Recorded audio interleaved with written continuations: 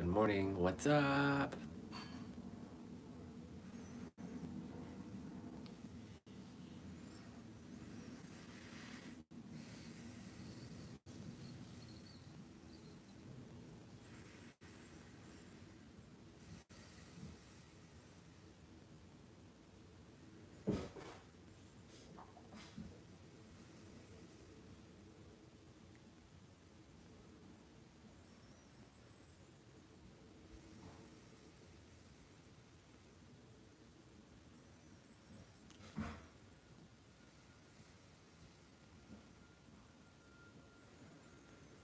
All right, let's get rolling.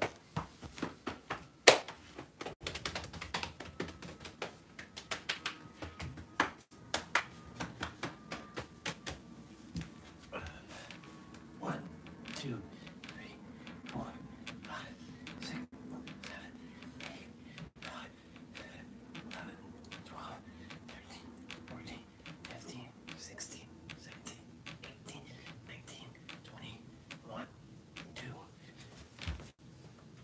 1, 2, 3, 4, 5, 6, 7, 8, 9, 10, 11, 12, 13, 14, 15, 16, 17, 18, 19, 20, 21, 22.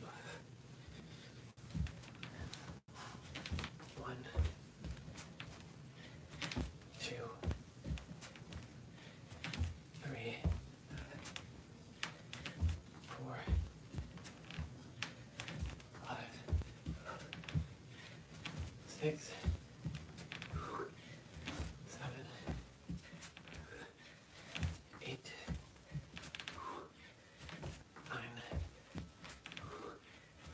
10, 11.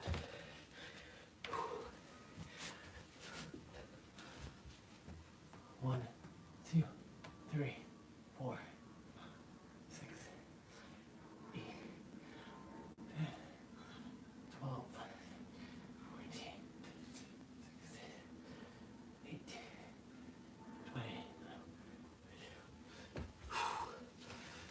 1, 2, 4, 5, 6, 8, 9, 11, 12, 14, 15, 16, 18, 19, 1, 22. 1, 2, 3, 4, 5, 6, 7, 8, 10, 11, 13, 14, 16, 19, 20, 21, 22. Ooh. My legs. 1, 2, 3, 4, 5, 6, 7, 8, 9, 10, 12,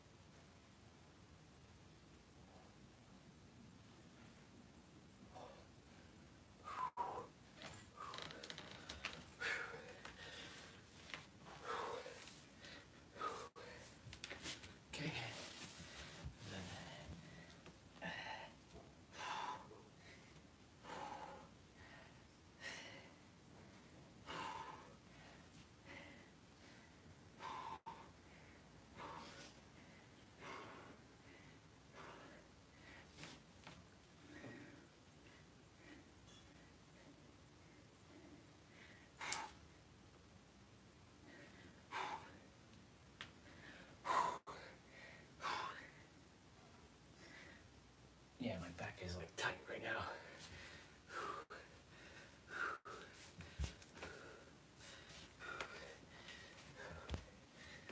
And then child's pose.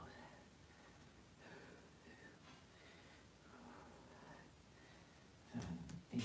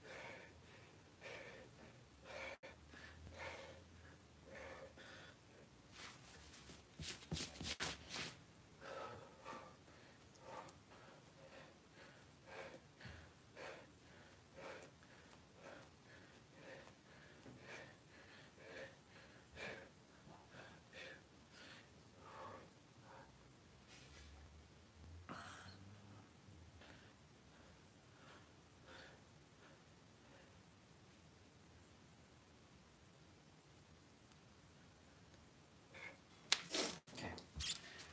All right.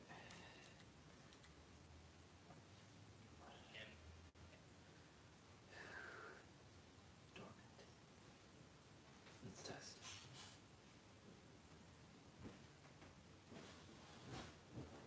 Let's test.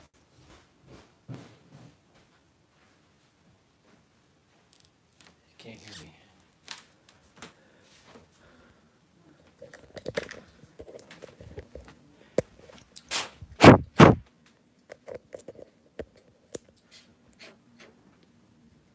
Test 1, 2, 3. Test 1, 2, 3.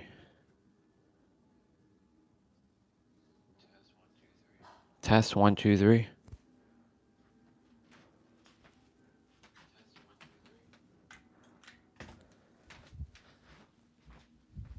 Test 1, 2, 3.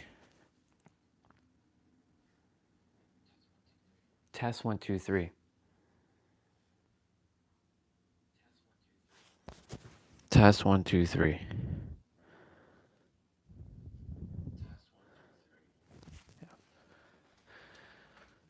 That's good.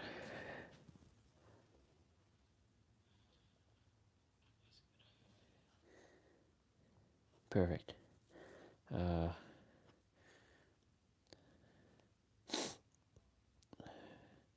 It's hard to tell sometimes on my tablet, but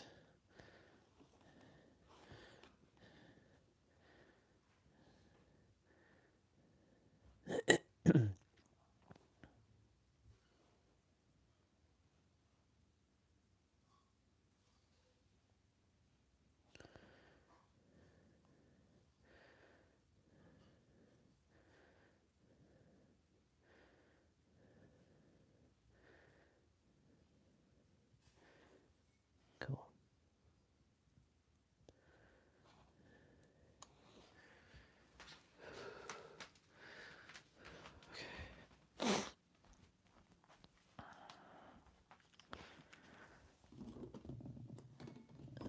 Grab a full bottle of water.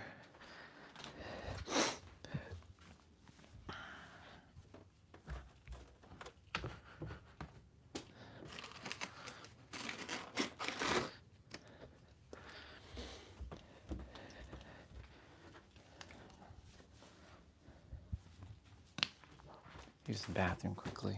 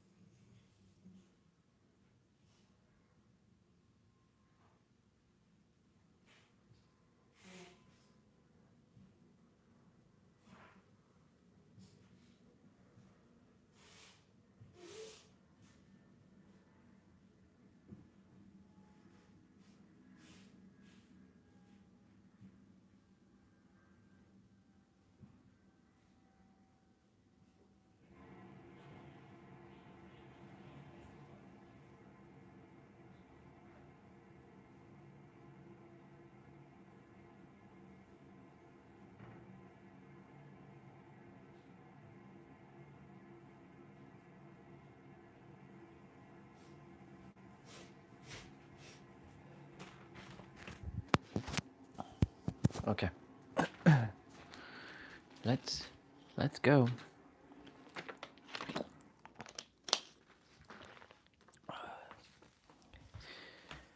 Ooh. Hello, whoever's there. We're on our way to our walk. We're on our way to our walk. Fixing the gimbal.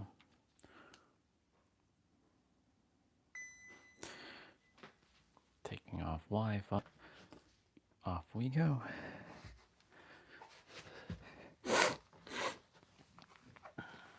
Gotta fix out there later when I come back.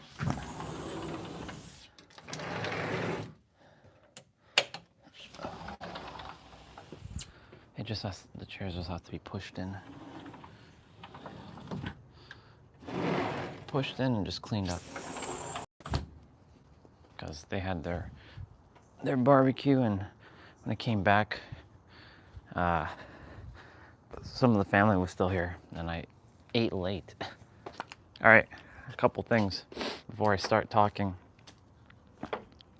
Yesterday when I was riding my bike, coming back, I left at 5:55 at the big park. I'm really grateful for the people there. I was just minding my business and just chilling, doing my thing. And one of the gentlemen who was cooking, he came over and he offered me food, and I gladly accepted. So thank you to that brother, whatever his name is, and I really appreciate him. And then, of course, for the younger soul, for the soul that's dwelling in a younger body at the present moment, for coming and taking the shish kebab like skewers so that I can, get going. Because I didn't want to interrupt them while they're eating their meal. So he came over and he took it. I was grateful for that. Then yesterday, as I'm riding back, my intuition's I'm gonna see Lyndon. You're gonna see him. And sure enough, I saw him. Spot on. So I know my intuition is working, because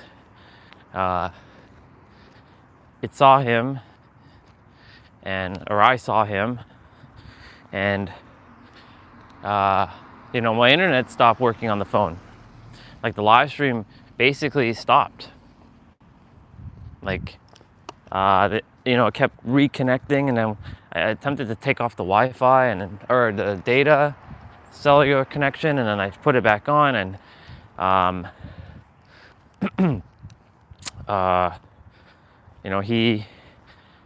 I went back to live, I'm like, damn, I lost it. So in any event, it was meant to happen. And I'll share a little bit of what he was talking about late in a bit. But onwards to Dormant. Every one of us has dormant powers waiting to be unlocked. Every single one of us has dormant powers waiting to be unleashed to the world. But we think we're just human, but we're not. We are the creator. And the thing is, every one of us has the capability to bring forth whatever we desire. It comes down to your beliefs of your mind and what's possible, what's not possible, what's impossible to you, what's possible to you. It's a few things, it's your upbringing, your conditioning, your identity, your domestication, your programming. It really comes down to a lot of different things that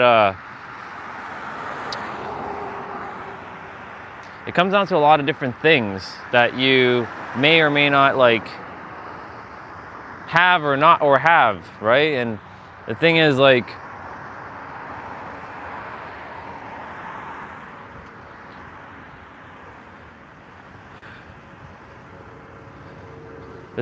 you have the ability in every present moment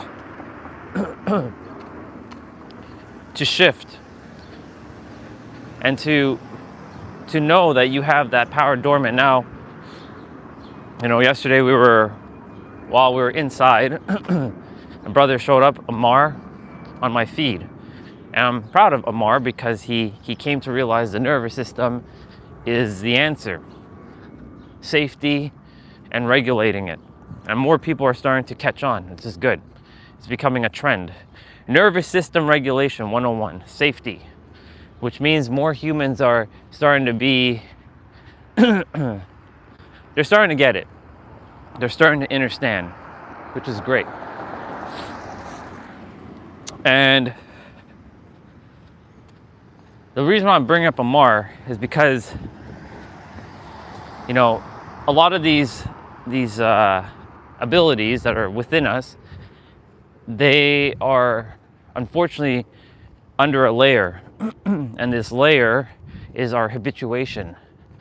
And when it comes time to start like breathing, or let's say start to sit and relax, it's not normal because you've been so habituated to not relax. And it's going to take a lot of effort in the beginning. But saying something can be easy is easy. The issue with that is it's going to take some human time. Construct of time, of course, isn't real, but it's going to take some human time to undo your habituation. That's where Pete kind of drops the ball a bit. Well, he doesn't drop the ball. He's doing his best. But I'm here to activate leaders of New Earth as well. Just like Nero's doing, just like I'm doing, to live your desired reality. And the thing about this is there's a nuance to this. Yes, it can take time, or it can happen right in the moment. It comes down to your beliefs. And if it's possible for you to shift, just know it is. It is possible for all of you to shift in every present moment. You all can shift. But it comes down to, well, do you entertain that idea as real and true or not? Only you can decide that. Right? If you said I can shift and I'm healed, or I'm done having to learn and I'm aware of all this stuff, well, it comes down to, do you believe that or do you know that? Is it really true or is it not true? Right? I remember when I was in this process of, I'm a lifelong learner, that I can change and grow and evolve and become aware. These words like become, learn, all this stuff. Yeah, those were my words previously. But then you get to a point in the journey, and this is why I went through it all.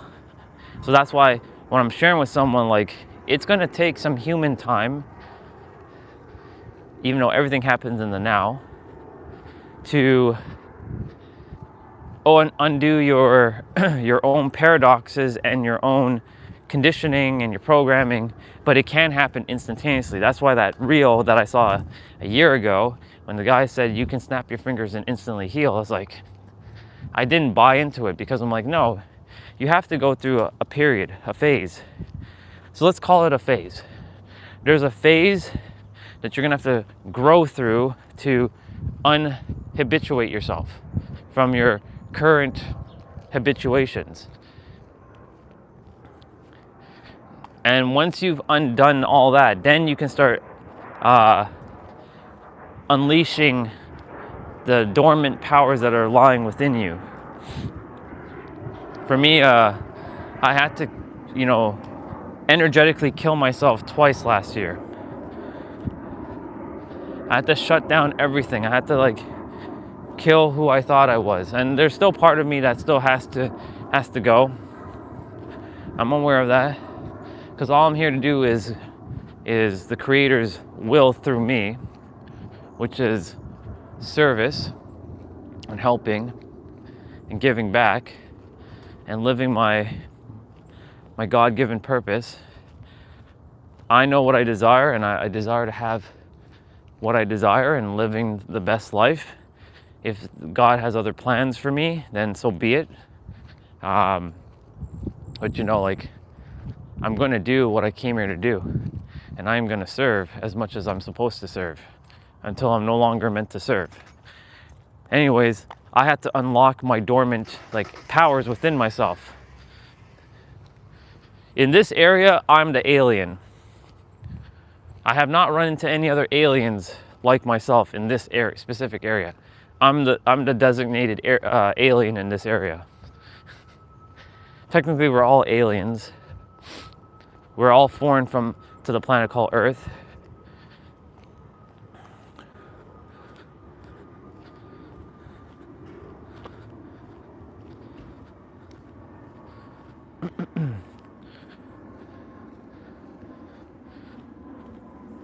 I have the ability we all have this ability to do magical things, but we just been so conditioned as the human to believe that we're these just finite beings that don't have infinite potential and can't do infinite things. Y'all, we're so damn powerful. You have to realize, just because you don't see it with your eyes doesn't mean it doesn't exist. I had a great example yesterday when we were sitting in the park. The sun was shining, right? But there was smoke. They were from the barbecue, which, by the way, very good. I really enjoyed the fact that that gentleman offered me some food. I wasn't looking for food, but I'm grateful for it. Anyways, and he, while they were cooking up a storm, the smoke was going through the trees, and you could see the sun rays. But when the smoke wasn't there, you couldn't see the sun rays. So what I'm saying is, just because you can't see it with your eyes doesn't mean it doesn't exist. That's what we've been so conditioned and habituated to buy into. You have to see it to believe it. You can't, you have to, I've heard that saying so many times, I have to see it to believe it. And I've said that many times. I have to see it to believe it. I don't believe it. I don't believe it. I don't believe it. I don't believe it. So much unconsciousness when people are saying, I don't believe it, or I have to see it to believe it.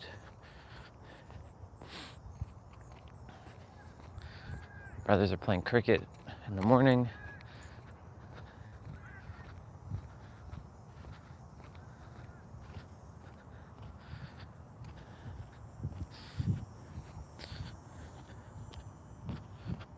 Anyway, so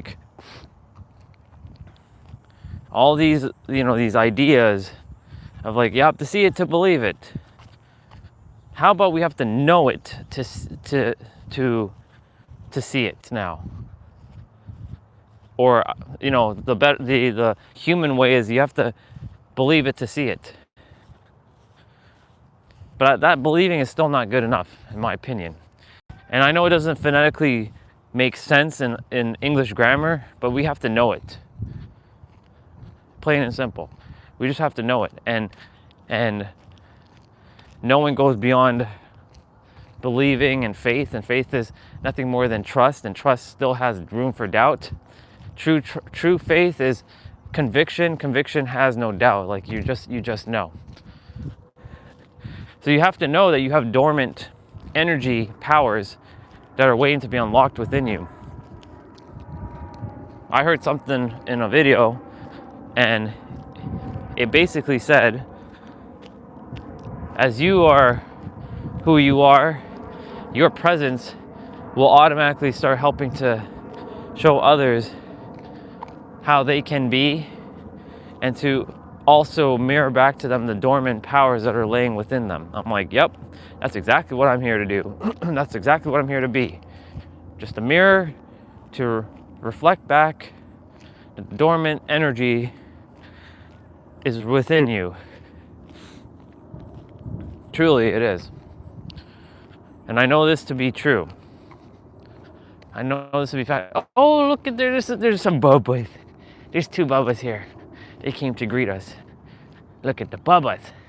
We got to see some bubbas yesterday, lots of bubbas. It's nice to see bubbas in the morning, first thing in the morning. Hi, bubbas. Thank you so much for coming. I love you, bubbas. I like saying bubbas. Look at the bubbas.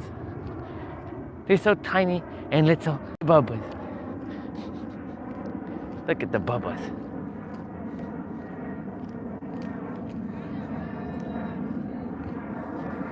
Bye, bubbas. Love you.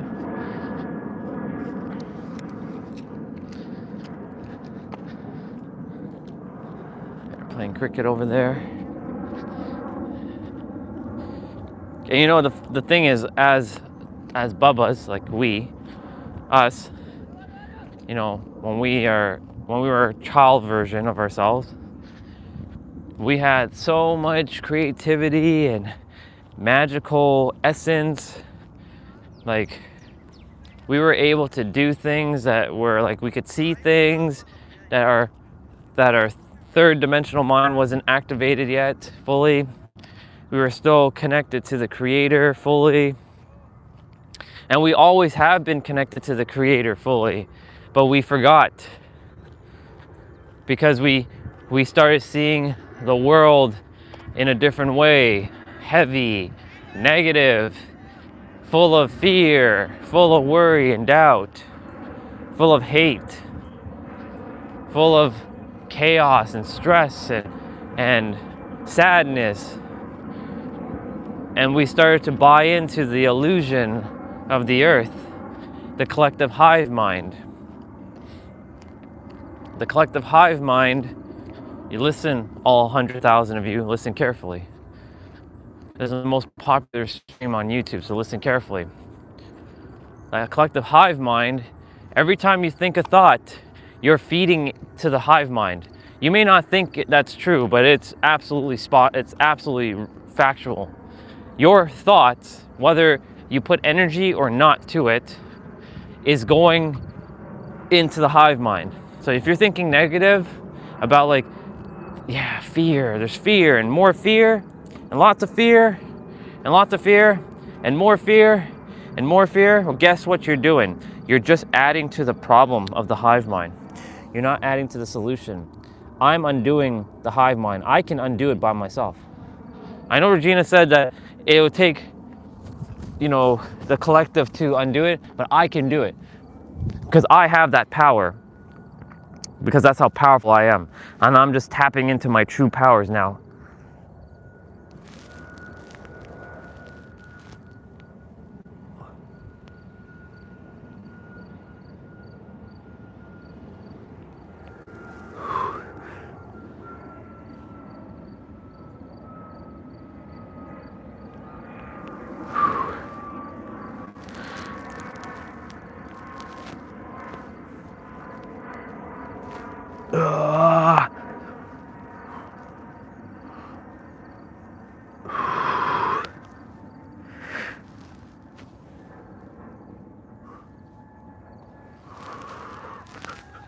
Nice.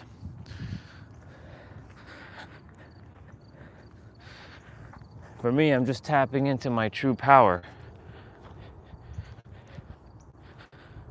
Powers that were always ours, but we threw it away because we stopped believing or stopped knowing.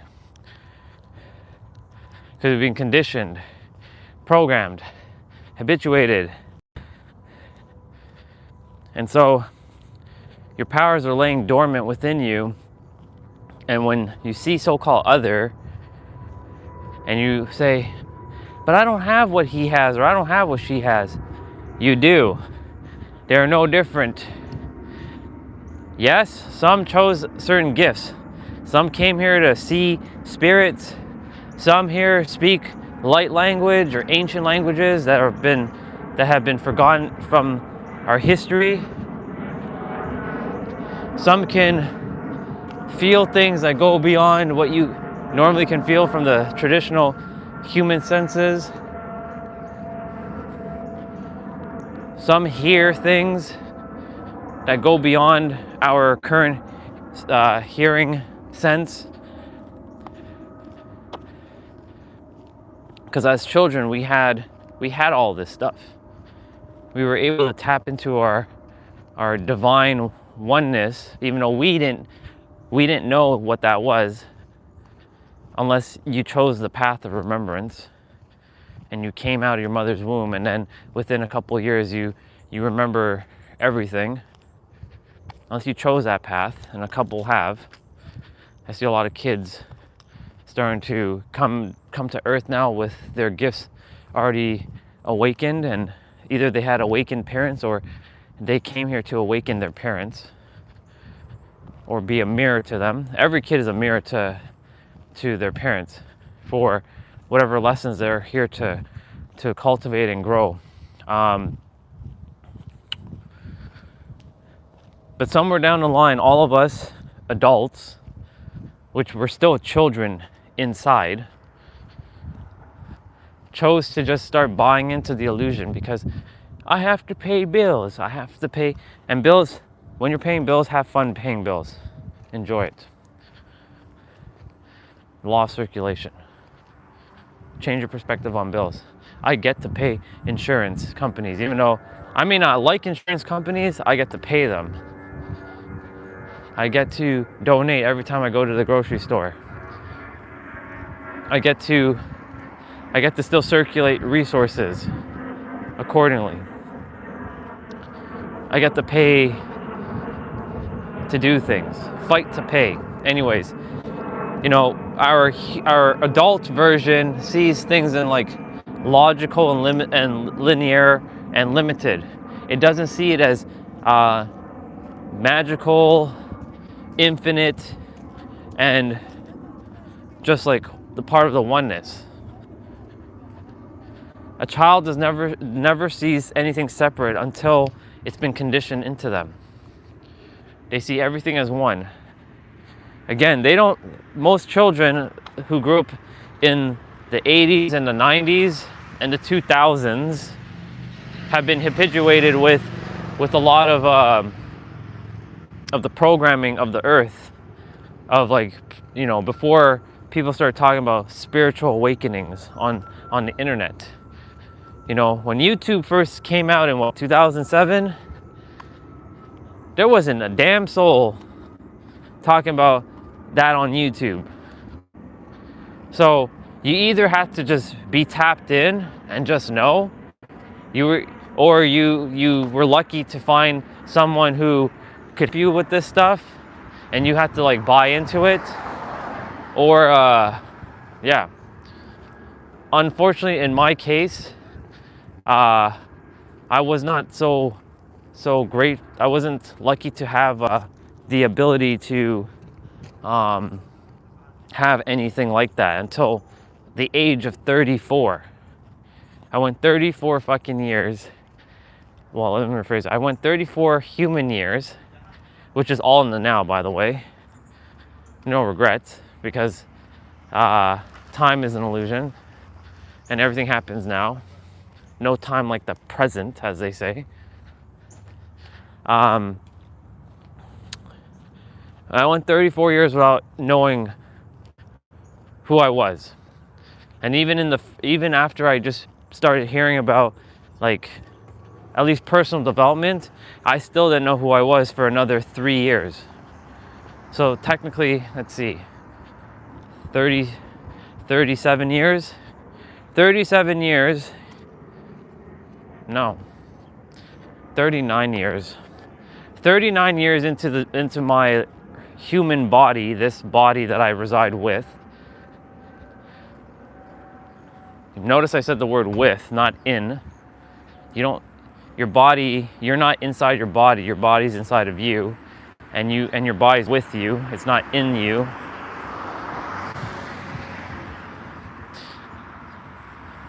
Let your mind comprehend that one for a moment.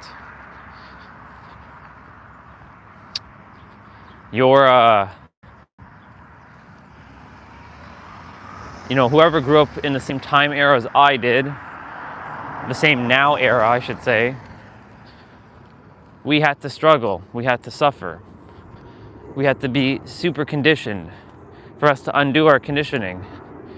By 2050, half, if not majority of the planet should start waking up. Like, everybody and their mothers should know about nervous system regulation. School systems will be different. A lot of things will not be the same. It will, like, a lot of things just simply will not exist anymore. The financial system might be torn down, and we adopt a new way of being. I'm not making that light. Oh, I am making that light. A lot of things will either be torn down or it will be built anew. Like, the financial system will be torn down. Like, that shit won't exist in 2050. Like, a lot of things just simply will not exist because of the way of our world. It's shifting. It's shifting, growing, evolving.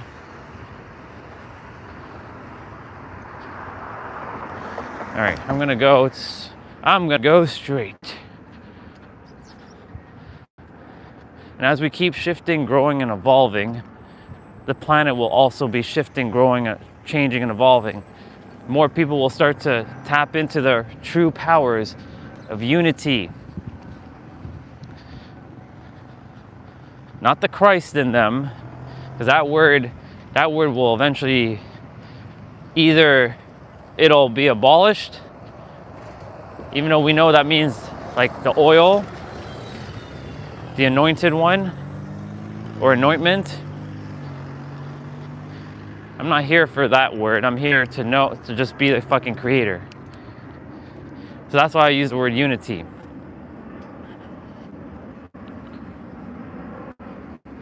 The word unity.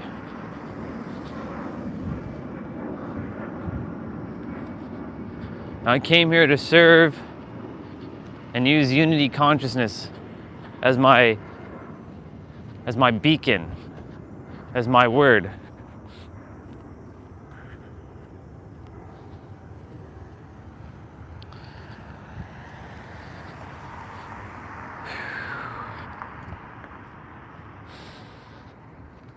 Oh yeah. Anyways, back to the dormant thing. Each of you all have powers residing within you that have not been unlocked yet. Let's just say that the key's inside of you, just so you know, but you have to go find that key within. It's hiding under a layer, not a layer. It's hiding under layers of programming, conditioning, domestication, and just straight up garbage that you have entertained over years and years and years of the now, believing in things that your parents said, buying into stuff, because this is how humanity works. I'll break it down right now. When a child is born, it takes on the parents' beliefs, because the parents also took on the beliefs of their parents and their parents and their parents, and it's a cycle. Humans have to feel like they have guidance, because either, if they don't know how to think for themselves, they will be like lost puppies. That's why they look to some imaginary dude in the sky for guidance. It's not a dude in the sky. Some may think that, and it's okay. Use what works.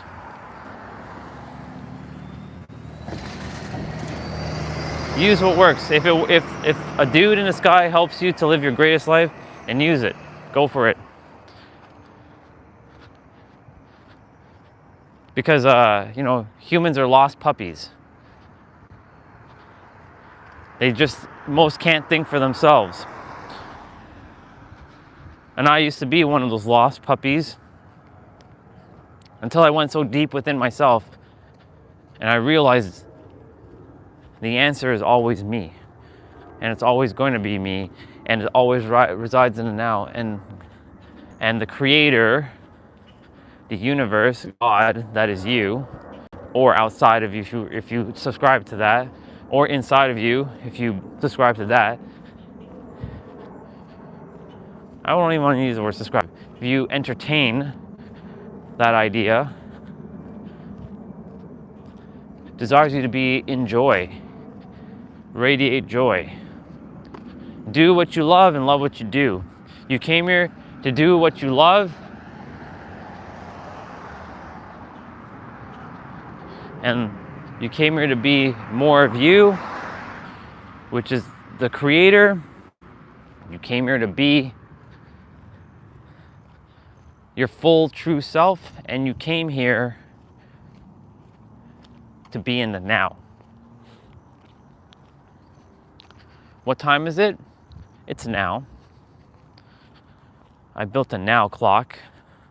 Universe built a now clock through me, through this vessel. And it must be shared with the world even more.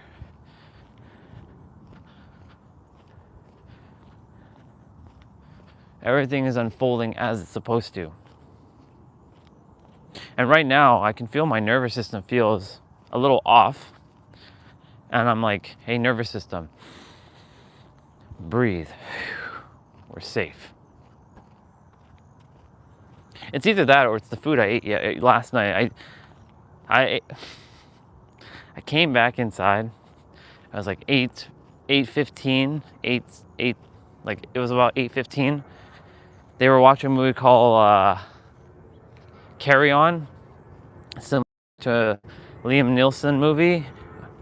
That's I forget what Liam Neeson's movie is called. Anyways, and they had burgers and sausages, and they had rice and beans, and I also ate some candy. I ate a cookie. Like, basically, it wasn't the healthiest thing I had at night at 8 something. So it was left in my system. I had to purge as much as I could last night and into this morning, but I can still feel a little bit lingering. So,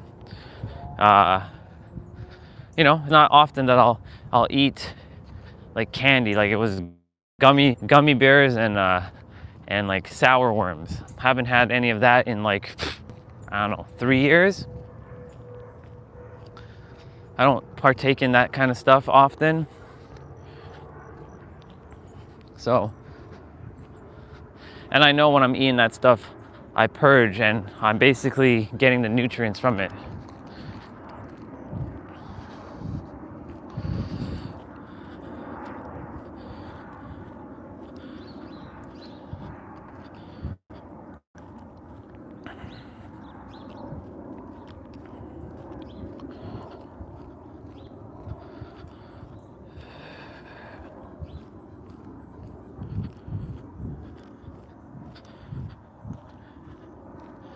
Anyways, back to y'all. So when you're getting through these layers and going so deep within yourself, you will find a key. And that key will open the door that was actually never locked. You'll literally find the door and you'll see the door that's open and it'll invite you to walk through. The question comes down to, will you walk through that door? Will you have the courage to walk through the door, or will fear hold you back? Remember, fear, there are primal fears that our senses pick up, but this is all an illusion. Right? Like our body isn't real, but as we're dwelling on the planet, it is real. So like if I were to get like eaten by a dog or bitten by a dog, I'd be feeling the pain. I'd be like, get off of me, dog. I wouldn't just stand there and just let him keep biting me, you know? And of course I'd feel the pain of it.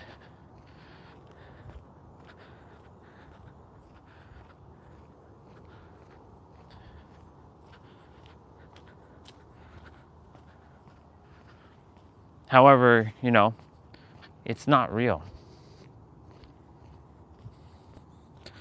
The body isn't real.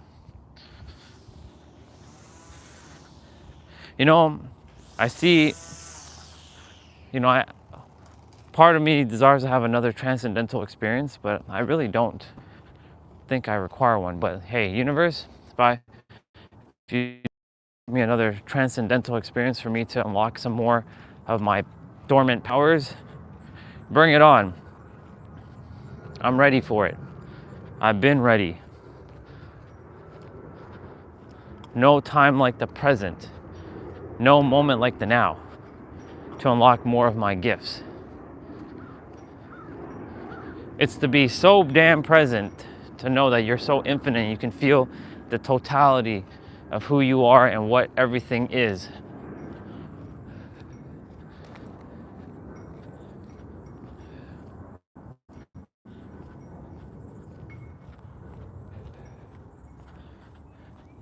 I do my best to sit and be in the now and not call it meditation, because meditation adds this heaviness of like, I gotta sit and meditate.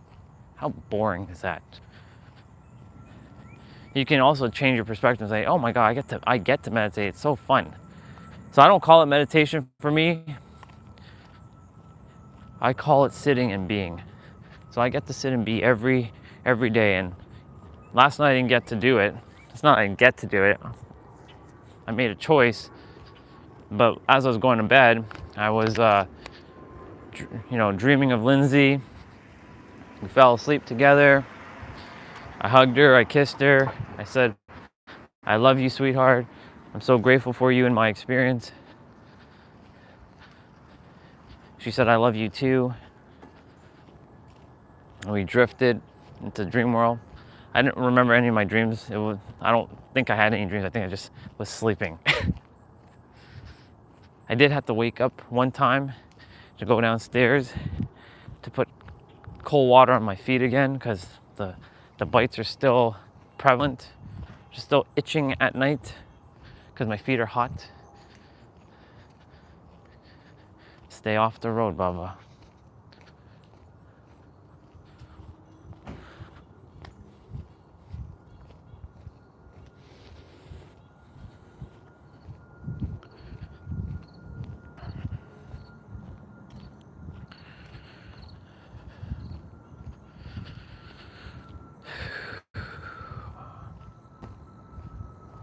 It's pretty friggin' awesome. Anyways, got up, hugged her and kissed her.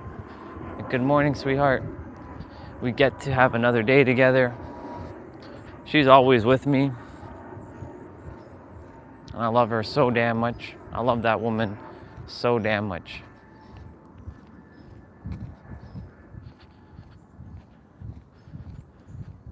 And she loves me so damn much too.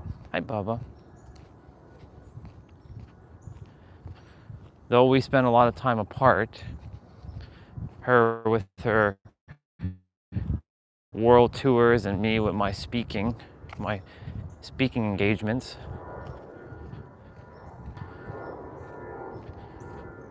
You know, she always mentions me at her concerts now. She always says, I'm so happy right now. I'm living my best life. I have a wonderful, wonderful man, a husband that loves me so damn much. I'm so blessed. I have amazing fans like all of you.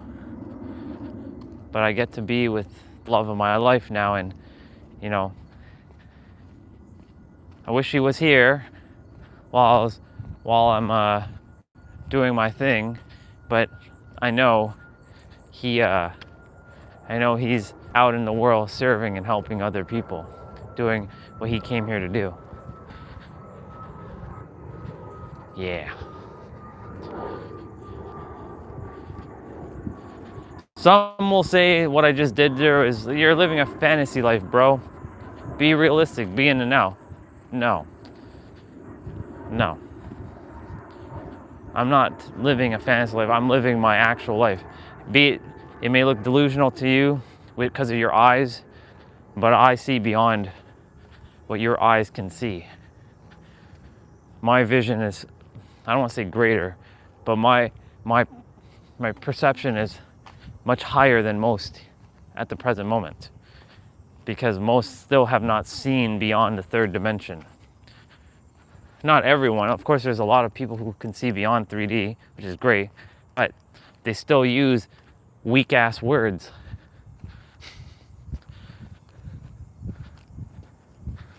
I am the jack of all trades and the master of it all. There is no one in my universe that knows more than me, presently. And I say that to empower myself.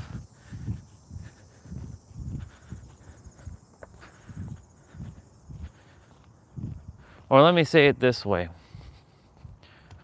And this I know a lot of you who are listening are probably thinking, he's in his ego right now. That's actually called third dimensional thinking, not ego.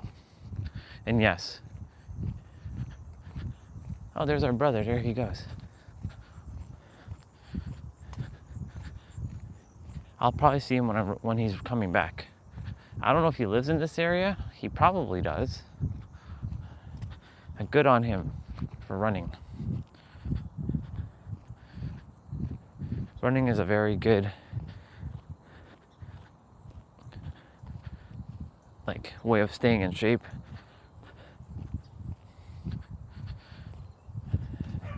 I personally prefer doing my cardio, HIIT.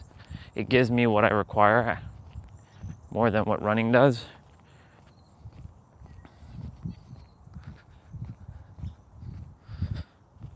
Anyways, I perceive beyond what most can perceive currently because I'm much further ahead on the journey than most. So let me say it that way. Everyone is where they are. I am where I am. And I'm proud of where I am because I went so damn friggin' deep. And that's why, do you have the courage to walk through those doors when they open? Or will you, I'm gonna just say it as it, will you be a coward and just not walk through the door, knowing that that's where the answers reside?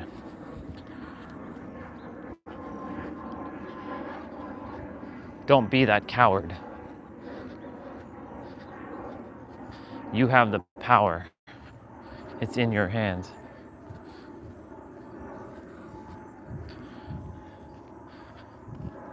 It always has been. When you realize that all answers have always resided within you and it doesn't come from some other teacher or guru,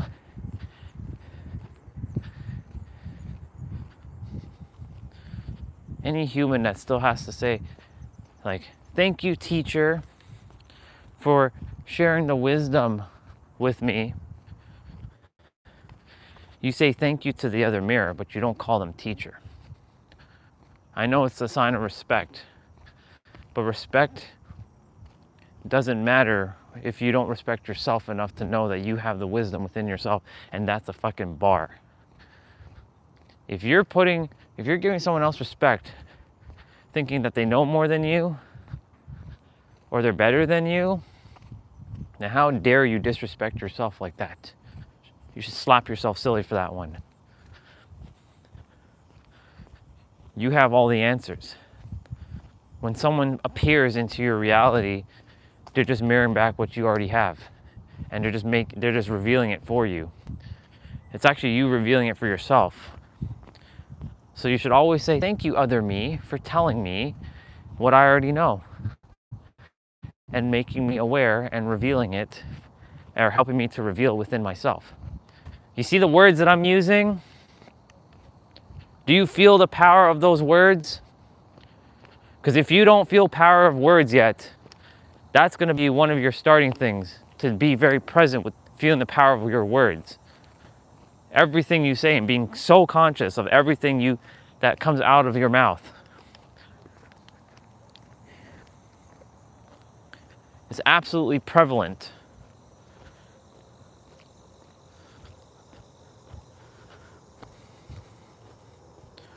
I will no longer hold back and dim my light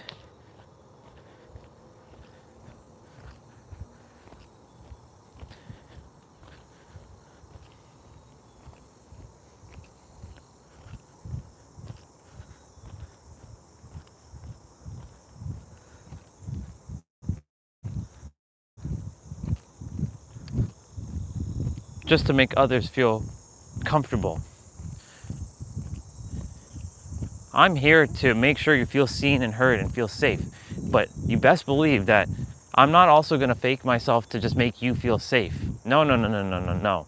I'm going to do it in a way where I'm going to speak my truth, my version of my truth, of course, while making sure you know that you're safe.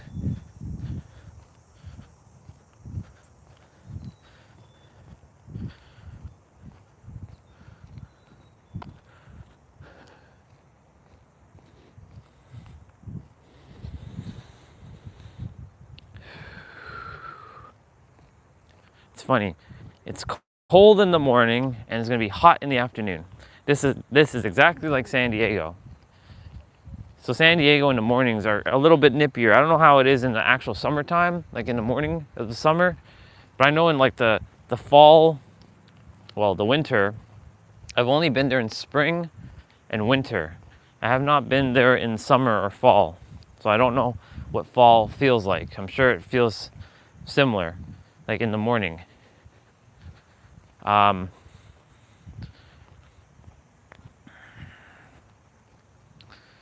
Anyways, the fall or the winter, the mornings are about like this, a little nippier. My hands are freezing, but then during the day, the temperature just rises and it gets hot. So it's like you have to wear a layer in the morning and then you have to take it off afterwards. Yeah. Good morning. Have a great day. You too. Thank you.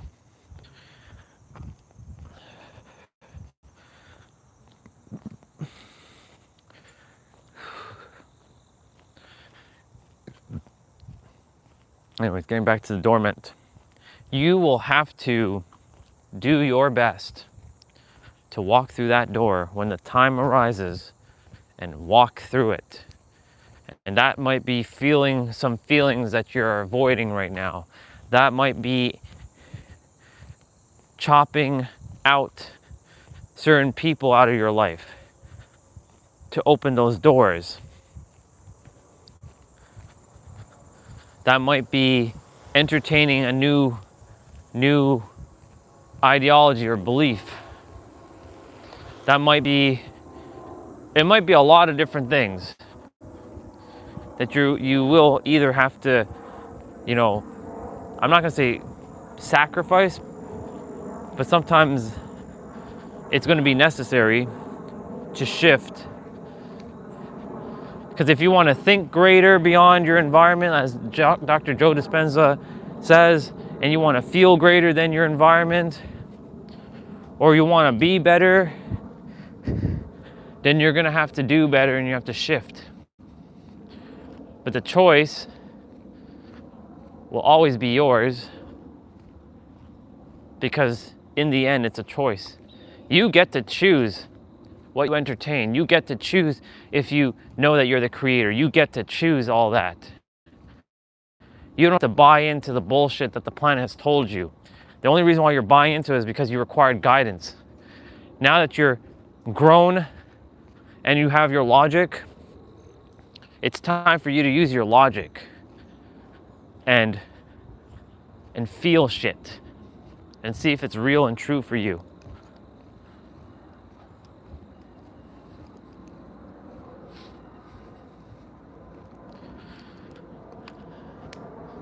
Mortal Kombat Force.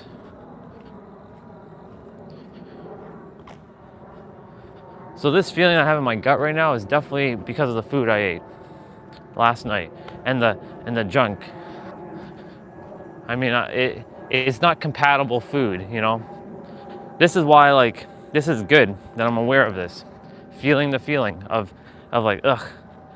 This is why, people don't feel good, because a lot of stuff is pertaining to the food you eat. Okay, it's okay to have cookies and chocolate and all that, but if you're eating that stuff at night and you're gonna go to sleep with that stuff in your stomach, imagine what it's actually doing, Just imagine what kind of experience you're gonna have.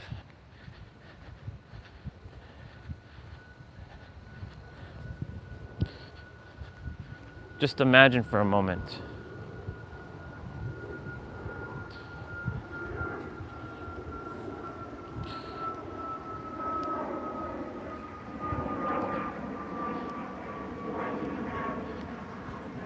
Morning. Welcome back, y'all, to the Daily Water. Ugh. Okay, so we are here. We are back. We did not come here yesterday morning because we were inside. We had to pivot a little yesterday, but we are here today. Whew.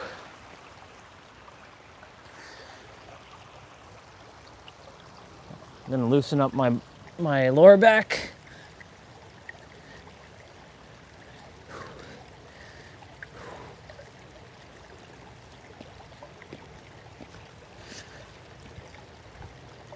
I didn't get to run up the hill yesterday.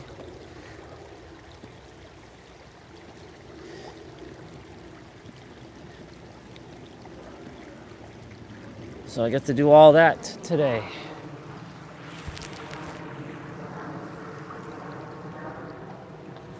Okay. Do a couple more back bends or elephant.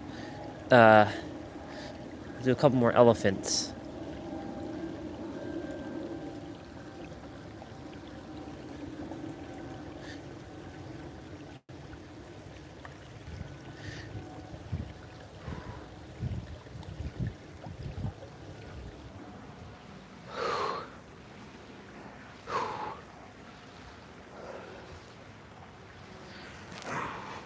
All right.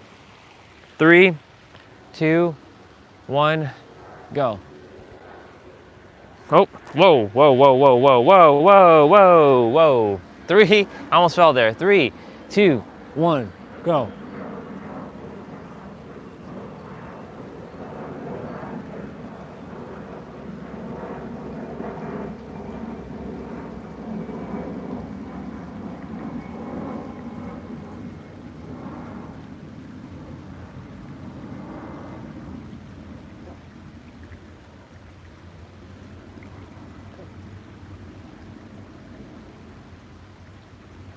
Ugh. Whew. Wow. Whew. That's quite something.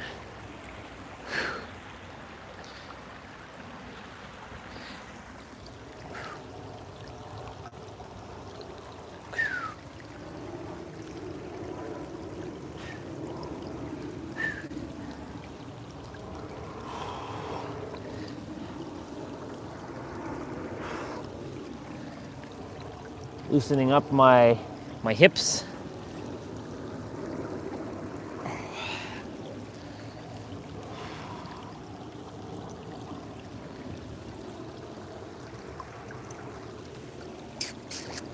Yep. Burrs.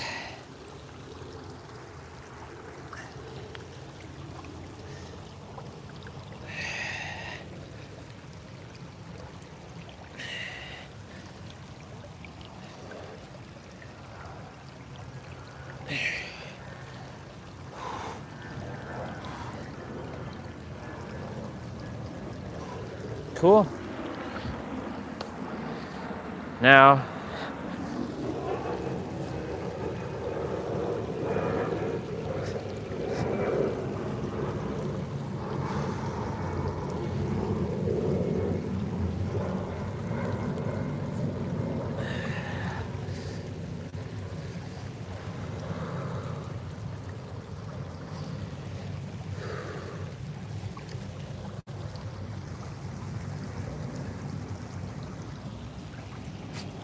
okay, the other side, and then I'll continue talking in a moment.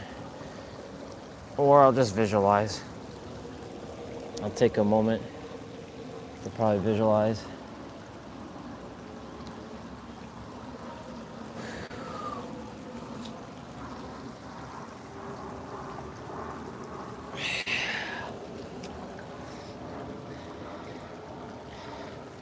Poor Bubba. Are you alive? You are alive. I don't want to hurt you, so. Okay. Let me just make sure I don't hurt the Bubba. Oh.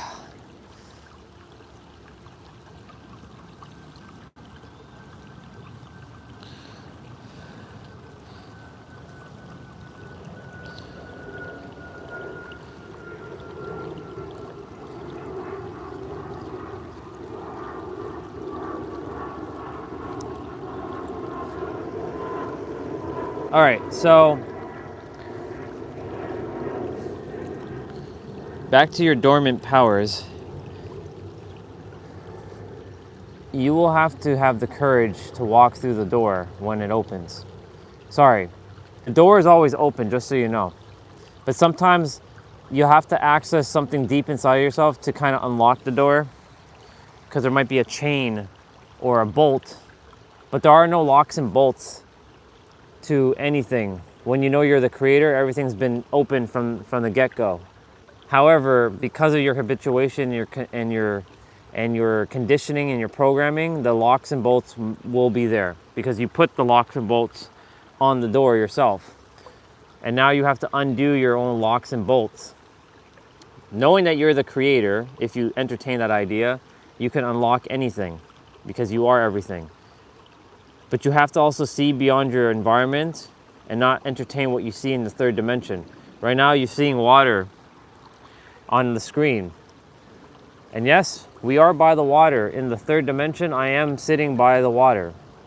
But in my reality right now, I'm holding Lindsay, I'm kissing her on her lips, I'm making passionate love to her, I'm waking up next to her, and I'm seeing my world from a different lens. I see my life. I'm walking around. We jog together. We shower together. We eat together. My life is so vastly different. She goes on speaking tours and I come. We take our pink private jet.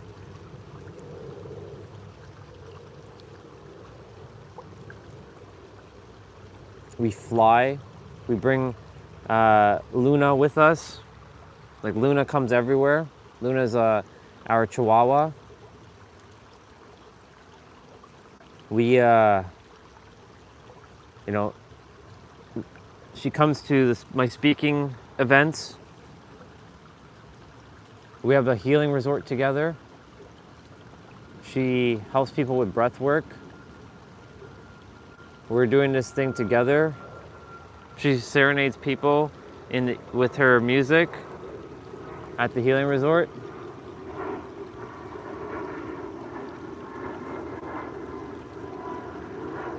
And I love it.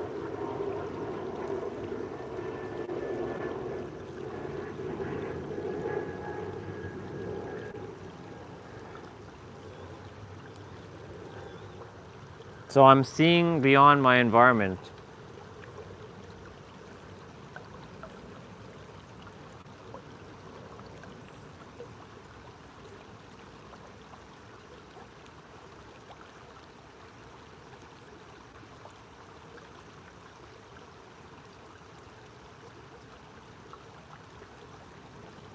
You know, anytime she's in like interviews where she's like, everyone asks her, a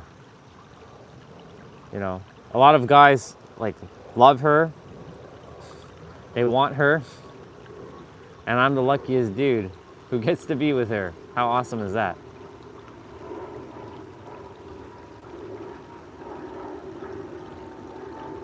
And she's the luckiest woman to be with me. Because I'm an ascended master. I ascended master, a 99th dimensional being who does not come from this dimension, who resides from a different dimension, who has so much power within myself, who has vast awareness. Notice I didn't say knowledge. Vast awareness. It's boundless awareness is what I have. I have boundless awareness, y'all. And she gets to be a part of that. And we grow together.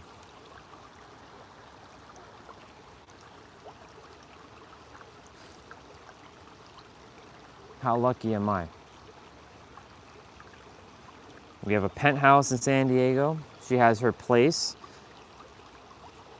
in California. I have a healing resort. We go between the three places and we travel the world together. She makes music videos. She still does her thing. She's serenading the world. She is the only woman I'll entertain the idea of having kids, and yeah, when time comes, it comes.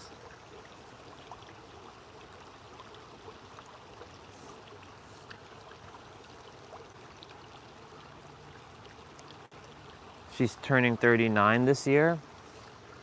Her birthday is even though her birthday is every day, your birthday is every day, by the way, just so you know.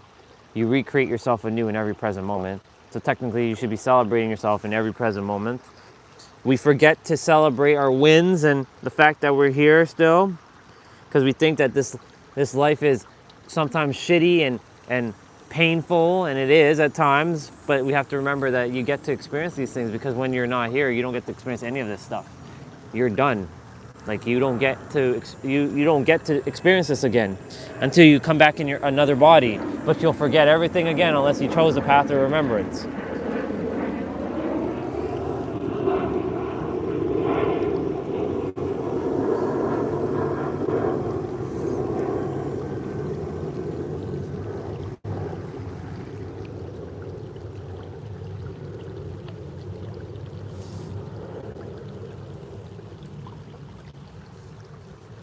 Me and Lindsay, we get to experience such a magical life together. I'm so blessed. We have our own alone time. Like right now, this is my time away from her. Not to say it's energy draining, no, because we nourished each other's souls, but we still value our time away from each other. We have our own interests. Like, it'd be cool if she came every day to the water with me, but I also know that like this is my time with all of you serving, and she knows the importance of that, and I know the importance of her like practicing and doing what she's doing in the morning.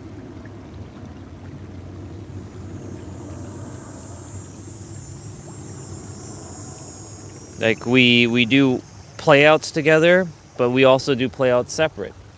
She does her stuff, I do my stuff. Like we have a great balance. Like at the end of the day, when it's all said and done, when she comes home, or when I come home, we are there waiting for one another. If we're not away from home, of course. Like when I say home, I mean like at the end of the day, if let's say we're not like physically together, I will call her. I will video chat with her. I'm like, "Hi, sweetheart. How are you doing? How was your day? Share with me what was some wins you had. Share with me what was exciting today." And I see the energy lights up in her eyes when she speaks about her fans, and just it's beautiful, because I love the fact that she's so connected with her fans.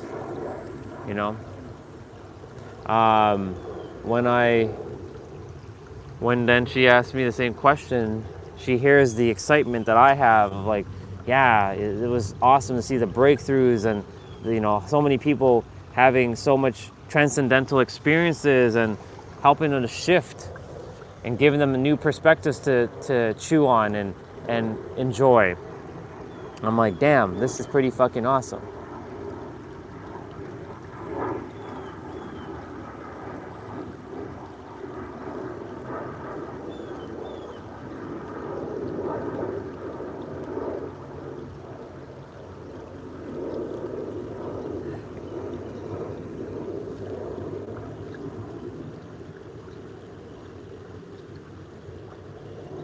So if we're not physically together, I always call her, no matter what time zone, before I go off to bed.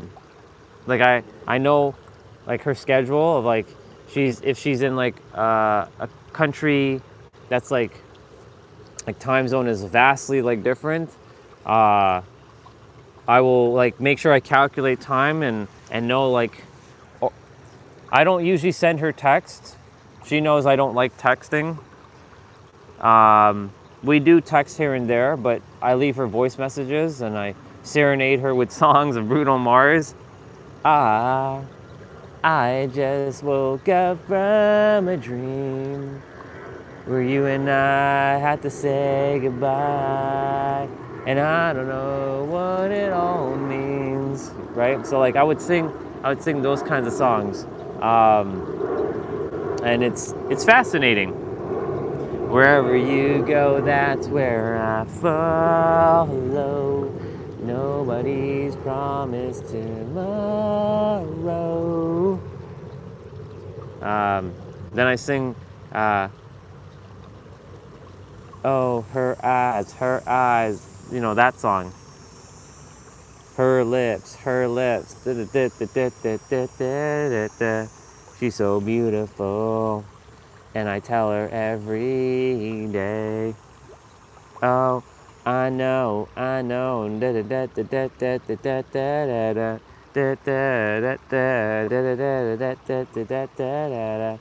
Yeah. When I see your face,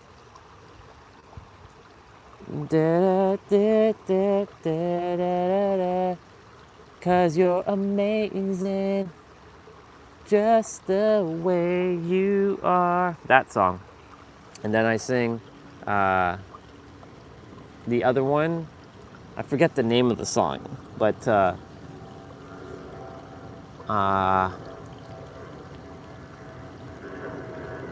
all you young girls, all you young wild girls, you lean next to me. Yeah, you young wild girls,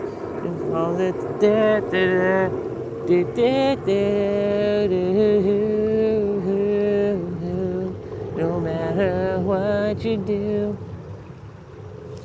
Because I've been able to sing, I have gone on stage with her and I sang songs. So the audience got to hear her just be serenaded by me. Even though it's her concert, she brings me on stage. And because I'm so used to the audience and crowds, because of my own thing, like my own speaking engagement, you know, I'm able to serenade her and the audience with my voice, because I had taken vocal lessons, so I was able to start unlocking some deeper like tunes within my voice. And one other thing too, you know, there was a moment where she thought I went on a speaking tour, a speaking engagement. I told a little fib. And I told the entire crew, like her backup dancers and the other musicians and whatnot, hey, I'm going to propose to her on stage. She did not know. She had no clue. She had no clue about it. Anyways, phone battery at 53%. It's 9:15. Well, it's about to hit 9:16 in a moment, even though that's now. Everything happens in the now. We're gonna head out. And yeah. All right, y'all. I'll see you later. I'll see you, water. I love you. And may your heart be your guiding key, water. Bye-bye. I'll see you tomorrow. And it's gonna be a very beautiful week. So, here we go.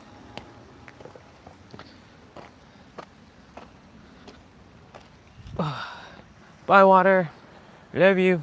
Yeah, and so it was such a surprise. She was caught off guard. So what had happened is I told her I was going to have a speaking tour in Seoul Place, and I was going to be away for a while. And I did leave. I did go somewhere. I went somewhere to go pick up her beautiful ring that I had planned out months in advance. And I went and got it. I flew back. I had her take the pink jet. Morning. I had her take the pink jet, and yeah, I just took like a commercial flight because I was like, yeah, I'm just gonna go take the plane because you require it more than I do. We're actually in the process of getting a second plane. Good morning. Good morning. How are you doing? Very good. Yourself? I'm great. Have a wonderful day. Take care. Thank you. And so I basically came back, and she was in Paris, one of her favorite places in the world, in Paris. I had went to Paris, and me being royalty, drove like I was being driven like in like a nice fancy ass car, and she was already in the process of singing, or not singing, but she was playing Shatter Me, and Haley was there with her singing. So after Shatter Me was done, one of the crew members came on stage and said to her, Lindsay, we have something to share with you. And they shared something. And I was backstage.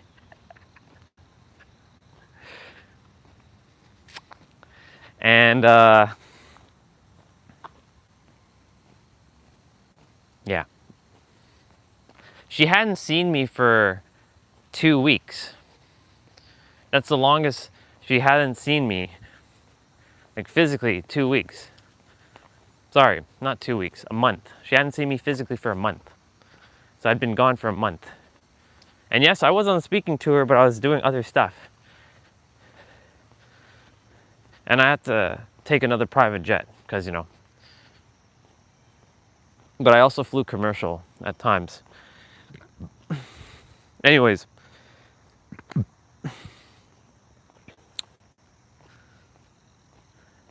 She had no idea. She had no idea.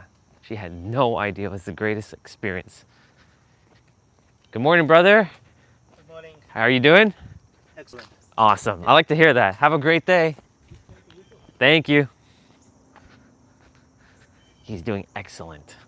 That's awesome. Good on him for being excellent. So they were, everyone. She was like, "What's going on, y'all?" It was not part of the deal. Like even the audience were like, "What's going on here?" Like she was a little concerned. She's like, "What the hell is going on, everyone?" Because everybody came to the stage, and they rolled out a red carpet. It was great. Good morning. Have a wonderful day. You too. Thank you. They rolled out a red carpet. Well, actually, they rolled out a pink carpet. And here I come.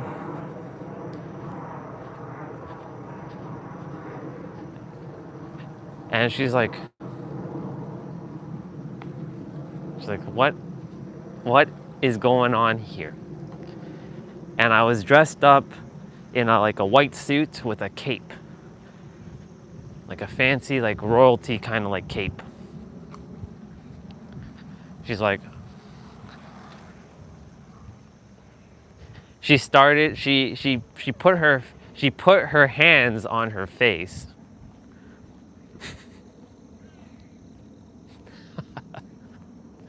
And the look in her eyes when she saw me, she wanted to run to me and hug me and kiss me, but she held back for a moment because she hadn't seen me for a month. And then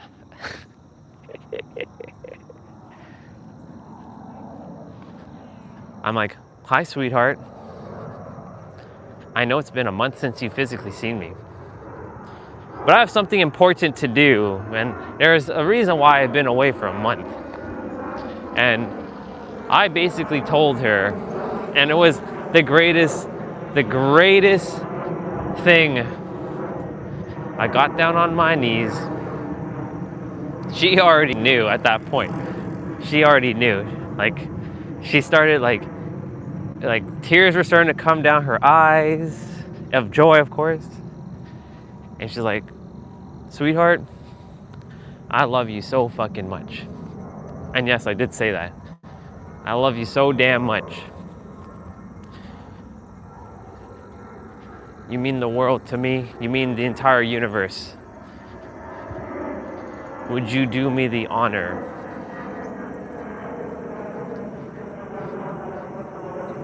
and spending the rest of your life with me? Will you marry me?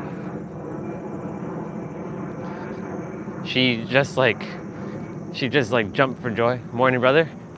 She like jumped for joy. She cried. She was like, yes. And she jumped on me. She had her legs wrapped around me. I hugged her. She hugged me. She kissed me. I kissed her. And I put this beautiful diamond ring on her. And she's like, oh my God. Wow. By the way, practice love, y'all. And I've rehearsed that scene over and over and over and over in my head. Many, many, many, many, many times.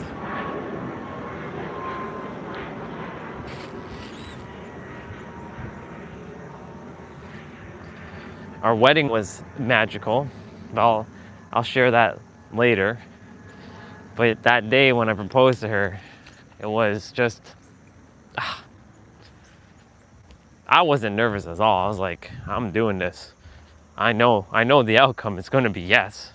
We've been living together for a while, and she's like, I wonder when he's going to propose to me. Like, I could sense it from her without her saying anything. I could feel it.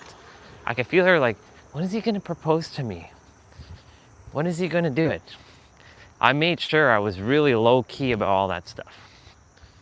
Morning. Have a wonderful day. I was like super low key about it.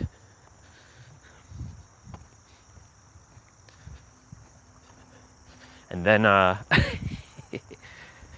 had told everybody, and it was pretty awesome. So, yeah. That's why I said you have to think and feel beyond your environment. Just because your eyes may see what you're seeing doesn't mean that you can't imagine, visualize, and explore, possibilities. But that comes down to your beliefs, your domestication, your conditioning, your programming, and your perspectives, and your ideologies. It comes down to a lot of things. But you have the power, and it's dormant inside of you. And as an angel said this once to me, she's like, as you be yourself, others are automatically getting healed by you. The more you just be yourself, it also unlocks other things inside of other people, because they get to see a way of how you're being. It gets to show them that they have the permission to do the same. That's why that poem from Marianne Williamson is so powerful. Our deepest fears is that we aren't inadequate. Our deepest fears is that we are so damn powerful beyond measure. It is our light, not our darkness, that most frightens us. We ask ourselves, who am I to be brilliant, talented, gorgeous, and fabulous? Have a wonderful day. Take care. Thank you. We ask ourselves, who am I to be brilliant, talented, gorgeous, and fabulous? Actually, who are you not to be? You are the child of the universe, the God, the infinite, the all that is. And you playing small is not serving the world. You were born to bring, you are a child of light, and you are here to bring forth the glory and manifest the dream of your reality. And that light is not in just some people, it's in every single person. And as you shine your own light, you help as you shine your own light, you help others to do the same. And as you liberate from your own fears, you automatically help others liberate themselves. I kind of messed up the words, but it still works. So you basically, as you be more yourself, you help liberate others to do the same. That's why it is imperative that each of you, 100,000 of you that are watching right now, go deep within, and not only, the door is already open, but you walk through that door with power. You don't walk through like a little coward. You walk through that door with so much power and confidence, with your head held high. As you walk through with such intensity, such power. It's like you're kicking the damn door down. And if there is a lock and bolt on a door, you kick that damn door down, because guess what? There are no locks and bolts on any door unless you choose to say you had locks and bolts. And this is why it's imperative to know the power of your words. If you ever say the words, "It's not for me," you shot yourself in the foot. Now, listen carefully. There's a balance, there's a nuance to this one. Now, if, for example, it's something that you don't resonate with, like for me, I don't resonate with IT anymore, I will say IT is not in my highest alignment. I won't say it isn't for me. I will just say it's not for my highest alignment. See how I'm craftily using my words carefully? It's being so damn present on each of your words. It's a feeling of just being present in the now. It forces you to be in the now every time you start to utter words out of your mouth. Being conscious about every word, essentially. Conscious, aware, basically resides all in the now. But don't ever use the words, "It's not for me." If you're going to use that, then make sure you say, "This is not in my highest alignment. This thing or this person or this situation may not be in my highest alignment." Don't ever say it's not for you. That's like literally slamming the door. That's why using the word "yet" keeps things open instead of having a closed, it's a closed statement. Yet keeps a statement open. So like, for example, if I say, "I don't live in San Diego," that's a closed statement. Now, if I say, "I don't live in San Diego yet," that keeps the statement open. And that one word, "yet," has a lot of powerful meaning behind it, and it's 3 letters as well. Notice a lot of 3-letter words are very powerful, like the word you win, God, now, joy. The one for like oneness. Notice how 3-letter words are always very powerful.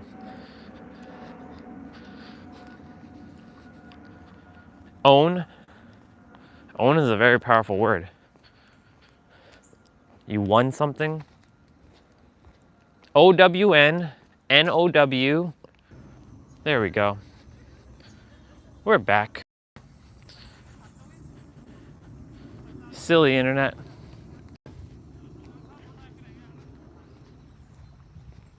Oh, nice. That was a nice hit. That's a very good hit. They're playing cricket over there. Okay. Anyways, as I was saying, you have all the power within yourself.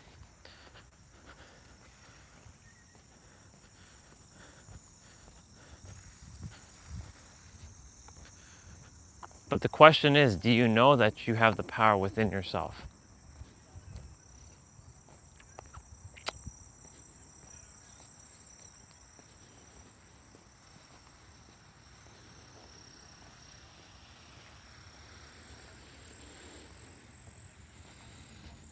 The colors are very vibrant.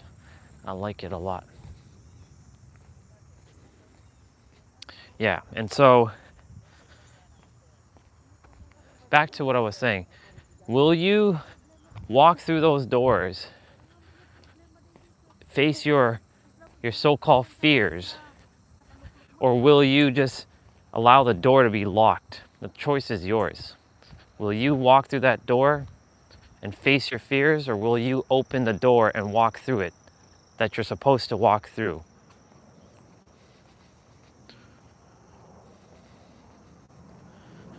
There are no fears.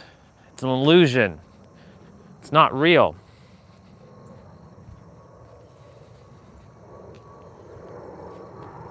Every damn day I walk through a door, doing what I love, loving what I do, and not giving a flying F about what other people think or say, and they look at me, because everyone is not real.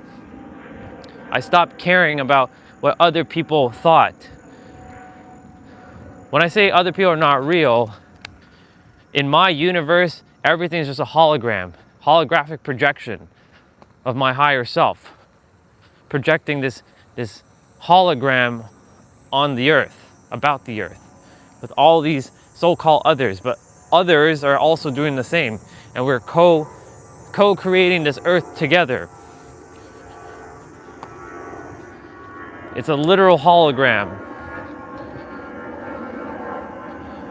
So knowing that this is a hologram, your senses are not going to say it's a hologram though. Your senses are probably saying, no, this is very, very real. Like my senses is saying that it's a little hot behind my back, but it's windy in front of my face. But this isn't real. This is an illusion. This is not real whatsoever. This is a holographic projection. So how can you fear something if it's an illusion? Fear is born out of the ignorant mind. That's what fear is. Just ignorance. And I don't mean that in a disrespectful way, but that's what fear is. It's just something you don't understand. How can you fear something if you understand it? When you understand something, do you fear it? Well, it depends on the thing. Your senses will still go in fight or flight. That's where your nervous system is going to have to be safe. If you know you're safe in every present moment, then nothing can touch you because you're projecting that. But the moment you're vibrating at a fear level, then guess what you're doing? You're bringing that fear it's going to manifest itself into physical reality. Well, he left at the perfect time because I was going to go use my bar. So, thank you, brother.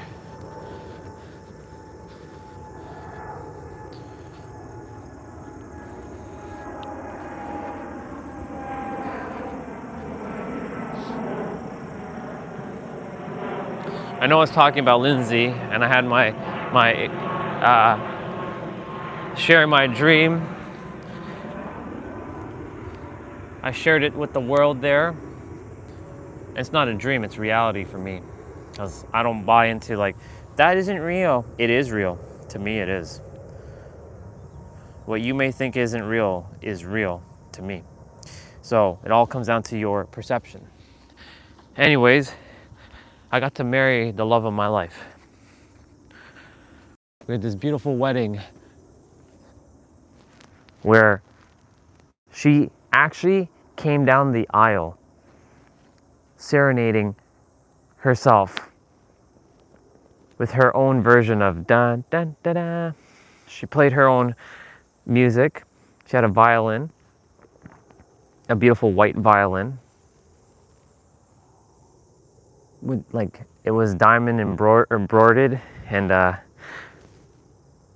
absolutely stunning. Absolutely stunning. And I came down with a cape. And I came down with my Power Ranger music. I came down with such intensity. I came down the aisle with such intensity.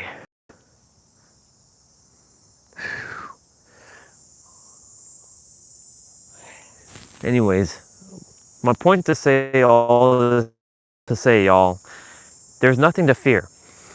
There is no fears. Fear is born from the unawakened mind. That's what that is. When you know that this is an illusion, that this isn't real, our senses is making it real, but this isn't real. You start to live life differently. You start to experience things differently. You start to feel things differently in your experience. My hands. My hands. My hands. Is this thing, what the hell is going on? What this?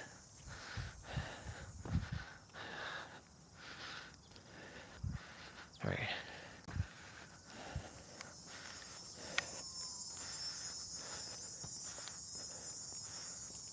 Probably my computer is stuck. All good. I'll have to fix it when I get back, since it's not seeming to reconnect. That, or I'm gonna just quickly restart the stream. Since it's not seeming to reconnect. That, or I'm gonna just quickly restart the stream. Phone battery at 33%.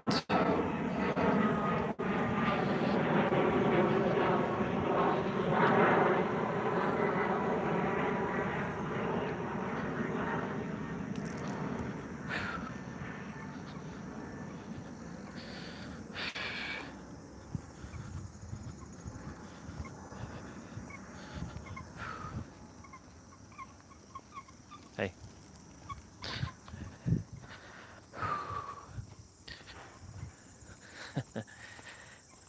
I walked down,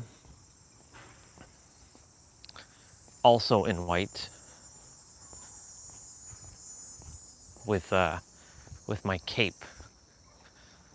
The very thing I went and proposed to her with is the very thing I wore.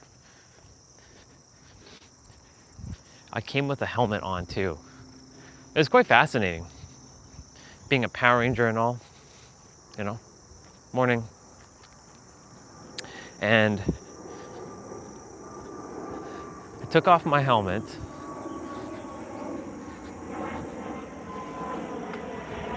She came with her violin.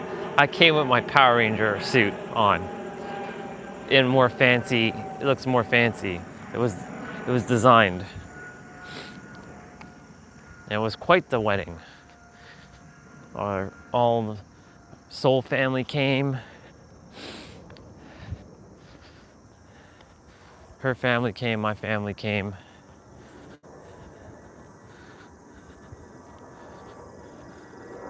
It was in San Diego, California.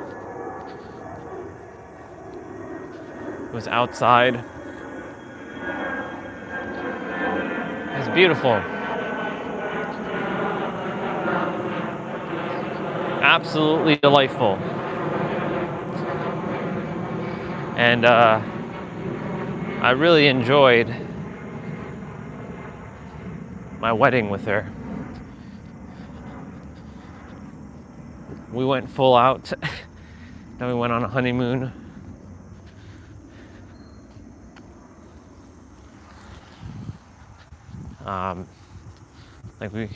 It was just awesome, y'all. She I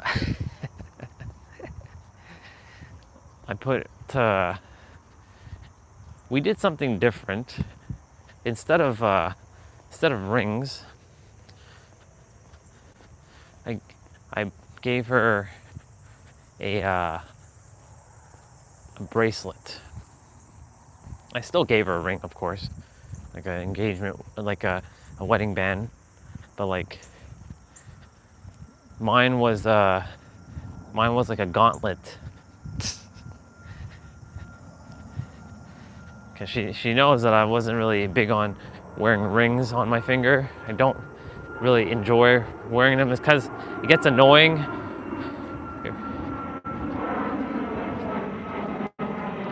So I opted for a bracelet / a gauntlet, and she had one custom made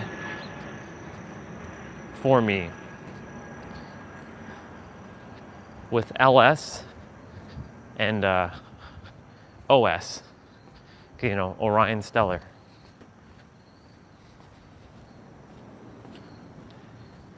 It's funny because Lindsay's last name is Sterling, and now her name is Lindsay Stellar. Lindsay Stellar. She still keeps her LS. So, morning. She still gets to keep like LS, so people recognize her still. I mean, she still, you know, on social, she still keeps a Sterling for her fans, and I respect that, because I told her, like, sweetheart, like, you don't have to change your name, like your last name, for me. She says, like, I am changing my last name because I love you so damn much. I want to honor you, my husband. I'm like, I appreciate that, but just make sure that you do not change it on social media so that people still know that it's you. Because, like, you know, the moment you change it to like something else, it's gonna be hard for people to find you, because you've been well known for 15, 20 years, well, 15 years in the social media world as Lindsay Sterling. She's like, I'll make sure not to change it. I'm like, good.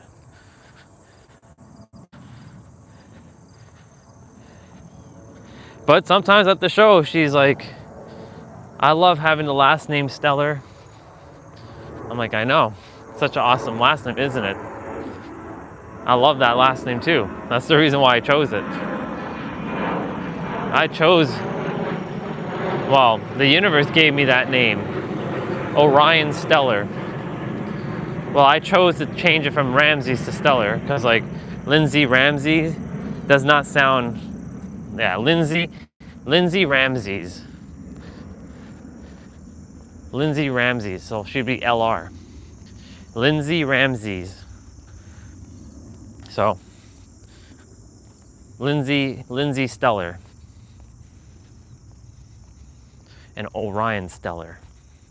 Orion and Lindsay.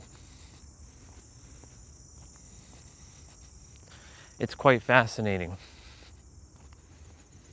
I love it.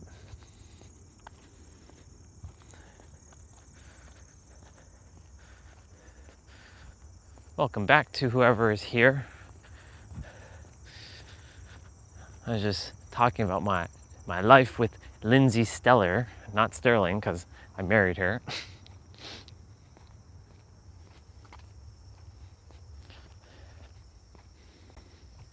But I was also talking about opening that damn door that you might be afraid to walk through, potentially. I was mentioning all of our powers are laying dormant within us. What's up, dude? No, I just made it back to here, so you know the drill. 3, 2, 1, go. Clash of Paris is at 2 p.m. I forget if you're the same time zone. I think you're the same time zone. You should be the same time zone, I think. It starts at 2 p.m. Eastern time, if you're in the Eastern time zone. So I'll be watching it. Of course, there's going to be a Nero video at some point. Went to the park, took my ride yesterday, came back, and my intuition was like, you're going to see Lyndon when you're coming back. And when I came back, Lyndon was there. I was riding back, and then the internet cut out, and I was meant to have a conversation with him.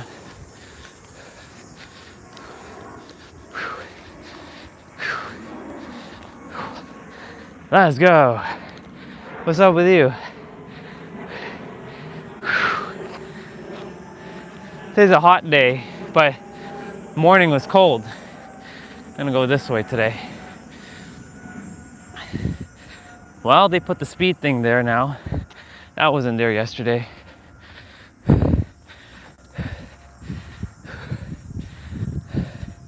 Came back at like 8 something because I spent like 2 hours talking with him. My live stream basically ended abruptly because I kept hitting reconnect while I was chatting with him, walking with the bike and stuff, and it just wouldn't reconnect. And then took off internet, like toggle off the internet and toggle back on, and I lost the live stream. So yesterday's live stream ended abruptly. All good though, I got like 10 hours out of it. So I was like, all good.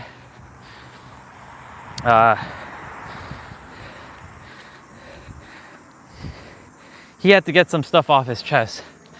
So it was, and I shared perspective. He's very into the Christian, like Father, Almighty Father God.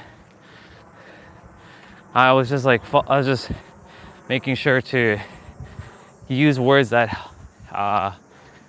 helped him to maintain that ideology and not shit. But I also gave him some perspectives to chew on. Like I asked him, Psalm 46:10. What does that verse mean to you? What is your translation or your interpretation of that verse?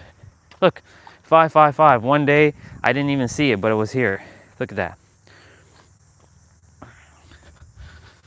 It could have been 554, but they chose 555.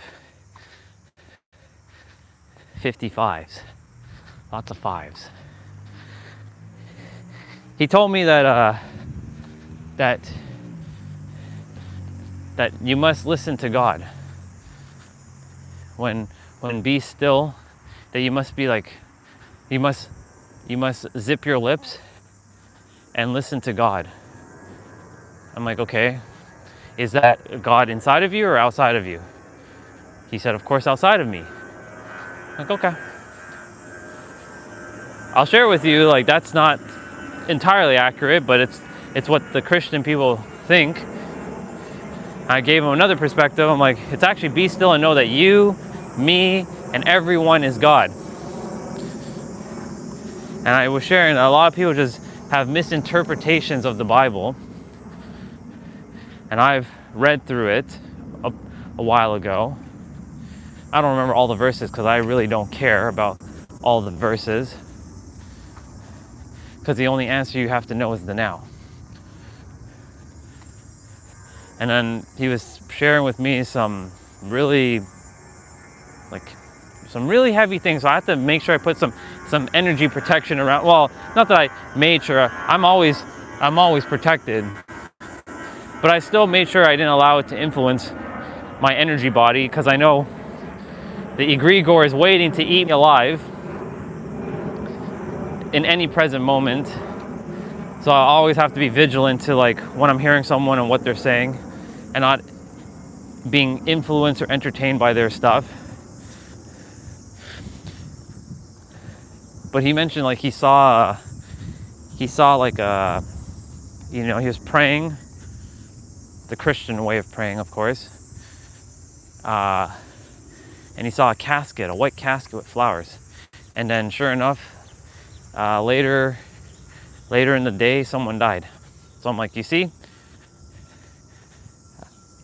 I know God works through you, through your prayer, but it works through you based on your frequency of where you're on. So if you're on the frequency of Christianity, you will get Christianity frequency. If you're on the frequency of Hinduism, you will get the frequency of Hinduism. If you're on the frequency of Scientology, you will get the frequency of Scientology. Because your intuition is always going to be calibrated to the frequency. So if you're in fear, it will calibrate your things in fear. Wherever you go, there you are. That's the saying. Wherever you go, there you are. Because it's always going to be, it's like, and I shared this before, it's like going on a virus site and attempting to download a legit file from a virus site. Are you going to get a legit file? No. You're going to get based on the frequency you're on. Yeah, there are websites that are legitimate that have viruses, but we're speaking logically here for a moment. When you go on a legit site, you tend to get legit files. When you go on a shady site, you will get shady shit that can do all kinds of nonsense to your potential computer, Mac or PC. A lot of people think Macs are impervious to viruses. Very ignorant of them. The only reason why hackers don't really attack Macs as much is because they're not used in financial institutions like banks. Not yet, anyways. Windows PCs are always used in banks. I know some will say Linux is the safest. It's the safest only because the majority of the world doesn't use Linux. So there's nothing to gain from, hacking a Linux box. If banks and places start using Linux, then you'll see a lot of hackers start switching over to that side. Anyways, back to what I was saying. Like, if you, based on the frequency you're on, that's the download or the thing you're gonna get. So he mentioned to me, I shared it with the person upstairs, and now she it was very, very heavy stuff he shared yesterday. He's like, now I can't sleep in my house because they're threatening me with a gun. Shoot that man downstairs, shoot that man. I'm like, oh my goodness gracious. He had to get it off his chest though. So I was just there to kind of be there and listen. Because I could see the fear in his eyes. I'm like, brother, there's nothing to fear. You chose when you're supposed to go. If that's, you're there to cultivate a lesson from that said person. Every person you meet is a lesson. And it's not by accident, it's all by design. You created your path. Nothing happens by accident. Yesterday, I was at the park, a big park, and I was there for about an hour and a half. And actually, no, I was there for about 2 hours. What am I saying? I was there for about 2 hours. And I was doing my stretches. I was just chilling. There was a barbecue happening all over. There was 3 different barbecues. So I was getting all the smells. But I was focusing on my stuff. So the food wasn't affecting me whatsoever. The smells, but it was nice. And it was a Muslim barbecue here, and Italians behind me, and Spanish people to the side of me. And the Muslim people, I don't know if they were Indonesian, because they don't look they don't look Middle Eastern.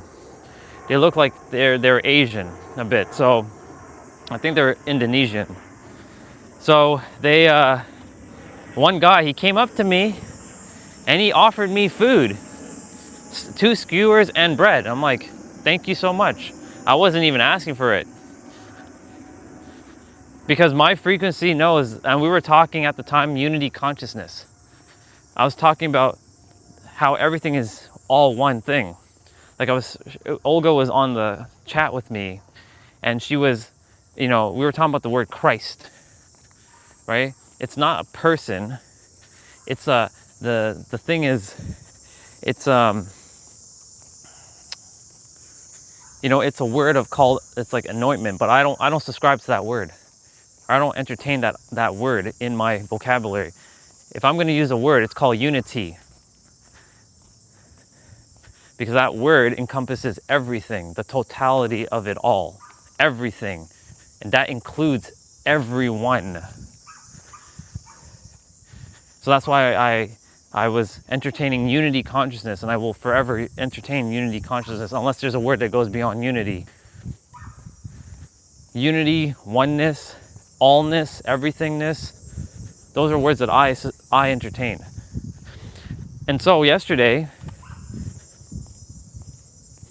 I didn't say like, I really would like one of those skewers. I wasn't focused on that. Abundance showed up. He gave me food.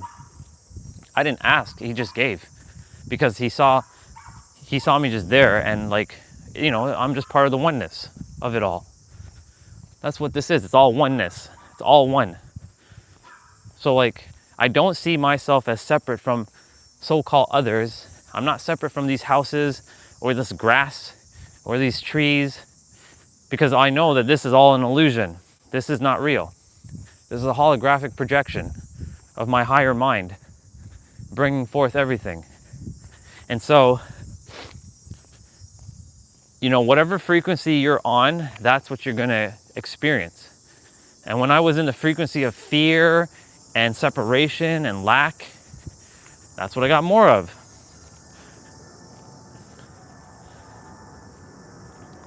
But I don't entertain stuff like that, because our mind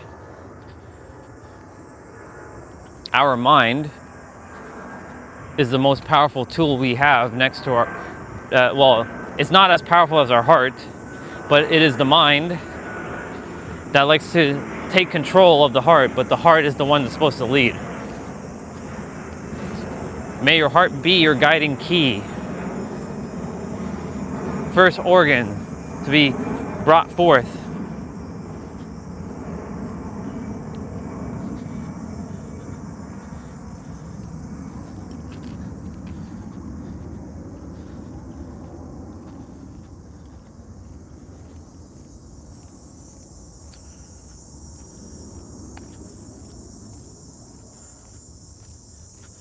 So my point to say all of what I'm saying is this. Whatever frequency you're on, you will either keep your doors shut or you will have your doors wide open, and you will either walk through it with honor, with dignity, with confidence, with conviction, or you will walk through it with fear, with being afraid of what you don't know what to expect. I see so many people afraid. Afraid of what? There's a couple things they're afraid of. Their identity that they tied themselves to. You're just that name that we all have. Like Orion is just a name too. It's just a label to call me something. But we're all the I am. You let go of your identity, and you are just the I am, the totality of it all. I am just I am.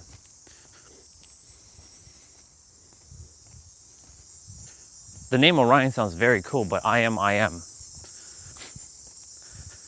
And so is everyone else.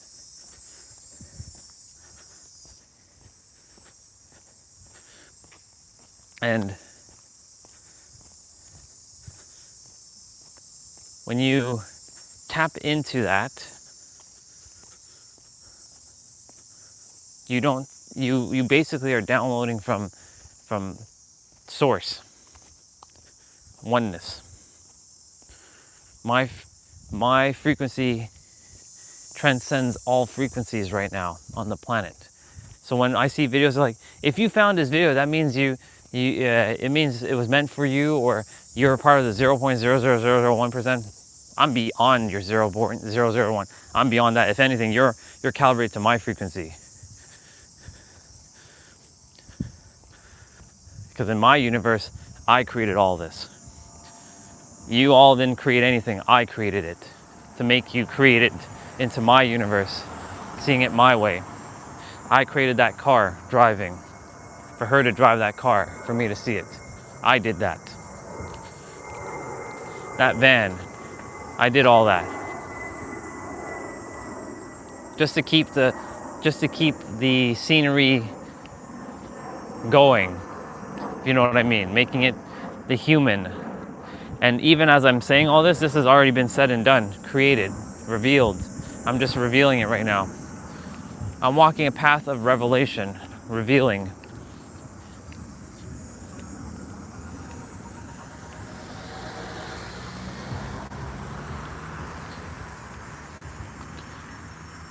Someone's very impatient, but it's okay. That car is backing out.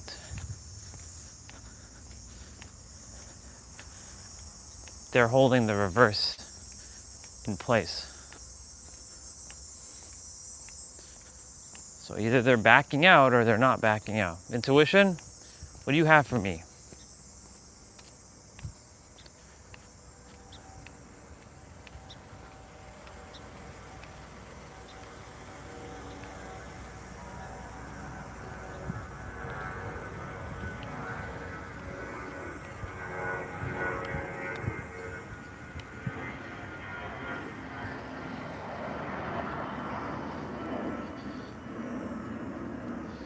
I hear voices in my head, they come to me, they understand, they talk to me. Yes, they talk to me. Can't wait for WWE Clash in Paris. It's gonna be nice. Starts in what, 4 hours? I want to get my play out done and everything before it starts. So we got to get rolling. So by like 12, I'm gonna start my play out, and we're gonna do this thing.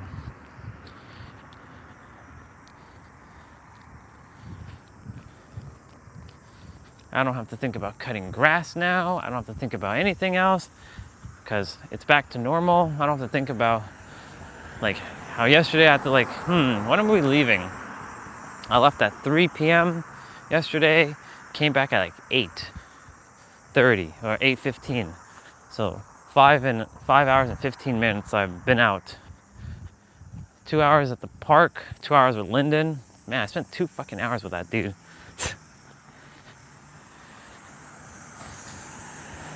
Well, universe, whatever message I had to deliver to him, I delivered. So mission accomplished.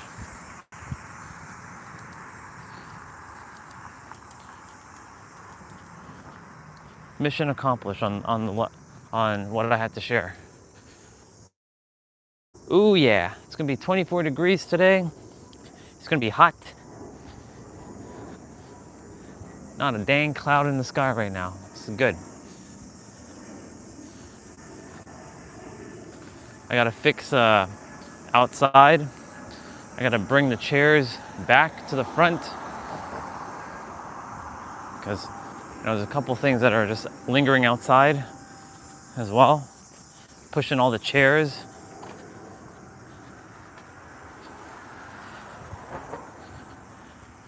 I'm gonna get the power and plug you all in, and yeah. So you see, just gotta like move stuff in and fix stuff and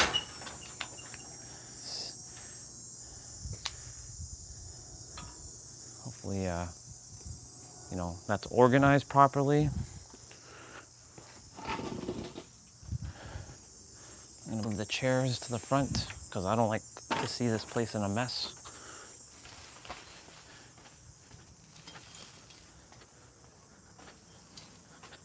So bring this to the front.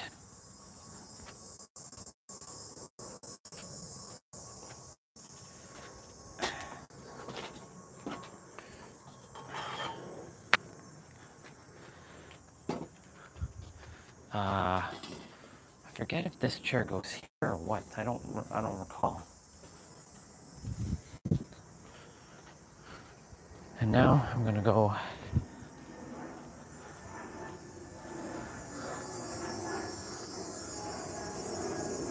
Oh, phone battery at 10%. Gotta plug you all in.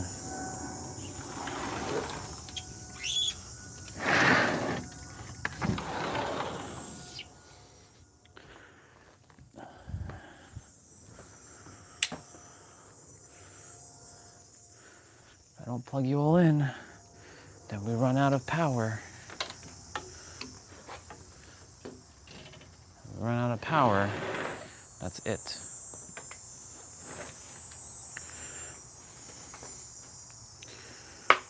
Okay. Let me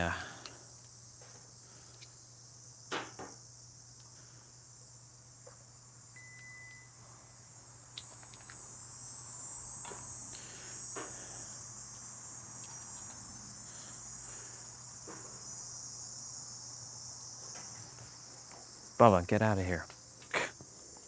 Dang bee. Gotta plug you in. If I don't plug you in, I'm gonna run out of juice. There. Okay. So, a couple things we can take care of.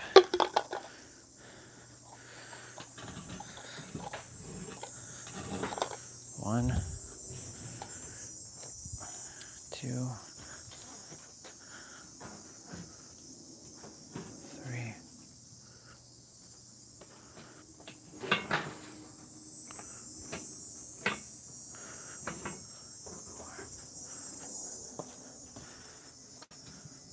5, 6, 7. There. Back to normal. Cool. So that's back to normal.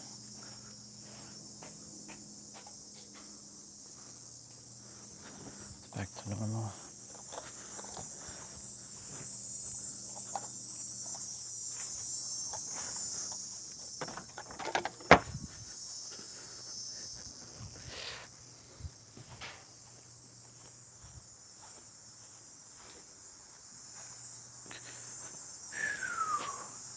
Okay. All right. Let me fix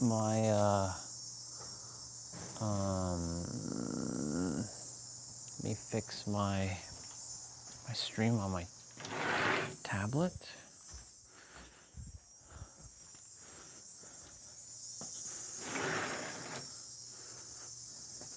Welcome back to the heat wave. Welcome back to the heat wave. So let's open up remote desktop. Let's see what happens to the stream. Did it get stuck? Yep, it's got stuck. I was like, what? I really shouldn't be using Firefox. It just crashes all the time. Or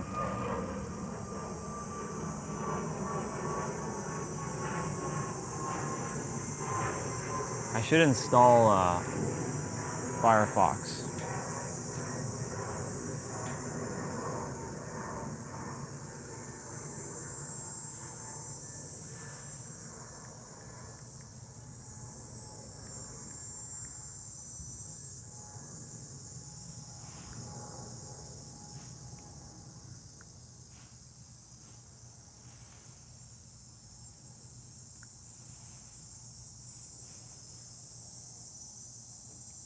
Damn.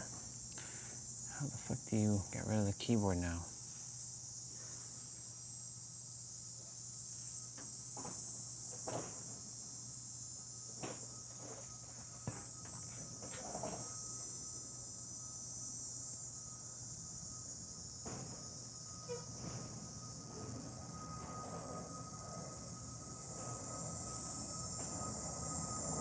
Oh my god, come on.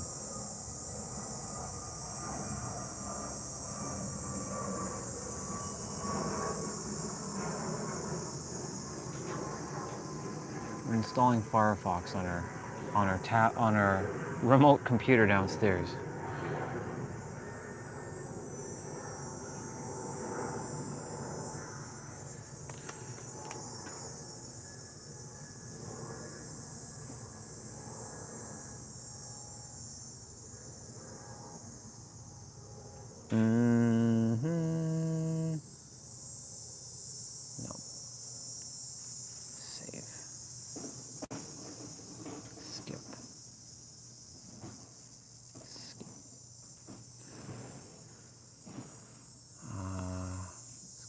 tube.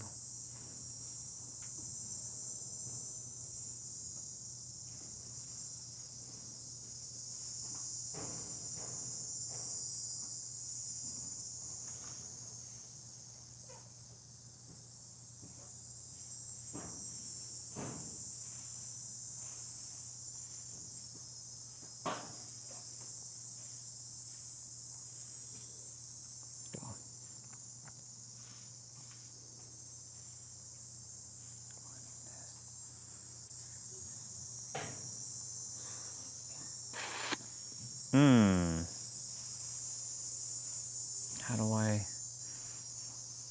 2, 3, 4.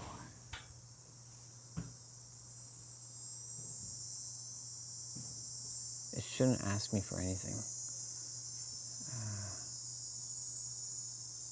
Cancel. Skip. And...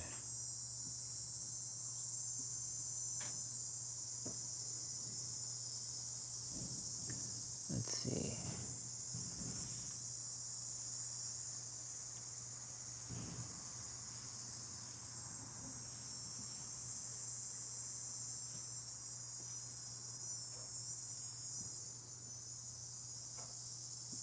Oh, well, at least it can find me.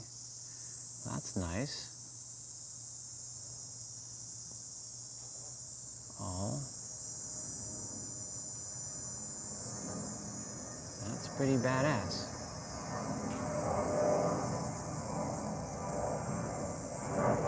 Cool.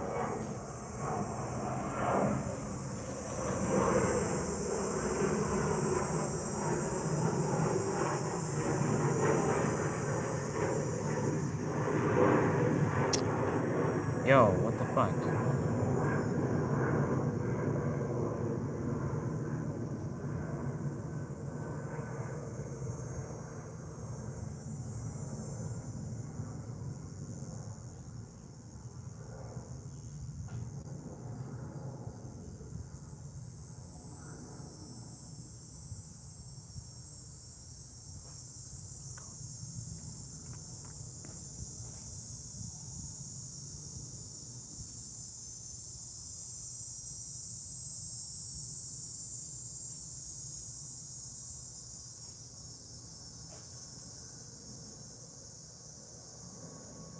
Okay, that's fixed.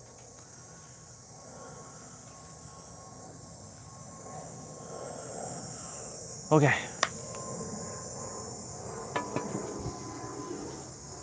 It's fixed.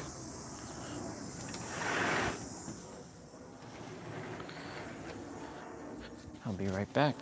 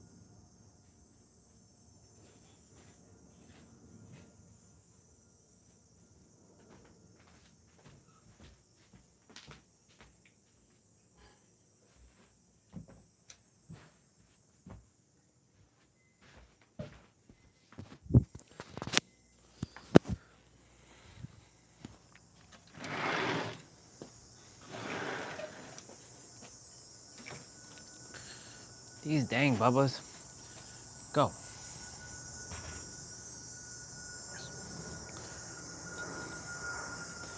You again? Dang bubbas.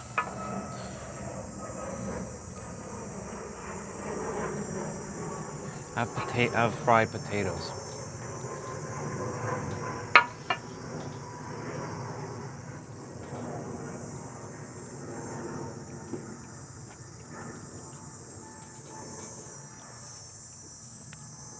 I will smack you, silly Bubba, if you don't leave.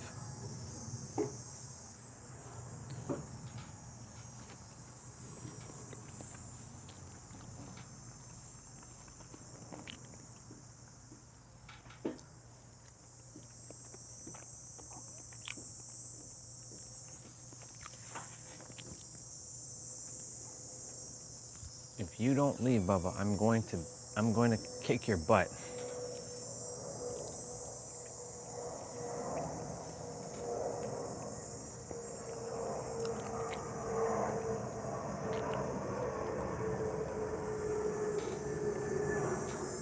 Ah, my sweetheart.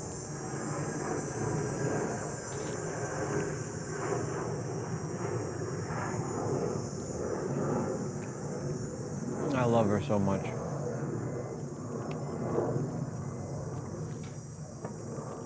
What the Mr. Yeah. Virtues and morals are not the same. Be virtuous, not moralistic.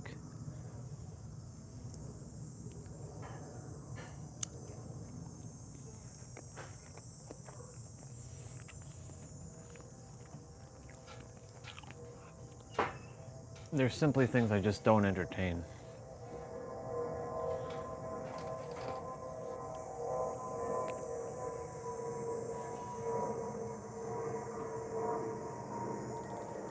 I really should change my name to Orion on Facebook.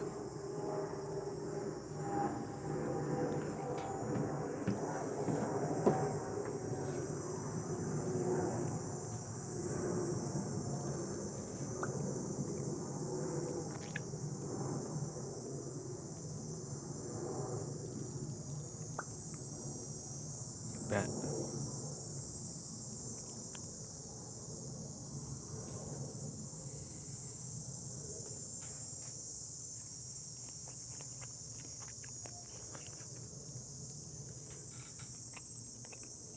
Yeah. I'll be back.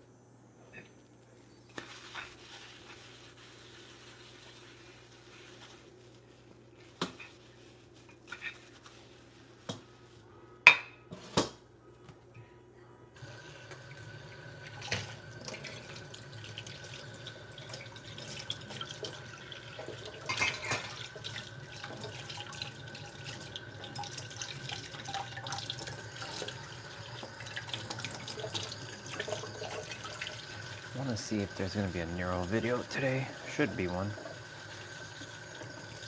But we gotta get finished by 12. Our routine. So that we can watch Clash of Paris. Kind of rare for it to be on a Sunday. They used to just usually keep these things on a Saturday. But universe is like planned it out for me perfectly. Instead of Saturday, it was Sunday. So I'm grateful for that. Super grateful.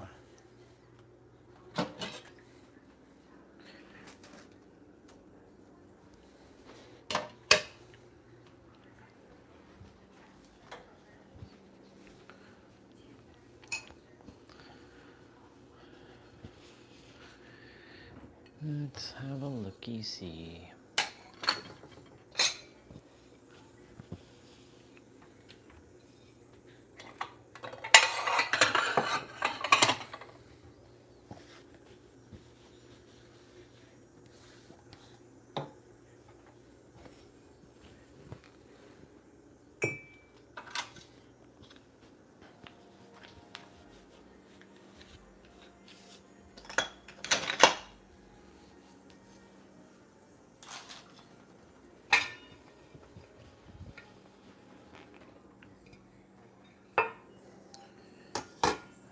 The news. Programming of the news. That's one thing I will never watch. That stuff.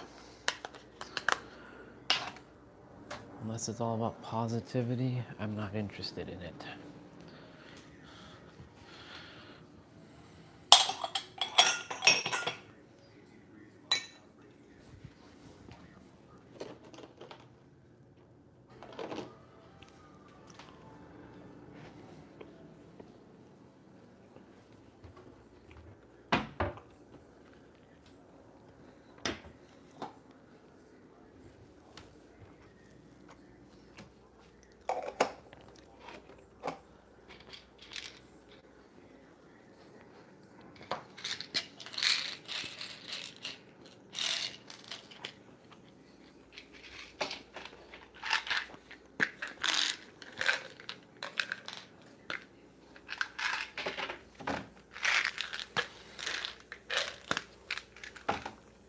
I'll be back out there shortly.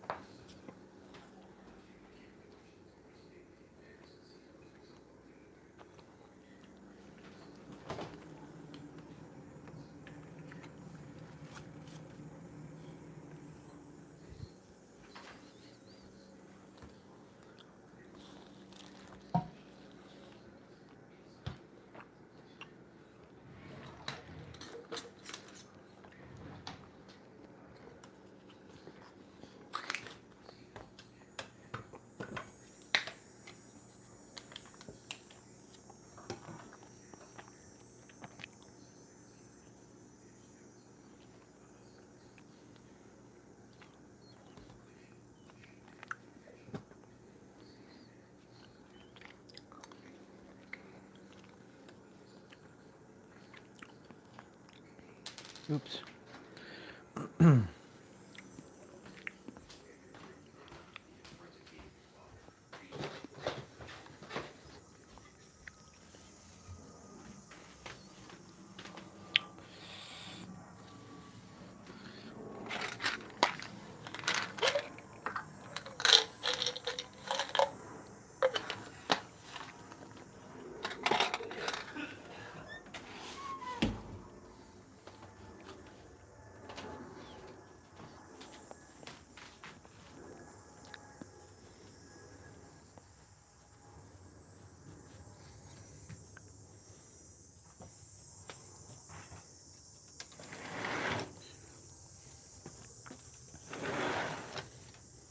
Cool beans.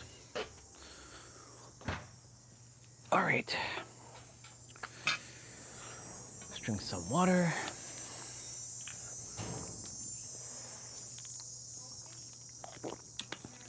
We're gonna go not drink this water.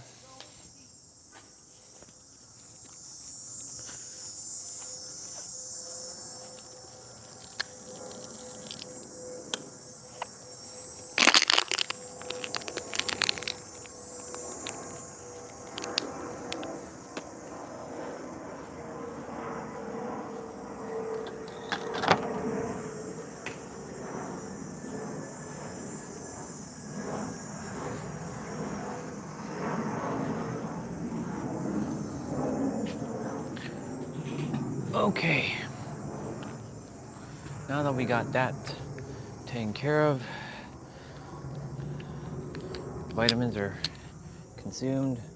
I did eat 2 cookies this morning, so it's all good. I'll purge it out of my system in a bit. Yeah. I'll purge it out of my system.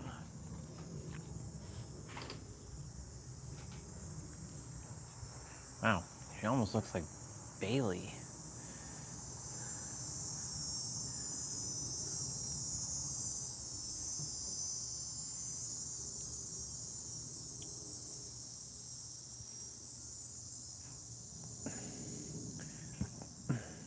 Cool.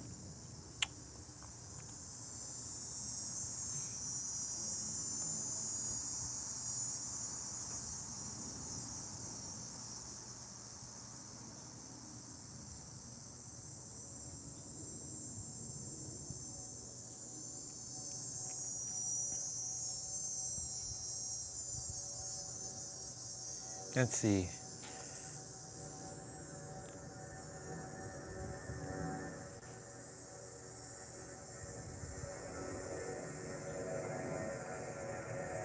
We will have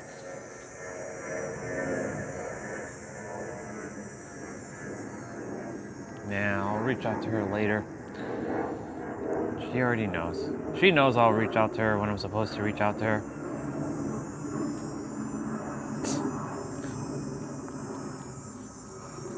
Yes, sir. Pick up the controller, but put down the phone. Science agrees. What?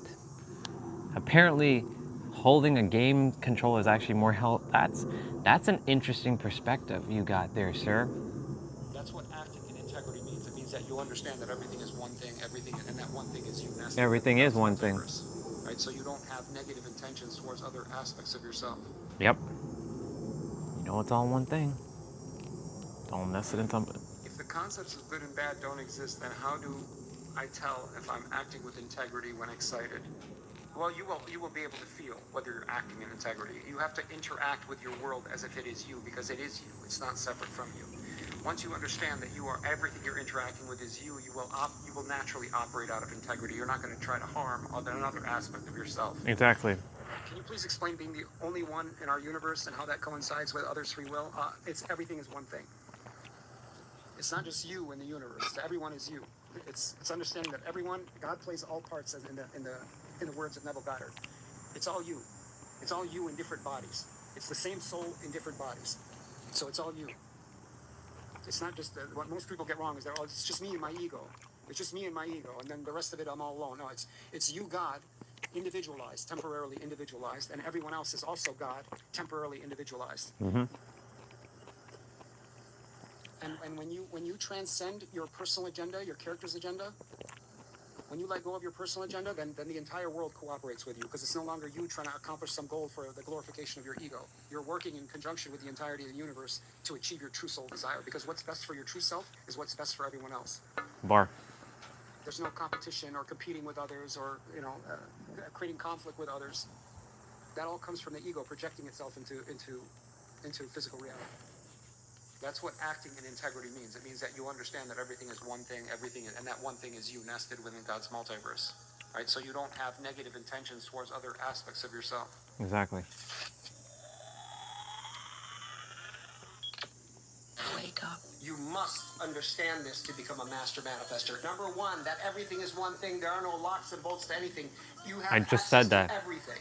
Once you understand that the all is in the one and the one is in the all. There is no one separate from you and no one outside of you. Not even the person you hate the most, right? No one. Be it the one you admire or the one you despise, are separate from you or outside of you. Exactly. Now, when you realize that that's true about everything, especially everything you desire to bring into manifestation, now you're on the right track. Now you remember. Me and Lindsay are one. Now you are remembering yourself. Me and all of you are as the one. creator, the one infinite creator that creates everything. Everything I need exists within me.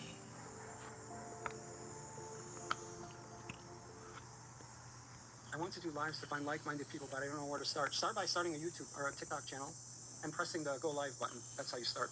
Don't make it complicated. It's not complicated. Yep.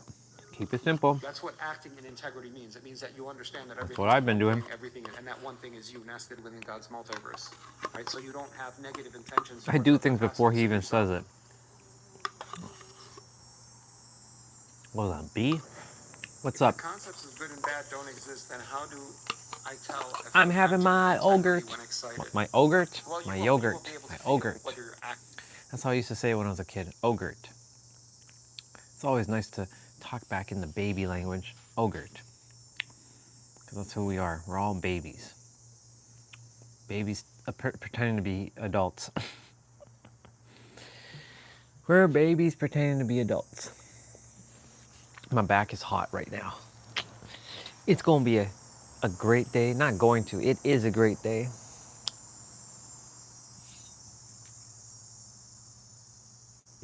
Well, universe, what you got for me?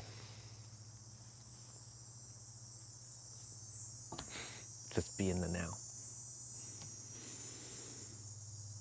I saw my little egregore come out earlier this morning. For a moment, I'm like, I pressed the word, like I pressed the button of my heart, and I pressed the button and it said now, and the clock showed up. And it immediately put me right back in the present moment, like, this is good. Me and Lindsay are together. Life is great. I speak around the world, making oodles and oodles of money, helping so many people to remember who they are.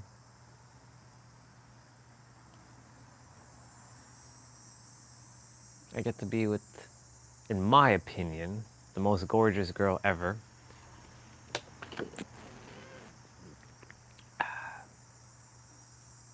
And I am a 99th dimensional being that far exceeds, this is third dimensional thinking. And I'm about to say it, because you gotta amp yourself up. You gotta boost yourself up. I'm a 99th dimensional being that far exceeds any other human at the present moment.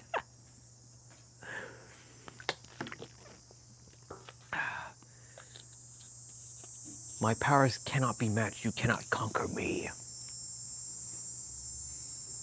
Yeah.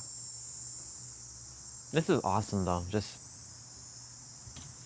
the weather is great right now. I'm gonna take this off because it's gonna be hot.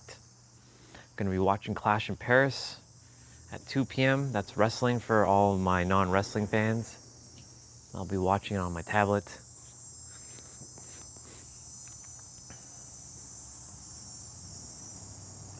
Nero should be releasing a video soon, potentially.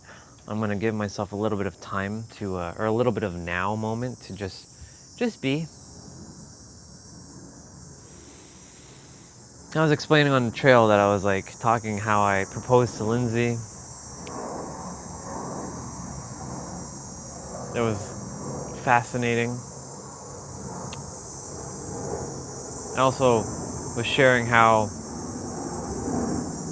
I busted every damn door that I thought I closed, like with the bolts and locks that I unknowingly put on myself because of so-called others sharing this thing for me to just bust it open.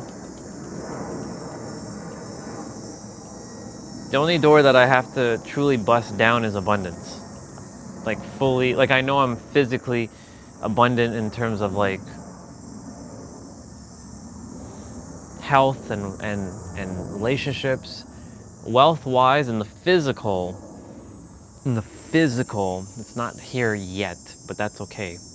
It's here now within my soul. And as I stay in that alignment, it brings it forth. I just have to make sure that so-called others don't use their eyesight and limit mine, because I have to basically then do this and stop you with your limitations. If you send your limitations to me, I'll freeze you in time. Even though time doesn't exist. I'll freeze you in the moment. Like Zach Morris, time out. For those of you, we're gonna use the IYKYK for those lazy ass people who can't say if you know, you know. IYKYK. Humans have become so lazy. They can't even type out a word. Like I remember seeing a brother who is typing out my initials, Orion, Phoenix, Stellar. All you have to do is type 2 other letters to just type out Orion. You don't have to type out my initials. OPS. OPS has three letters. Orion has 5 letters. It just takes 2 more letters to type. How lazy are you? I see a bunch of laziness. I know, and I was talking about this yesterday. I was mentioning, like, I see people who do I do LOL. I don't text much though. So like I can go and say laugh out loud, but of course it'd be like, why are you typing out laugh out loud? Why don't you just shorten it? But like people who say NGL, why don't you just type not gonna lie? Why are you so lazy? It just shows me the laziness of humans. And the laziness is also shows me where they are in their frequency. Lazy. Like the LOL one, sure, whatever. We've been saying LOL and LMAO for the longest time. And maybe WTF. But I do actually type what the fuck. Or what the F. EFF, not just F.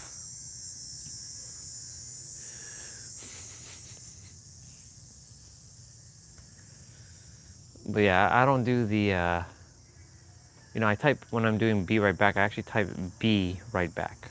Like fully. I don't do BRB. I used to be a gamer and be lazy like most of humans and do all that stuff. Now, I type it fully out. Be right back.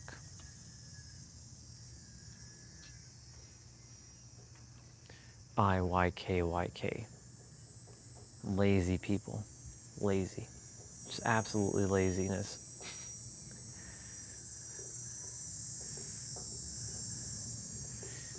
It also shows me how unpresent you are. Not you specifically, but humanity. IYKYK.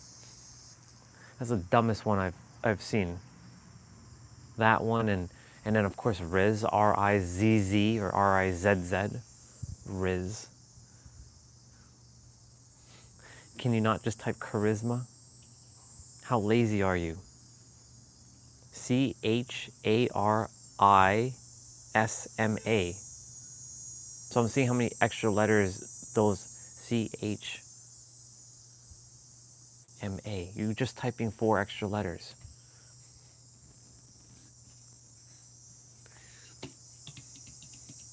Yeah, it's weird.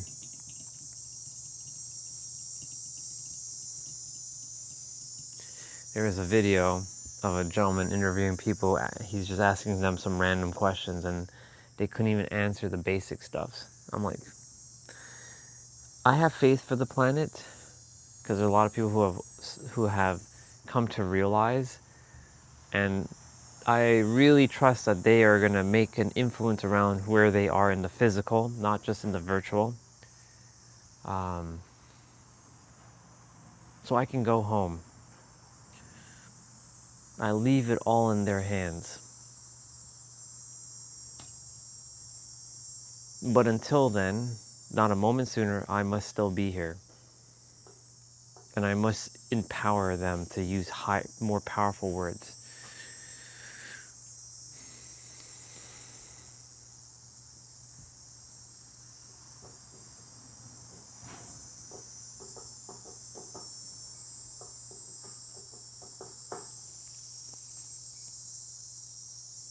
I like the cicadas. It's nice. It's nice to hear them. I never knew what these things were, to be honest. I was very unconscious to this sound, the sound that you're hearing. I've heard it practically all my life, but I've never heard it. So I've never understood, where is that sound coming from? What is that? I thought it was like some electrical line, like frying or something. I didn't know it was a bug. And I didn't know the name of the bug up until 2 years ago. Like, what is that buzzing sound? Like, what is that noise? And somebody told me while I was walking in the trail that those things are called cicadas. Cicadas? Why does that sound Spanish? It sounds like a Mexican dish that you eat. Cicada. Yeah.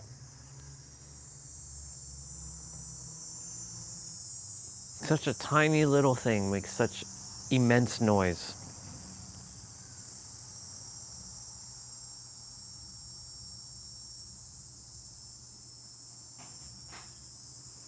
But you only will hear them when you have heat like this, and it's starting to get hot. But as long as the wind doesn't blow, I'm good. Today is one of those days where it's a shirtless day.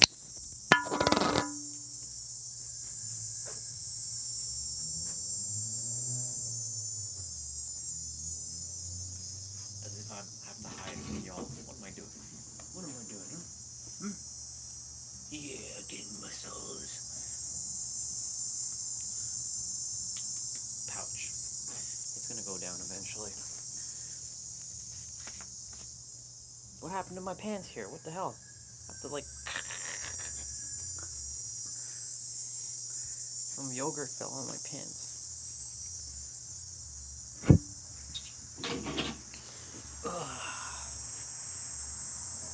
Now this feels good. It's been a while. I gotta Wolverine myself. Or un-Wolverine myself. Somebody's playing music right now.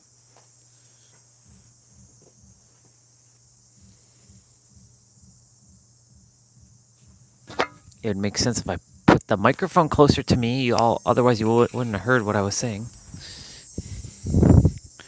Let me,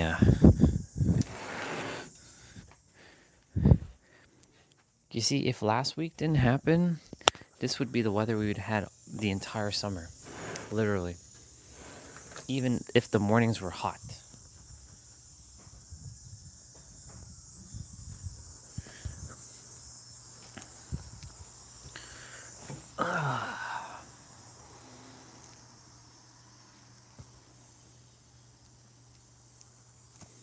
Okay, so it's 10:52, aka now, also known as now. Definitely gonna start rolling at 12. We have cardio today. There's no excuse for any of you. There's literally no excuse. You can't say, but I don't have weights. I don't have this thing. Yeah, but you have your body. And if you tell me you don't have your body, I'm going to slap you silly. Because there's no excuse. It's either you do it or you don't do it. If you want to make excuses, then go ahead. I'm not here for your excuses, though. This is where I'm like a drill sergeant.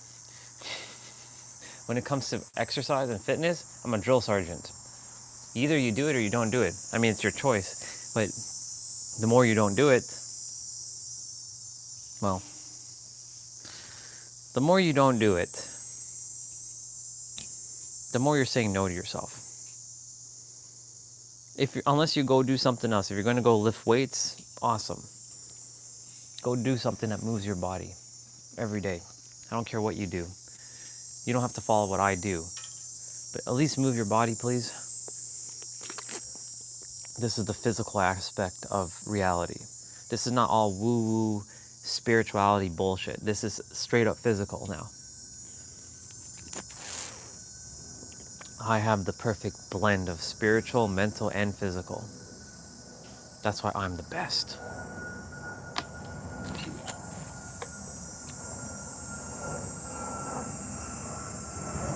I am the best.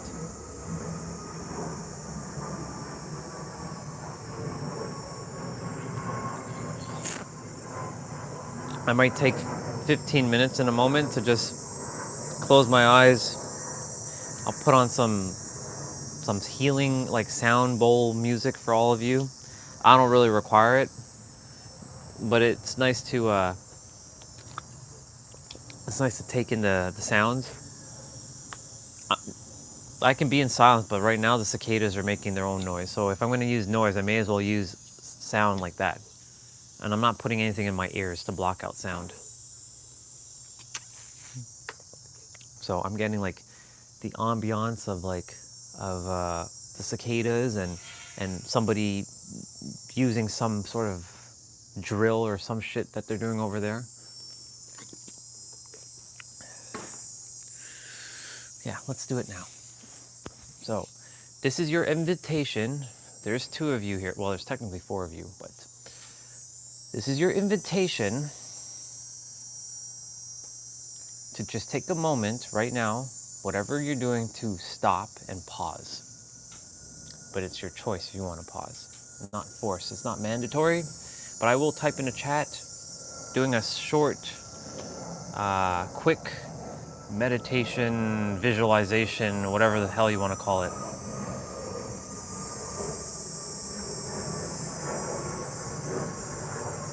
Hey, you can see my Wolverine chest. How awesome is that? See, somebody ran away. The moment I said that, they ran away.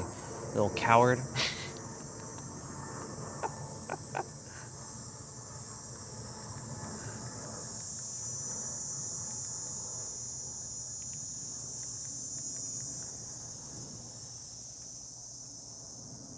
We're gonna call it being session.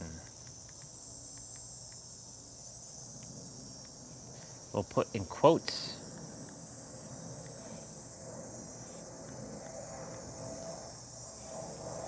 And I'm gonna put a thunderbolt, because I said screw it. There's your thunderbolt. Get out of here, Mr. B. I'm gonna take this upstairs quickly. That way they're not bothering me. They're not getting in my way. Actually, I'll go around because I see the door kind of pushed in.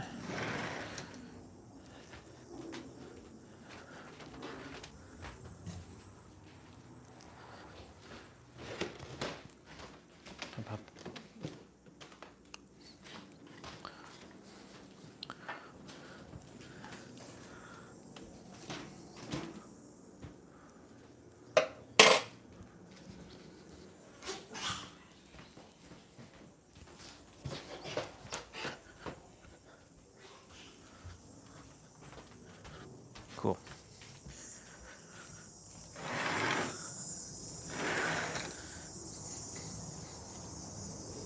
Okay, time to be.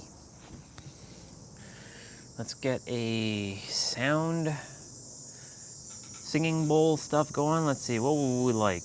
Chakra rebalance sound bath. I'm gonna go on his channel because I like his channel a lot. Let me see what we got. What's some good ones?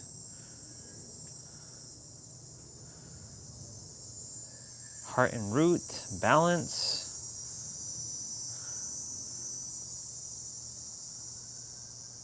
How many channels does this dude have? This dude has like so many different channels. It's crazy. Sleeping vibrations. That's wild. That is wild. Mind, body, heart, root. Sure, let's do this one. Let's do this one.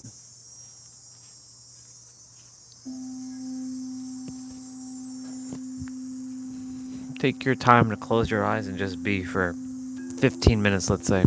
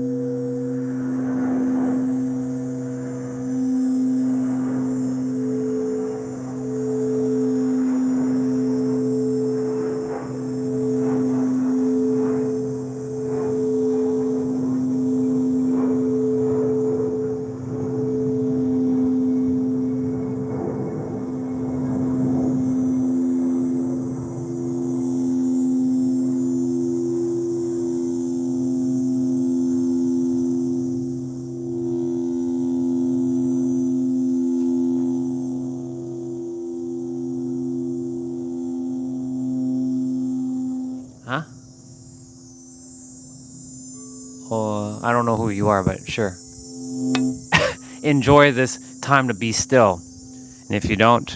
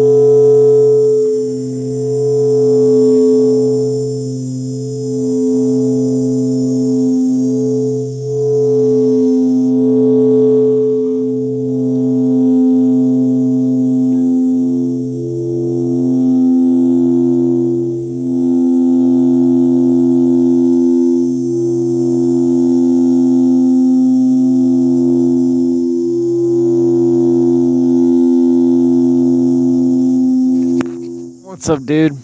Just kind of doing a little, well, it was supposed to be a short one, but it was actually a long kind of sitting and being session. There's just blah, blah, blah. It's sound bowls. Or I'm going to start doing my exercises shortly. What's going on with you, bro? Good to see you.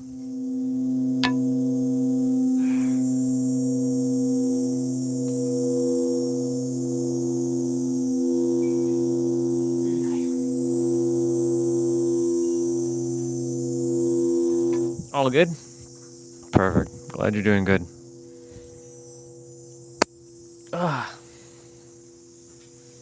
Also was visualizing as well too.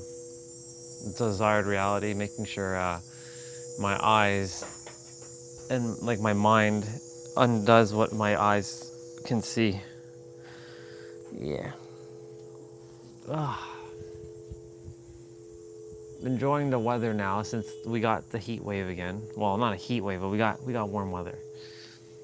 So happy about that. It's good. We have it at least for like 4 days. So I'm gonna take advantage of each day. I'm not enjoying the colder mornings where I have to like wear a sweater. But it's all good. We're talking about your powers that you have hiding inside of you that are laying dormant, that are just waiting to be unlocked through either another mirror just mirroring it back that you have the power within, or you going so deep within yourself and unlocking it for yourself.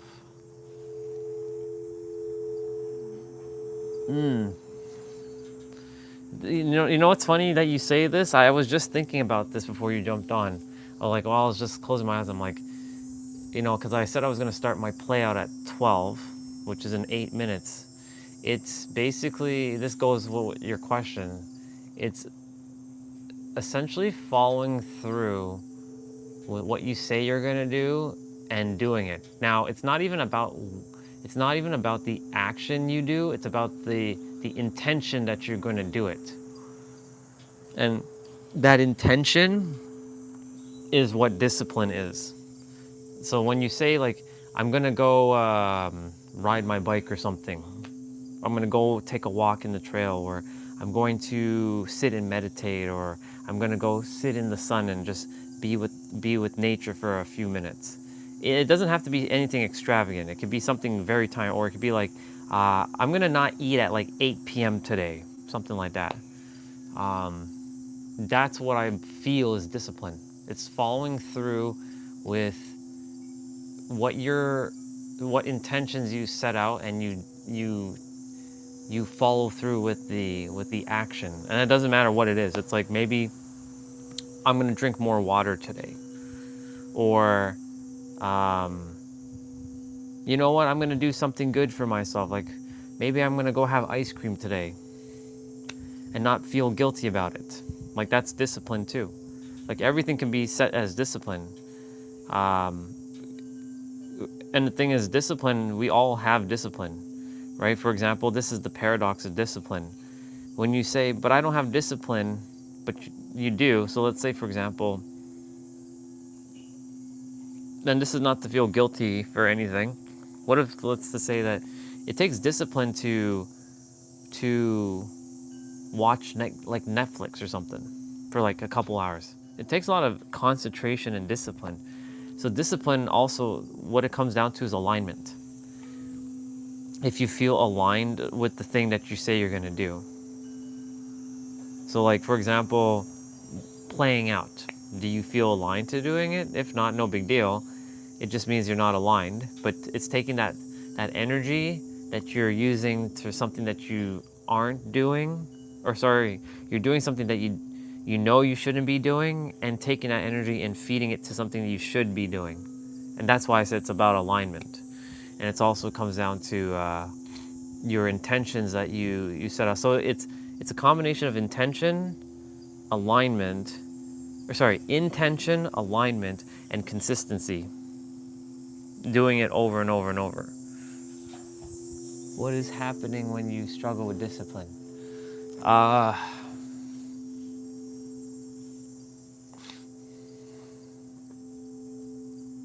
Let me see what's happening. Let me see what happens to me specifically.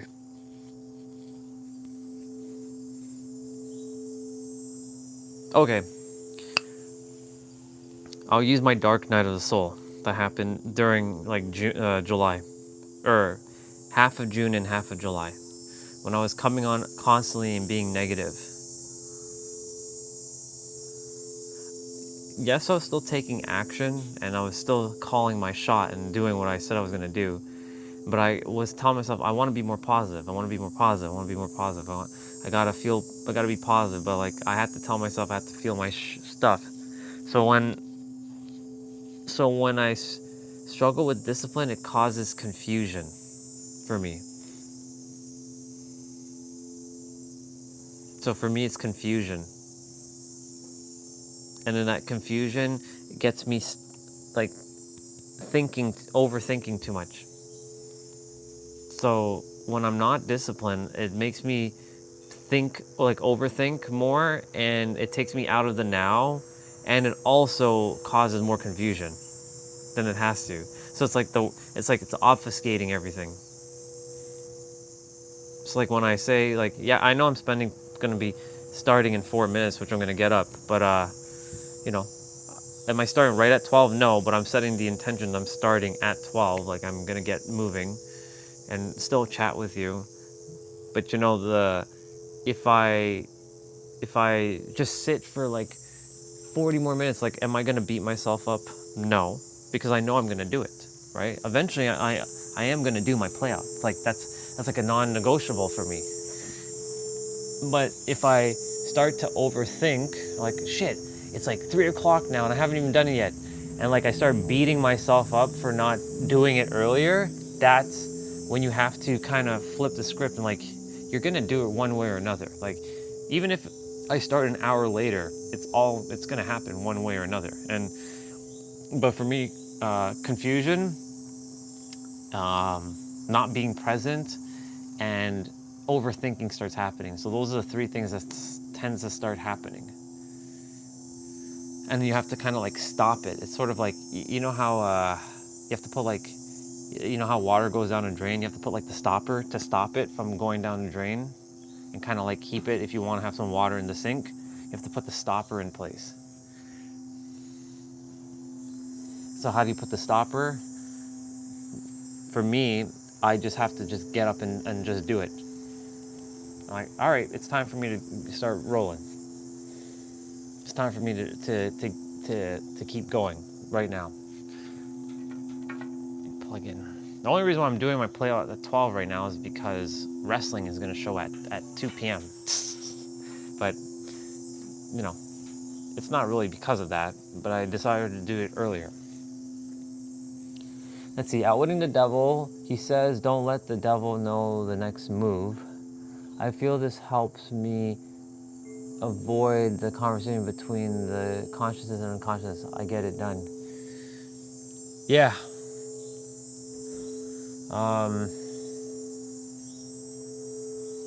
I mean, for me specifically, and see, when you say not 100%, but close enough,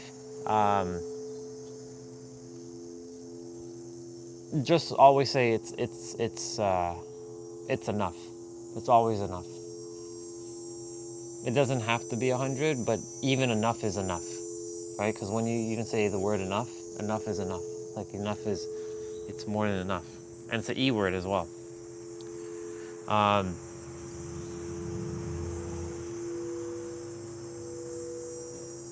11:59.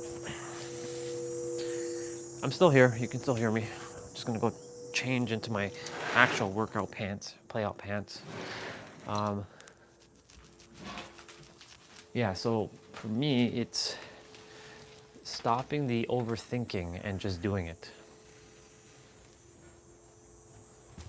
For me, I have to stop thinking, because when the thinking starts happening, the chaos starts coming. That's where, we were mentioning with outwitting the devil. That's basically when the so-called third dimensional thinking mind that I call it now gets in your way.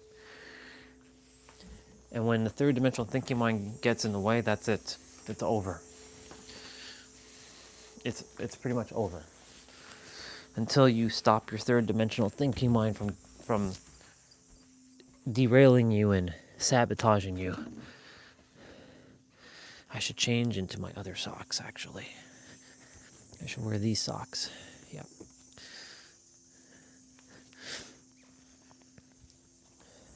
Like, for example, yesterday I went to the park, and I used to be afraid to show people, like, I'm just doing, like, stuff, like moving my body. I'd be, like, just kind of, like, timid and shy, but I follow through with what I'm going to do, and I don't think about it. I don't care if anybody sees me. I don't care if anybody judges me.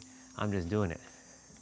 And I spent a lot of time there. And then guess what? Yesterday, they were barbecuing. There's a bunch of food there. And guess what? They offered me food. And I was like, wow, thank you so much. Because I didn't think. I wasn't thinking. I didn't overthink anything. I just got there, got there, put my stuff down, and started using my body, like started stretching and doing my mobility training and whatnot. And ultimately, let me bring you on this side now. And then ultimately, I was just chilling, and I was like, wow, thank you so much. I had a great experience. Gave me shish kebabs. So, like, there we go.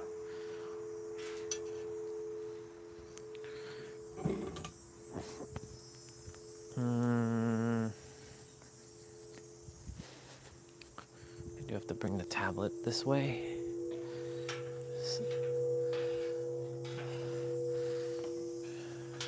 Like, for me, yeah, it's really just the overthinking that I gotta make sure that doesn't start, because I know what it feels like to start overthinking, and it sucks.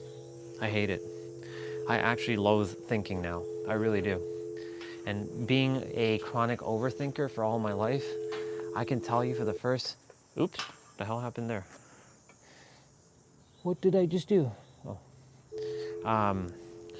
For the first time in my life, I feel more at peace with myself. Because the thinking creates chaos for me. Oh, what if this person's thinking about this thing about me? Oh, maybe I shouldn't do this thing. Oh, maybe people are gonna judge me just because, like, I'm starting to move my body. Maybe because me sitting in a squat on a bench, because that's what I did yesterday. I was squatting on a bench. I wasn't sitting on a bench, I was squatting on a bench. Maybe some people are just looking at me, and they're gonna make fun of me, and maybe I shouldn't do this. And then, of course, the mind will interfere and intervene, and then I'm overthinking, and I'm like, no, I'm just gonna follow through, because I said I'm gonna do this thing, and I'm gonna do it. And then I stayed disciplined, and I did it. And some people, and I inspired probably a few people while I'm doing it, because they're seeing me being very flexible and mobile as I'm doing, like, my movements. So I can put this sweater inside now. It's not necessary.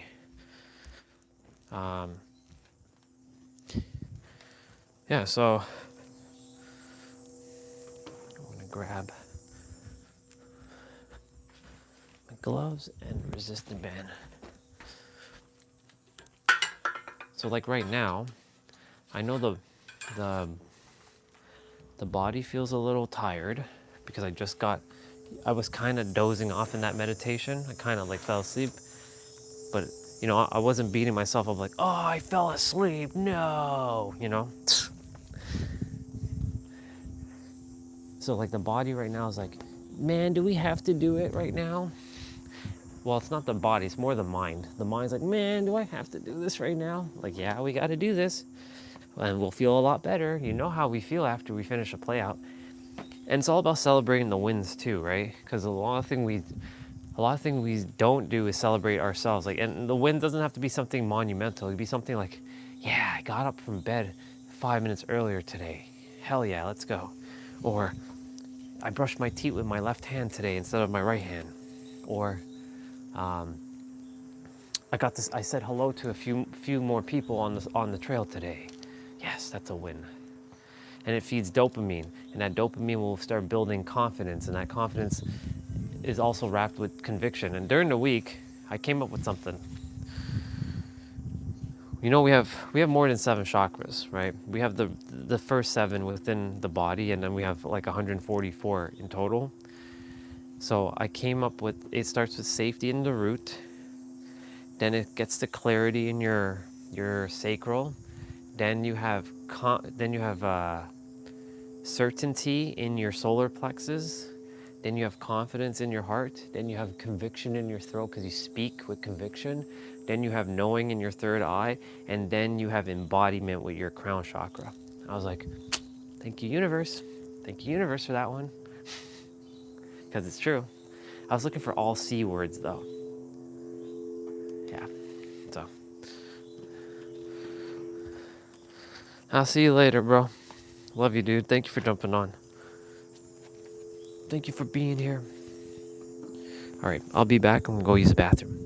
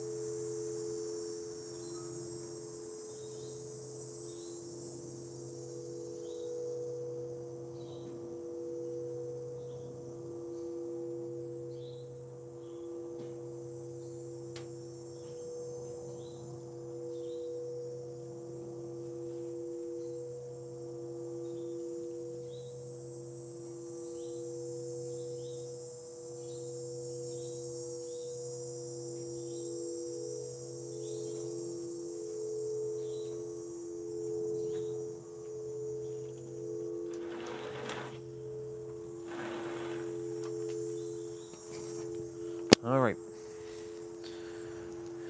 How long did we even do this for? Would have been interesting if we did this for 111 minutes. We're at 109 minutes. For an hour and 9 minutes.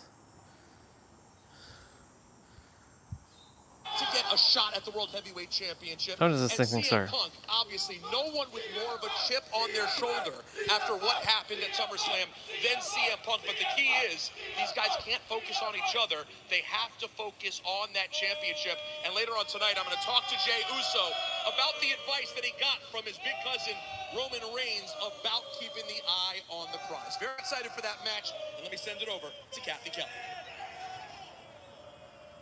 Well, Peter, we got to talk about Logan Paul versus John Cena. This match has so many eyes on it.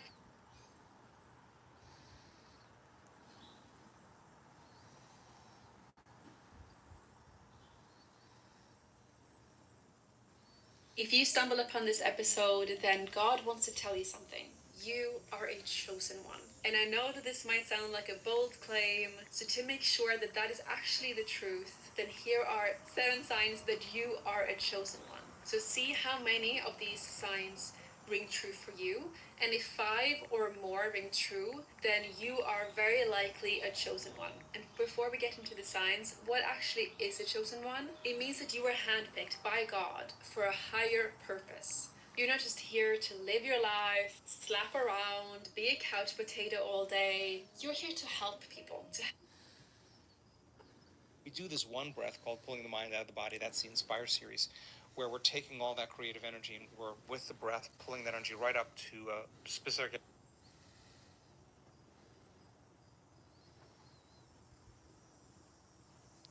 Bubba, stop flying around here. Come on. Stop it.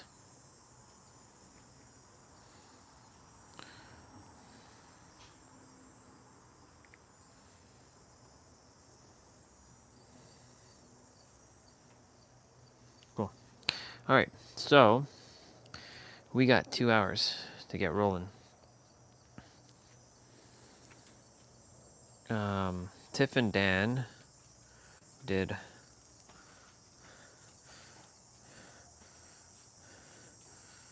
Tiff and Dan did a new exercise.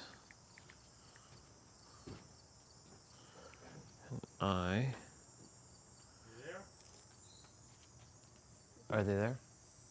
Is she there?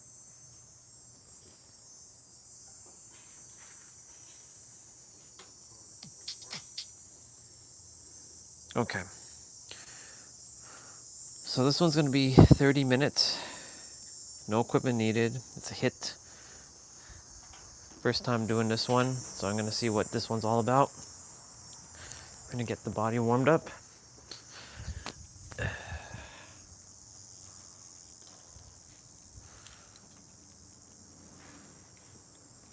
We're going to get the body warmed up in a moment.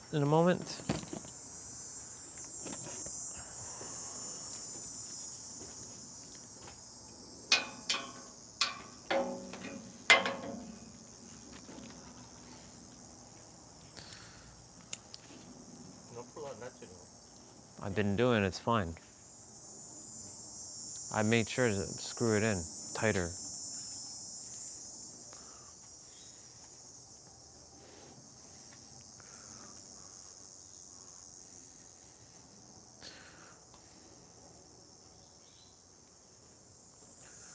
Yeah.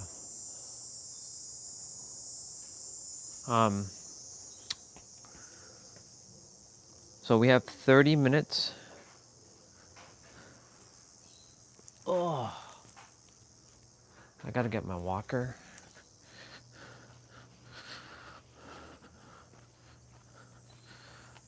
So let's see what's going on in here. Nice. So this is actually even more.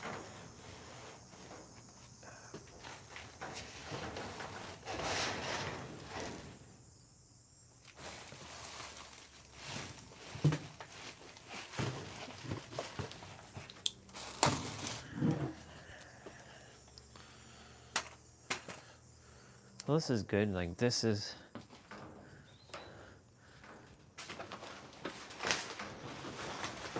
easier to get out. That bike isn't gonna be stay put.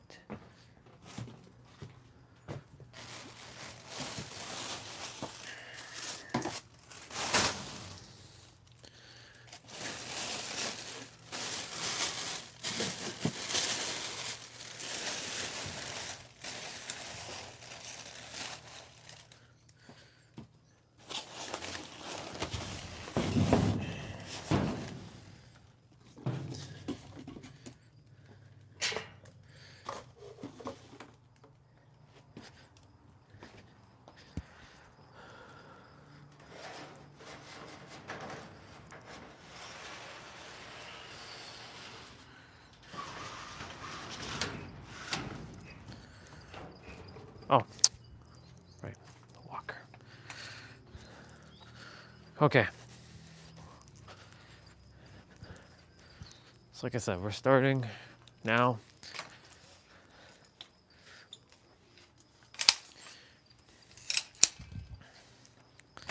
We got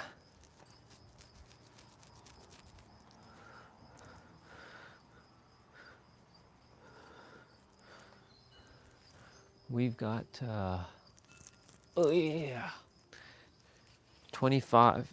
Well, we got 30 minutes. I don't know if it's going to be 40 seconds of play, 20 seconds of rest. I have to take a look at what the routine has in store for us. I'm going to go ahead and put water into this container, this bottle, consolidate the water.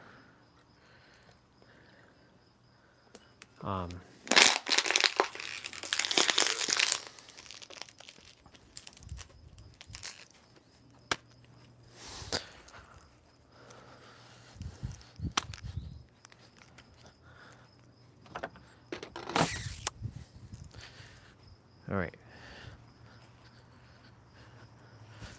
I'm gonna switch to putting this on my head. You all can hear. I'm grateful because it's warm and I can do this again. You have no idea how grateful I am that it's warm. I don't like the cold. I despise the cold. Freaking Toronto. And it's season nonsense. This is the whole reason why I'm leaving for San Diego. Oh, jet? Do we have a jet? I think we have a jet.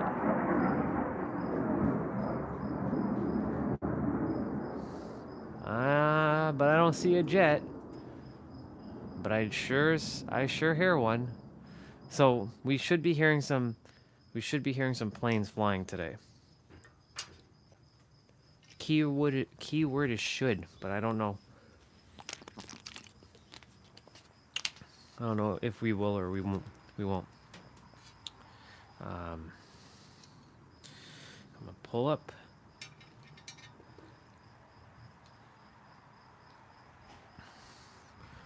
Okay. Table is in the way. Perfect.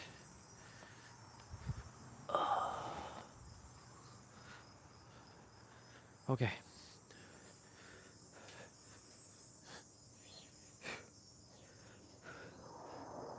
Okay, that's definitely a jet. So, if I see it, if I see the jet, if I can see the jet, I will show it to you all, but they fly so fast that I can't keep up with them. They're definitely flying around though. So, all right. It's 12:17. It's time to get rolling.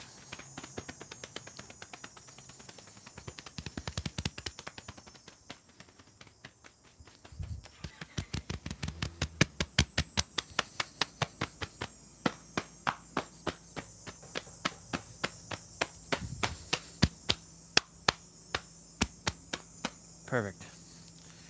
Let's go do it. Let's take off the watch.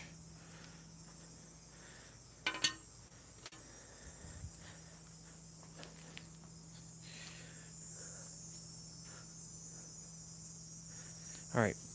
So we're going to do 55 push-ups, 55 squats, 55 ab pull-downs, and then 55 dips, or not dips, but leg raises. And we're going to get rolling. So 20 wide, 20 standard, 15 narrow. 3, 2, 1, go. 1, 2, 3, 4, 5, 6, 7, 8, 9, 10, 11, 12, 13, 14, 16, 17, 18, 19, 20. 1, 2, 3, 4, 5, 6, 7, 8, 9, 30. 1, 2, 3, 4, 5, 6, 7, 8, 9, 40. Are you, Mr. Bubba? You have to get off my mat. I'm sorry if I hurt you there. 1, 2, 3, 4, 5, 6, 7, 8, 9, 50. 1, 2, 3, 4, 5. Ooh. Okay.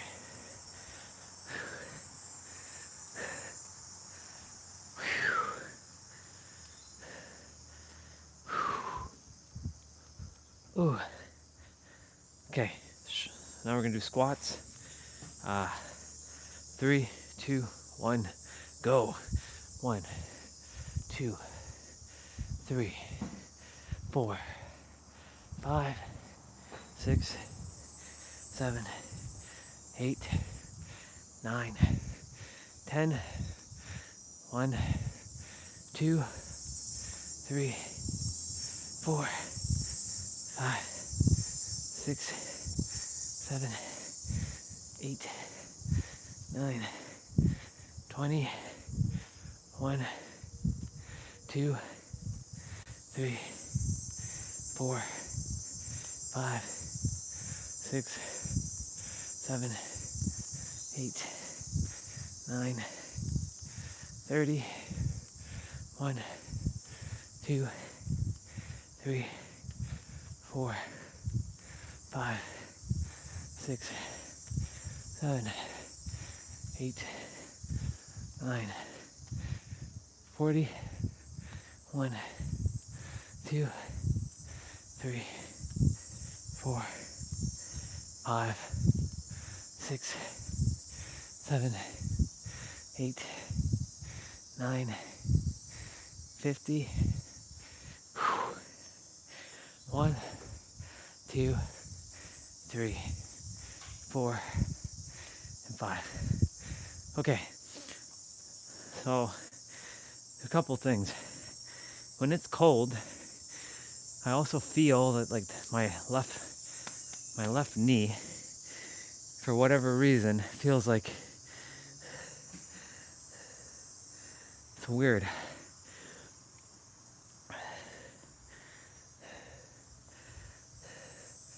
Why did I have to be living in Toronto? Such a dumbass place to be. It's okay.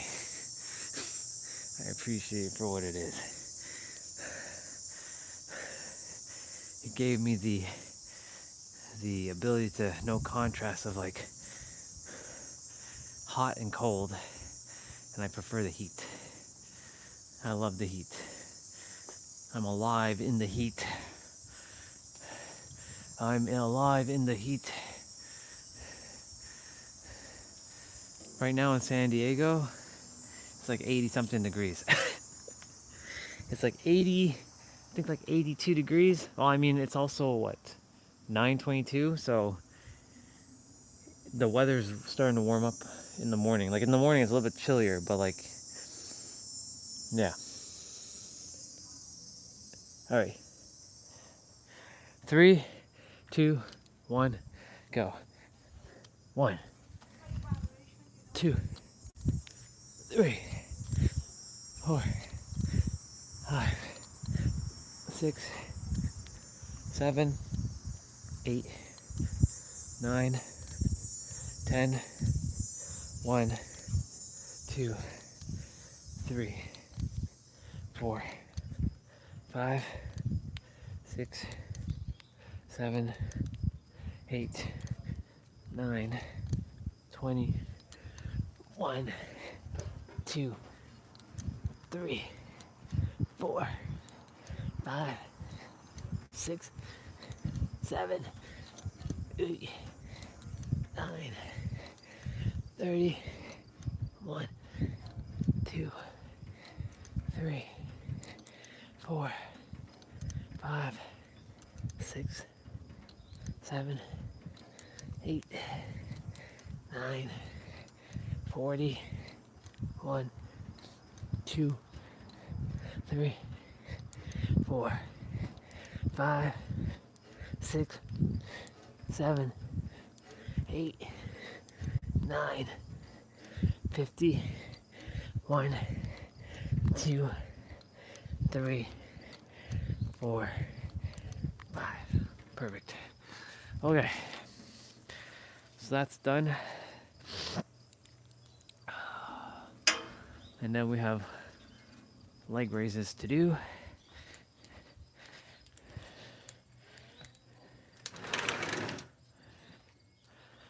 I'm gonna probably Wolverine myself outside later, or unwolverine myself. Grab like a bin and do that. All right, leg raises are next. Mr. Bubba, like, what are you all doing here? Like, go. Like, go. Stop flying around. Go over there. You have all over there to go fly. All right. 3, 2, 1, go. 1, 2, 3, 4, 5, 6, 7, 8, 9, 10. 1, 2, 3, 4, 5, 6, 7, 8, 9, 20. 1, 2, 3, 4, 5, 6, 7, 8, 9, 30.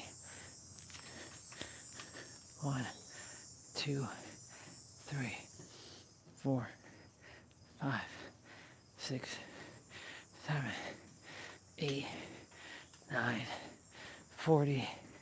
1, 2, 3, 4, 5, 6, 7, 8, 9, 50. 1, 2, 3, 4, and 5. Whew. All right, 55 of those bad boys are done.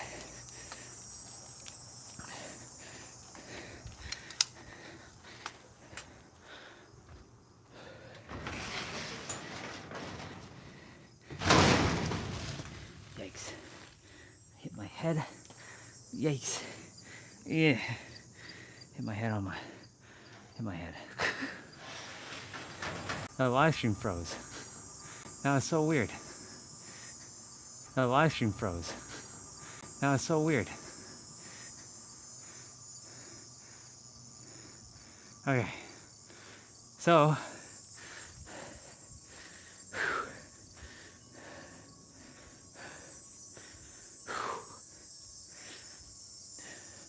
go ahead, we're gonna do some arm circles. I'm sure they're gonna give the warm up to do.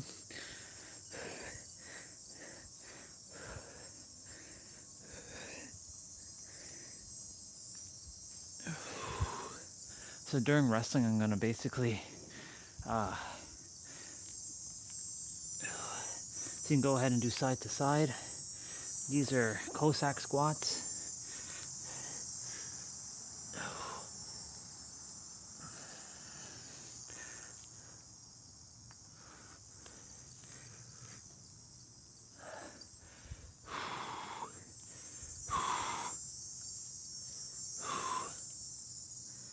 Okay, we'll do some lunges.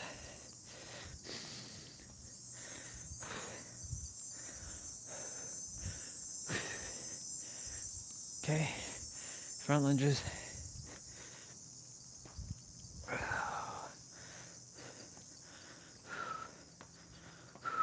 All right, it's 12:29, and we will be putting on some music now.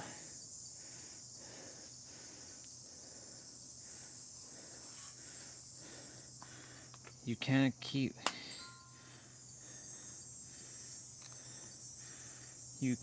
the energy you carry.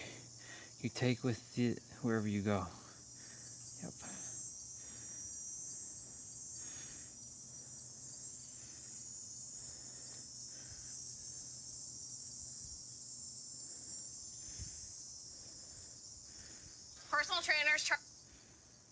Personal trainers charging $60 a month. This is really going to make you mad because these coaches took their businesses online and are making $30,000 or more a month. You don't believe me? Lacey and Zach, how much money have you made? 82K.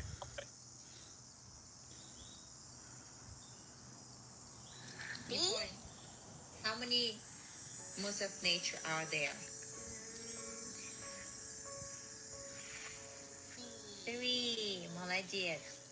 Goodness. Goodness. Passion. Ignorance. Молодец. There are 3 modes of nature. Goodness. Passion. Ignorance. The Do you want to choose right now goodness or ignorance? Goodness, because you want to go to bed and listen to mommy, right? That's a goodness, right, Nikki? Good job. Nikki, if you don't listen to mommy, is it goodness or ignorance? Ignorance. Молодец. Well, that's if you are making sure you tell your daughter.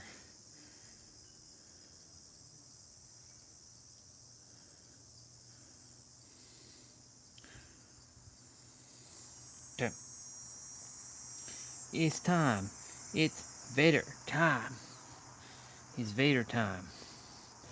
It's time.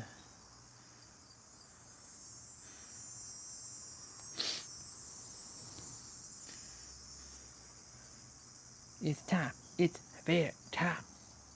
It's Vader time.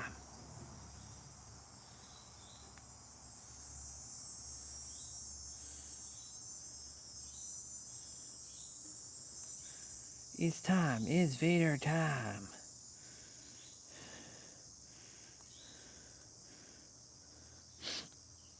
Putting on that play out music. I'm gonna listen to Dragon Ball.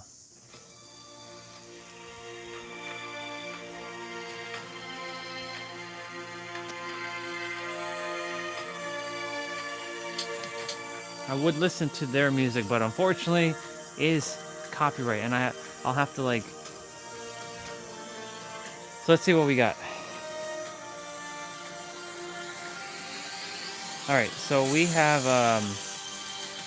So there is no warm up. So basically, we're going. So it's gonna be 40 seconds of play, 20 seconds of rest. There's no repeat, and then the finisher is 30 seconds, four movements, no rest. So let's go. Drink water in between.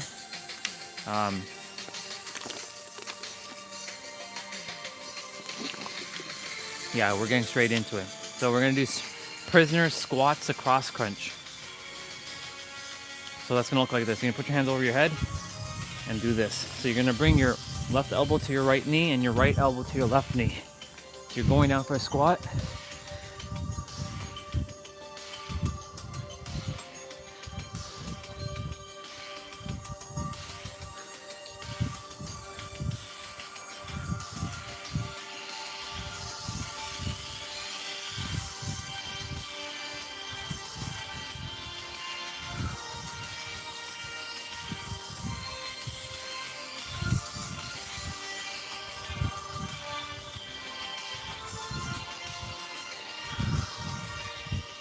Perfect.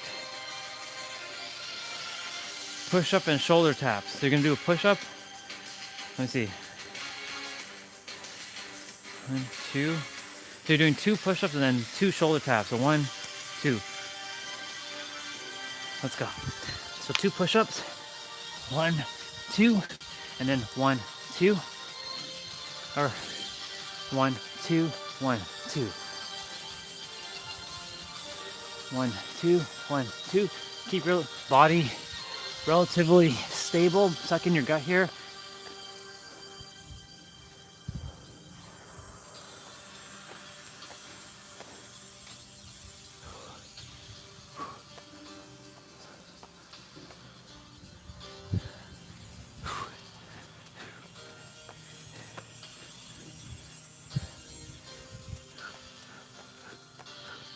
Okay, cool.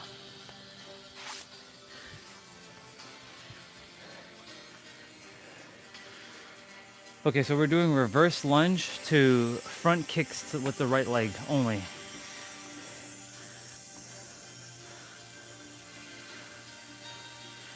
So you're gonna go ahead, do this, and then kick.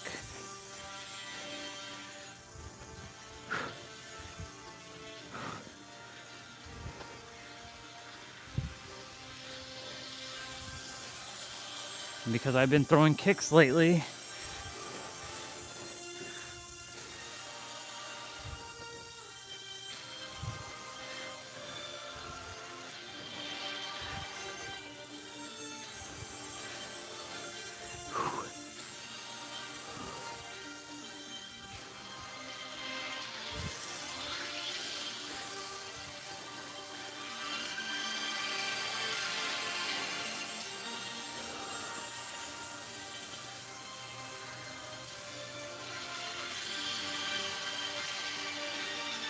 Same thing, other side now. So I'm gonna face this way.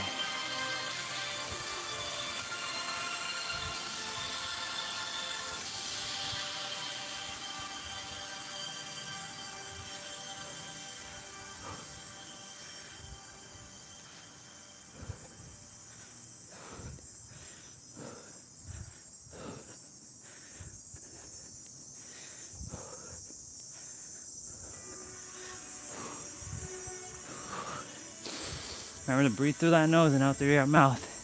And if you're having a hard time breathing through your nose, then take that air through your mouth. Gas for that air.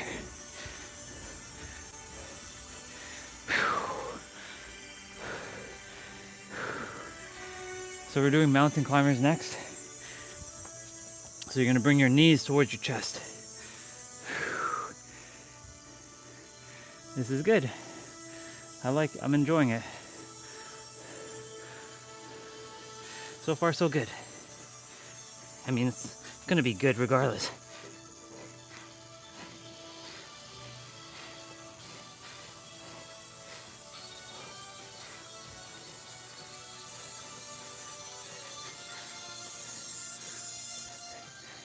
Let's go. We got that pouch hanging.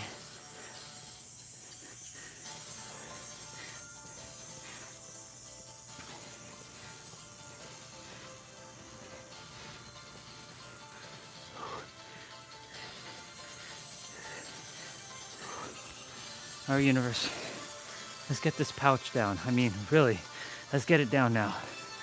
Let's make this pouch disappear. All right, so we're doing 3 squats and then a jump. So 1, 2, 3, jump. 1, 2, 3, jump. 1, 2, 3, jump. 1, 2, 3, jump. 1, 2, 3, jump. 1, 2, 3, jump. 1, 2, 3, jump. 1, 2, 3, jump. 1, 2, 3, jump. 1, 2, 3, jump. Expect burpees. Okay, we're doing bicycle crunches next.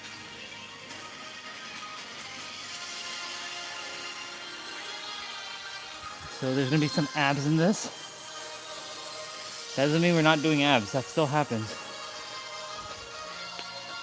So you're gonna put your lower back flat on the mat. Bring your left elbow to your right knee and your right elbow to your left knee and really squeeze your core. Anything with abs, you're gonna suck in your gut, pull in your belly button, contract your core, bringing your navel into your spine.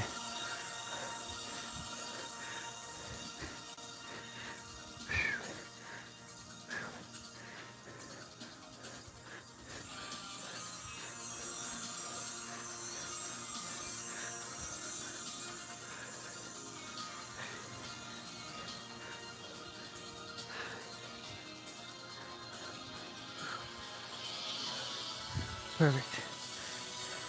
So we're doing sprinter ups. So you're gonna keep your lower back flat when you're coming back down. So you're making sure your lower back touches the mat first. So you're gonna be coming up like this. Making sure your lower back touches, rolls on the ground before your shoulder blade does. Let's go. So you can either touch your feet or your knees or both or just one. Totally up to you here. I'm gonna opt to do both. But making sure you have a smooth roll transition when you're coming back down. If your shoulder blades hit the ground first, that's all right, but just make sure you do your lower back. Because it's easy to have your shoulders hit the ground first, your shoulder blades, but your lower back should touch the ground first. Okay. So we're doing squat to cross punch. So you're gonna go down and you're gonna punch. and then you're gonna go down and punch the other direction. Let's go.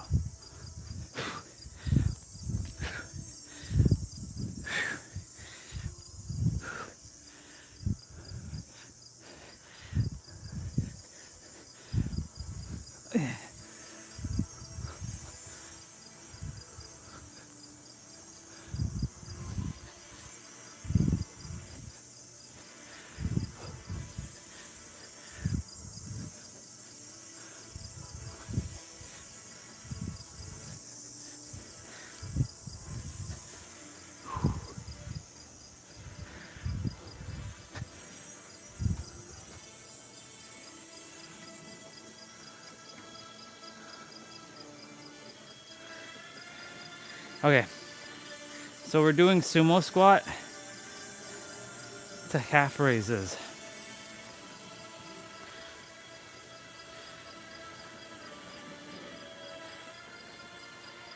So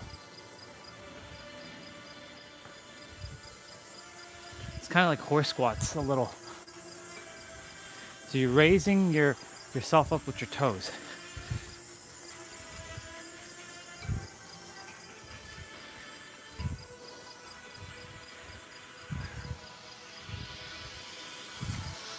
See, the moment I start moving the body, that's it. I feel so much better. I mean, I wasn't feeling like blah, but you know, when I was sitting in that meditative state / falling asleep, you know, yeah. So we're doing cross climber, Bubba. So you're bringing your opposite knee to your opposite elbow. So right knee, left elbow, left knee, right elbow. So you're in a plank. And this is contracting your obliques, your side ab muscles. So really squeeze. Remember, ab exercises do not give you abs. It comes down to your nutrition, your rest, your hydration, your diet, your regimen, so like movement, your stress management. It comes down to a lot of different things. How relaxed and present you are as well. So we're doing pike shoulder taps. So that looks like this. So you're like this. You're basically like this.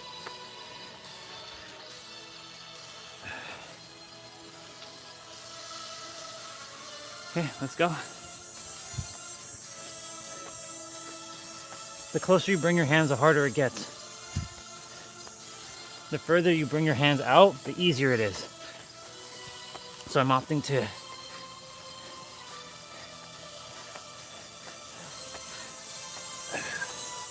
really challenge myself with this one.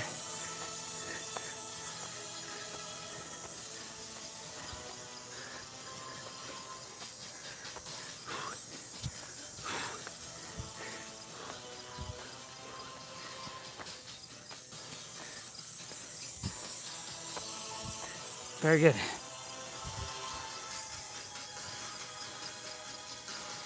Okay, so we're doing lateral squat walk with a jump. So it's gonna look like this. And then you're gonna jump, and you're gonna walk back the other way. Doesn't matter how much you walk. If you do 2 or 3 steps, no big deal. I'm going by my camera. Jump.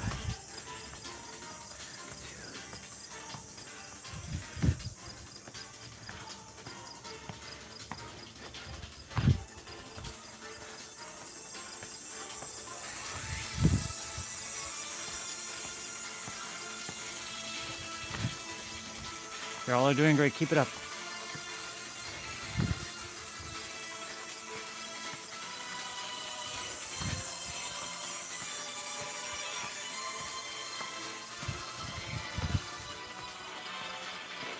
Very good.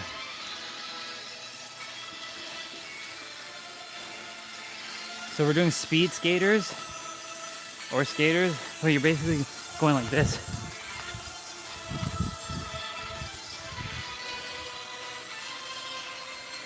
Let's go.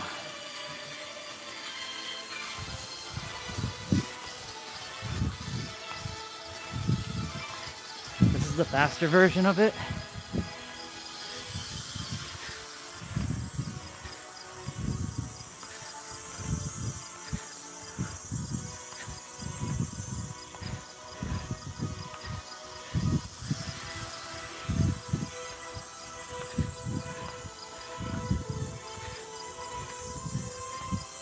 Dan's doing something in the middle with his hands,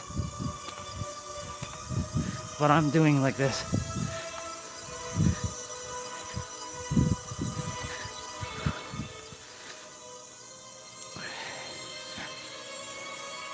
Plank jacks are next.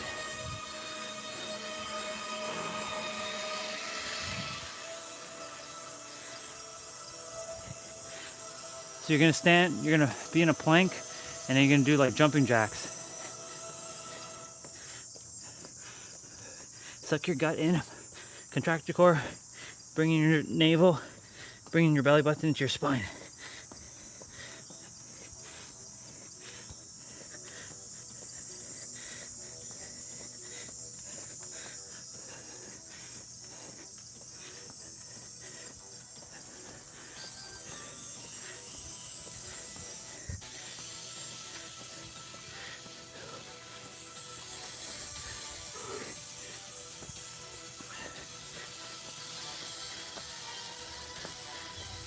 Ugh, let's go.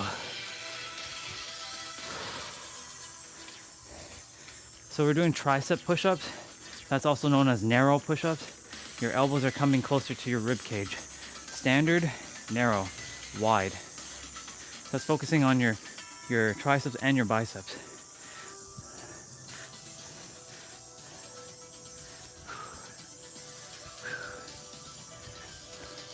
So I'll show it to you from this angle.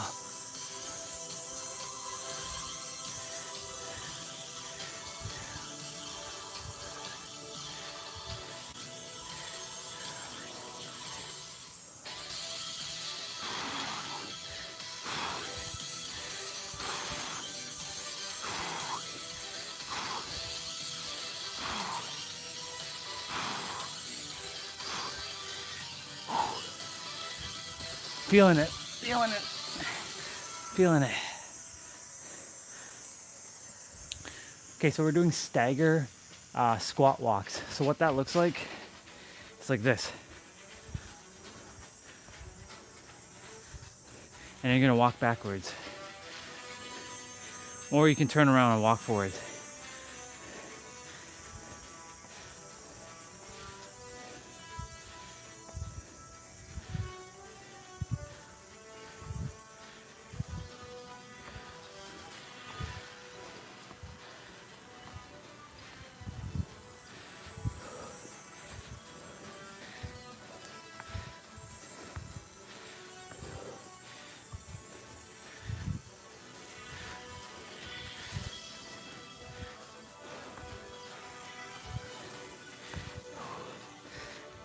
This one's really something.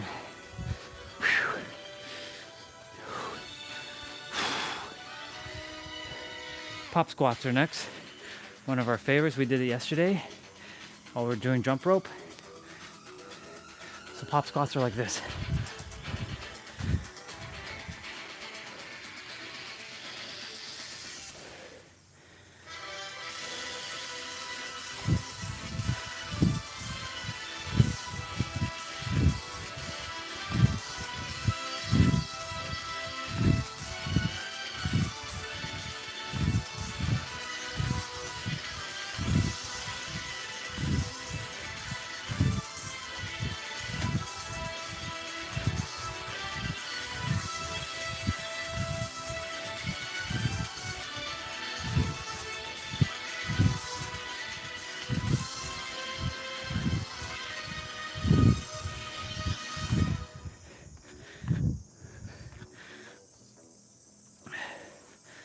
High knees are next.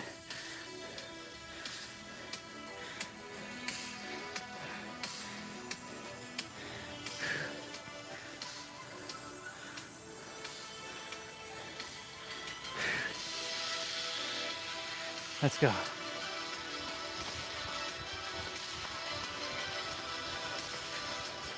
So you keep your hands relatively in the center here and let your knees tap your hands.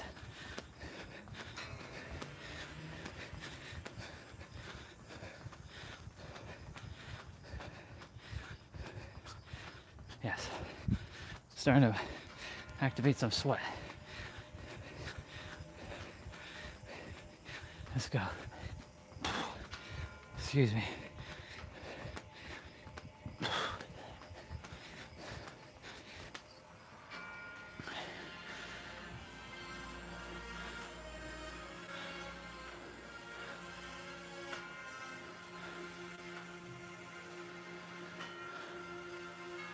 So we're doing side lunge to knee drive. So you're gonna go down with your right leg and you're gonna come up and drive your knee.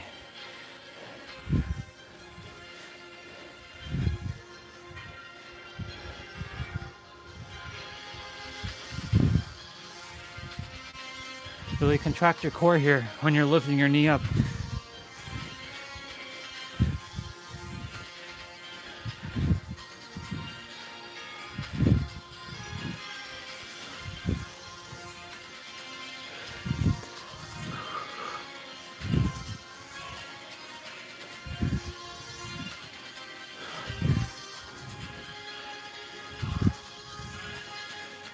Cool. Other side next. So you're gonna do the other side.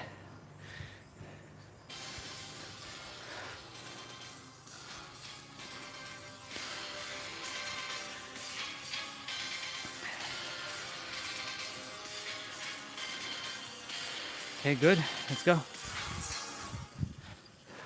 Actually, there we go. Getting a little bit more range of motion there.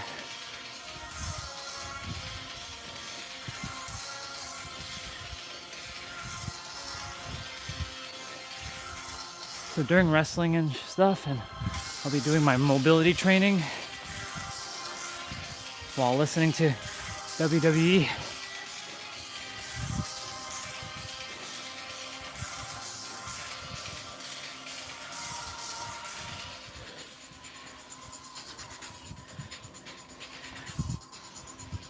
Very good. Whew.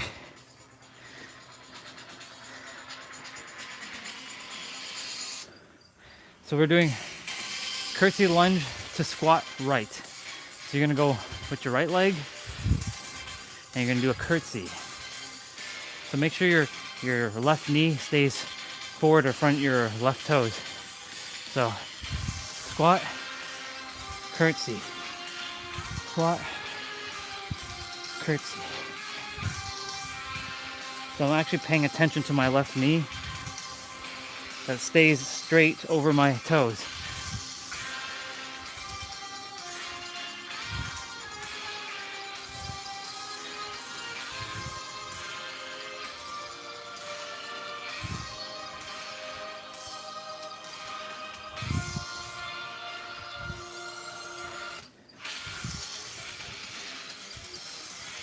Very good. Other side. Left.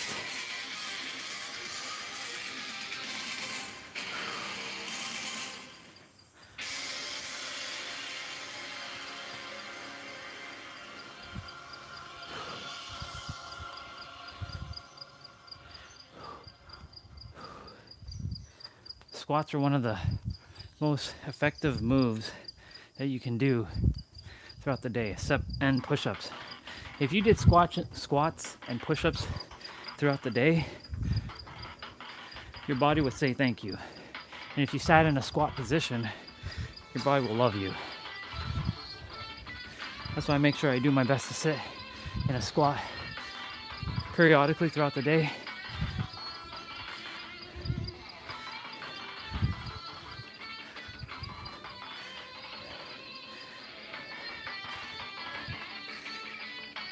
Okay, blast off push-ups. So this one here, you're gonna be like this, and then you're gonna push up and come back. So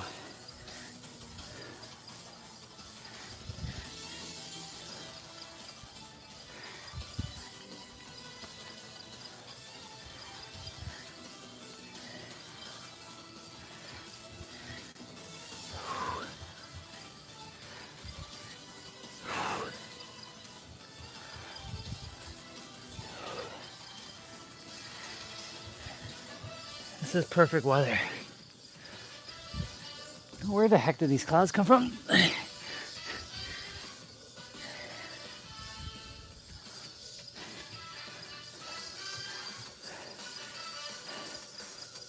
Okay, I told you we'll have a burpee coming up. This one's called burpee jacks. So you're gonna do 2 jumping jacks. You're gonna go down for a burpee with a push-up, come back up, and then jump 2 jumping jacks. So 1, 2, 1, 2, 1, 2,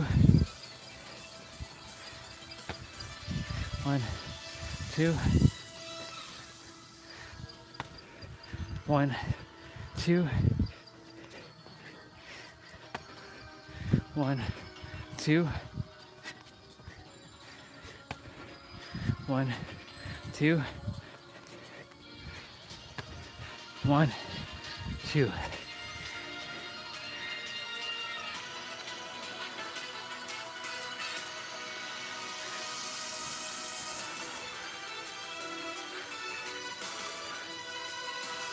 Okay, we're doing plank toe touch. So you're gonna plank and you're gonna touch your opposite toe with your opposite hand. So left hand, right toe, right hand, left toe.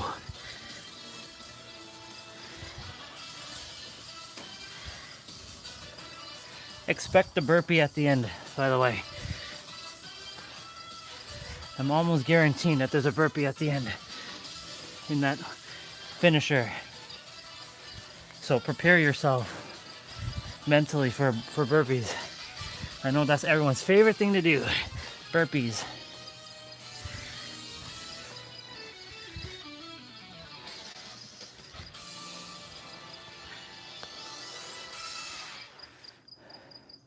So step through lunges to the right. So you're gonna go to the back, forward and then back.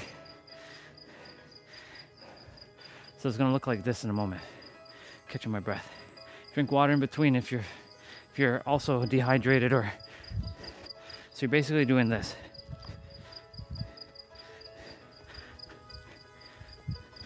Smooth motions.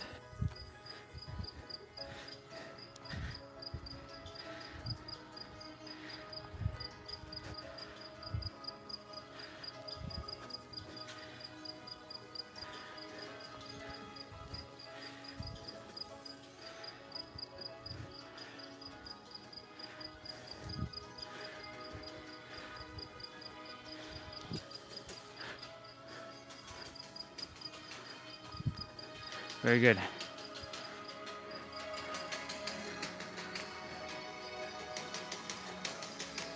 Same thing, left side now. So I'll face the other way.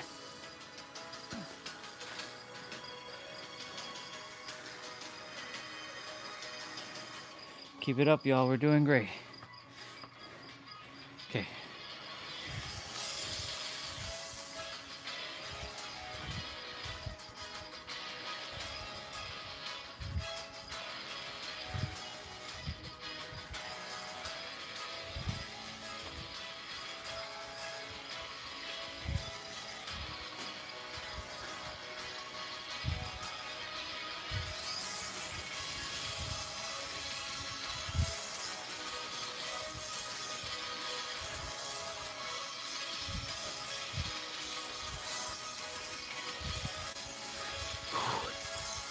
Very good. So we're doing power jacks. So power jacks, it's like this. So you do a jumping jack and then you bring your arms like this. That's a power jack. And you do another jumping jack. Okay.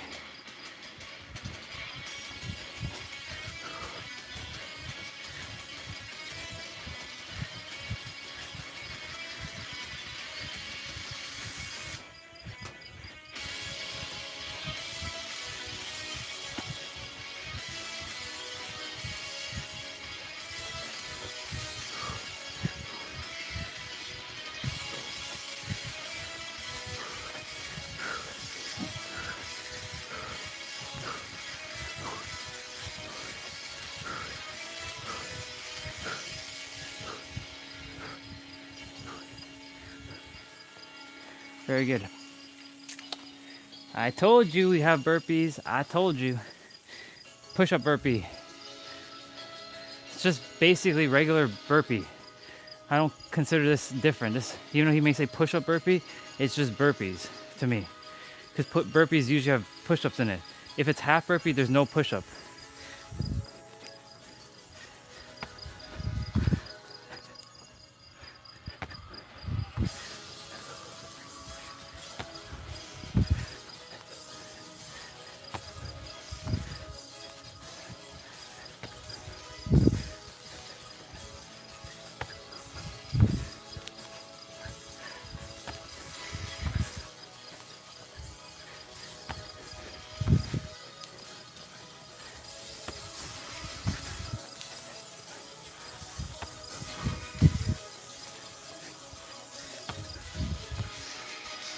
Okay, finisher. 30 seconds each, 4 exercises, no rest in between. Push-ups first, squats second, sprint in place third, and then burpees again. Told you. Just straight up burpee, push-ups.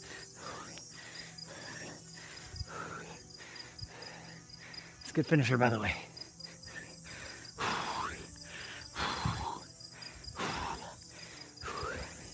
Push a little deeper, a little further.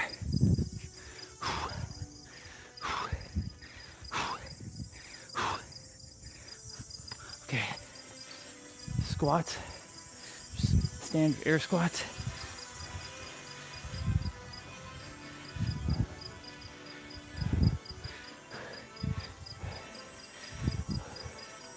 Catch your breath here.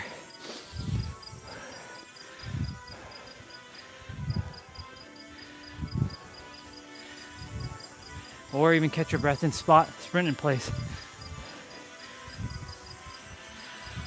Okay.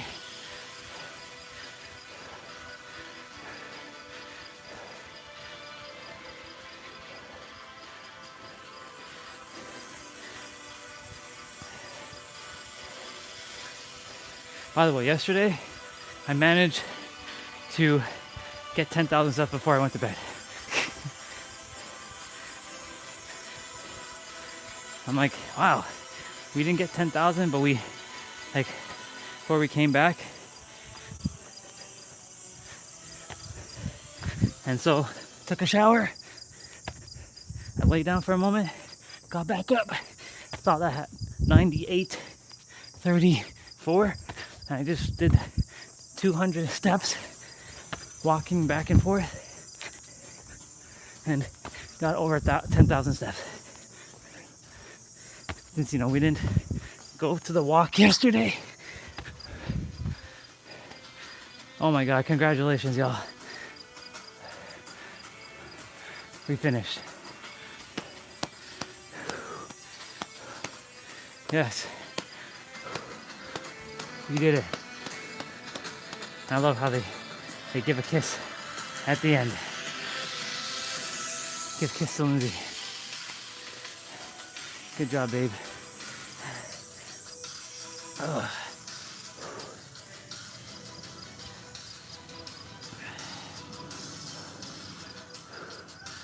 Very good.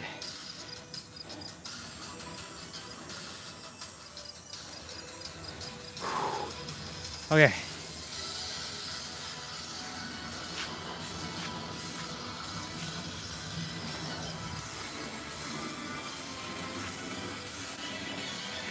Go ahead and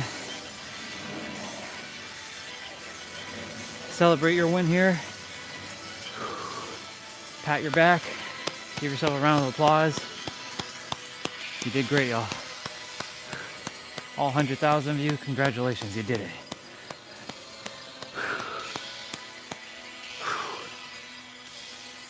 Share in the chat how you all are feeling. You must be feeling relieved. Some are probably feeling amazing. Some are feeling exhausted. Remember, this is a journey. This is not a sprint. This is a marathon. Every day, move your body. Just move your body for a little bit. You don't have to do 30 minutes, you can do 5 minutes. You can just do burpees and squats. You can do push-ups and squats. You can do just squats. You can sit in a squat. You can just do mobility training. You can do all of it. There's no one size fits all. I just show you like what I do on a daily basis so that you can have something to mirror and use as reference. Like I have a really solid routine. In my opinion, my routine's pretty solid. Cardio on Sunday or HIIT. Monday's upper body, Tuesday's lower body, Wednesday's back to upper body, Thursday's active rest day with abs, Friday's full body, Saturday's jump rope, which is cardio, and that focuses on upper and lower body. So like, I'm getting a bit of everything, right? And like HIIT is like considered to be like, you know, like running, you know, like when you're running, it's not, you know, running's considered cardio.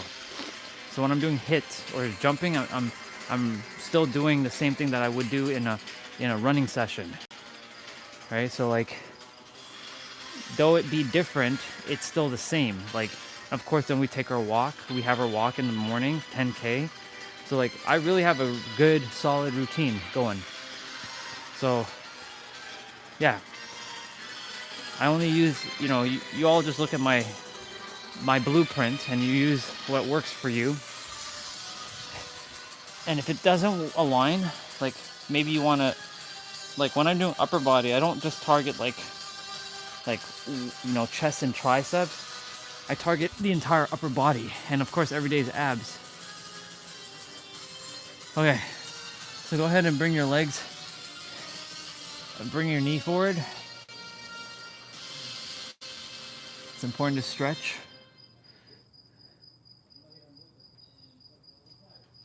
Go ahead and bring your right knee to your left side and extend up.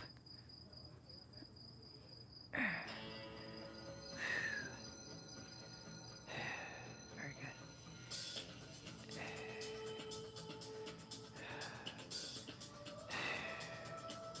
Okay. And then the same thing, you can bring your left knee up.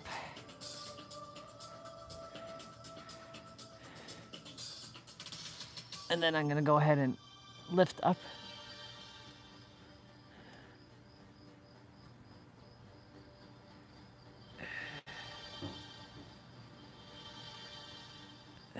Very good. And then, what's next? Go ahead and do bridge.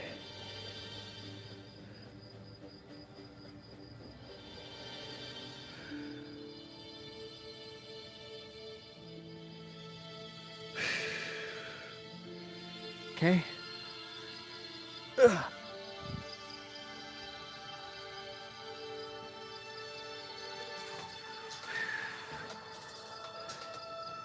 we're going to go ahead and stretch our legs here.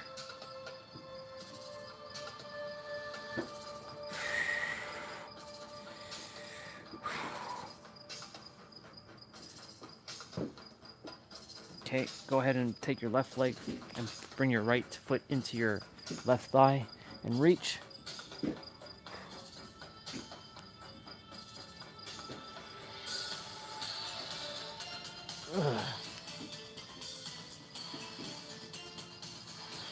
And then, same thing, bring your left foot into your right thigh and reach for your right foot.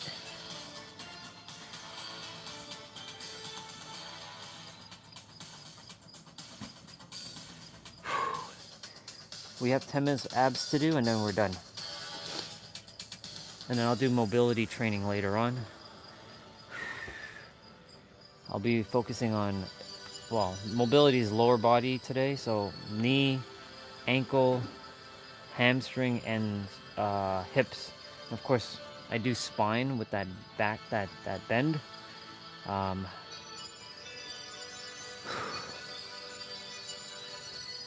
right, so go ahead.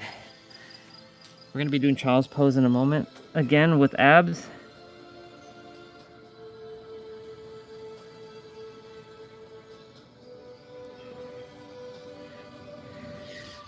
Okay.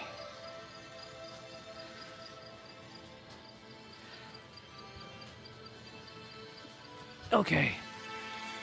Let's go ahead and get an ab exercise done now.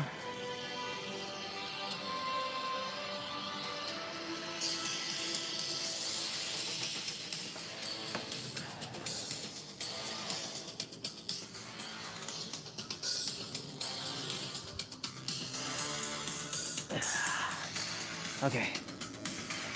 On. Ooh, I just saw 111. Nice.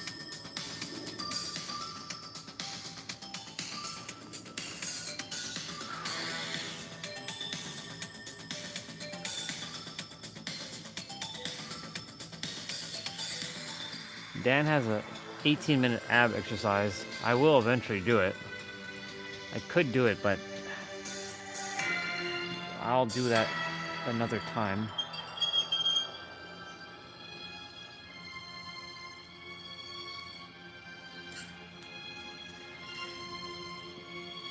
Okay.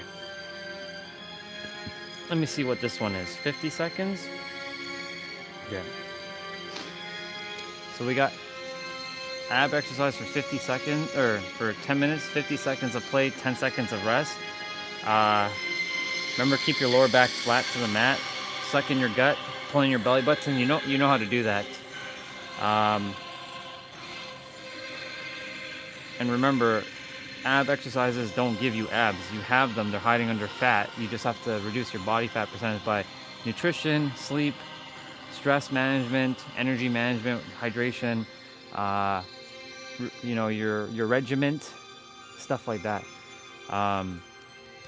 Yeah, so make sure anything where you're lifting your legs, you bend at your knees if you have to, or if you're reaching for your foot, or anything where you're lifting your torso, make sure your lower back comes down first before your shoulder blades, or put your hands underneath your butt when you're lifting your legs up so that you have lower back support.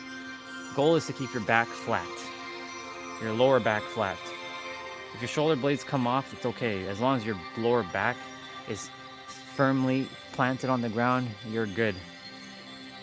So 50 seconds of play, 10 seconds of rest, and we're starting with leg switches. Okay. Ooh. Nope.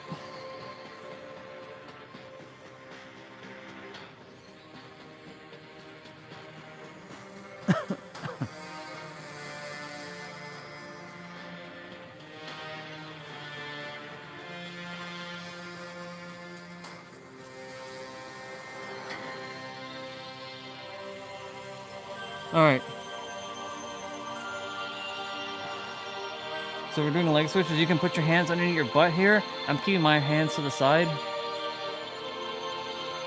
because my lower back is flat. I'm able to keep it flat. But again, if you can do it without your hands underneath your butt, go for it.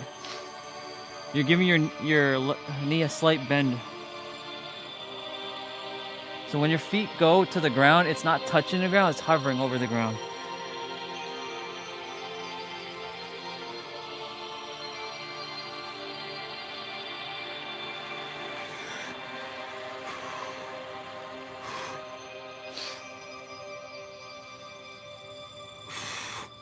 Very good. We have Gohan's music next. So we have reverse crunch with leg opener. So you're gonna bring your knees to, so I'll put my hands underneath my butt for this one. And then you're gonna leg opener. Extend the leg out, open.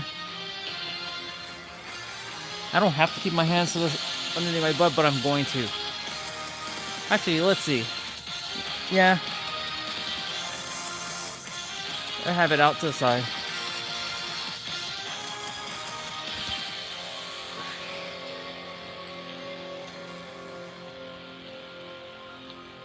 Ah.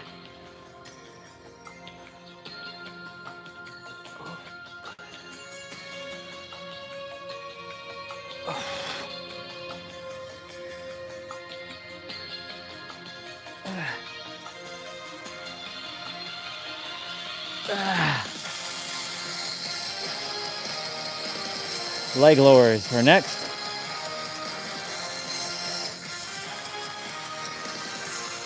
So this is where I'll put my hands underneath my butt.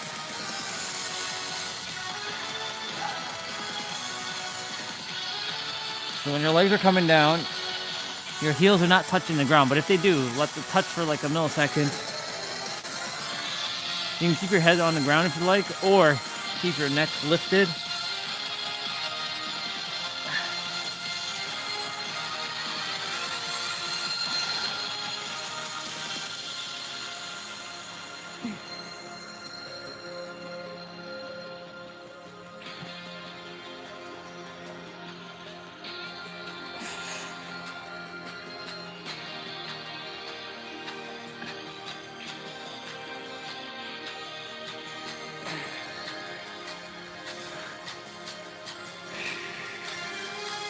Ah.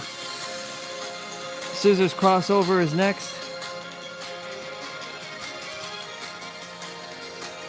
You can put your hands underneath your butt.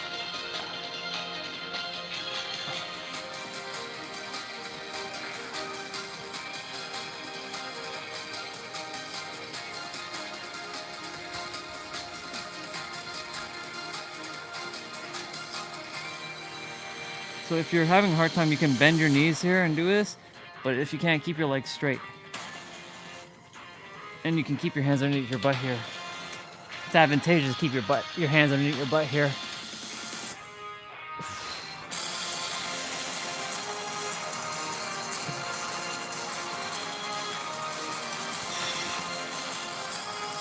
Ah.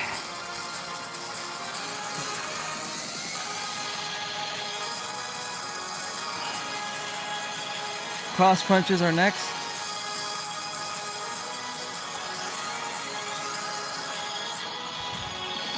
So you're bringing your left elbow to your right knee and your right elbow to your left knee.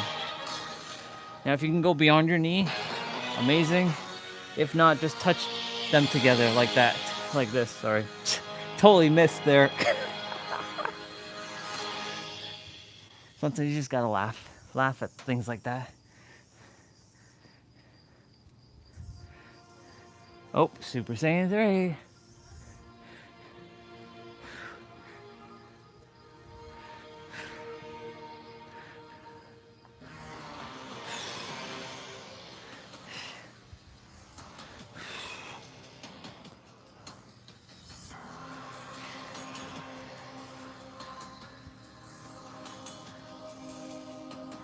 Cool.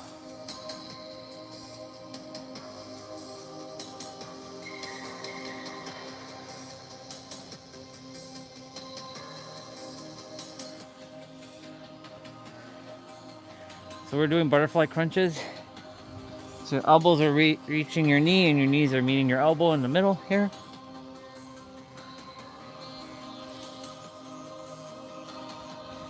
And then we're gonna watch some WWE after, well, around 2 o'clock. I'm sure Nero released his video.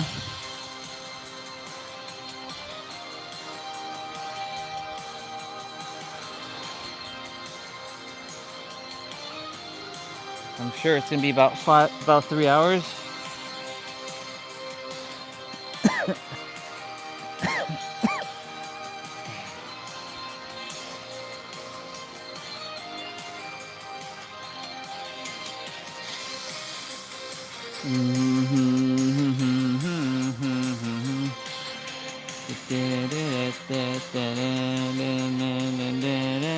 So we're doing single leg extensions.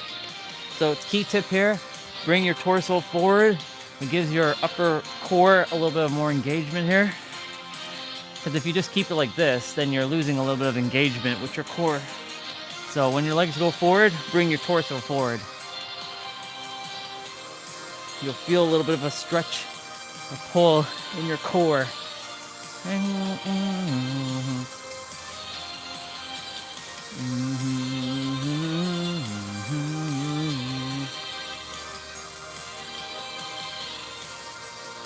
If I can play this track all day, I would.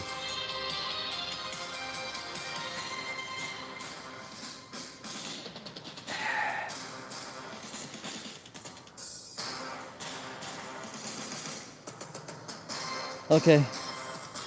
Ugh. So oblique heel taps are next. So if you're having a hard time, put your feet together and then reach for your heel, your in between your toes and your heels. But extend your legs out as much as you can and contract your obliques, the side ab muscles. Huh?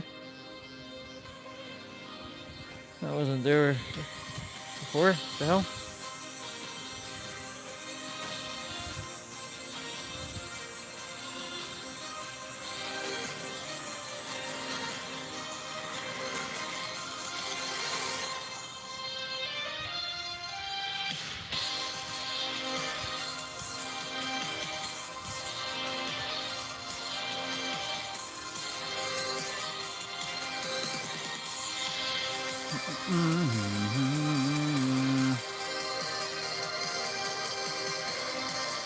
All right, we're doing a plank now. So, plank knee tucks. Similar to mountain climber, but you're tucking your knee and you're doing slow.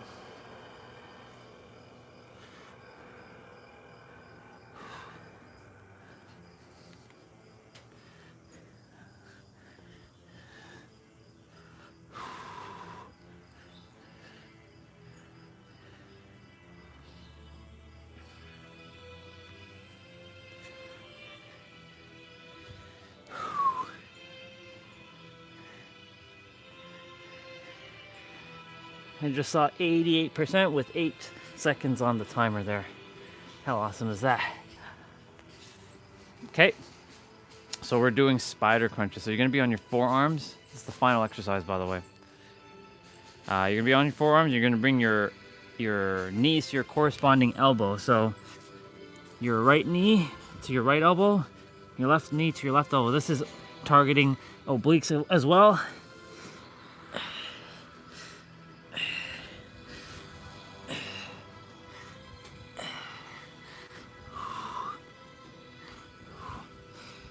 Doing great, y'all. Proud of all of you. Every day for moving your body. You're saying yes to you. Yes to your present moment and your future self.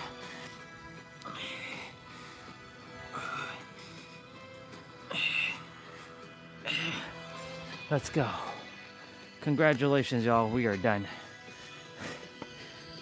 We are finished. Let's go.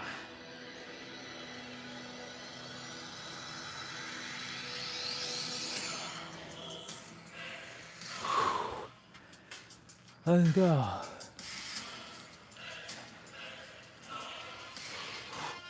So we're gonna I'll give you a couple ab stretches here. That was good. That was really good. I enjoyed that.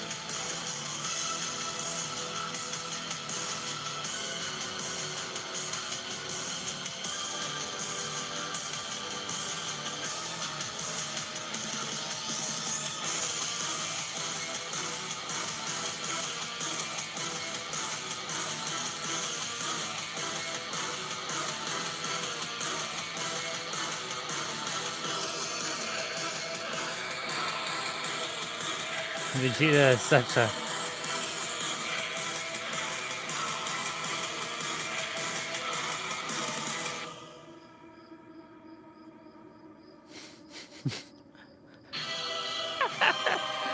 That's funny.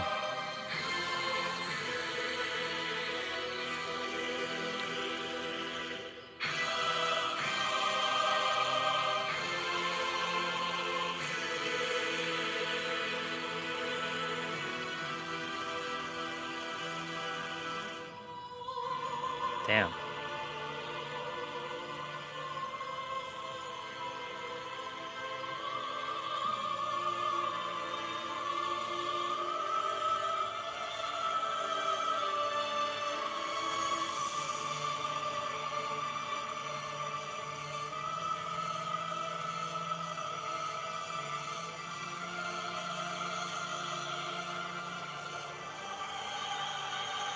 That's funny. Okay. Let's do the stretches quickly.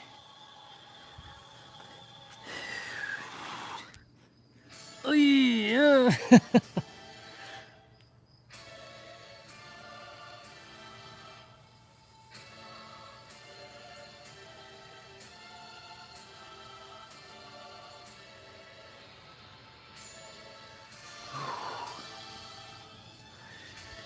Okay. Cat, cow. So this is cat, cow, cat, cow, cat, cow. Shake it out. Go ahead and do child's pose. Come on, left knee. What's going on?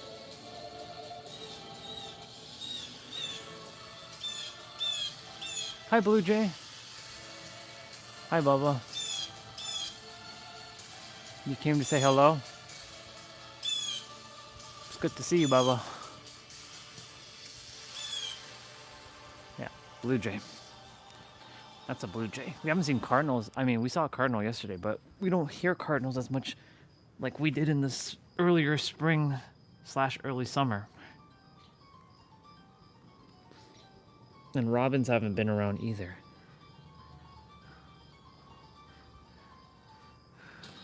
Suck in your gut here.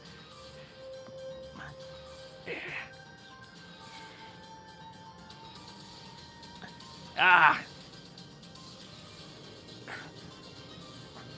Ugh. Ladies and gentlemen, we are done.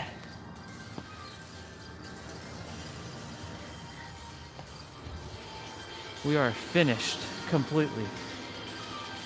It's done.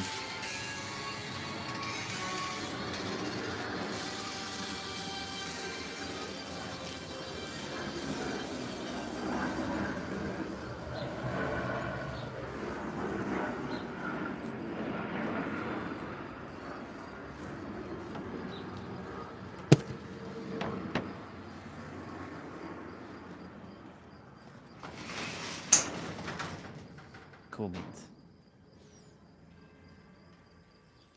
Yeah, that bike has to be thrown. Has to be. Well, I mean, it still works. It's just has to be. The chain has to be fixed.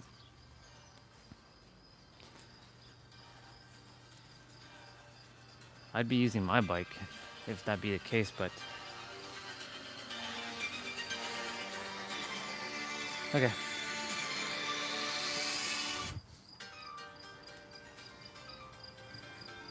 Time to go eat.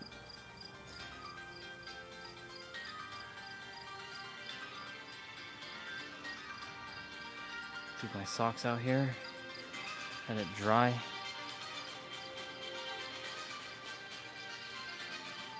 Ooh.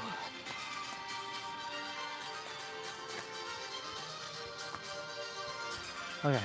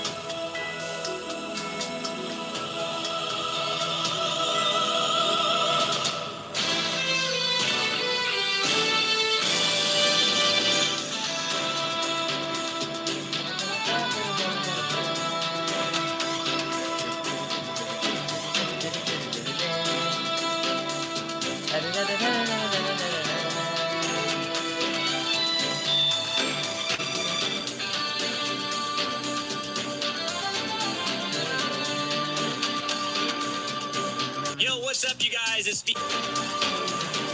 And please hear what I'm going to tell you. If you can imagine something, that's because it already exists. Bar.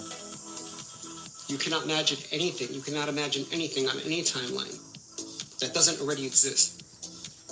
When Jesus said there are many rooms in my Father's house, he was talking about the infinite spaciousness of the I Am. He was talking about all the frequencies, dimensions, parallel conditions that exist within your consciousness. You are an unlimited being, and anything that tells you otherwise doesn't know what they're talking about. That's what summons energy into form. My understanding that I am the abundance that I seek. It's not outside of me and it's not outside of you. Exactly. You are the source, not the seeker. Feel it. Whatever I desire is given. Feel it. The Lord is my shepherd. I shall not want. Feel it. I shall not want means you are never lacking. There's something strange.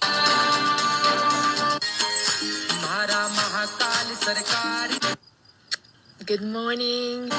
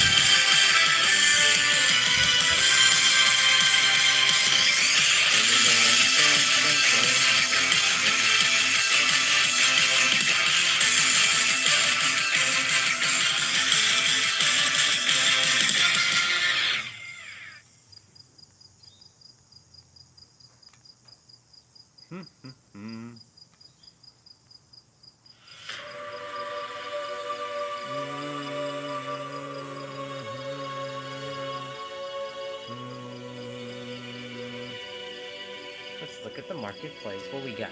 What we got? What do we got on the marketplace?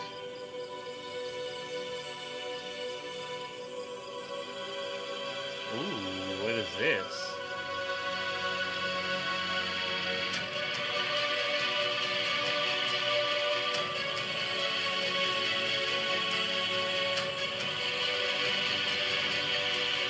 Yeah.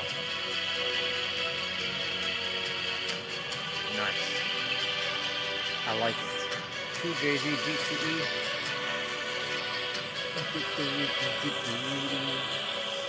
Why did you put a stupid ass sticker on your laptop, bro?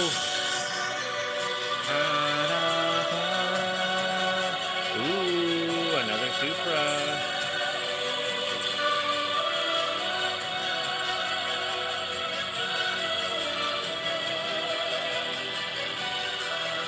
If I remember correctly.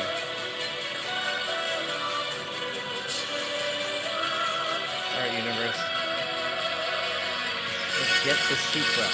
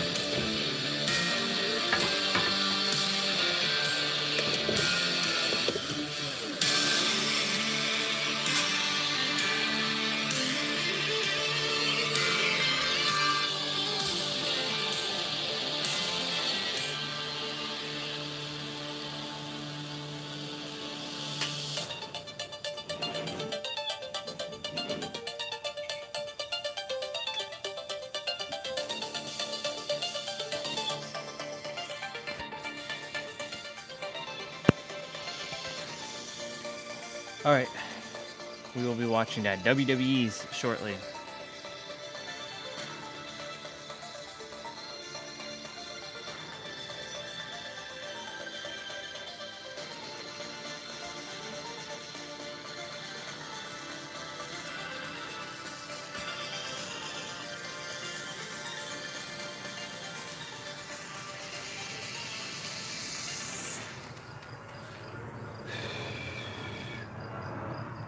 Got me an apple. Yeah,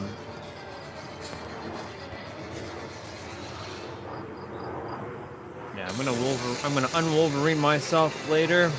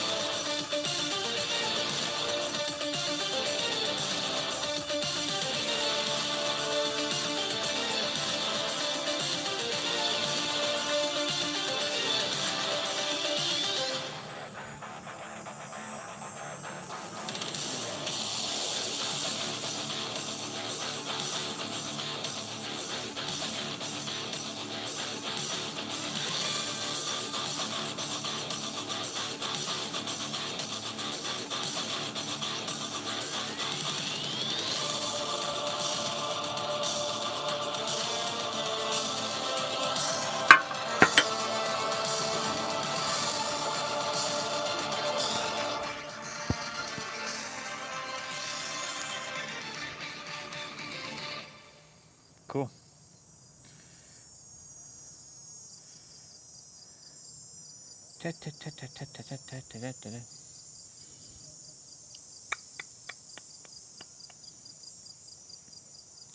Pum pum pum pum pum pum pum pum pum pum pum pum pum pum pum.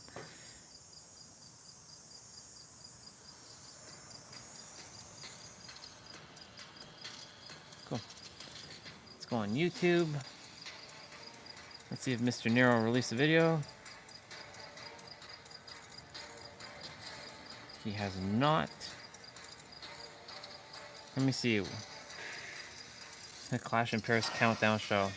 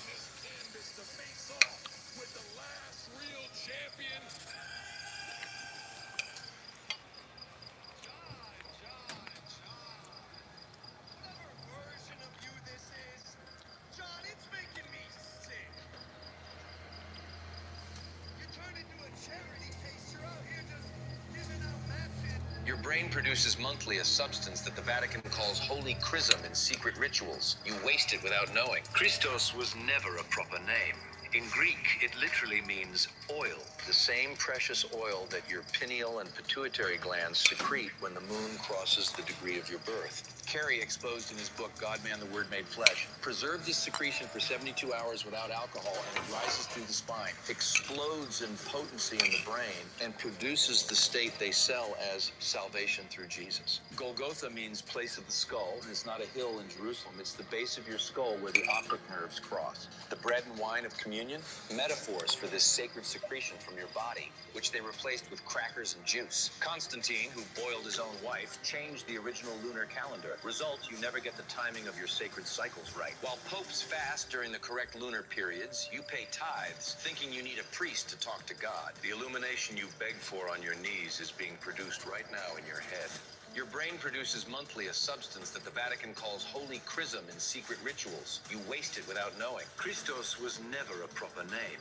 In Greek, it literally means oil, the same precious oil that your pineal and pituitary glands secrete when the moon crosses the degree of your birth. Carey exposed in his book, God, Man, the Word Made Flesh, preserve this secretion for 72 hours without alcohol, and it rises through the spine, explodes in potency in the brain, and produces the state they sell as salvation through Jesus. Golgotha means place of the skull, and it's not a hill in Jerusalem. It's the base of your skull where the optic nerves cross. The bread and wine of communion, metaphors for this sacred secretion from your body, which they replaced with crackers and juice. Constantine, who boiled his own wife, changed the original lunar calendar. Result, you never get the timing of your sacred cycles right. While popes fast during the correct lunar periods, you pay tithes, thinking you need a priest to talk to God. The illumination you beg for on your knees is being produced right now in your head. Your brain produces monthly a substance that the Vatican calls holy chrism in secret rituals. You waste it without knowing. Christos was never a proper name. In Greek, it literally means oil, the same...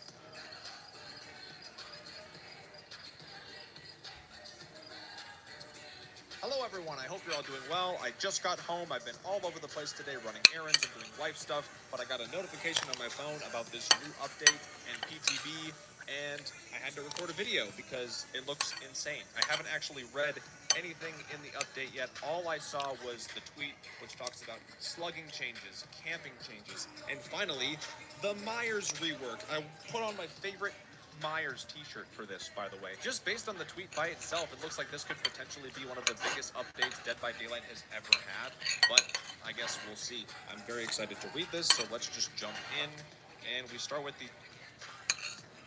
I mean, this is even way more, drastic than the slugging thing. This is a lot. But a lot of it comes down to numbers, right? Like, bonus damage for the next generator kick. How much? Is it like Pop Goes the Weasel? Is it just a little bit more? Temporary haste status effect. Okay, how temporary is it? How much haste do you get? These are all things we're going to learn, obviously, but man, that's crazy. So what is this elusive thing? Okay. Added a new status effect that silences grunts of pain and suppresses survivor aura, pools of blood, and scratch marks. Okay. So that means once you get unhooked, if you're the person who was just unhooked, you get endurance, you get haste, and you also get this. So you have iron will, no scratch marks, no blood, your aura can't be seen for any reason, but we don't know how long it lasts. Again, I don't know if it's just the 10 to 12 seconds of like that base kit borrowed time, or is this going to be more like an off-the-record thing, like it's going to last for a while until you do a conspicuous action.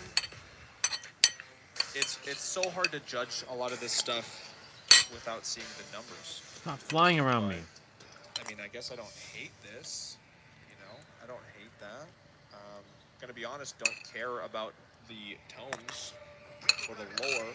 Sorry to all you lore enjoyers, because I care about this, my boy. One of my P100 killers is finally getting his update, and it's a major update. Okay, let's dive into this. I'm so excited. I hope it's good. Replace Evil Within with 2 modes that can be toggled with a button press. Stalker mode, 4.2 meters, movement speed, undetectable, and can stalk survivors. And then there's Pursuer mode. Faster, 24 meters air radius, increased vault speed, bonuses to lunge range, break speed, stun recovery. Not stock survivors in this mode, but you can switch. Okay.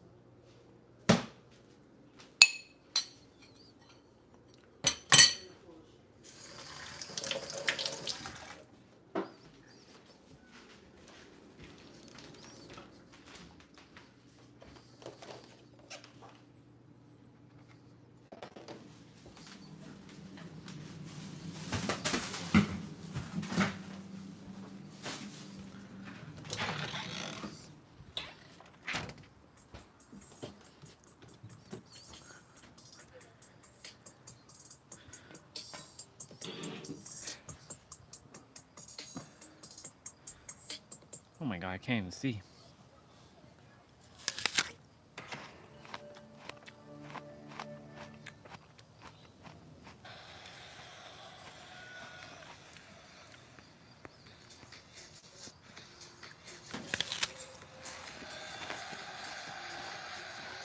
Hey, for the first time ever, a WWE Premium Live event has come to this European jewel, Paris, France, located on the River Seine.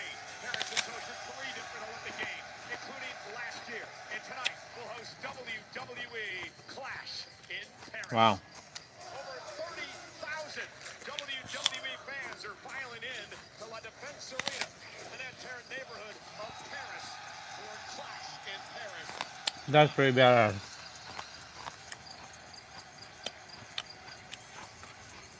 They're showing the Paris flag. European audience are so much better than the North American audience. Main event, Jey Uso hopes to win back his World Heavyweight Championship in a fatal 4-way matchup. But also in this match tonight, that man, the man that Seth Rollins cashed in on in SummerSlam to win the World Heavyweight title, CM Punk. LA Knight is here, and he's seeking his first World Heavyweight Championship. LA Knight, the sentimental favorite heading into tonight. And the champion, Seth Rollins, flanked by the Vision. Bronson Reed on the right faces Roman Reigns in a matter of minutes to kick off Clash in Paris. She's the Women's Intercontinental Champion, the main, Becky Lynch, a woman who's been called desperate by her opponent tonight, Hall of Famer Nikki Bella, hoping to add an Intercontinental title to her resume tonight. Can Nikki Bella recapture the magic in Paris? She should be able to. And social media megastar, WWE superstar Logan Paul, one of the biggest matches of his career against the greatest of all time, John Cena, live at Clash in Paris.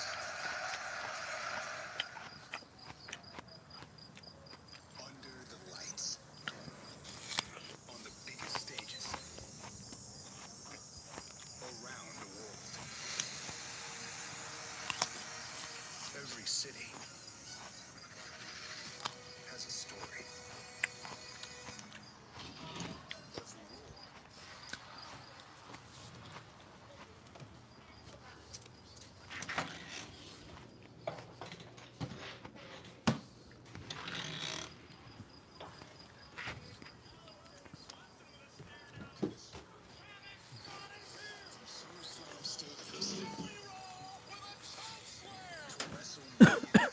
Every war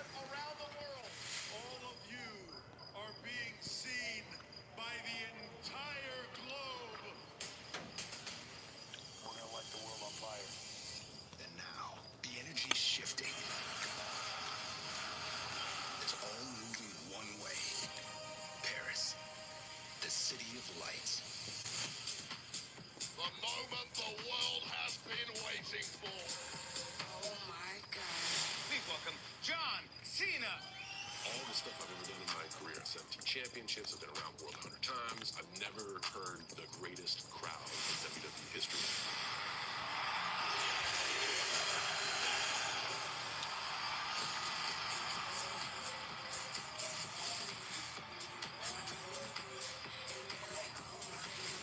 It's a fatal 4-way. Every man for himself. And there is nobody who can stop me. The bigger the star I destroy, the more my stuff rises. And the fight's on. Nikki Bella thinks she can call me out to my ring. Hey, Becky, has the man lost her balls? I am the best this company had. I am next up. You might have just made the biggest mistake of your life. Wisdom drop. So it's Logan Paul. The stage is set. This is Clash in Paris. And now, Riyadh Season presents WWE Clash in Paris. Who cares about Riyadh? I like that they put the Eiffel Tower. That's dope.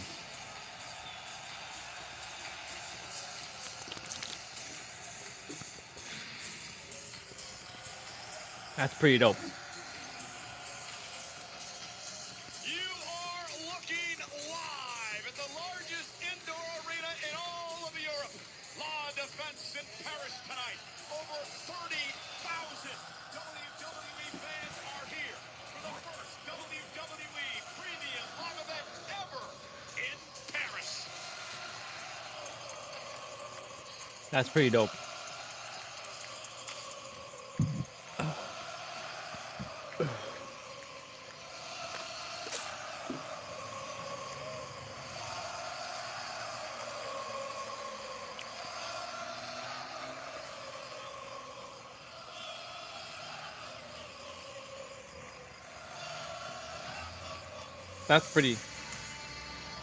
That's pretty dope though.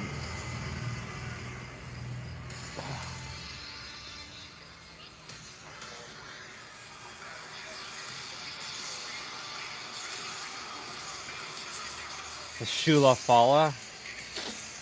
That's crazy.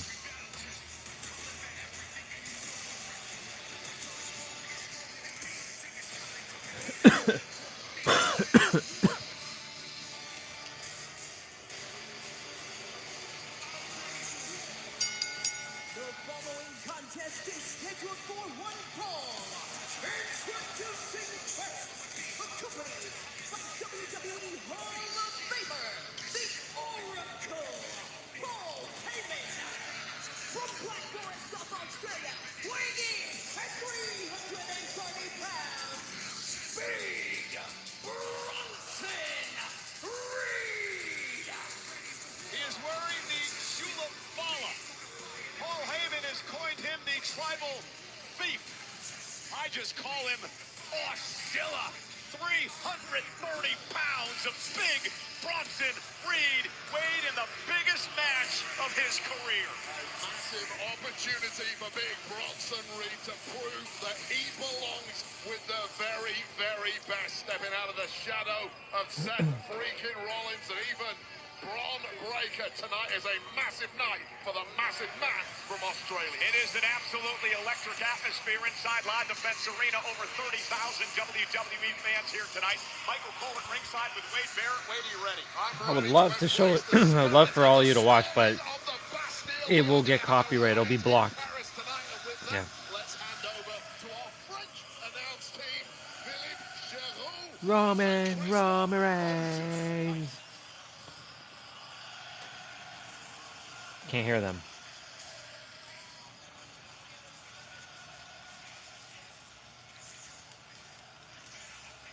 I thought you only spoke French when you were drunk. Perhaps I'm drunk right now, Michael Cole. That's the secret. I'm drunk on this atmosphere. It has been a wild couple of hours leading up to this event, of course, with our countdown show, and now kicking things off with Bronson Reed and the OTC.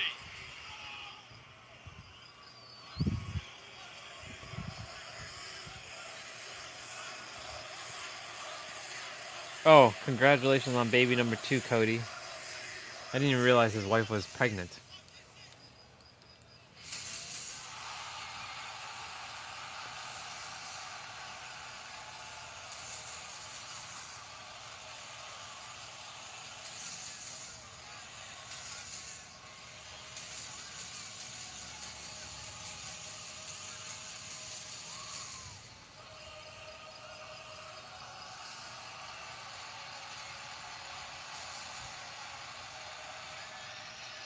Here he comes.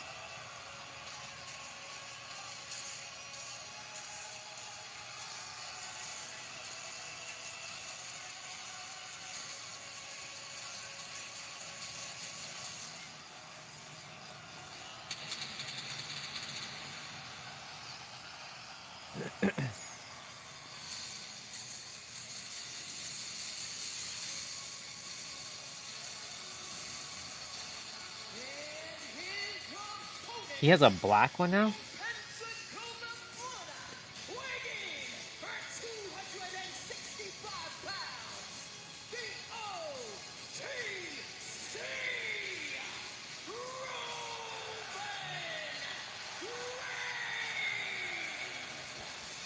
Roman Reigns is wearing 2 Ulafalas tonight as he makes his way to the ring. They are to honor both his dad and his uncle, the late great Sika and Appa, the Wild Samoans, who bestowed the tribal chief moniker on Roman Reigns, made him the head of the family, the head of the clan, a number of years ago. He said normally tribal chiefs don't wear two Olapalas, but he's doing it tonight out of respect to his father and his uncle in complete honor to them.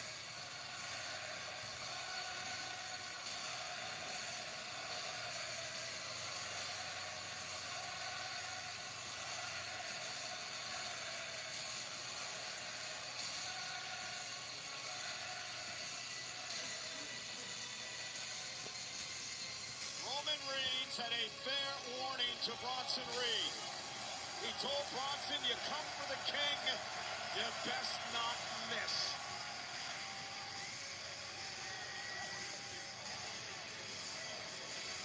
That guy is always there. The Trinidadian dude. Always front row, like he's probably like a millionaire. Universe, if you've given that guy the ability to come to all WWE wrestling events, then make sure you're helping me get what I desire. Because if you give this guy that ability to go see all kinds of wrestling shows and be everywhere, then I should be able to go everywhere. And there's that green shirt dude again.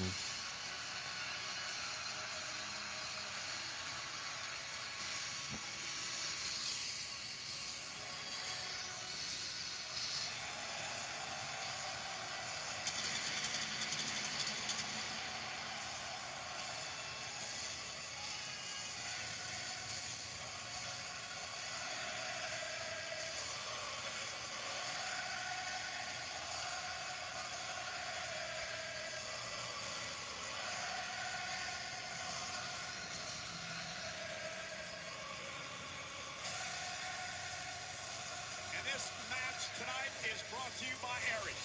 Get the Aries effect. Power, clarity, and focus when it matters most.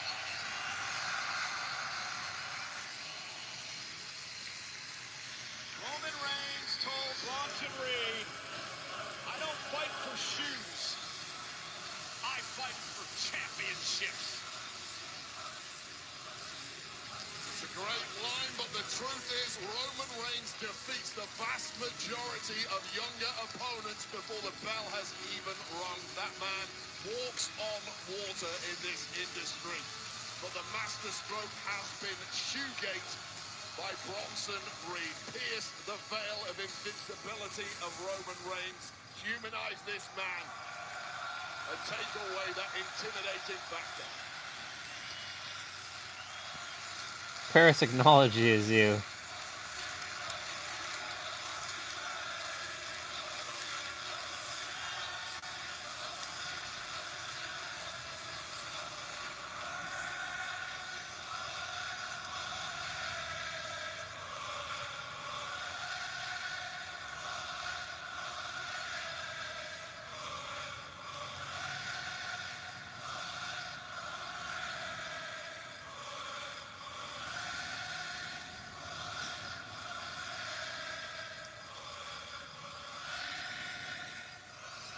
Roman Reigns. Pretty cool. And the matchup is underway. Biggest match in the career of Bronson Reed. Wait. Roman Reigns has only competed in 4 matches so far in 2025. Reed's been in the ring every week. Does it favor Bronson Reed? I would never put any favorability on the side of an opponent of Roman Reigns. And judging by this 30,000 plus audience, they would agree with me on that one. Paul Heyman, of course, looking on. He now is part of the vision. Bronson Reed and Braun Breaker and, of course, the world champion Seth Rollins. Let's not forget that Paul Heyman, over that 1,316-day reign as champion for Roman Reigns, Paul Heyman was there every step of the way. Paul Heyman has been the anchor point for Roman Reigns for years upon years. A safe harbor for Roman Reigns he can always turn to in the hour of need. Not anymore. This is funny.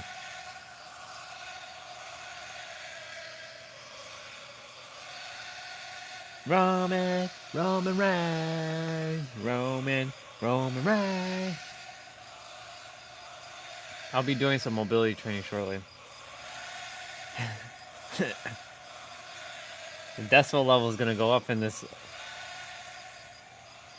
of course, then the Heyman betrayal of not only Roman Reigns, but CM Punk back at WrestleMania when Heyman aligned himself with Seth Rollins. And I like what Bronson Reed is doing here. He's not allowing the crowd to take him out of his game. Very patient, waiting to start this match.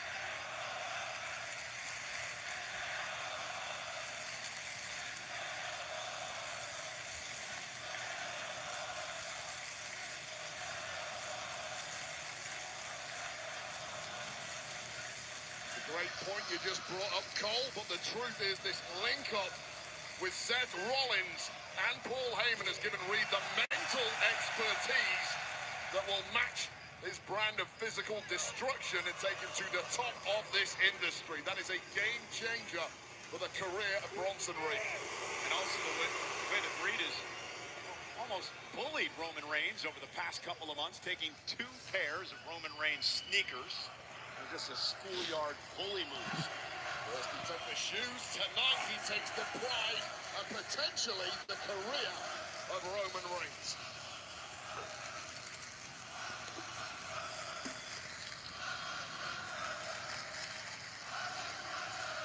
Oh my God. They're saying the F word.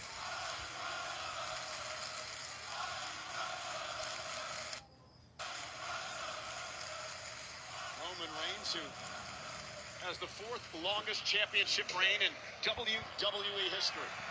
The man once went 4.5 years without being pinned in a one-on-one match. And that's in the modern era. You call it the 4th longest. In truth, it's worth way more than that. It simply doesn't happen in this day and age. And Roman Reigns beginning to understand what Bronson Reed is all about. And now he just shakes off the attempted shoulder tackle, and Reed says, bring another one.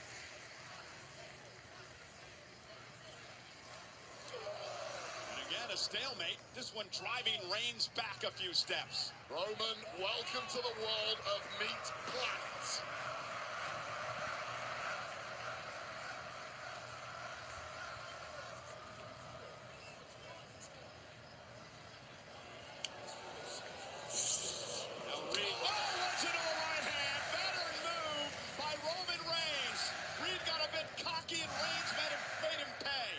Bang.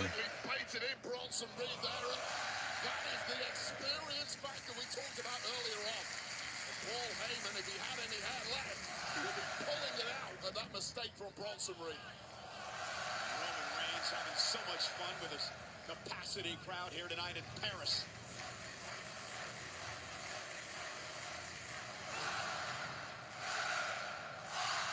Cat, sang, seize, set, wheat, neuf, these.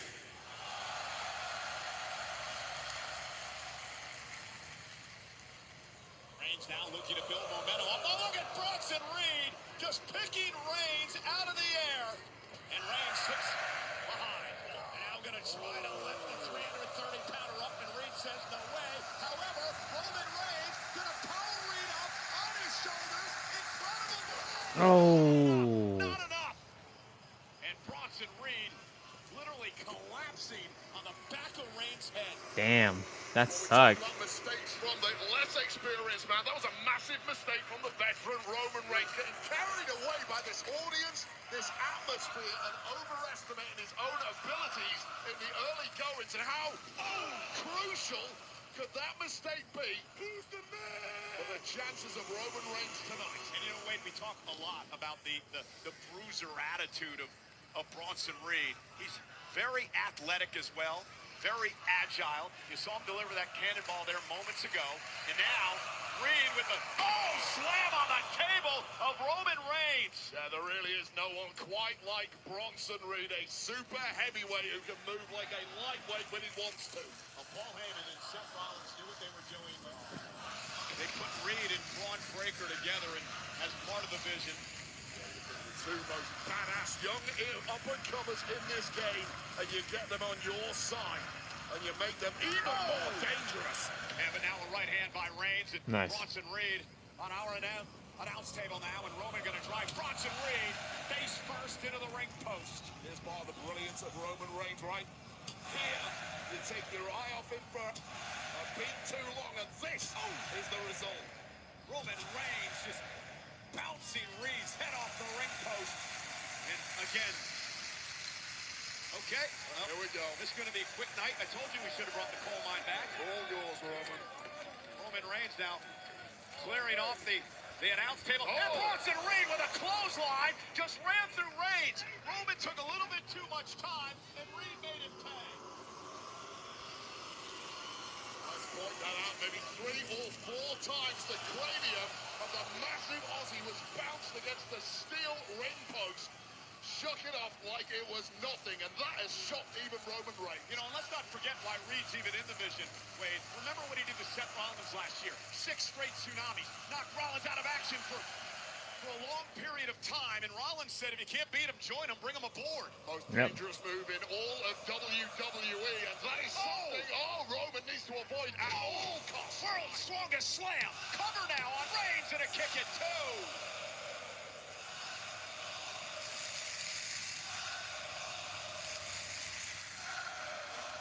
What did they say? Sakamomo? And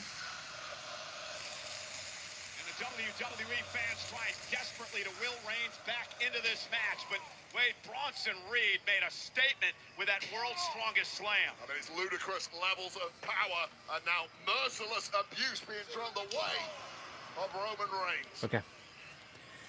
Time for me to get rolling with the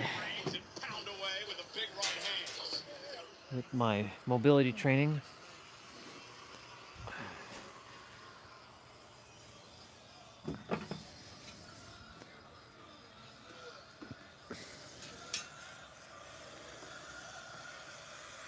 Oh.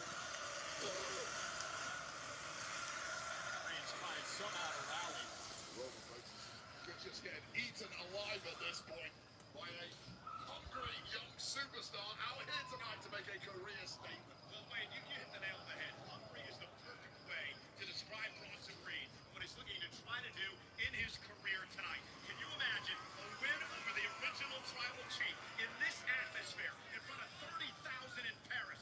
I'll tell you what it does. It makes you a perennial main eventer in one fell swoop. And now crushing the sternum of the tribal Okay. chief. Since we're doing lower body, Ringside with a smirk as well as he watches Bronson Reed dismantle a man WWE for 5 years. How has Bronson Reed been thus far?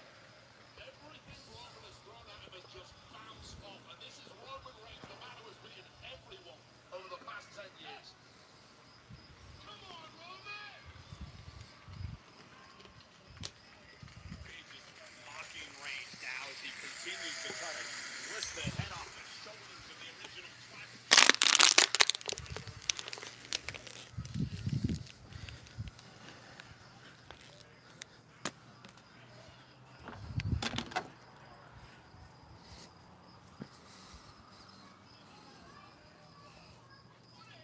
Collision, and Reigns just taken out. Listen, you sat ringside for literally every single important match of Roman Reigns' let me see. Let me see what we're gonna do. Okay.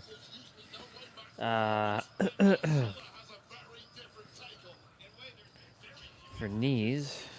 Reigns dominate in this fashion over the past number of years. Probably just a handful of men been able to even attempt to do this to Roman Reigns. Number 1, the physicality of Bronson Reed. Number 2, the smarts of the man who is the best of Roman Reigns for years, who knows every weakness, who knows every move of Roman Reigns before he makes it. The strategy of Paul Heyman. And look at this chin lock. The arm actually under the chin into a throat area. Almost looks like close to a choke here, but our senior official 1, 2, 3, 4, 5, 6, 7, 8, 9, 10, 11, 12, 13, 14, 15, 16, 17, 18, 19, 20, 1, 2, 3, 4, 5, 6, 7, 8, 9, 30. And he's fighting back now and showing you why. Here comes the OTC. Oh, and Reed with a Samoan drop. And just like that, the utter quickness of Reed. Come to the leg now. Sakamura. I don't know what to say. Sakamura.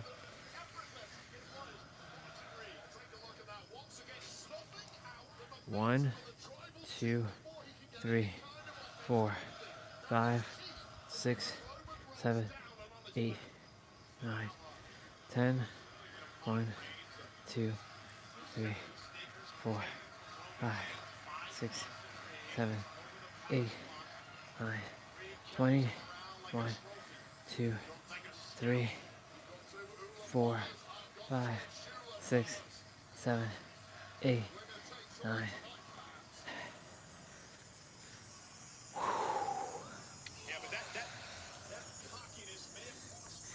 Okay, abs or knees are done.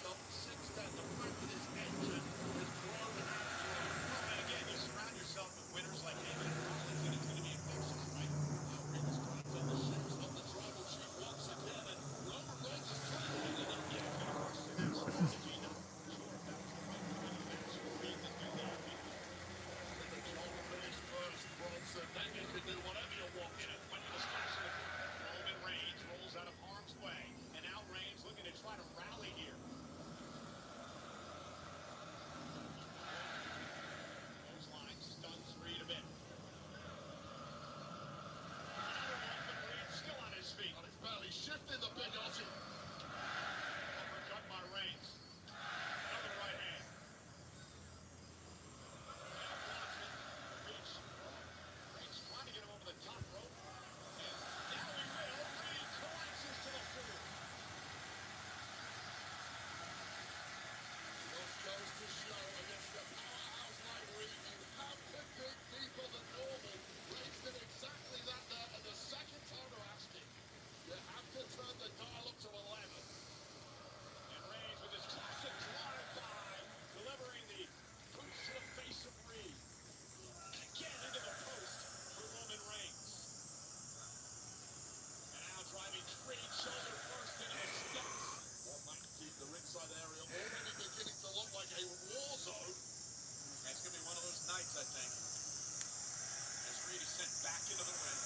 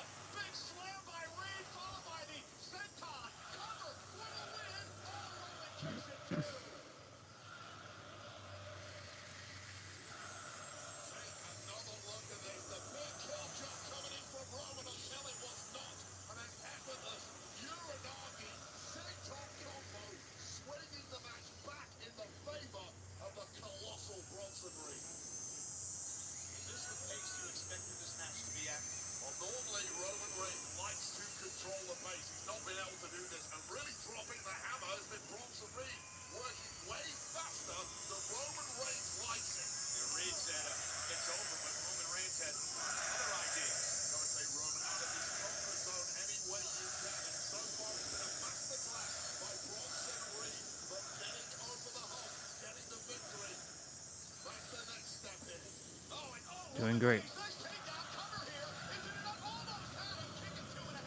Doing great, doing great, doing great, doing great.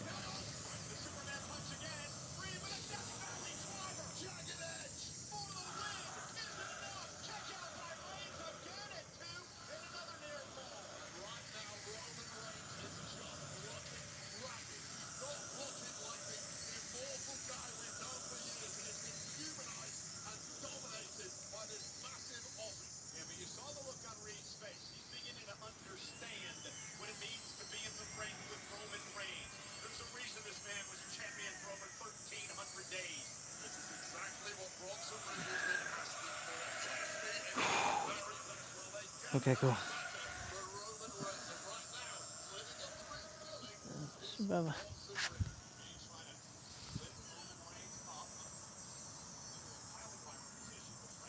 Can you go?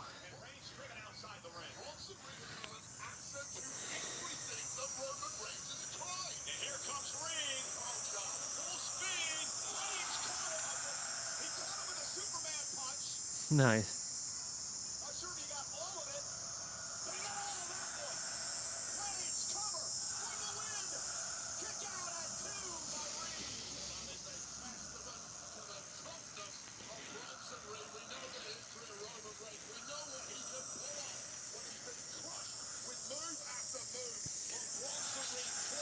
Okay. Ankles are done.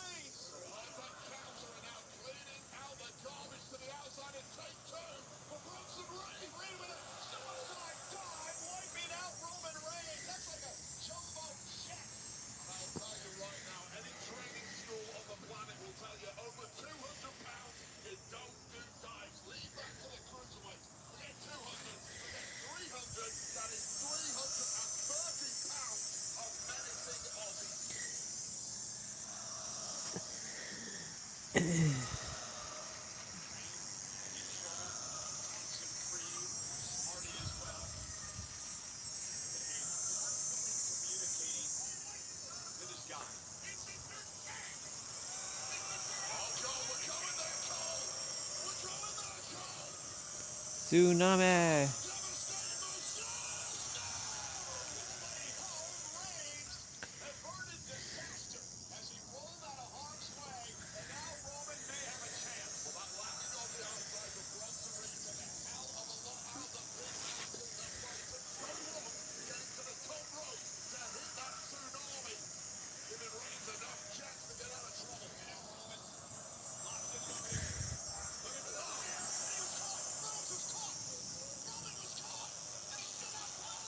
Oh my god.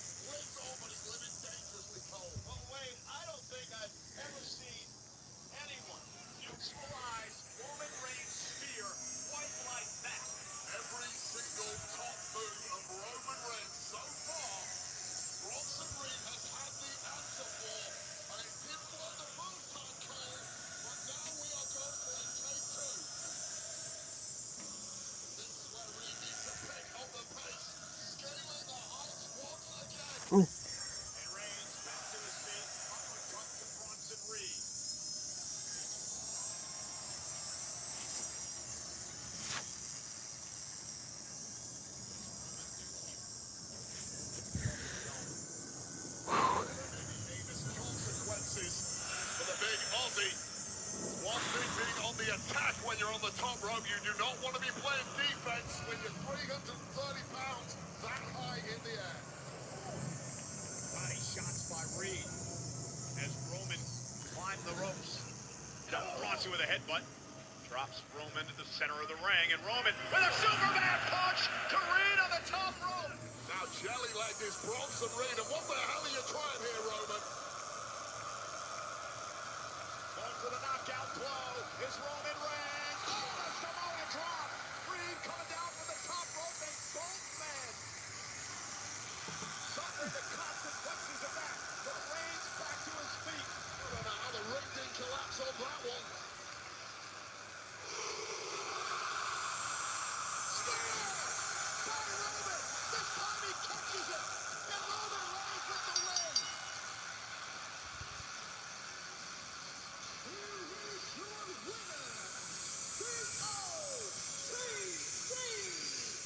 Roman.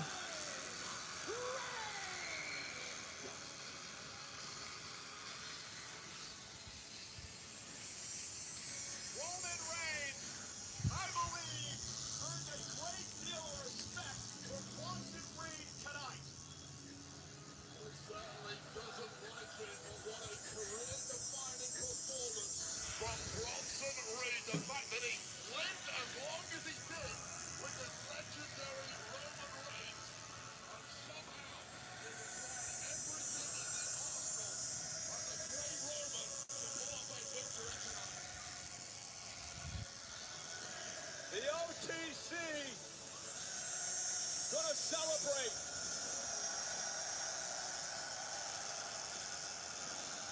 Ones to the sky in Paris. As Roman Reigns said earlier, if you're gonna come after the king, You best not miss. Absolutely exhausted, understandably so. What a relief it must be to get past this massive obstacle. After the symbolism of the shoe theft, the insult, the misery this man has been put through. Let him go.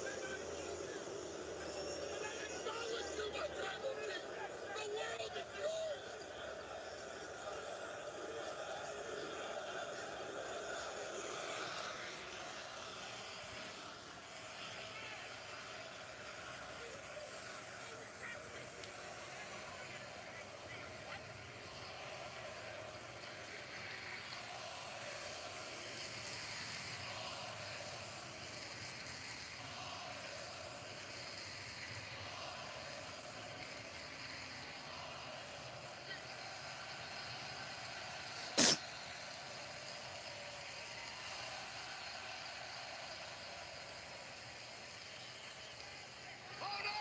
Finally, Reigns gets his hands on the man who stabbed him in the back at WrestleMania. A guillotine on Heyman.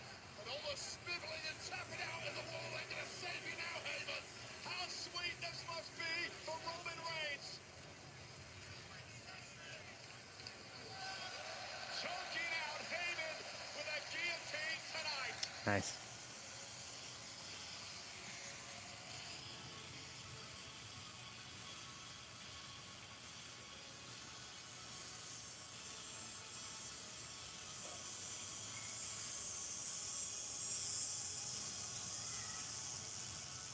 And the Sure Mala is back in the hands Is that jelly roll? of his rightful owner. That looks like jelly roll. Yeah, it is jelly roll. Style tonight in Paris. Couple of glasses of Baton Rouge, no doubt.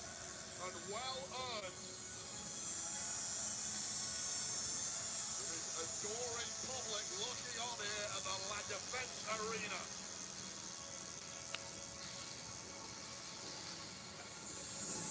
He's gonna sign it and send it off into the audience. Here's one. There. For a journalist, you're supposed to have pens that work, Michael Cole. That's day one stuff. And he's signing the shoes and tossed them into the crowd here in Paris. Man, how much are those shoes going to be worth? You imagine that on eBay? Although I imagine somebody's going to get them. Oh, God. Oh, my God! Oh, my God! Oh, my God! Broad breaker! Broad breaker! Wow. Spear Reigns to the announce table! Completely defenseless Roman Reigns, focused on throwing their shoes to the audience, just got split in half.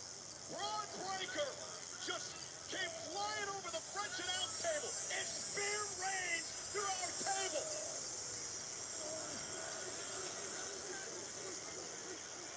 An abrupt end to Reigns' victory celebration. Paul Heyman completely unconscious in the ring. Bronson Reed broken down by that spear. These are the consequences of messing with power. And finally, officials making their way out here to check on Reigns to get Braun Breaker out of the building.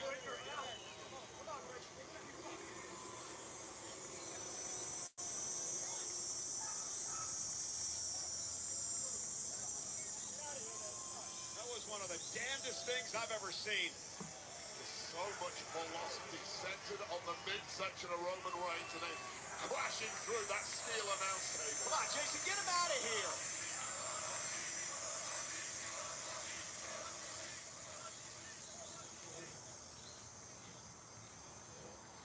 Now Breaker into the ring to check on his partner, Bronson Reed, and of course the oracle of the vision, Paul Heyman, who was choked out by Reigns moments ago, but Roman trying to make it back to his feet. Roman, a very proud man, and He's got busted ribs after that impact. And absolutely hellacious. Struggling to get vertical despite all the help surrounding him now is tonight's victor, although at this point he looks anything but.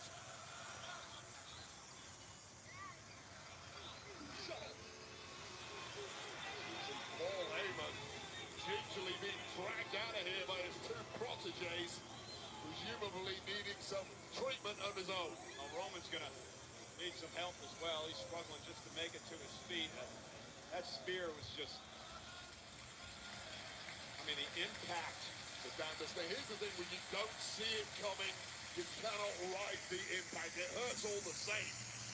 But when you're blindsided like that and you go through a table, you can time the impact by at least 5. I guess we shouldn't be surprised that Breaker finally made his way out here. I'm surprised he didn't come out earlier, actually. Even out earlier, he thought Bronson Reed had the job in hand, being quite content on the power of Roman Reigns.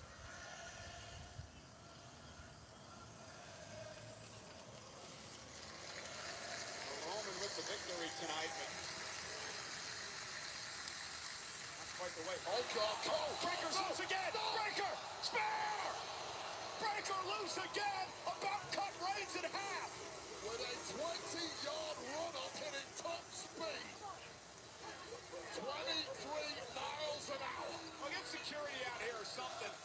Bronson Reed trying to come to his senses and track Breaker away as well. You can ask the security all you want. There is no security guard on the planet who can stop that man. Get out of here. This one's different. We won now. I'm willing to die for this one. You understand? You are in my way. Hey, knock it off.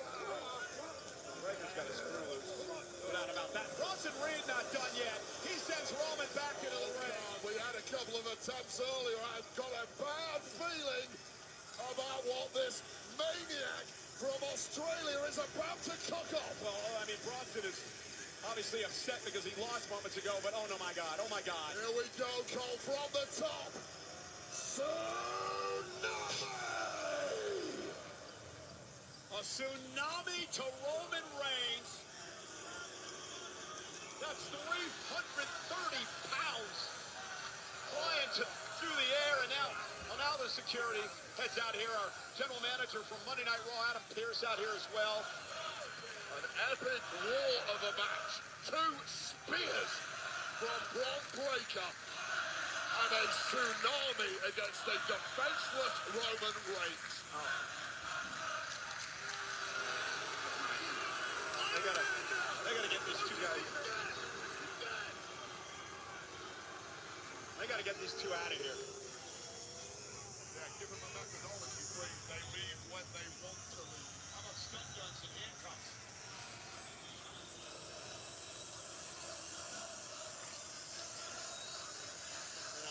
I got a situation here.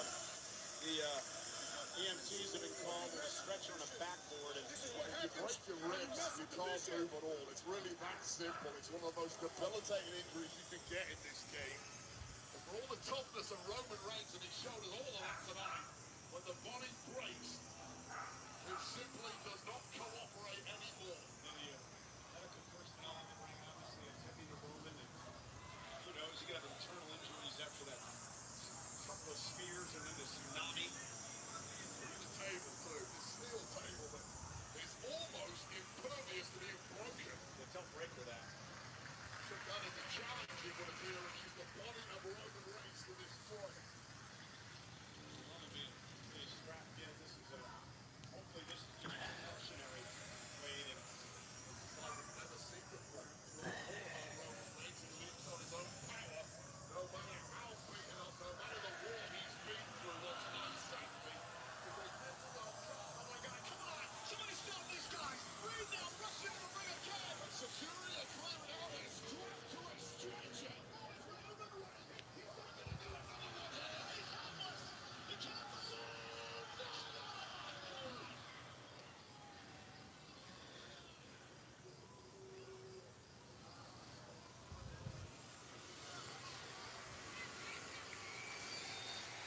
Roman couldn't defend himself, and now his cousin, main event Jey Uso, coming to Roman's aid. Enough is enough. Well, Jey Uso has to compete for the heavyweight championship match later, but coming out to protect flesh and blood. Yeah, Sadly, the damage is already done. Family comes first. Jey Uso out here to check on Roman. Roman hasn't moved. Roman was helpless, strapped to that backboard, could not defend himself from the tsunami, and now Breakker back into the ring. Somebody's got to get the damn cops out here. So basically, effectively 2 on 1 here. Jey Uso, Oh, and a spear to Jey. Pierce, get him out of here. completely unchecked power here. In an opening match, a clash in powers that has now descended into a sheer riot. Well, now the ring being flooded with security. Finally,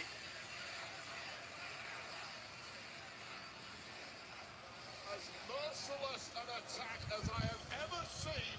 no, And they're still not done. No.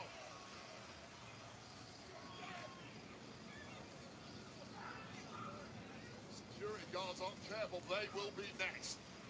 There's no talking reason to 2 ice-cold killers like Bronson Reed and Bron Breakker. Reed trying to use his power to make it to the top. Damn. Get him out of there! For the love of God, Pierce, get him out of the damn ring! Saying it is easy, doing it is impossible. They leave when they want to leave.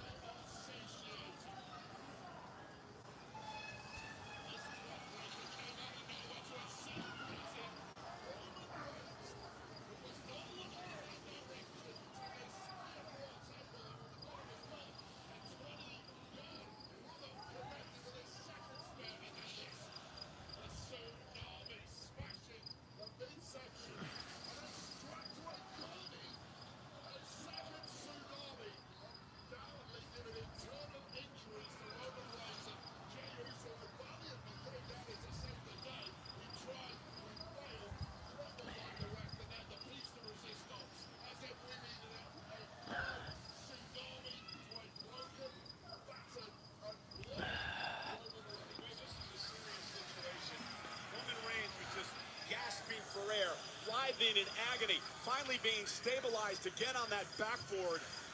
But Roman was defenseless. He was helpless. He was blindsided by the spear on the announce table. And from then on, Reed and Breakker did anything they wanted to Reigns. Yeah, and that is bad enough. But let's talk about Jey Uso for 1 second, who is competing tonight in a fatal four-way for the World Heavyweight Championship, whose ribs have been battered. He can barely breathe himself. I don't know if he's going to be able to compete later on tonight. Of course, that's one thing right now. The health of Roman Reigns is the major issue. I don't know when we've ever seen Roman in this state. It almost feels like the show cannot go on after something like this, but of course. Wow. Well, hopefully we're going to get some sort of medical update at some point on Reigns today, but I mean, they're going to have to get him to the hospital. Wade, this is bad.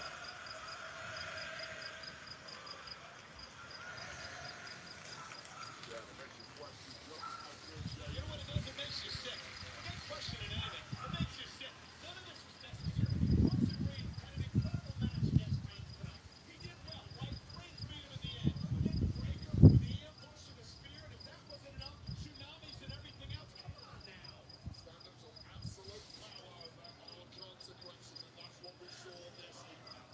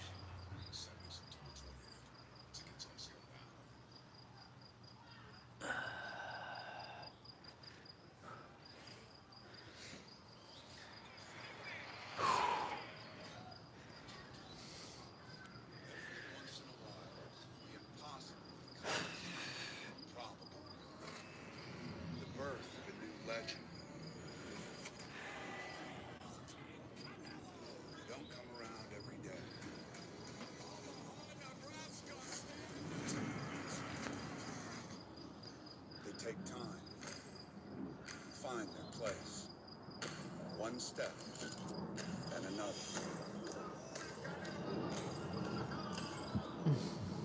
The punch leads to purpose.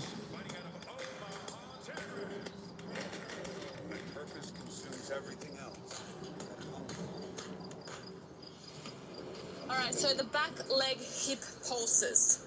This one is amazing. You are going to feel like you're walking on clouds after you've done 10 reps of this. So assume a long lunge position as long as you can. You're going to drop down and then lean forward. So you can see how I'm in a lunge, but now I want to go forward over the top of my ankle. So now this leg is getting stretched out. I'm going to place my knee on the floor and I'm going to pulse. Okay, so you can see I'm driving my back heel towards the floor.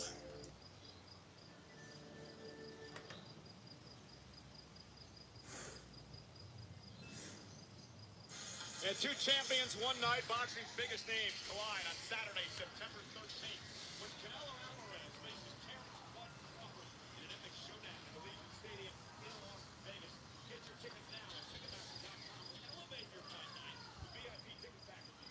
On location, ESP.com/Canelo Crawford. The stars are out tonight, including the hottest singer on the entire planet, none other than Jelly Roll, who made his 50-50 in-ring debut at SummerSlam.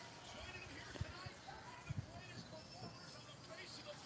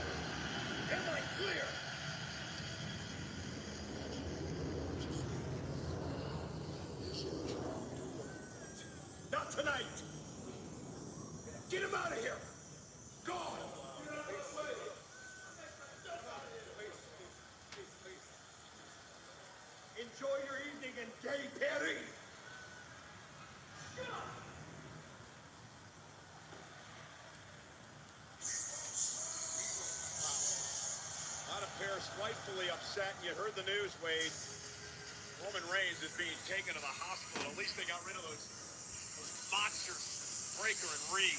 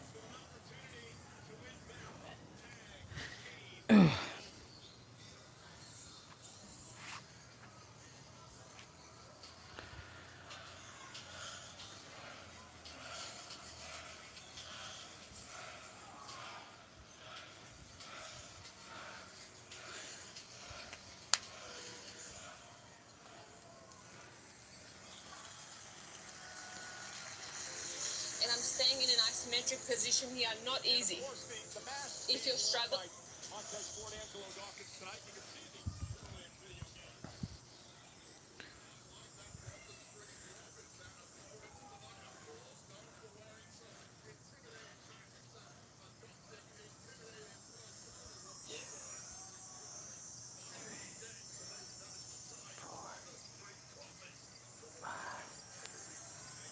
Six, 7, 8,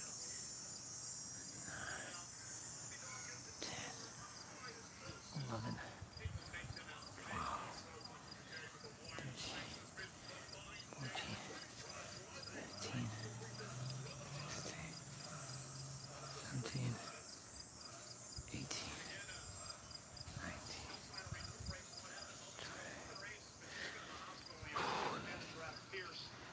Say that Breaker and Reed have been kicked out of the building. If they return, they'll be suspended without pay if they come back in this arena.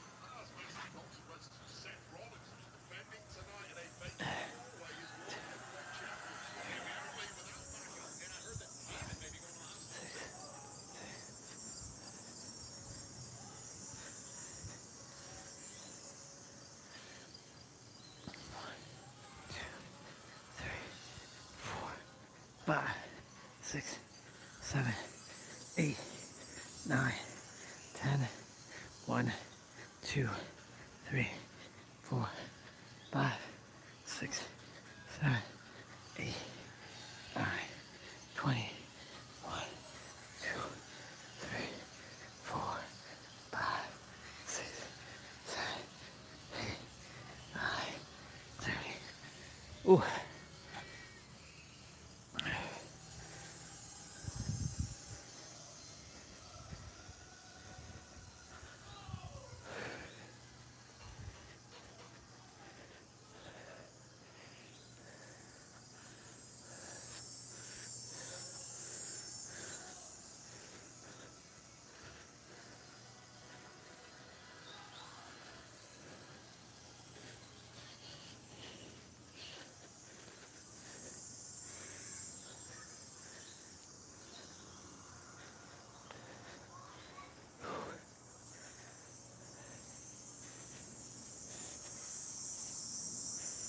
Okay.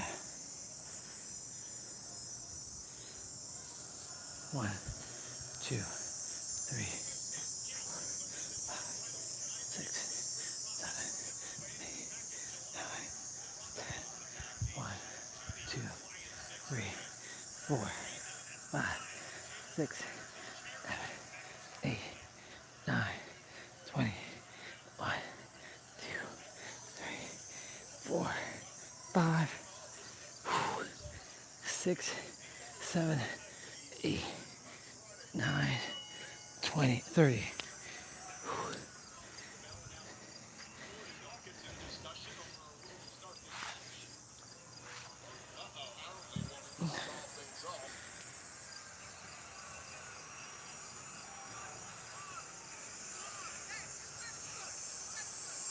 This is the kind of thing you should have sorted out in the locker room. It's rare you see that from the Street Profits, but it appears Dawkins is the one who's going to keep this up. Here we go. Tabloid Wade trying to magnify everything as Bo Dallas, remember, tried to get the Profits head on Friday. I mean, how many times have you seen that before from the Street Profits? You've been watching the last 7 or 8 years. They've been a tight brotherhood, a tight team. A lot of pressure on him, trying to win the tag titles back here tonight. Yeah, and the pressure's only magnified when you've had an arduous...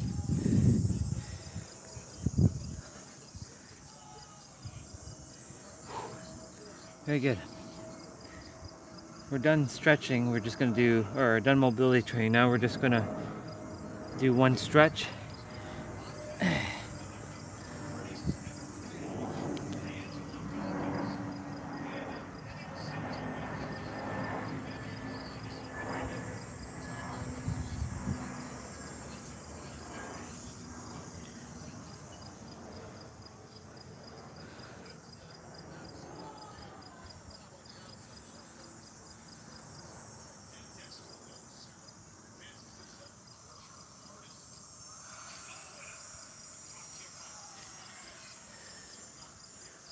Yeah. And now, heel.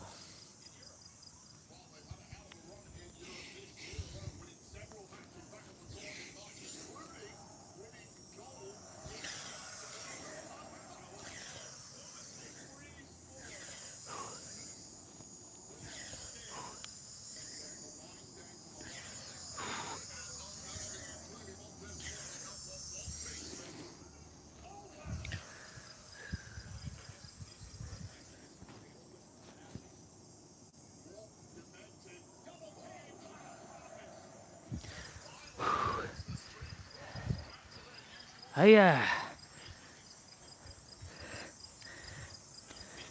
Cool beans. Get the Profits on the same page. Now Montez Ford with a kick to Loomis. Now the Street Profits really cooking, looking like a well-oiled machine. And taking it to the Wire 6, who, to be fair, have been completely dominant since returning.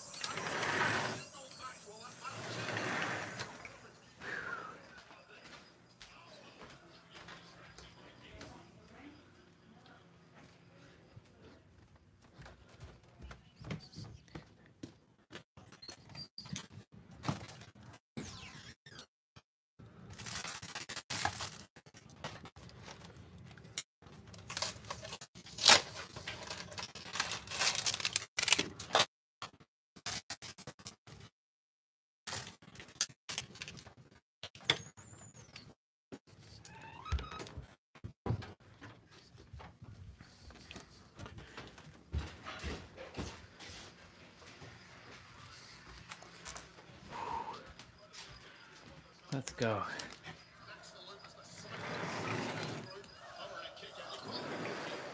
be a good way to describe it, but the actions of the Wyatt Six get into their opponent's head. It freaks their opponents out, gives them the upper hand. Undoubtedly takes your eye off the game, especially that 3 of them are loitering in the ringside area in the form of Abby the Witch, Uncle Howdy, and of course the massive Eric Rowan. Just a presence that's ominous, stays in your mind, and does not allow you to focus on your opponent. Cheers, y'all. Throwing some real heavy leather the way of Joe Gacy, but Joe Gacy is a street fighter. This guy's a brawler and can throw it back. Yeah, I think that's one of the things. And look at Gacy, really locking in the chin lock here. The thing about Gacy, I think he sometimes gets thrown by the persona, but he can battle on the ground and for the best of them. Hardcore brawlers, maybe an entire career of that until Uncle Howdy got his hands on him and warped that personality even further.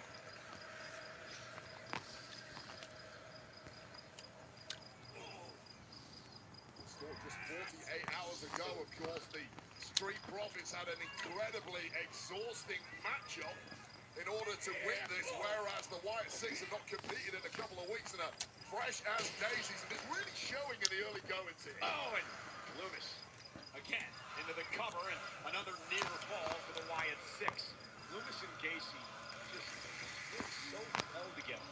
You know, they were a little frayed around the edges when they first started tagging together as part of this Wyatt Six, but they have clicked in a big way over the past couple of months, and now just a well-oiled machine. Got those cobwebs out of the way, and are looking utterly devastated. Think about being the prophets. Oh, and a great double team. You look down and see Uncle Howdy and company staring on at ringside.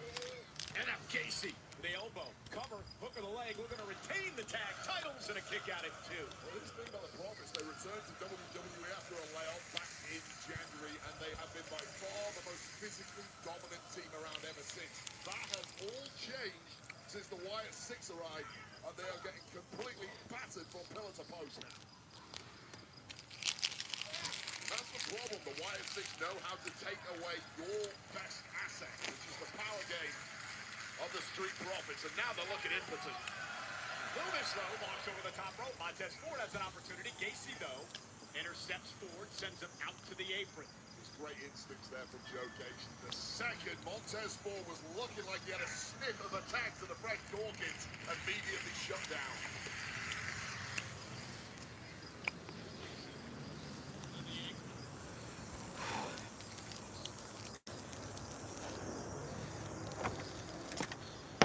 Very good.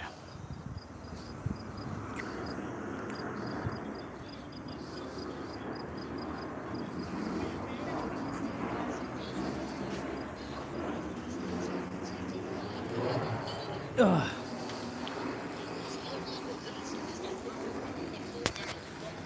I'll be right back. He was all worked up today after his Ohio State Buckeyes win yesterday. And Dawkins with a big leap over the top rope, taking out Gacy and Loomis. A big lad who should not be able to move like that, but he can slug like a heavyweight, and doesn't Joe Gacy know that? Dawkins, look at the quickness, the leapfrog. Oh, there's that corkscrew elbow by Dawkins. And how can a guy like Angelo Dawkins be so twinkle-toed? A slam dunk to Loomis. That's a unique way. It just spied him, and there's a corkscrew splash in the corner. Follows it up with an enziguri. He can move like a ballerina and knock people out like... Oh, twisting neck breaker. George Foreman. What a devastating combination. This guy is power personified. Pete Pat telling Dawkins to go up top. Angelo Dawkins, top rope now. May have Gacy where he wants him. Not used to seeing Dawkins fly. This should be Montez Ford territory, but he hit him with a swanton. Cover by Dawkins. Is it enough? And Gacy gets the shoulder up. God, I love that for Angelo Dawkins. You're in a championship match. Keep your opponents guessing. Pull out something new every time.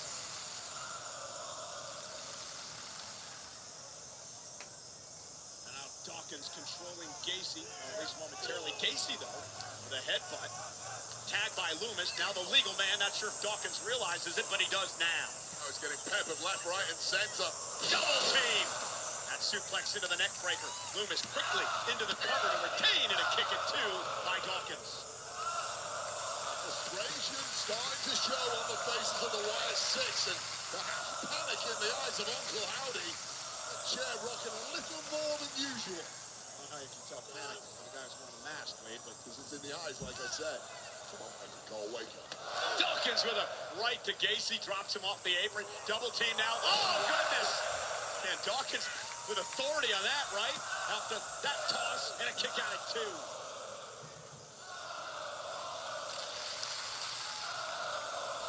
Lamont done.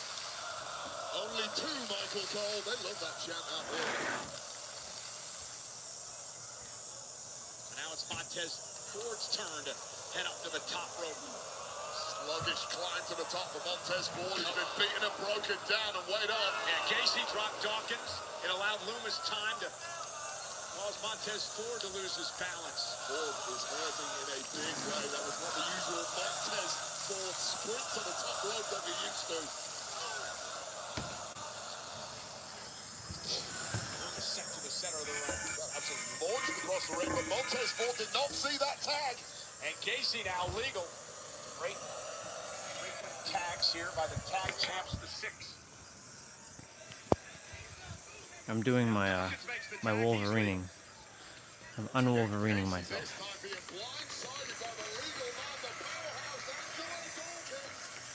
Gacy on his shoulders. Montez Ford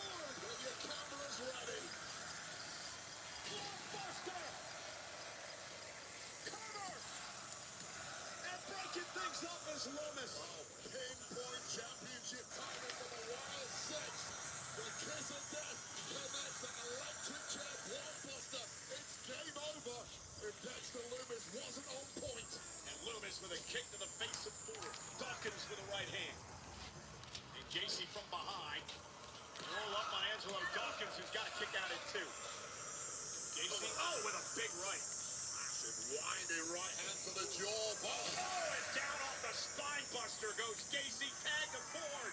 God, all of these men hurting so much, but this is the moment, Michael Cole. Montez Ford from the heavens, nobody home. Tag to Loomis. All of that impact on the ribs of Montez Ford.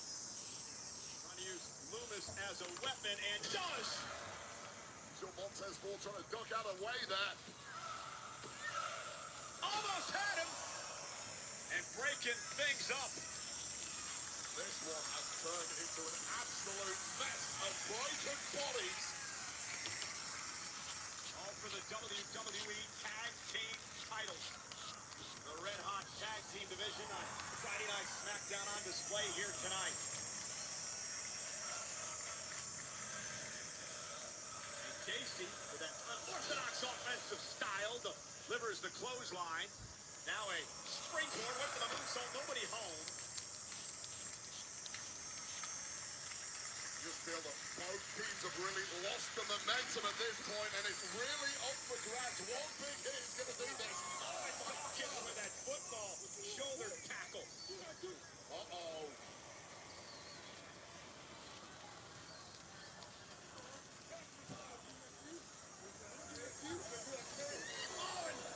Taking advantage is Loomis of the distraction. Risking a disqualification. There was Eric Rowan, which would not have helped the profit.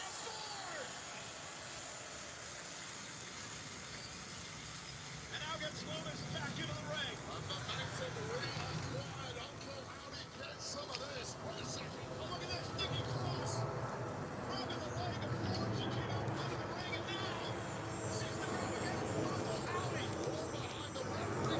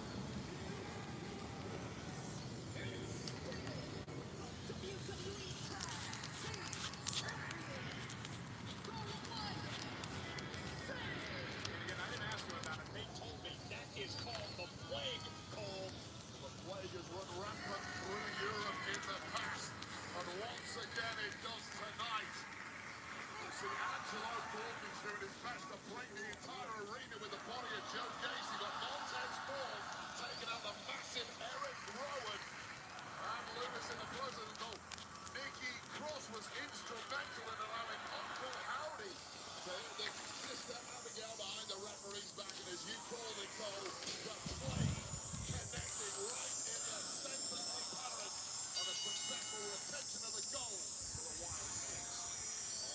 Still the tag team champions. Well,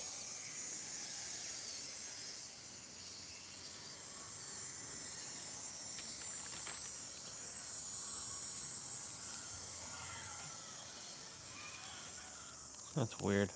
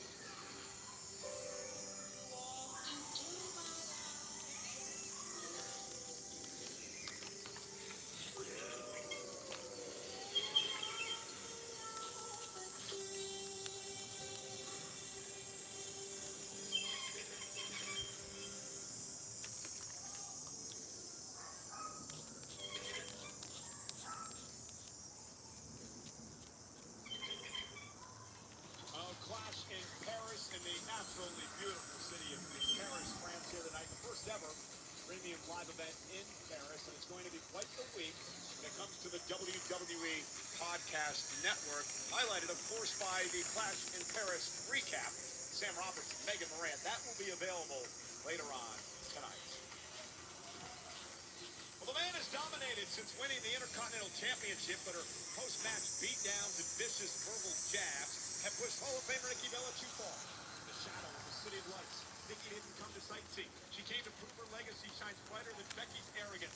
Paris becomes the proving ground for the Women's Intercontinental Championship. Nikki Bella versus Becky Lynch, live next.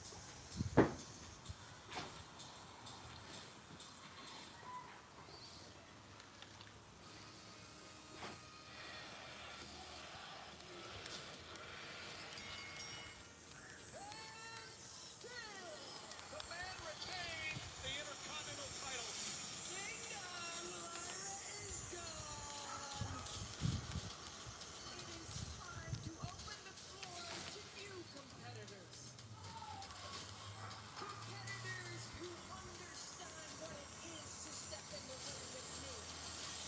To understand that they are stepping in the ring with the greatest female wrestler of all time.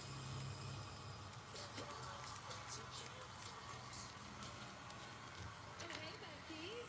I was just listening to you back there. I have to say, Becky Lynch really is one of the greatest of all time. And it was superstars like Becky Lynch where I knew it was okay to take a step away because the women's division was in such great hands. You turned out to be such a disappointment. Why don't you face me one-on-one, Nikki Bella versus Becky Lynch? You know what? We never went one-on-one. A cheap shot by Becky. Fireworks here tonight between the Intercontinental Champion and the Hall of Famer Nikki Bella. Natalia versus Becky, Intercontinental Championship. Becky, enough is enough. Match is over. There comes Nikki Bella, the woman who was embarrassed by Becky Lynch a couple of weeks ago. Back attack 2.0. That's how you make a statement. Becky Lynch wants to say she's holding everyone down. Pretty soon, Becky will be holding nothing, especially that Intercontinental Championship. Until then, I'll be holding you down. So, Becky, I will see you in Birmingham next week. Thank you. Nikki Bella thinks she can call me out to my ring. Hey, Becky, why are you acting like a little bitch? If you're not one, Becky, then there should be no problem facing me for that title. You don't call the shots. And I'm not going to just give away title opportunities, especially not to broke-neck Barbie over here. Is this what the man has become? Has the man lost her balls? Okay, you want your match? Fine. Fine, you can have your match in Paris, at Clash. I never wanted to respect you. I wanted to replace you. And I've done a pretty good job. You know, Becky, I know why you're so mad. No matter how hard you try, your name will never be as big as Bella. At Clash in Paris, you will hear Bella as the new Intercontinental Champion. Becky went for a cheap shot. Nikki Bella was ready. Nikki Bella moves to have the Intercontinental Championship to a Hall of Fame resume. As I take care of my shaving, if there's any other questions you all have, let me know. Because for now, we're just chilling.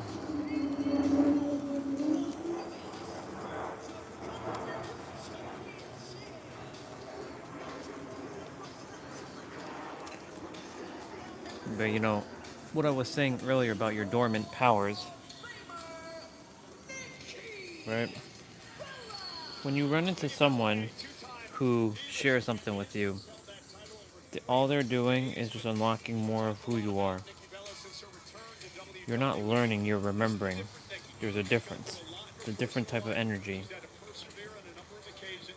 So like when I ran into Pete and Nero, they weren't teaching me that I didn't things that I don't already know. They were helping me remember what I forgot. In the locker room, not worry about trying to be a leader. Do something for myself for a change. Please myself and all the WWE fans. I'm going to sing the praises of Nikki Bella. I went through So like Florida Championship Wrestling. I'm not ahead of you. Nikki Bella, she's a hell of a I'm just a little further along the journey. greatest of her era. But you have to realize one thing too, that you have the same information that I do. But what's going to go and get in the way is your belief systems. And your belief, do you have this information inside of you or not? This is a very different era now. The level of competition is miles above it was even 10 years ago. And Nikki Bella has a lot to prove tonight, in my estimation.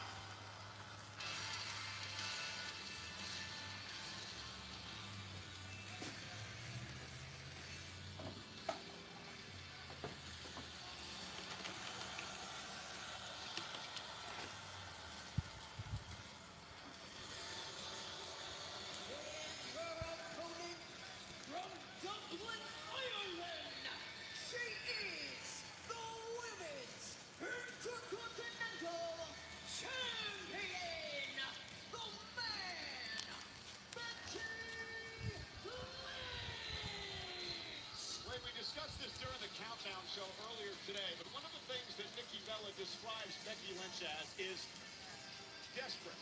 She believes that Becky Lynch is desperate to constantly stay in the spotlight, desperate for the media to talk about her, desperate for the fans to continually call her one of the all-time greats, desperate to always be a champion. And Nikki Bella said she's going to prey on that desperation tonight and win her first Intercontinental title.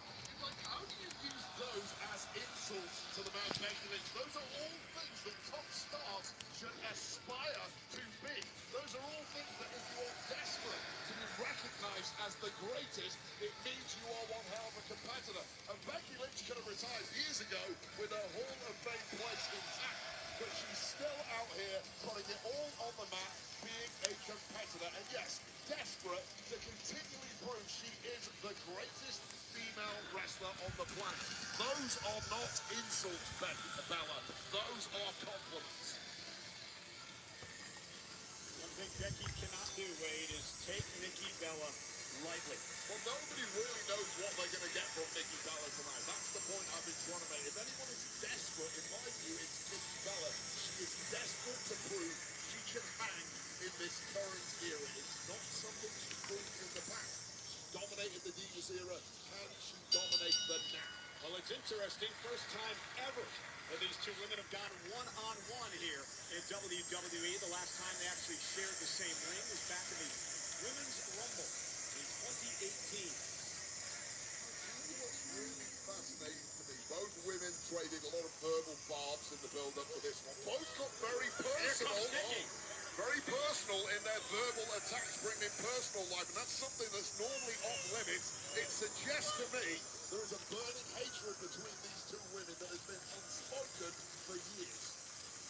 Becky Lynch did say, didn't want to look up to Nikki Bella. I wanted to take Nikki Bella's spot when she first arrived here at WWE, and now Nikki has Becky a bit over. David nearly going right to the knee. That was a horrible kick right to the knee of Becky Lynch. And that was full impact right on the knee joint.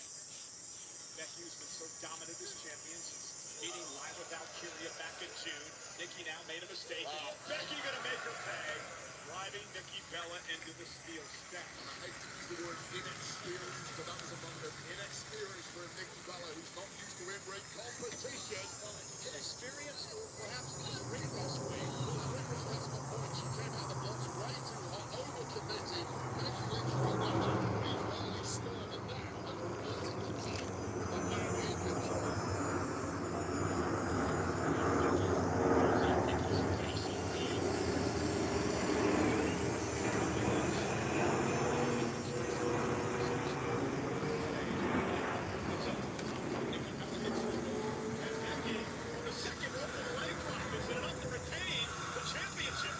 Sakamura. The fact that they did not accept her when she returned from injury, the fact that they did not like the way she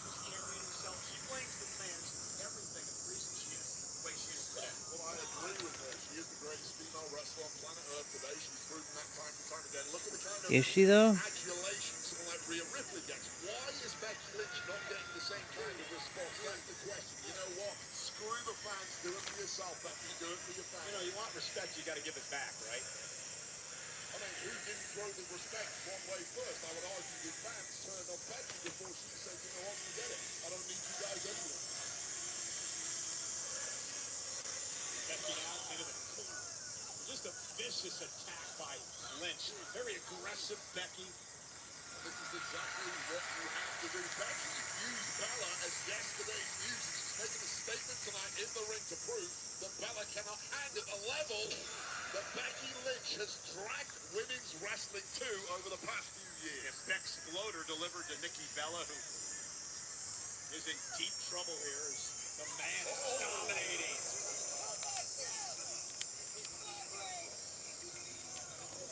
Alone is just so disrespectful to Nikki Bella and may have awakened something inside Bella. Yeah, they can fire Nikki up because Nikki fighting back.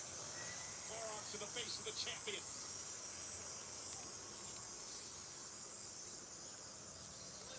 And a big clothesline by Becky. Quickly into the cover. Hook of the leg and a kick out. Talked about the ring rust a little earlier, and I think it's showing in the early goings here to Nikki Bella. Came out the blocks red hot, 30 to 40 seconds in though, and it has been one-way traffic ever since.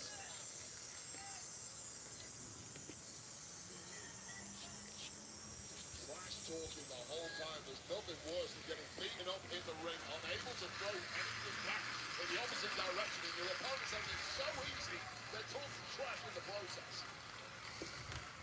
Now backing Becky into the corner.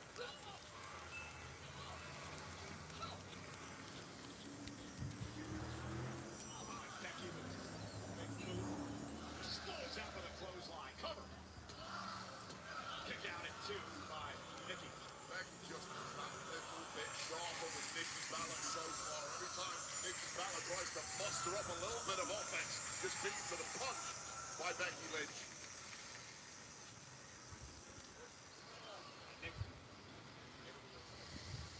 Step out of harm's way.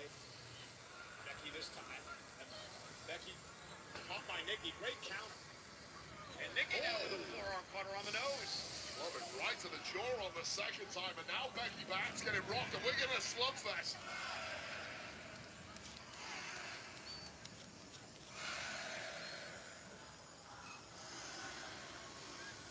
And the uglier this turns, perhaps the more in advantage is Nikki Bella. Maybe not, as Becky buries the knee. Now Becky went for the uppercut, caught her with a kick to the midsection. How smooth is Becky Lynch? Just unmatched finesse. And Nikki with a clothesline dropped the champ. And another one by Nikki Bella, who's starting to build momentum. Drop kick, drops Becky. Yeah, Nikki Bella finally remembering exactly who she is. Finally finding that competitor that took her to the top of the past. And and baseball slide drives Becky to the floor. These are stinging shots. shots. Table and out, bouncing Becky off our table. And now off the French announce table. It's about the most important thing you can do if you're Nikki Bella. You've got the upper hand. Make it count. Yeah, but keep in mind, Nikki's got to pin her, submit the champ. She's got to get back. Becky back in the ring. And that count's getting high. Perhaps getting a little carried away here as Nikki Bella. Focus on what is important. That is winning the gold tonight, Nikki. Nikki Bella suddenly looks like a very different human being than the one that started this match. On a big clothesline in the corner to Becky. Not even close from Nikki Bella. And Nikki kicks it too as Becky looks to retain. Left. Well, a leap of faith really that did not come close whatsoever to Becky Lynch. She was nimble enough to avoid that massive strike that was coming her way. And wait up, Cole, look what we're going for here. Becky Lynch trying to lock in the disarmer on Nikki Bella, who's able to counter. Now Nikki looking maybe for the rack attack 2.0. She's hit Becky with this before. Bringing out the big guns at this point, the heavy artillery. And Becky runs into another right.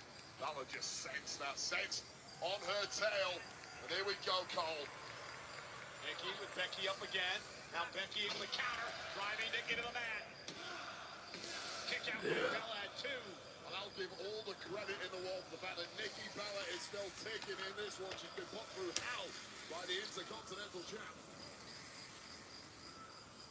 These are the moments that lack of ring sharpness really starts to tell in a competitor. That Nikki Bella is in the deep water at this point. It's something that Becky Lynch is used to. She's had these reps of late. Yeah, one thing you can say about Becky, she's been a fighting champion. Putting the championship on the line.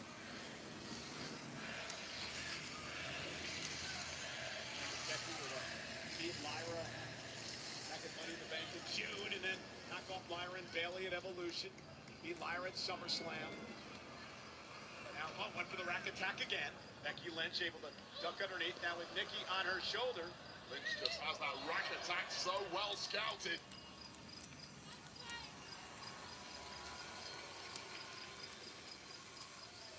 Now Nikki took a little too much time. Becky able to send her out to the apron. Looking to the shoulder now to the champion.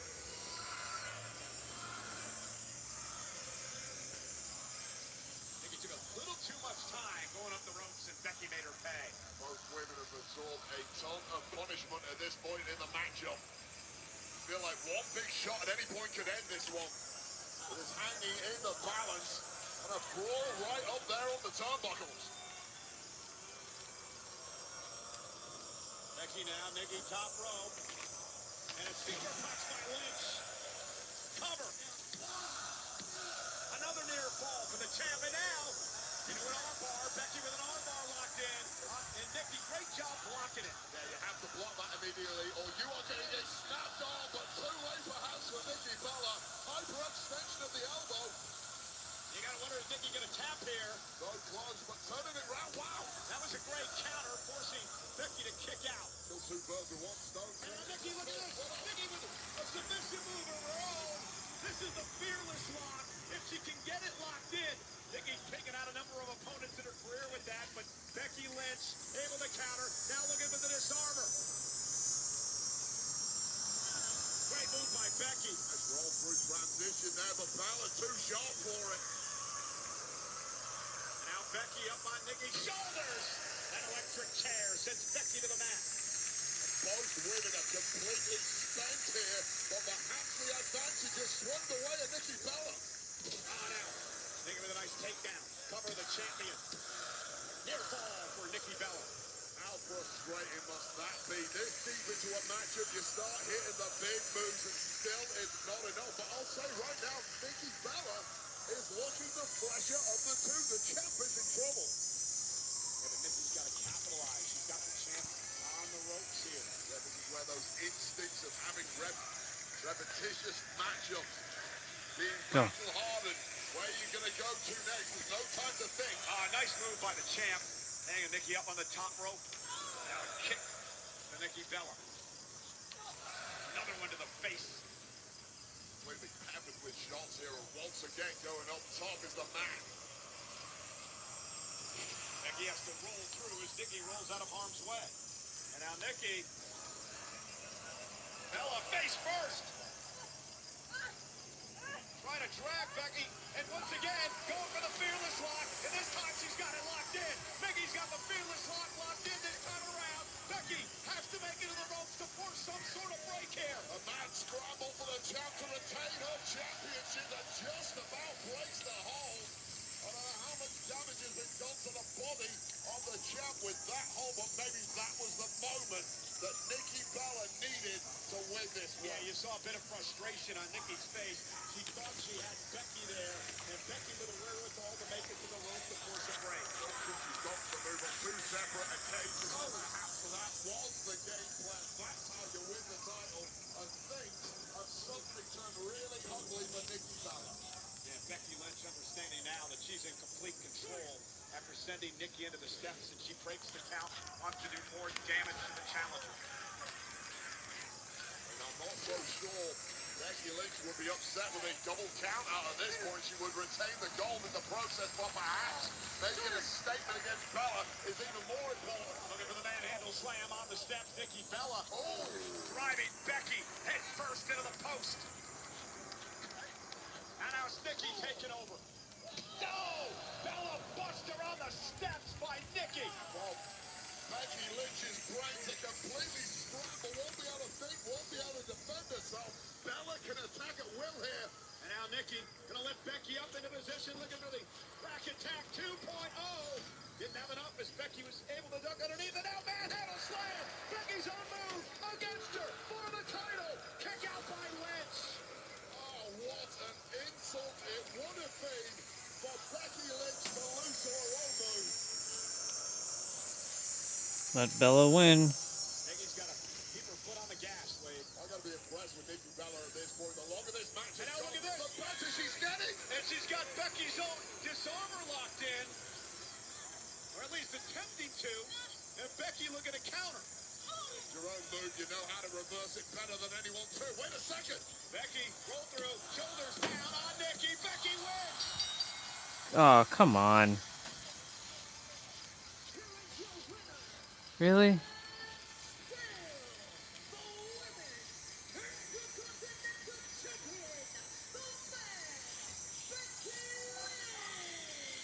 Well, championships are won in a moment of brilliance. We saw that exact move before at the Evolution PLE.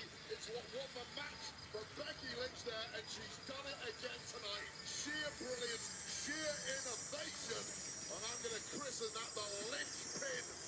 And this was where Nikki Bella thought she had the match won, bouncing Becky Lynch around, hitting the manhandle slam, but at the last millisecond, a kick out from the champ. And here we go, that moment of brilliance. What did you call this? Well, Becky Lynch, I'm going to christen it the Lynch pin.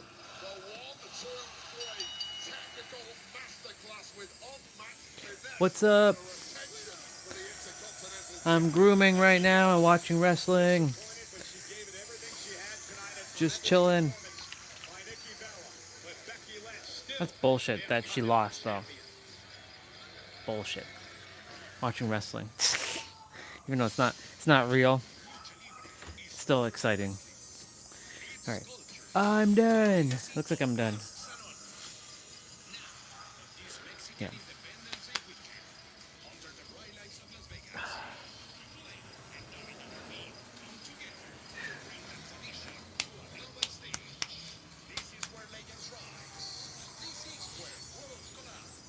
I'm gonna go throw this into this tub.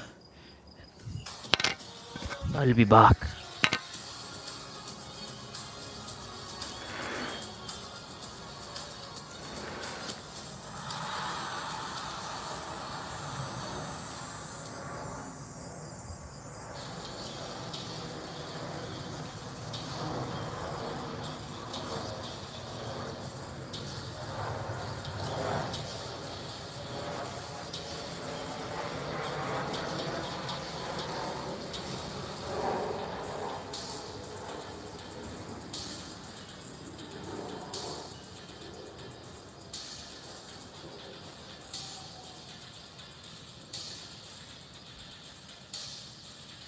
We, of course, are in Paris, the city of lights. Later on, our main event, the fatal four-way for the World Championship. Remember, CM Punk, who will be in the matchup later tonight, was at the main event at WrestleMania earlier this year. It was his first WrestleMania main event of all time. It was emotional for Punk, and it was captured in the award-winning documentary series on Netflix, WWE Unreal.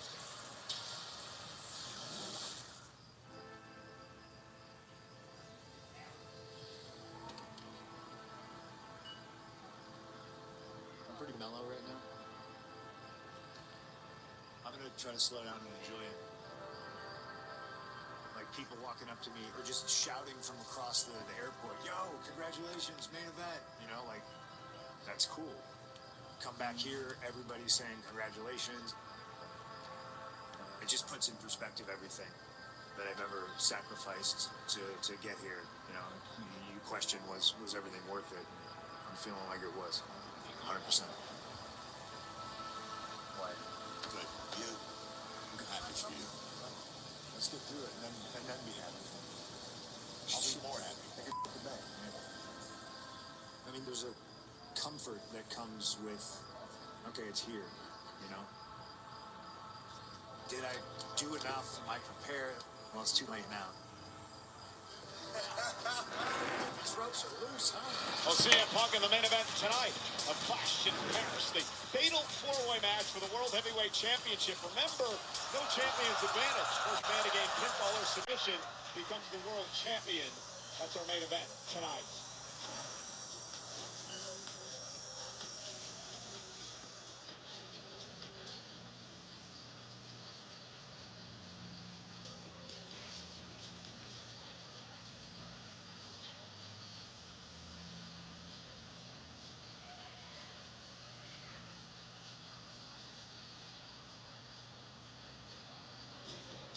Saw what happened with Roman Reigns, Braun Breaker, Bronson Reed earlier tonight. You heard what we had to say. Let's hear what the international announced teams had to say.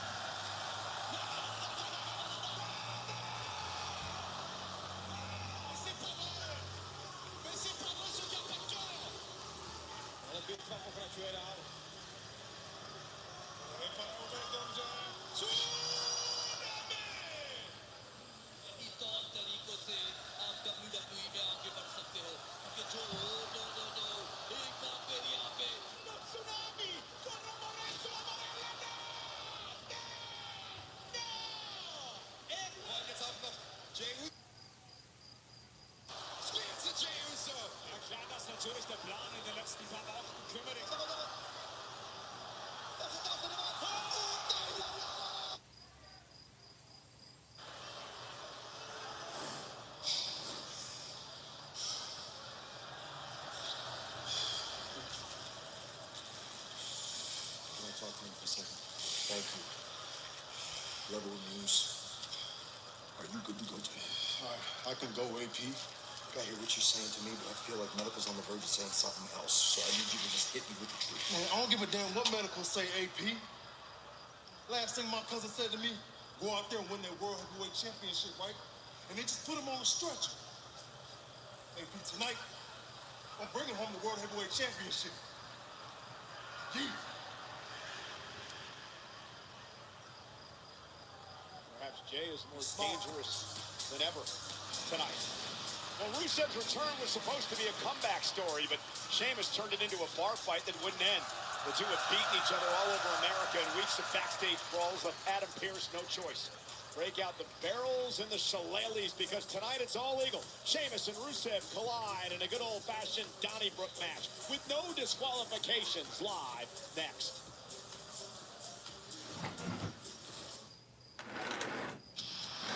This will be a brawl.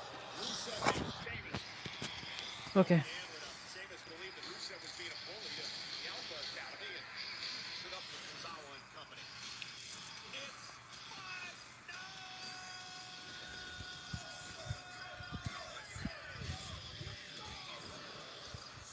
Thank you for the like. I appreciate it.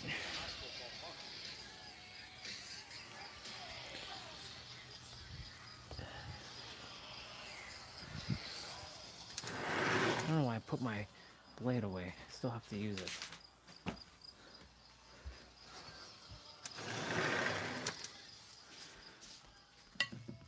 Did I bring the water outside? No, I left it indoors.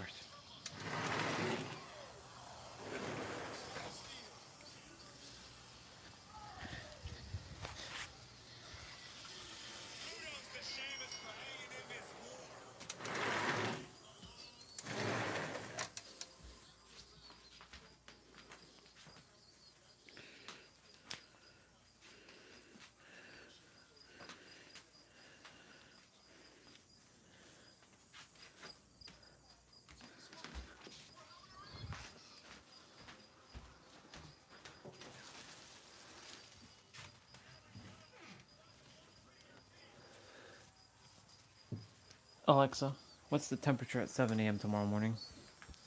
Tomorrow morning, you can look for clear skies and sun, with temperatures around 23 degrees Celsius.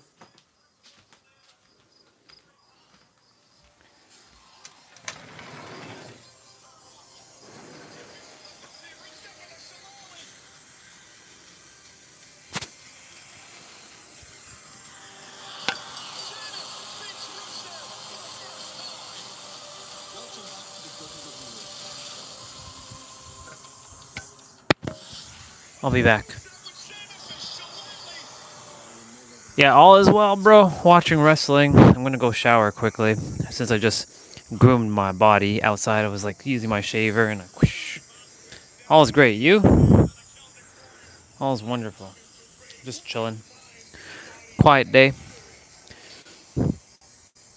As you can see, the word says dormant, unlocking the dormant energy within all of you.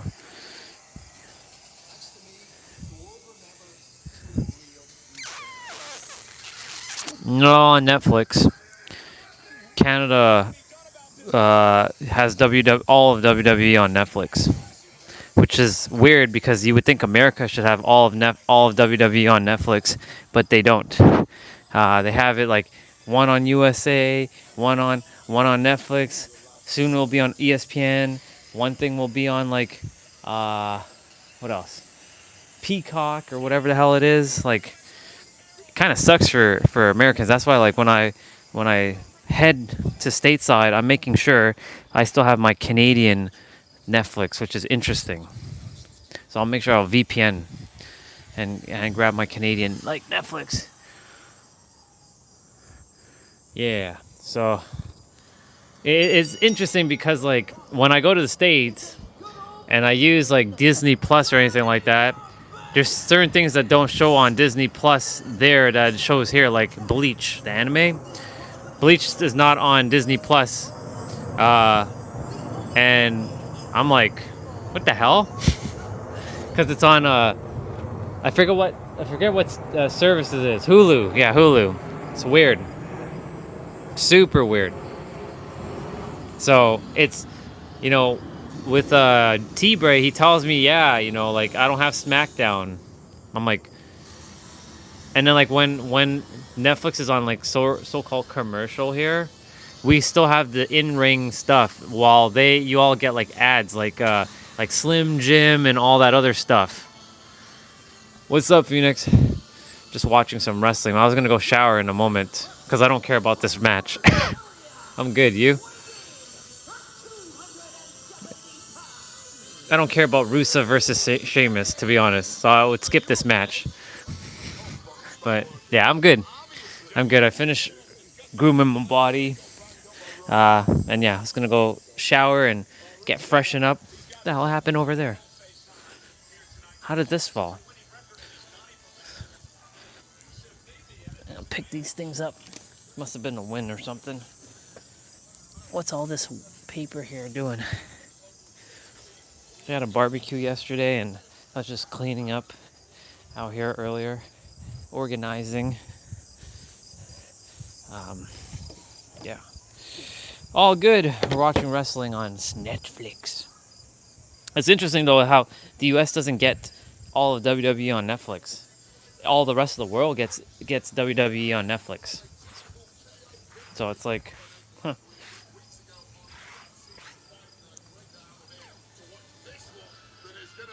Let's see. Wait, yeah, Netflix and Hulu equal too many crap choices. Yeah. I was honestly, dude, I was never gonna get Netflix ever. I was never gonna get Netflix, but because WWE moved to Netflix, and I'm like, that's one of my human things that I like to do. If I wasn't a human, I wouldn't be doing this. So to some degree, I still have my humanness, but I see the benefit of Netflix because they keep all of the. If I wanted to rewatch a episode of Raw or SmackDown that I missed, I can. Whereas on TV, you can't do that. So I'm like, okay, I see the benefit of it, but I don't use Netflix at all after that. Like, it's just for wrestling. I basically pay, what is it, $6.99 a month for Netflix, and I don't really get commercials because I don't really watch anything on Netflix. Yeah, wrestling is still a big part of my life, and it was a massive part of my childhood too. And yes, Sting. That's where I got my persona with the supervillain of hate. He came in with like a black bat and because he was a colorful dude. He had this blonde hair and he had the colorful mask. But the moment he put on the crow face and he had the black hair and the trench coat, that was my dude. And he basically gave me my persona for 20 years. Wrestling I watch it because it's just entertainment. But like, is it as good as like Attitude Era? No, nothing will ever beat right. Nothing will ever beat like Stone Cold and The Rock every Monday Night Raw, or Undertaker or Triple H when they actually, like, those are standard matches. I like Lita. Tori Wilson was alright. Mine was Stacy Keibler, and like back then Trish Stratus, but it was mainly Stacy Keibler. But there was a girl named Christy Hemme who I really liked, but then she went to TNA, and then I stopped watching. I stopped caring about Christy Hemme. Then they just had the women's match. Like right now, for me, it's Alexa Bliss. That's my girl in wrestling. I mean, there's a few others, but like Alexa Bliss is my girl. Right now, if you're asking right now, ooh. If you're asking back then, it's Stone Cold, 100%. There's no, I mean, Goldberg's a close second, but Stone Cold, 100%. Like, that, I can't hesitate with that one. Rock is third. So it's Stone Cold, Goldberg, then Rock. But if you're talking about now, who do I like now? I don't even know. I don't really have, I mean, Rey Mysterio has always been my dude as well. Ever since back in the day. He still wrestles. He's still wrestling. He's like 50-something years old and he's still doing his stuff. It's crazy. I don't know. Maybe Roman Reigns, or Randy Orton. It's either Randy Orton or Roman Reigns. I don't care for Cody Rhodes much. I don't really care for Cody Rhodes. He's the current champion and stuff. I don't care for him. Triple H is good. Triple H was always a great villain.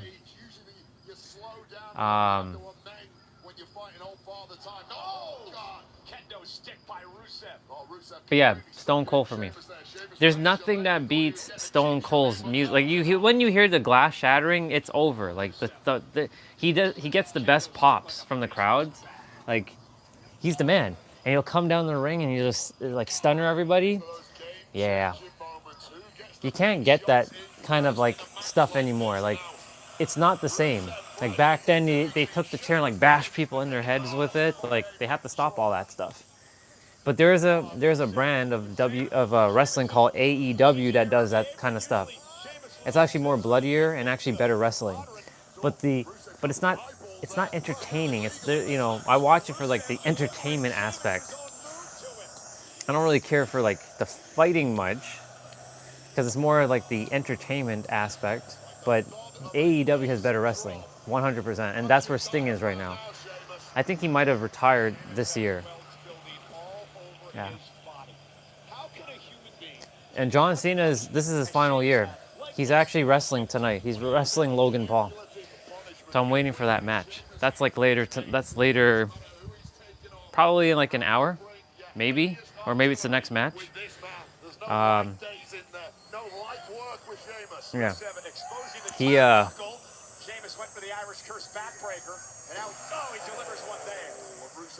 Yeah. John Cena. This is his final year. Like, he's actually doing a retirement tour. He went heel for a bit. And now he's back to like good guy or baby face. So right now they're in Paris, France. And the European crowds are so much better than the North American crowds. Like, the North American crowds are like boring. the European crowds are so much more excited because, you know, they don't come often to Europe. And when the Europeans, you know how Europeans are with football or soccer, and they're cheering for their team, that's the energy that they bring to the, to wrestling. Whereas like the North American crowds are boring. They're just like, they're like tired.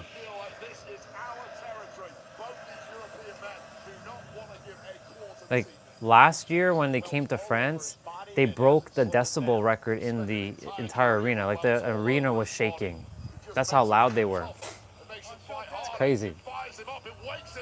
They literally were shaking the arena with so much energy that they were exuding from their voice.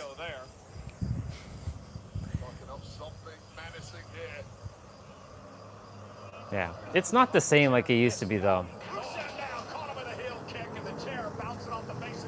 Unfortunately, it's not the same. Like it can't ever be like Stone Cold and the Rock era.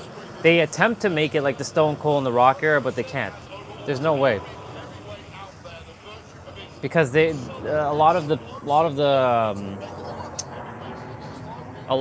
wrestlers, they have the persona, but they just it's missing something. Like they're not beating each other up to the bloody pulp. They're not, you know, the occasional F word will be said, or they'll say "you little bitch," or they'll say something like that. But it doesn't have the mature thing like it did in when I was growing up. Like, because there was the Attitude Era, and then there was the PG era, and we also evolved too. Exactly.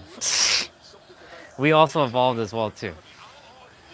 So there's that aspect, right? Like imagine me watching this as a kid right now, probably be like, oh my god, this is the best thing since sliced cheese, kind of thing, right? But you know, like had I, you know, then watch like Stone Cold on like YouTube or something, because you know all the matches are on YouTube, you can find them. I would show it to you all, but then it gets copyright. In fact, YouTube knows when when I show the video. Like I showed only 30 seconds of a pay-per-view event, and they blocked the live stream. So that's why I'm not showing it to you all. It sucks. This is why YouTube sucks when it comes to live streams. Can't do a lot of things. I can't listen to good music on the live stream. I can't show anime. I can't watch any like movie. I can't watch like TV shows like Fresh Prince. I can't do nothing. So what do I have to do? Entertain with my own stuff.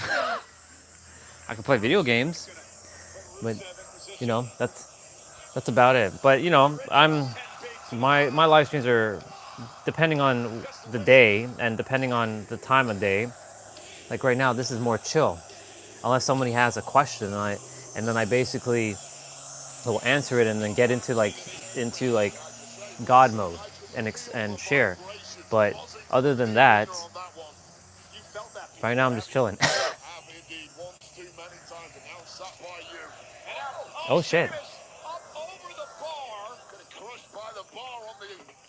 The bar.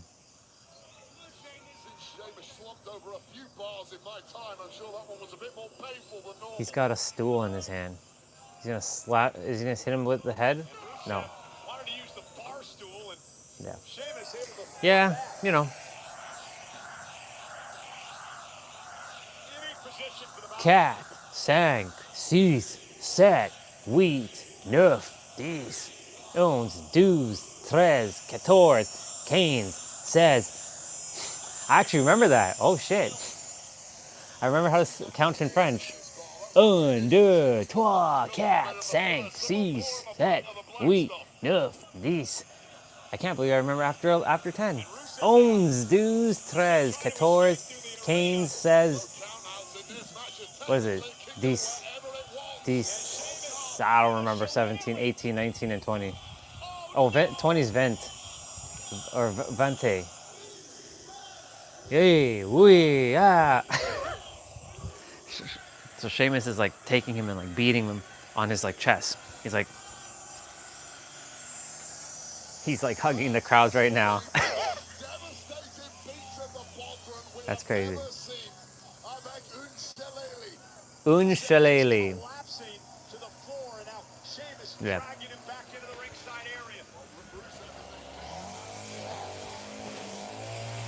Yeah, other than that, today, I was just talking about the power that's lying within you. May the power protect you. May the power be unleashed from within you. Dormanted. It's all dormant. Until someone shows up into your reality and helps you to mirror it back and unlock the doors that you put the locks and bolts on. Because there's no doors that has any locks and bolts on them. The only locks and bolts are the ones that you put on. So that's why I said all your powers are lying dormant for you to release it. It's like, release your power, Gohan. Remember?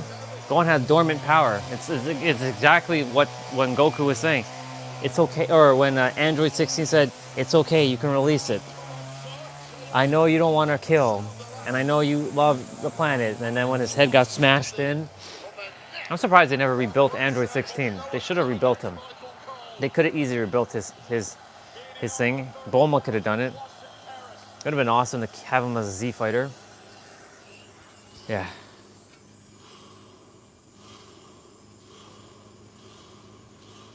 Let's see. Would you rather rewind time 5 minutes or fly 1,000 miles for 20 minutes if you had to choose? Well, it depends on that depends. It depends on the moment. Whatever happened 5 minutes ago. If I'm having sex with Lindsay Sterling, then I will definitely rewind the time going back 5 minutes. If I'm getting my ass handed to me, like I'm getting beat up, I wouldn't want to go back 5 minutes. I'd like to go. Yeah, I would like to go 1,000 miles per hour for 20 minutes. Yes, I'd do that. What would you choose? Mine's a situational. But if I didn't have a situation, I would choose to go forward, not backwards. There's no point going backwards, because you'll just relive the same thing you just did. So for me, I like to experience the new. Oh shit, that bar is heavy as fuck. Damn. Yeah. What would you choose? Right now, my body's getting cooked. It's getting roasted. I'm getting that tan again. I gotta stay this color all year round if I can. I want to go back to being light. I like my color now. It's looking nice. It's looking very, very nice. Holy shit! Damn, he went through the damn bar.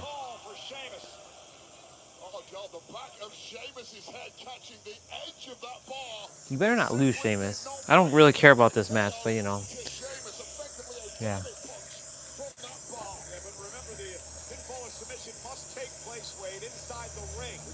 Yes. Exactly. It's like Whis going back in time. So. But you see, you only said 5 minutes. If you gave me a different number, like 5 minutes doesn't seem like a lot. I mean, it could be the matter of life and death. Like, for example, you're about to get your head blown into smithereens, right? And you got your head blown in. Then you basically were like, do back. Then you know what to do. So it's situational. It's literally situational. So like, yeah, if it's money bets, I'll definitely go back 5 minutes, 100%. Like, for example, if I already knew the answer and I can go back 5 minutes and I didn't have the answer, I'd go back and get the answer, or I'd go back and say, that's the answer. So basically, I would use it in situations where I can win something or do something where it's advantage.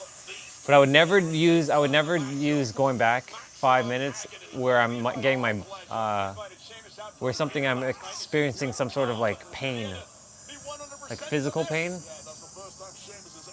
unless I can go back further, like further back, like a day. If I can go back like a day, there's a lot of things I can do in a day. I can unsay what I said, but will I do that?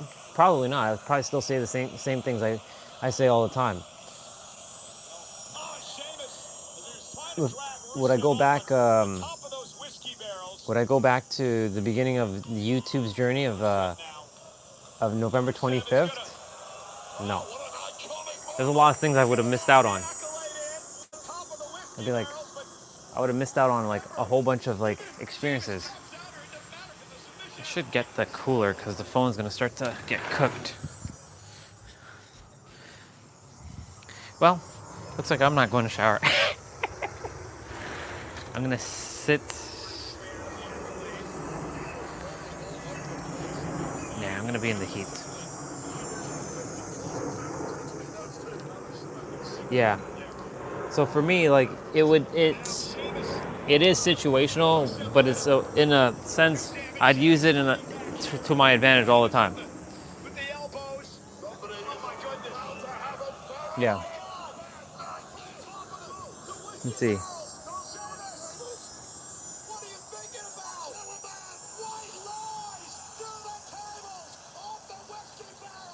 Let me see.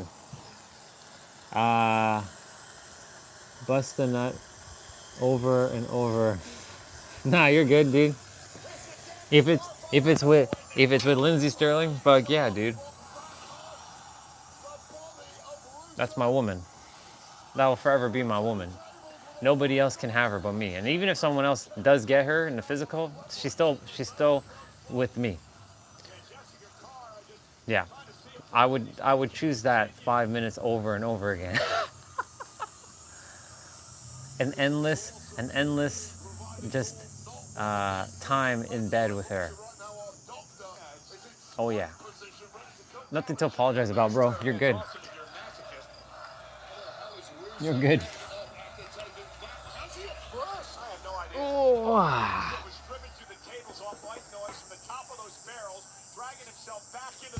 Lindsay Sterling, or Lindsay Stellar now, as I call her my wife. Lindsay Stellar. The violinist. I'm sure you've seen her before. That's my wife. Lindsay Stellar, aka Lindsay Sterling.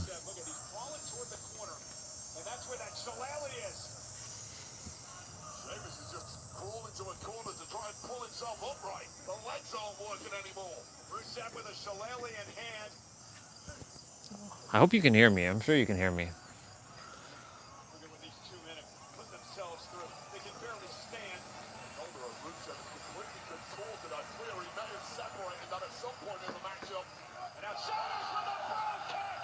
Nice. 1, 2. Oh my lord, he didn't win. Wow, that's something. Wow.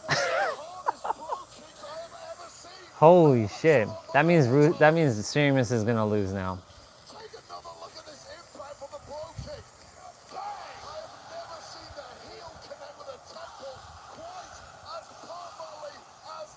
Yeah.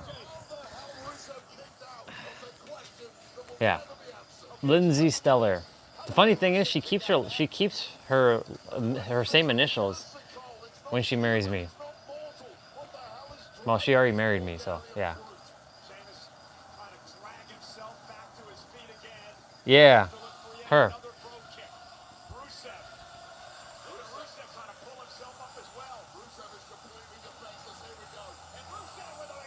Yeah, that's her. Come on, Sheamus, win, boy. You got this, boy. Come on, dude. Come on. The hell was that? Don't give up, bro. Yeah. It's her personality.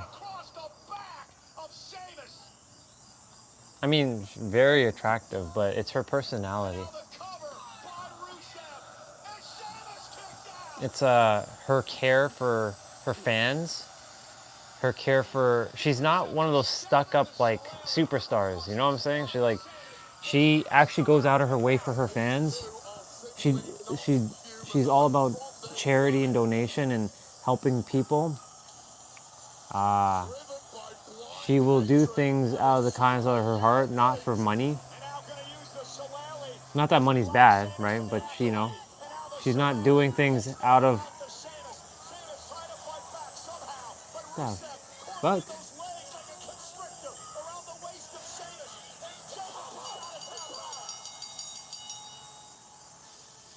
okay, well, that match ended. Yeah, so for me, it's her generosity, her personality, her heart.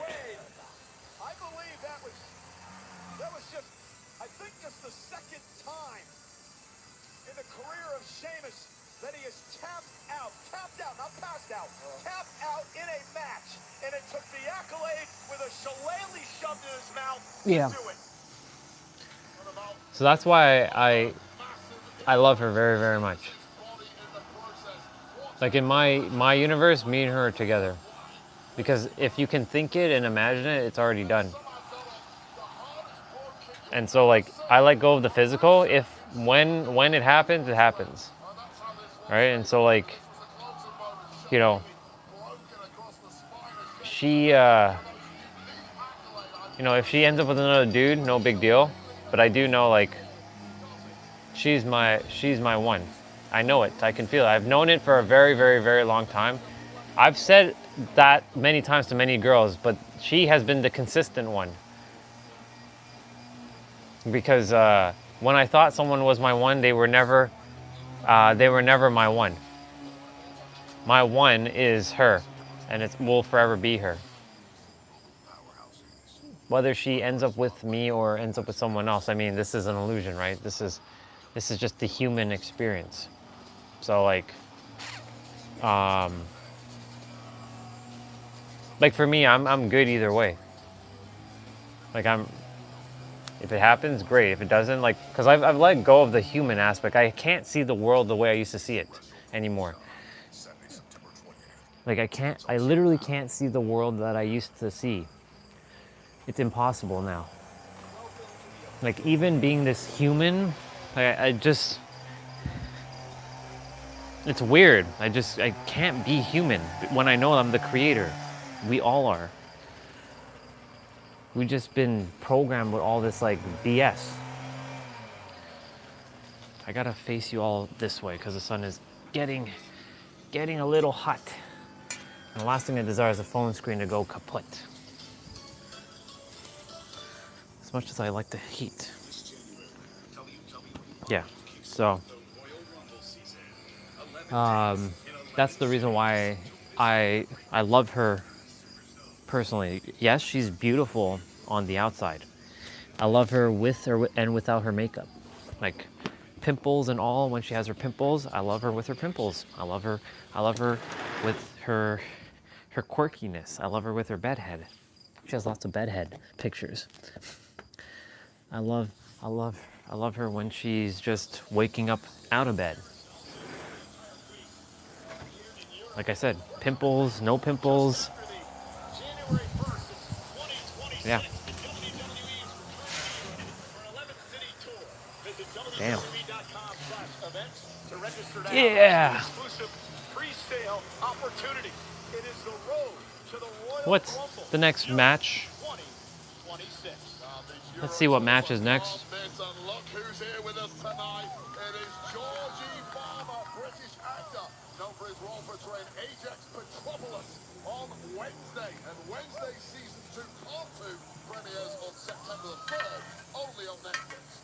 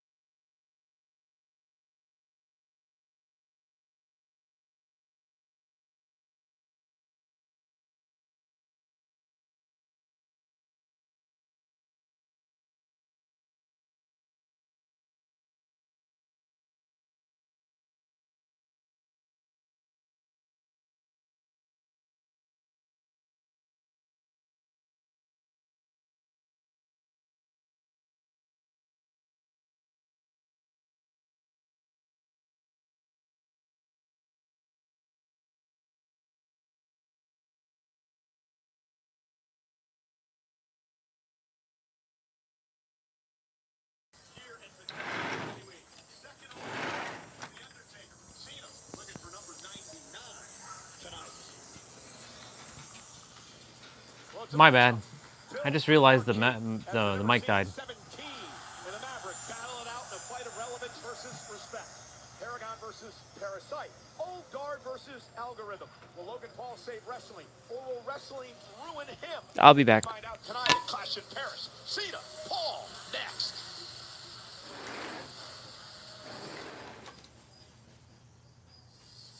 Ladies and gentlemen, please welcome the greatest of all time. He is the never seen 17 John Cena.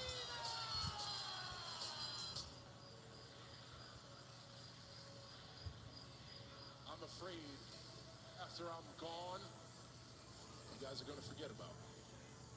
But you and I, we've known each other for a long time. I plan on going down guns blazing. Every superstar just got themselves a big old John Cena problem.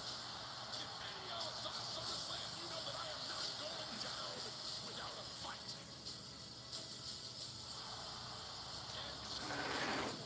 Brave enough to walk the aisle and stand on this canvas to face off with the last real champion.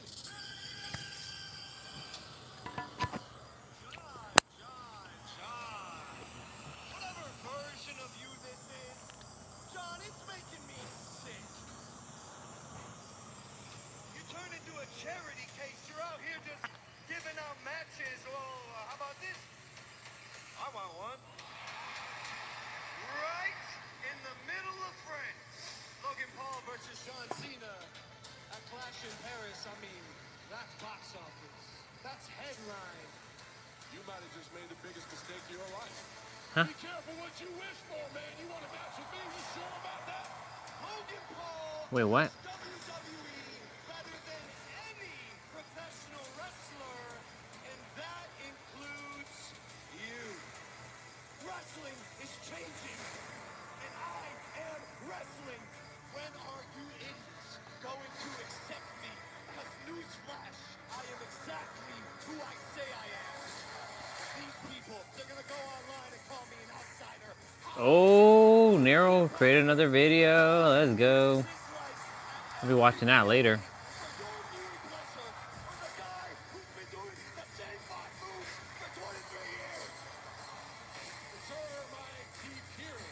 Logan Paul is an outsider. Logan Paul is not an outsider. Logan Paul is a parasite. People can see through BS, man, and they know you're here for the wrong reasons. I put us on Netflix. $5 billion. Boom. I brought us to ESPN. 1.6 billion. Boom. The value that I bring to this company is incalculable. Every single time I step in this ring, all I do is ask, what can I give to this business? Every time you step in this ring, you got one question. What can you take from this business? Because if after Monday, they still don't think you're worthy, you will not save wrestling. Hell, you won't even ruin wrestling. Wrestling will ruin you.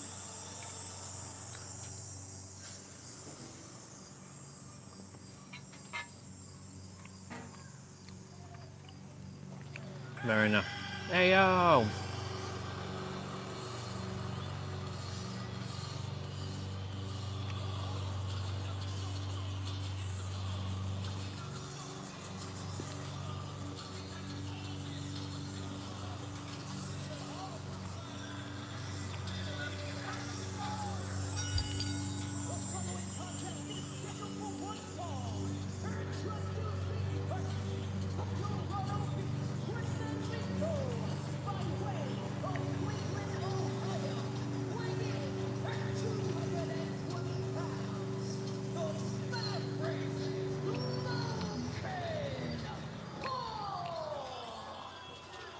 So much has been made over what Logan Paul has accomplished in the business world, the social media world.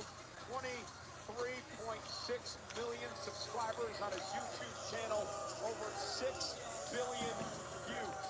And John Cena says that if Logan Paul would put that much effort into the WWE ring on a consistent basis, he would be up there in the conversation for one of the all-time greats someday.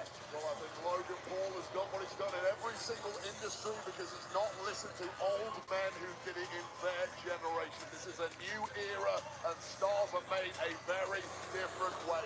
Logan Paul has his methodology on lockdown, and it works.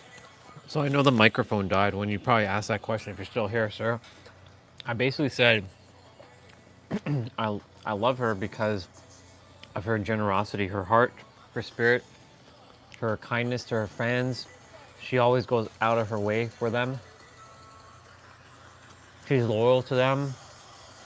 She's the type that if she was walking the red carpet, she'd see her fans and she'll run up to them. Matches in the career of this young man. She's a very attractive woman on her outside, with or without makeup. I love her with her pimples. I love her without her pimples. I love her with her bedhead. I love her without her bedhead. I just love her.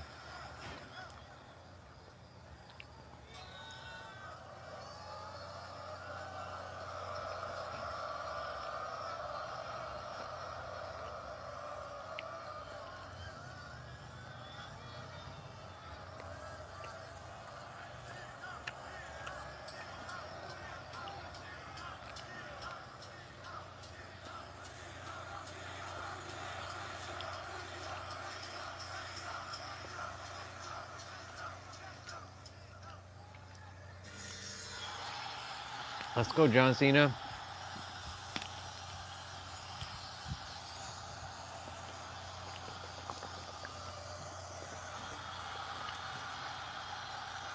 John Cena.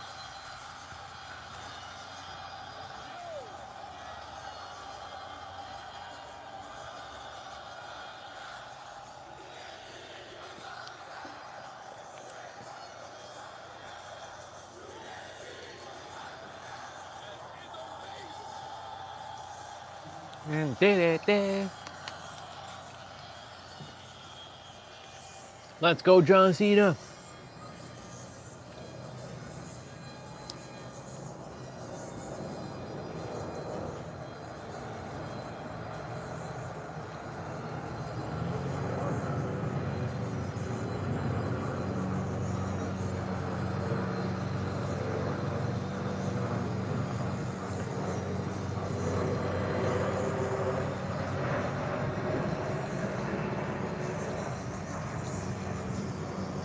Let's go, Cena.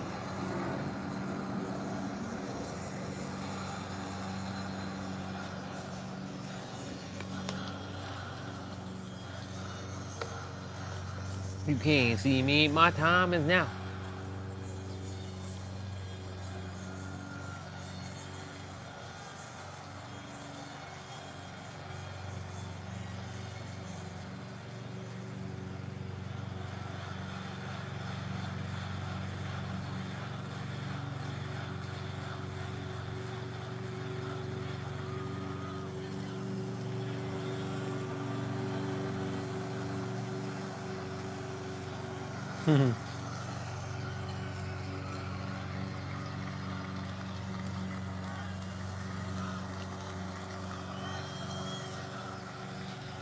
Let's go, Cena.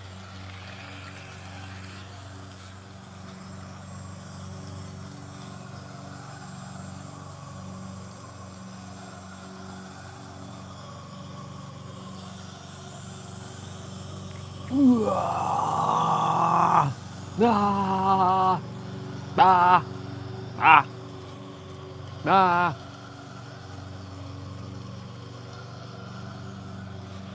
Ah.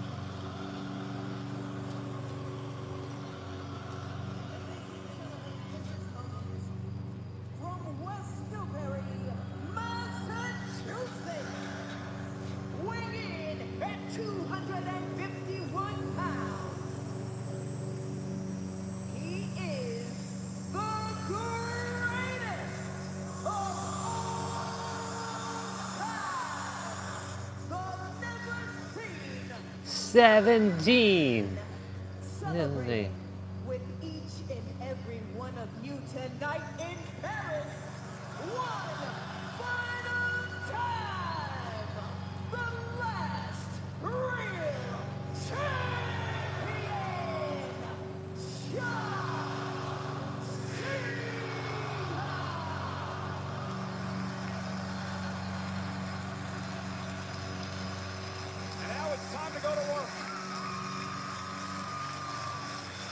big fight feel, a goosebump atmosphere at the La Defense Arena in Paris. 30,000 plus backing John Cena. And we're underway. Cena, Paul at Clash in Paris. Let's go. Let's go.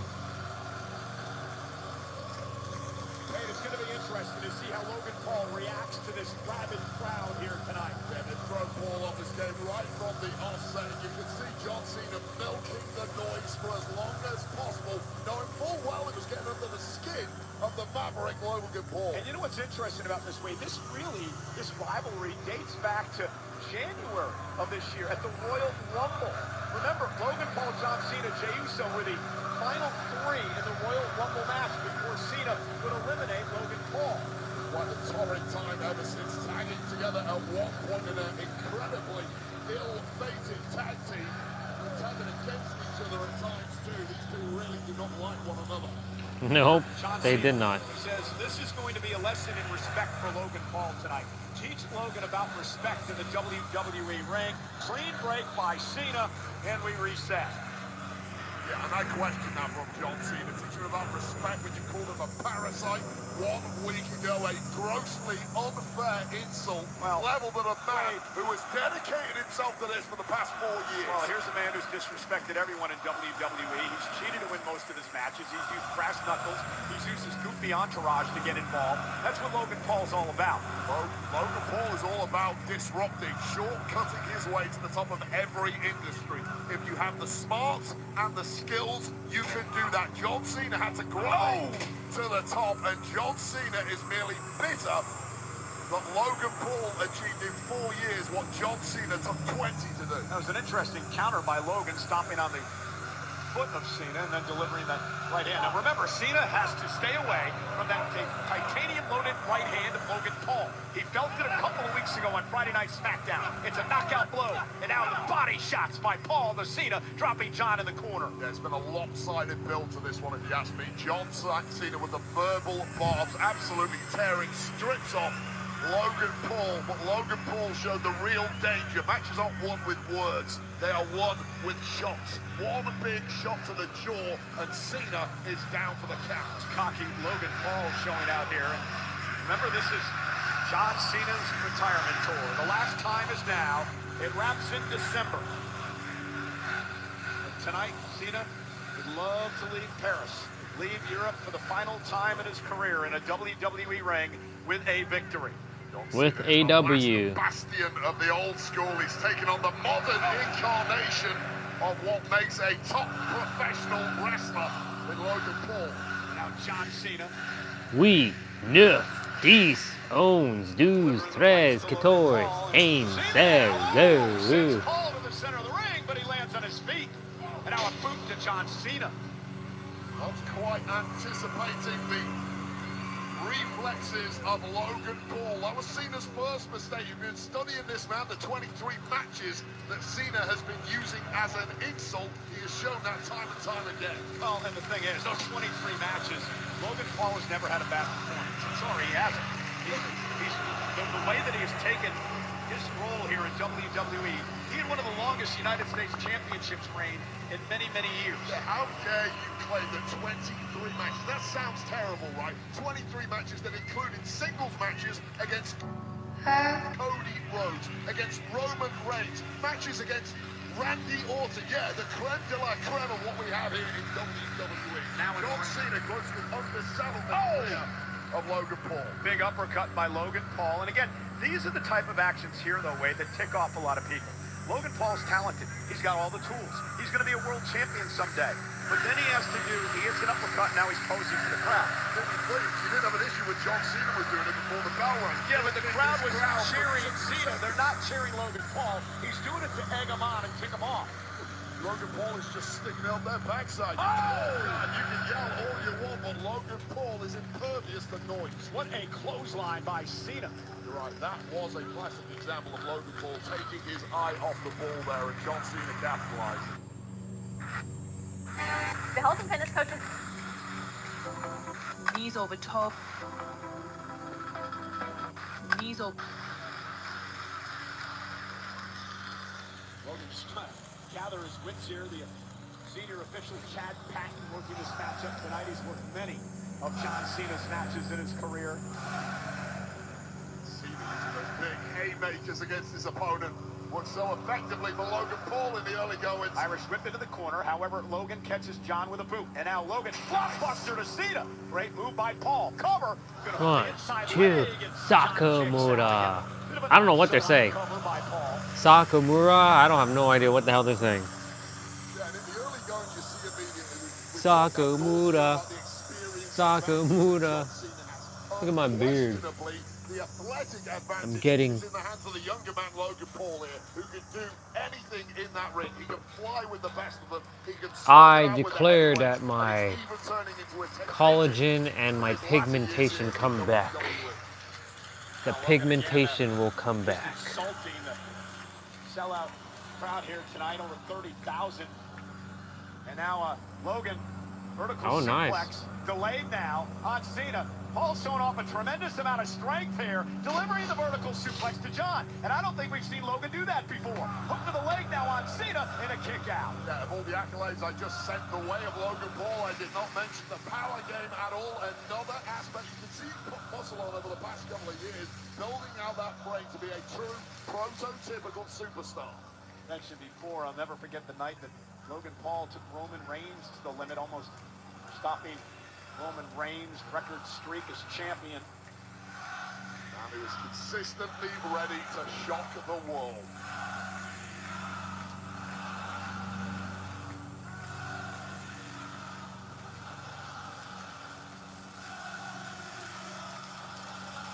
See, French crowds, European crowds, just know how to do this stuff. Soak all this in, because I'm not sure it does justice to what we're experiencing here tonight in Paris.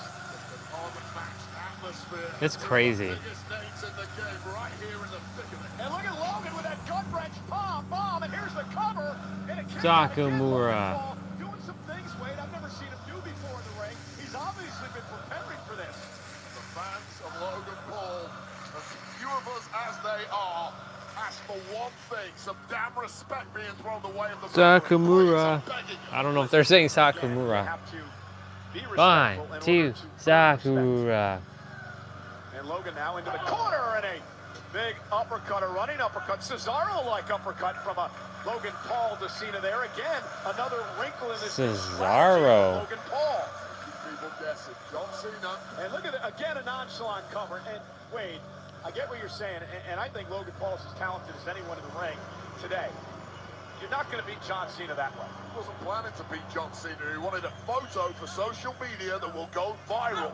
Oh, but that's what Cena's talking about. Forget about the viral moments. You have an opportunity to beat the greatest of all time here. Stop screwing around, go for the cover, and try to get the win. Why not do both? The reason Logan Paul is here is because he's the king of viral moments. That's what got his foot in the door. He's not about to check his spots now. Then harks back to the old school. John Cena embraced that, the grind, the respect. Nice. And Cena takes out Logan, both men now down. 1, 2, Sakamura. 1, 2, Sakamura.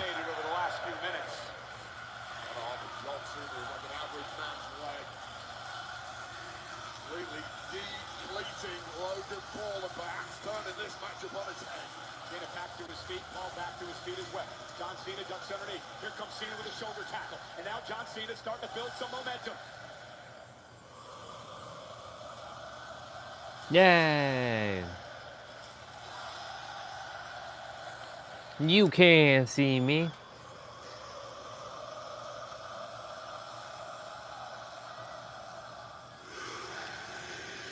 You can't see me. Cena with a five-knuckle shuffle. Vintage Cena on display tonight. And now he's got Logan Paul in position for an attitude adjustment, which this kid does need. Brilliant by Logan Paul, scrambling to the outside and a shot to the gut in the process, turning this one around, stemming the tide. Now Paul, bang! Clothesline to Cena. Like a shot out of a cannon and a kick out by John at 2. Oh, John, such a difficult move to pull off, and that was pulled off about as well as you will ever see on planet Earth. How damn good is Logan Paul?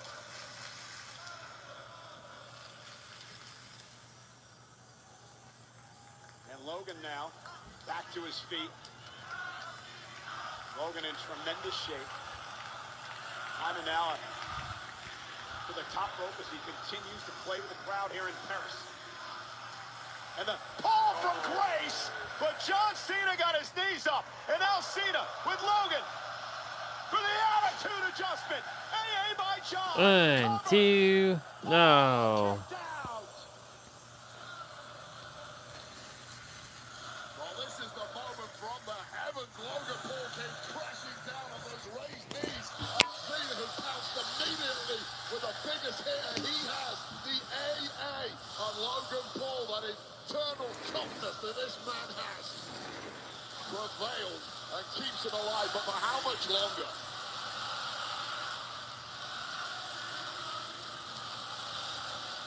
Cena now, once again, going to go for a second attitude adjustment on Paul.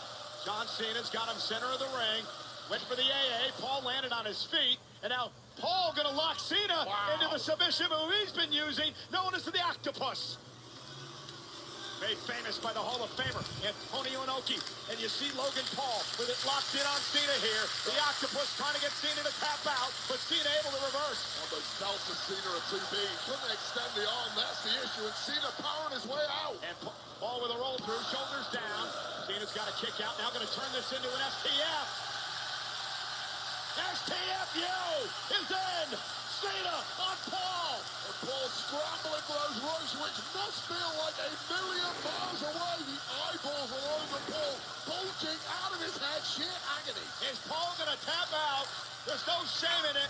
Many I'll be back. tapped out for this move by Cena. It makes it to the rope, but John Cena going to drag him back toward the center of the ring.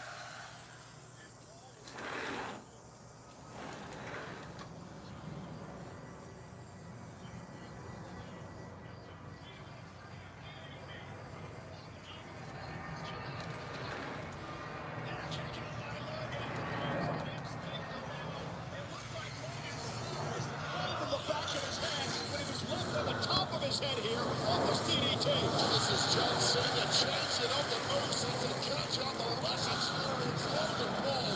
And the right eyes in the back of the head, but somehow able to kick out. That's all that boxing experience. When you're rock, you have to keep rolling, and that's exactly what Paul did there. Great point, Ray.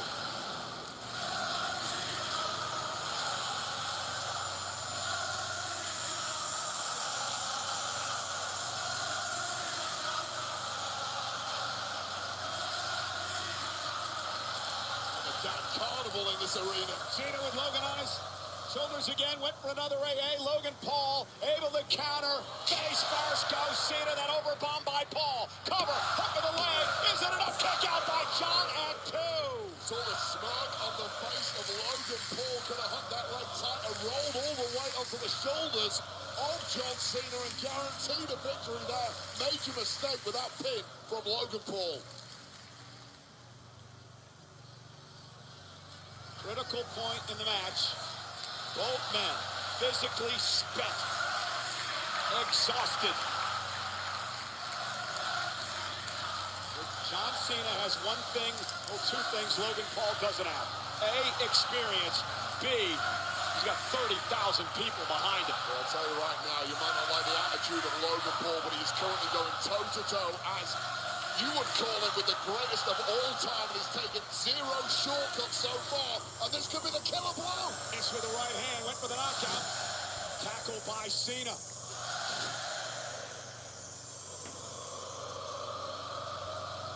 Paul land. Oh, what a move by Paul. Logan Paul, tremendous athleticism, almost beat Cena there. Connected with that zigzag rocket, the skull of Cena against the mat. Tried to land on his feet, landed face first, but still caught up. Executed that to Cena, and Cena now is the one living dangerously. Yeah, that Ziggler zigzag delivered to John Cena. Logan Paul doing a lot of things we've never seen him do before in the ring, Wade. That's what you have to do. You have to keep evolving. People don't respect Logan Paul, but if you watch the game, you ignore the theatrics, you ignore the arrogance. This man is sheer brilliance. And maybe that's the kind of respect John Cena was talking about. Change your game, evolve, put the work in. I'm gaining a lot of respect for Logan and what he's done in the ring here tonight, changing up his game. And again, got caught that time. Look at that slingshot lariat, got caught by John. John planting Logan for the win. Paul kicks it too. Modified flatliner there. Now Cena reacting instinctively to what's thrown at him. And that was a mistake by Logan Paul. Going to that well once again. It worked the first time. Cena has it figured out now. Yeah, rarely are you going to catch John Cena with the same move twice. Cena is hurting in a big way. This is when old father time starts catching up with you, John. Rolled back the clock in the early goings of this one. But you're in deep water now, and that hurts you. Yeah, but John's also understanding the finish line's a few months away. He wants to put on the greatest performances of his career. He's got Logan up again. Paul, though, lands on the apron, hangs John up top rope. What a stain it would be on this retirement tour if Logan Paul can put away John Cena right now. And now Cena. Logan smells blood. Logan gonna go back up to the top rope again. And this time, oh, and a swanton connects. And then a standing moonsault to Cena. And again, moves that we have not seen Logan Paul use much in his repertoire. Paris was a sight of the Olympics not so long ago. Those kind of athletics would have earned Logan Paul a medal in the gymnastics. And John Cena is now in a really, really bad way.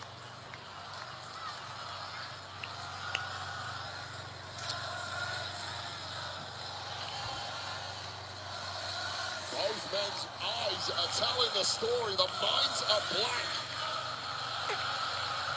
What can you cook up this deep? What is the body going to allow you to do?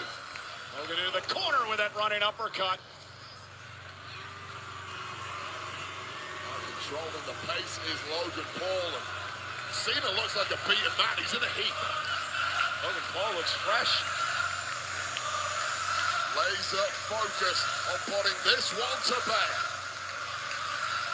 But again, distracted by this audience. That's a mistake from Logan Paul. He's got Cena on the ropes here, and John Cena took advantage. Again, he went for that uppercut, and John Cena moved out of harm's way. And John... Oh, Paul, center of the ring. Is it enough for Cena to put him away? Logan kicks it to almost a 3 count. Again, keeping the less experienced star guessing. That double underhook face plant there, shocking Logan Paul, whose brain has been completely wiped on that landing. But I don't know if Cena has enough left in the tank to make anything of it. Well, Logan Paul hit Cena with everything he can. Not been able to put John away. Well, both men have thrown their best, and both men have taken their opponent's best, and are somehow still taking just about. Headbutt by Cena. John doing stuff he hasn't done before either. When you're out of ideas, you start throwing the heavy leather, and who's got the heaviest leather out of these two? I'm going to say Logan Paul. He's got to be careful.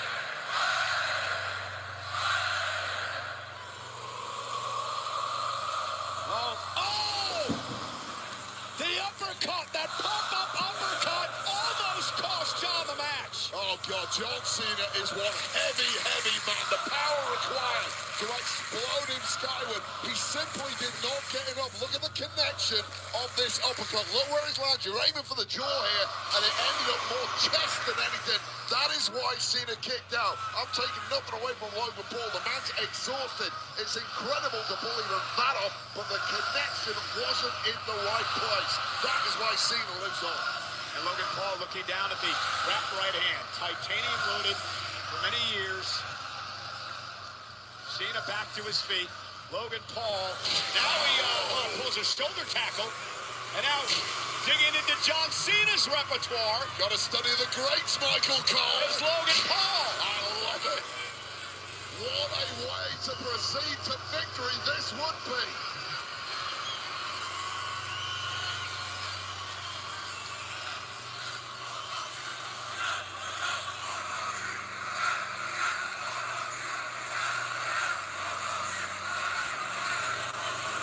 Oh, how dare him do that?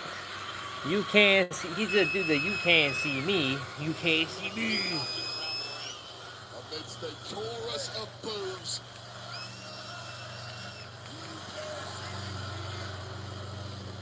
Cena though back to his feet. Paul took too much time. Way too much time. AA by Cena. Hook to the leg. Almost had him. Come on. Cockiness almost cost him there. Well, peacocking around at the wrong time is simply a major faux pas against one of the best in history. And right now, some trash talking coming across from John Cena. Perhaps trying to motivate himself in the process.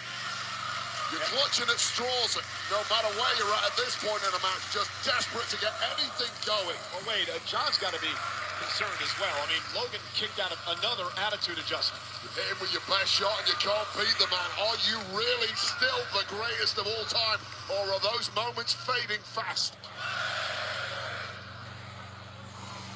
Cena rocked Paul momentarily, and now another headbutt from Cena. And Cena, you're going to headbutt his offense now.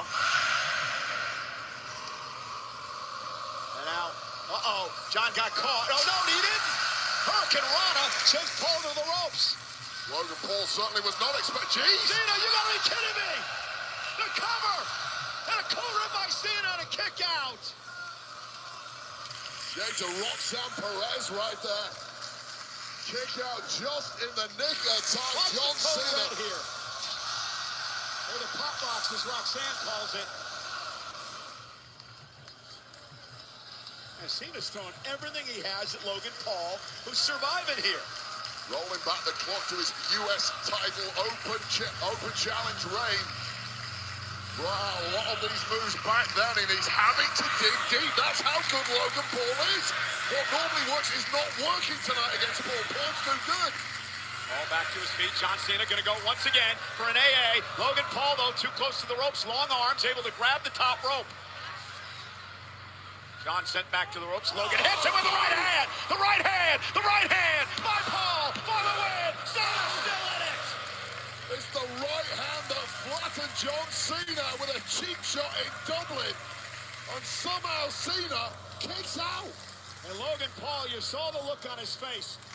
That may have been his last chance. He hit Cena with that titanium-loaded right hand, and John somehow was able to kick out. The AA versus the right hand. Both men have taken them. Both men have kicked out. Both men look barely alive. But we still need a winner, and this place is rumbling. And a kip up by Logan. Oh, my God. This deep in the match.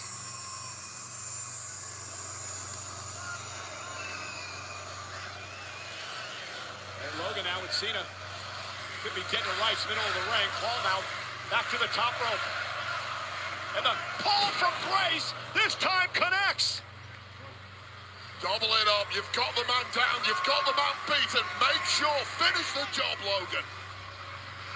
And a second Paul from Grace to knock off the great John Cena, who gets the shoulder up. The blood draining from the face of Logan Paul. The belief draining from the soul of Logan Paul. This man really is Superman. Well, Logan Paul, now he understands Super Cena. why John Bradshaw Layfield, our commentator partner, said years ago about John Cena. He dubbed him Big Match John. And there's a reason. The never say die attitude of the 17-time world champion.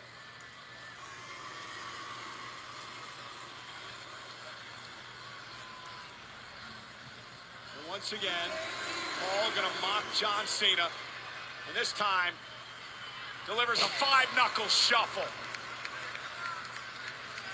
Cena's just look at this. Logan point. Paul now was looking for the AA, I think. John Cena able to roll through, and now Okay. Oh, talking about one of his great rivals, a Styles clash to Logan Paul. Cena, flag kick out again. Jesus Christ, man. What the hell's going on here? Just end the match. Well, many people believe Cena's rivalry with AJ Styles almost a decade ago was one of the best of Cena's career.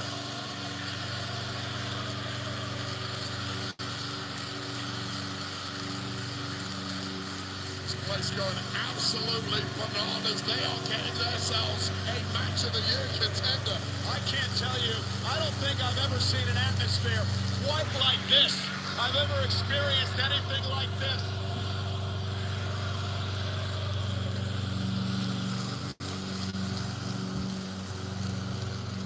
And Cena now lifting Logan Paul up on the top rope. Both men run out of moves many minutes ago. Now we're going on the fly. Just figure something out. Oh, we're in overtime. This is sudden death for both of these men. And now Cena, who's hit Paul with 2 AAs already, said if that didn't do the trick, maybe an avalanche AA will, but Paul again fighting out of it. Fighting to stay alive in the match and may have turned this around in the process. And Paul off the top rope, cross body. Cena though rolls through, and there's the power of the GOAT.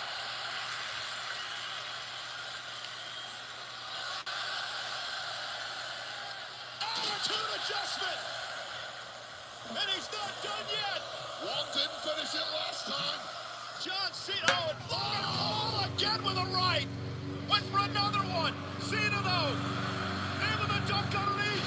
Let's go. Adjustment. Collapses into the cover. John Cena wins.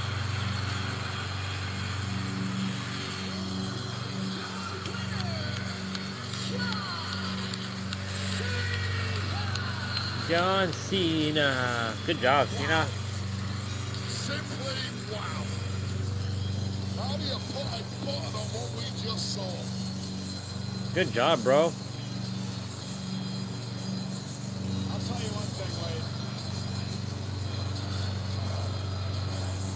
You get past the antics. Logan Paul gained my respect tonight. What a performance by Logan Paul against John Cena. Ain't the personality all you like, but even in defeat, if you think Logan Paul is not a top 5 competitor in WWE, you are simply blinded by hatred and you are dead wrong. Hats off Logan Paul. That was brilliant. Logan Paul went toe-to-toe with the greatest of all time tonight. And now for one final time, John Cena will take a bow in the WWE ring in Europe for the final time ever in Paris. Soak it in, folks. Enjoy the time. We've only got 3 months left.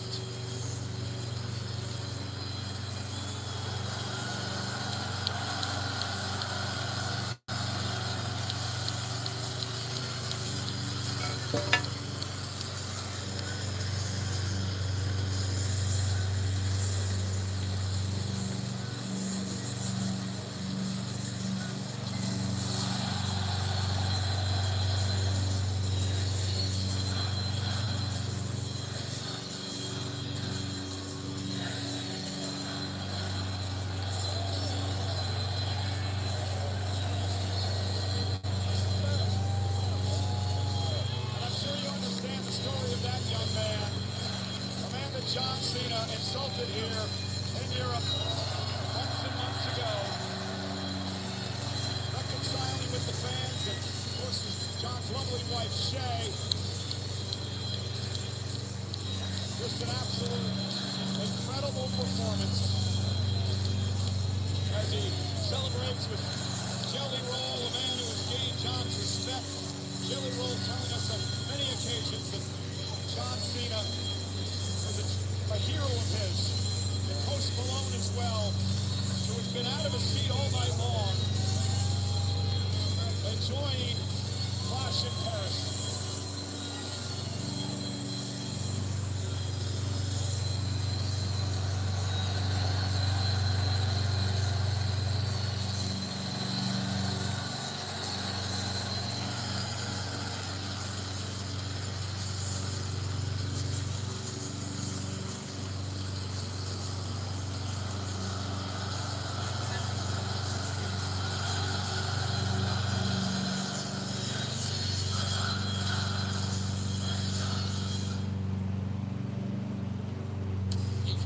someone you love likes wrestling, you'll want to pay attention.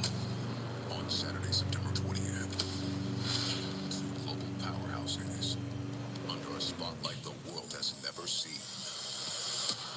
WWE on ESPN. This isn't just an event. It's a moment in sports history. You ain't seen nothing yet. The world will be watching. I light the world on fire. This is WrestlePalooza, Saturday, September 20th. Tickets on sale now.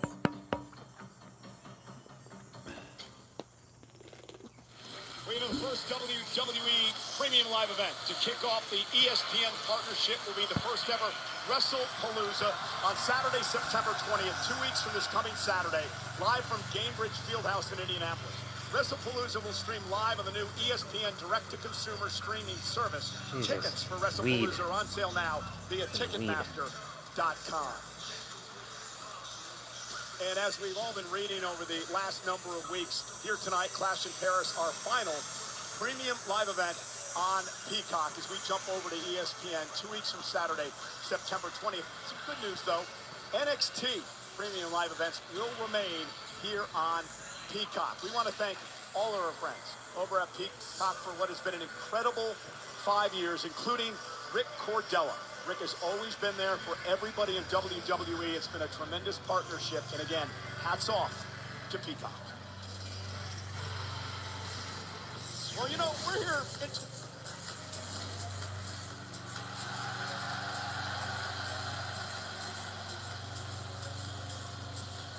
That's tomorrow at 2 p.m. Okay.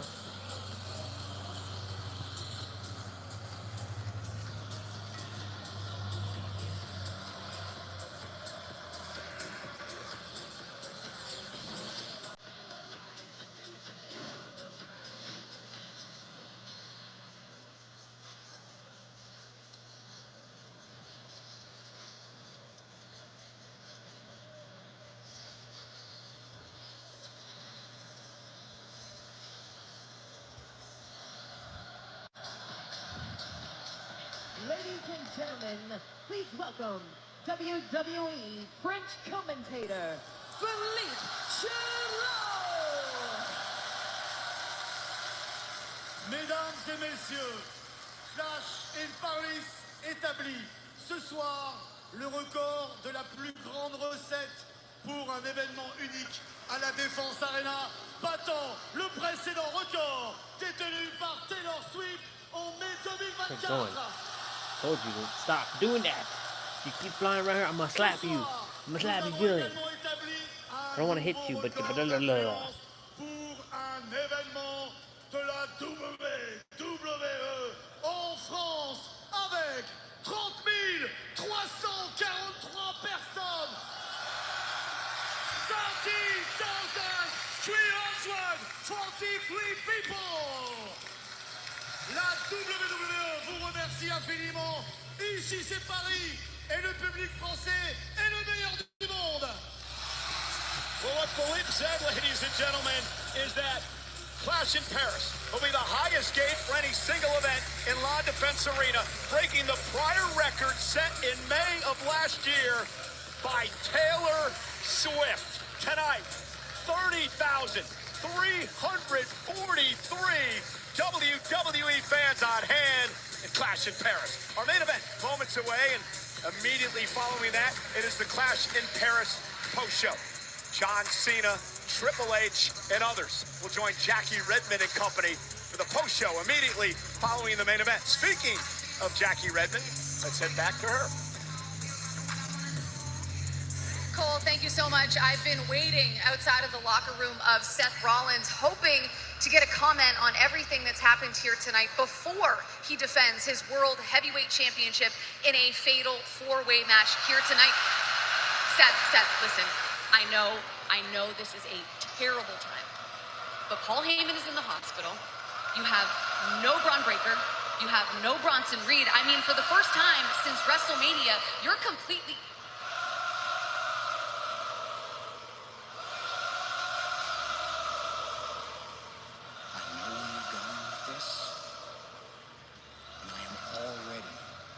To 2 steps ahead. I'm all alone out there tonight. And you and the entire world thinks that that puts me at a disadvantage. Do you remember WrestleMania? Do you remember who won the main event of WrestleMania? Wasn't Roman Reigns, wasn't CM Punk. Now, I have chosen the vision. I don't need the vision. I have never needed anyone. I am a multi-time world champion. I have never needed anyone. I am the greatest in-ring performer in the history of this industry. I have never needed anyone. And tonight, I am going to go out there and remind the world why I am a visionary.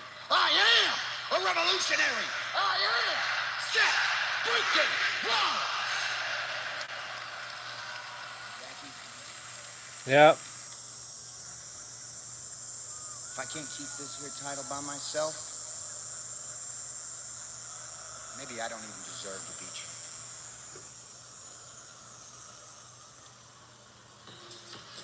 Again, it's been quite the night. Speaking of hospitals, Roman Reigns was sent to the hospital earlier on tonight after the assaults by Bronson Reed and Braun Breaker. Paul Heyman has gone to the hospital after being choked out by Roman Reigns. And not only that, Braun Breaker and Bronson Reed have been thrown out of the building and told by Adam Pearce, should they return, they will be suspended indefinitely without pay.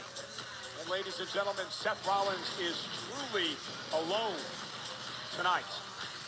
Well, at SummerSlam, Seth Rollins didn't just win the title, he ripped it away from CM Punk in the bruise of the century. For Punk, Jey Uso and LA Knight, nothing fuels a fight like resentment. Tonight, 4 bitter rivals step into a fight that could topple a king. Seth Rollins defends the World Heavyweight Championship in a fatal 4-way live in our main event next.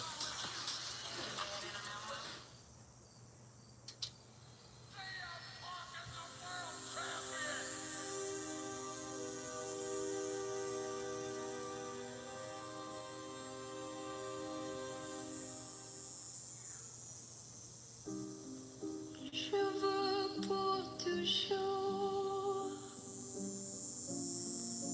vivre ma vie en ces temps présents, en ces moments réels.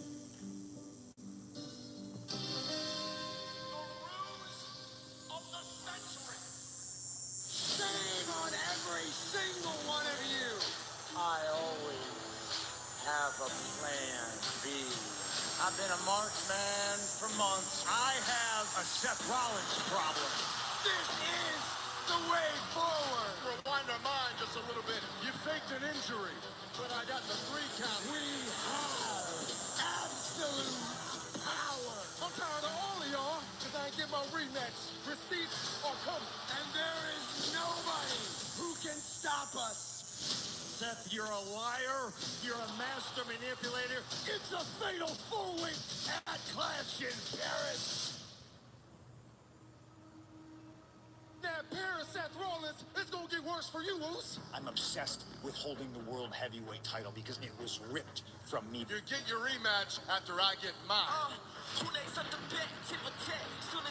get, it's a wrap. You ain't been like me to take the heat. I done took the torch from every match. Get back, bitch, stay on my lane. This ain't hunger for no minimum wage. Don't pretending like this isn't my game. This that hunger that he never was played. I ain't saving face, this is fake. We're not gonna get there unless we stick together. You've got to be kidding me. Seth Rollins is the problem. He has the numbers. He's trying to get you to the match. I just don't want to owe nobody no favors. Once we get to Paris, it's every man for themselves. Time to pick up the pace. We don't have a problem. I'd like to keep it that way. I got a Seth Rollins problem. You got a Seth Rollins problem. You're welcome for saving your career. You don't know what's good for you, so you need visionaries like me to tell you what is good for you.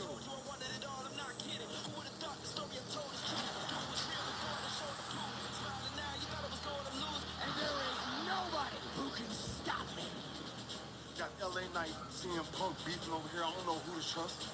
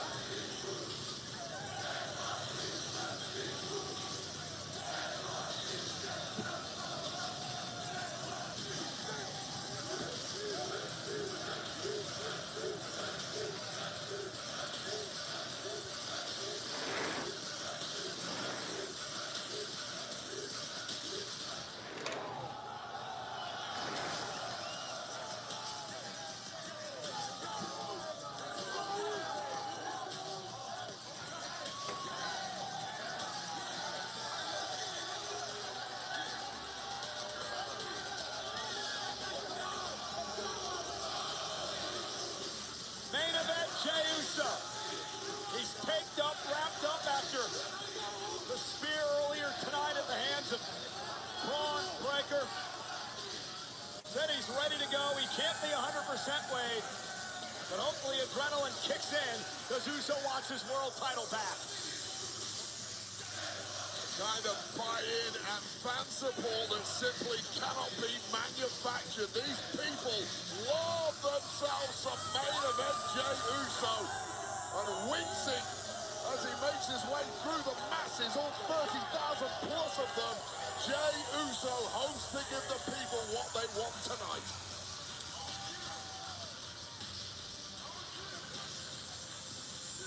Get this right now. I'll try.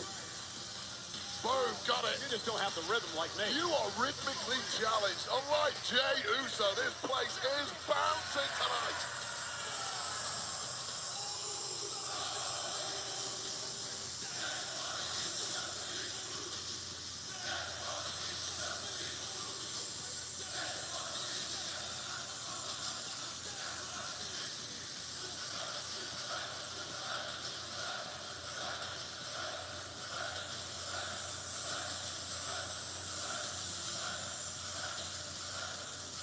I hate to be Captain Buzzkill, but the yeeting movement is even causing Jey Uso to wince. He's grabbing the ribs. That does not bode well at all. Yeah, but Jey Uso's been fighting rib injuries for months now. So at least I think Jey understands how to deal with them when he's in the middle of a match. When the gold is on the line and you have a pervading itch to recapture the gold that you won at WrestleMania, then you try and block it out as best you can. But I'll tell you, as a competitor, it will hamper Jey Uso tonight. The question is how much.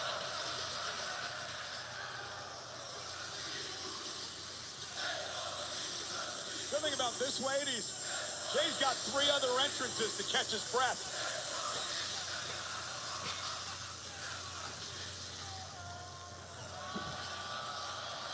Catch his breath or think about the agony that his ribs are in.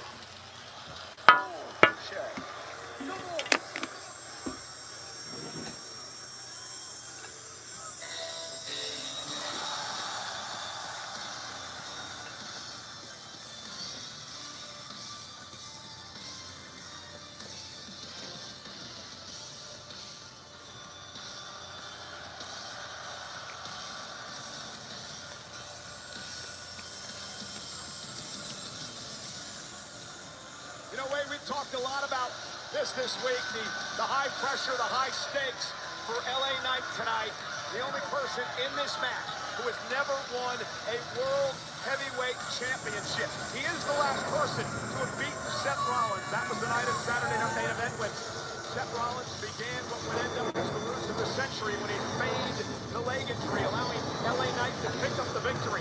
But the clock's ticking. You don't have many opportunities at a world title. Knight's got to capitalize. Yeah, knowing what we now know, that victory against Seth Rollins at Saturday night's main event is effectively null and void. It was a freebie for LA Knight. Really doesn't count, but you're right. The only non-world champ in the match. The question for LA Knight, is that added fuel, or is there going to be an element of imposter syndrome? All three of these opponents have been to the mountaintop. I haven't. Well, you know, Wade, you say that that victory over Rollins really didn't count. Well, it doesn't matter what you think, because that victory did earn Knight a spot in this match tonight. So look at it however you want. Knight's got a chance.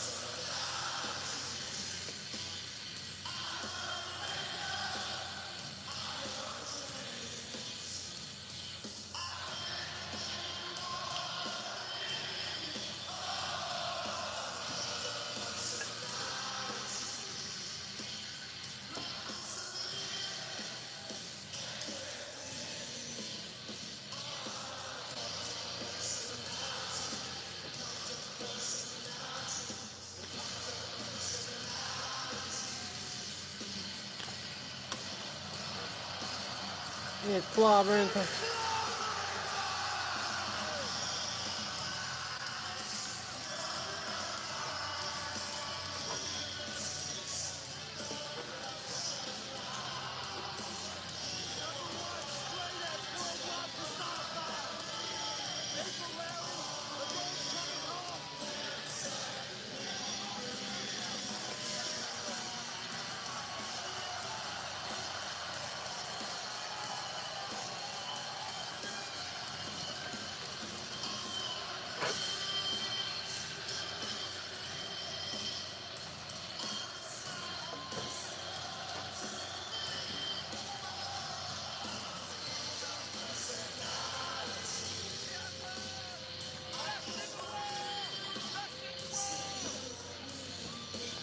Somebody was screaming best in the world.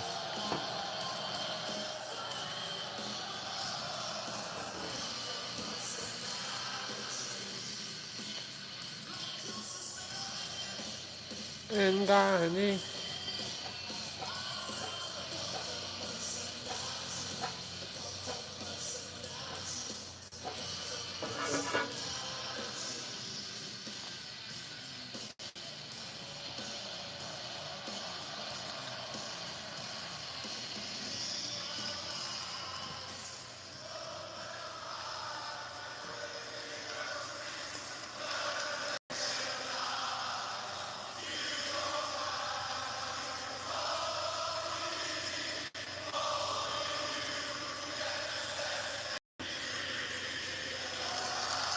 Nice.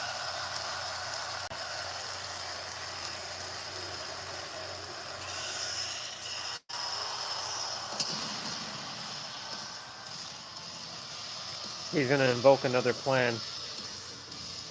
That's retaining, unfortunately.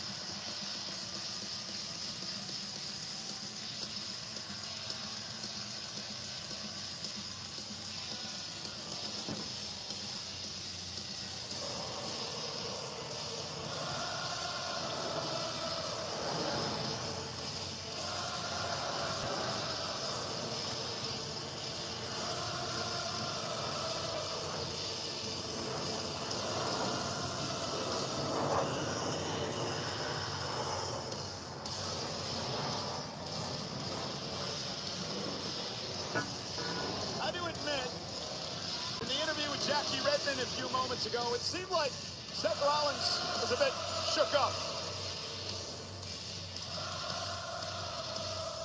It's all part of his master plan.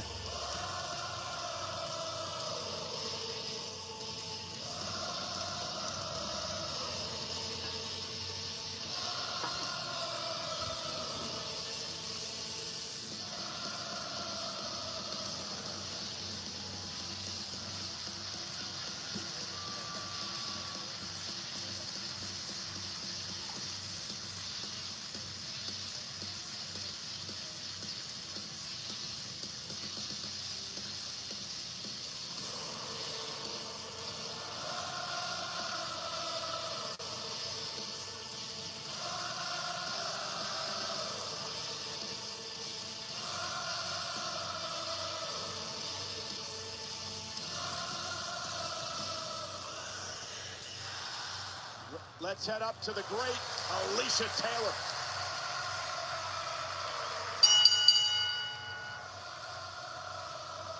The following contest is a fatal four-way match, and it is for the World Heavyweight Championship. Introducing the challengers. First, from San Francisco, California, weighing in at 242 pounds, made he great, Jey Uso.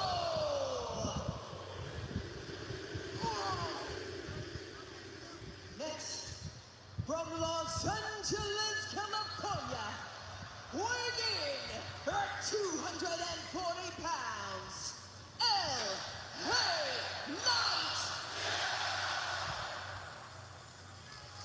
And from Chicago, Illinois, weighing in at 218 pounds, CM Punk.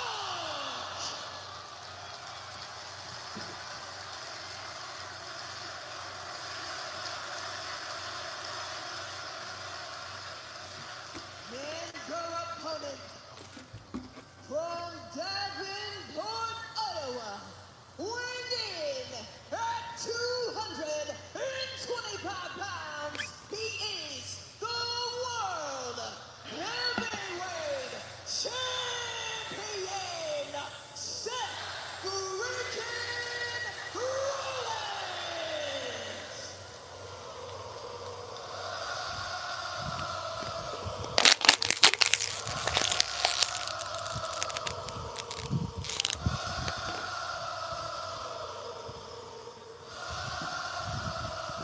He's got a plan. I can feel it. Well, Wade, as I mentioned earlier, Seth Rollins has a reason to be shaken up here tonight. He truly is alone. Breaker Reed kicked out of the building, Heyman at the hospital. There is no champion's advantage in a fatal four-way match. First man to gain pinfall or submission becomes the World Heavyweight Champion. Bell rings, we're underway. Who will leave Paris with the gold?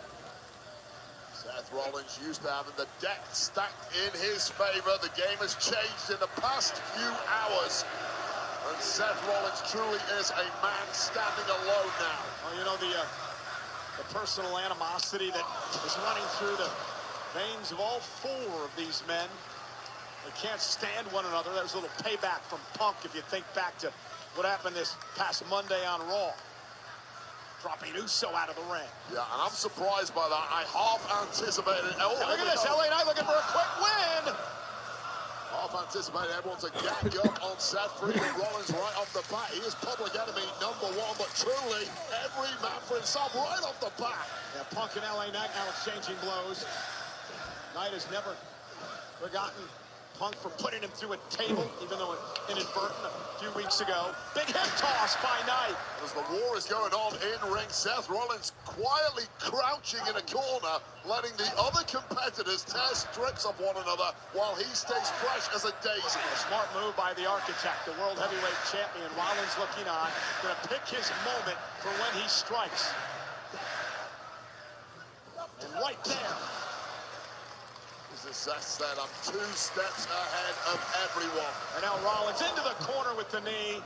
These two men hate each other, Rollins and Punk. Let's not overrate the Uso back in the fray, top rope, cross body, cover on Rollins and a kick out. Now Rollins over the top rope. Oh, smashing his head on the barrier in the process too. And Jey Uso runs into Punk. Test out those ribs early on Jey Uso. Heavy landing from that clothesline. Well, Punk reminding the world that it's every man for himself. No friends in this type of matchup. CM Punk lost out in the main event of WrestleMania 41. Effectively lost everything at SummerSlam. That has galvanized the resolve of CM Punk. And he's now going for the weakest competitor in the match. And I say that with no insult intended. He's simply damaged. Jey Uso. Yeah, ripped first into the turnbuckle. Jey suffered through a lot of rib injuries the past few months at the hands of Breakker and Reed again tonight. And now Seth Rollins dragging Punk out of the ring and driving him into the barricade. And Punk collapses into the sea of WWE fans. Now after the wounded duck, Jey Uso goes. Seth freaking Rollins. Rollins with a running knee, shades of CM Punk. And now mocking Punk, calling for a GTS. Well, CM Punk isn't catching any of this at all. But LA Knight certainly is. The biggest danger in a match like this, there's always somebody fresh lurking and waiting to light you up. And every once in a while, you'll see a temporary alliance form. For just a short bit in a match like this, and that's what Uso and Knight are doing. The best thing you could possibly do is turn this into a one-on-one match if you can, and it looks like Uso and LA Knight are doing exactly that. Yeah, Rollins outside the ring, Punk's in the crowd somewhere, and now we come to one-on-one. Uso scoop from behind, looking to put Knight away, and a kick out by LA. There's the temporary part of the alliance you were talking about. And Jey Uso suddenly moving along. A little better now than he was in the early going. They talk about that, Wade. You've been injured in the match before. Once the adrenaline gets pumping, you forget about it a little bit. You get a little warmer, and also once you start sensing victory, you can block it out a little better. But victory may be a long way off for any of these sports. Simply too talented to go down easily. Now Rollins backing it up in the corner. That, of course, a move that Jey Uso normally uses. And come on, Rollins with a mocking yeet chance to the former world champion. I don't mind if it's like flies, but like you bees. mentioned that Rollins had been I'm gonna for a loop during like that a interview. backhand. I mean, I know they're all one. I don't want to hurt them, but like get out of This here. is Seth Rollins Go reminding fly the over world, there. Yeah, I have backup. Yeah, I have friends. Yeah, I have people. Nobody. People do my dirty work. Well, that's what he said. I don't need nobody. This is Seth freaking Rollins who's climbed to the top of the mountains many times on his own. And he'll do it again tonight if he has to. And he understands the power of that world title and what it means for the vision and the future of that group. The title gives absolute power. And this is what I thought we'd see from the off. Trapped in a pincer movement.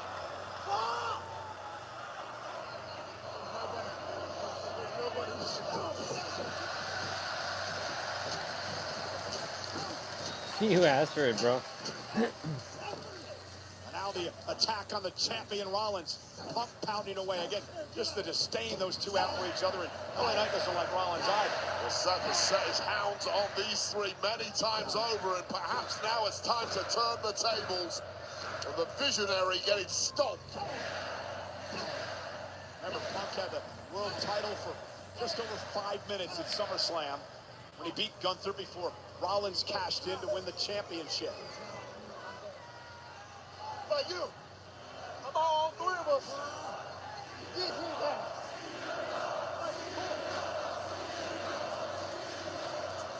Well, Punk with that running knee. Let's take Rollins out of the equation. That's what Knight and Punk and Uso are doing in this temporary alliance.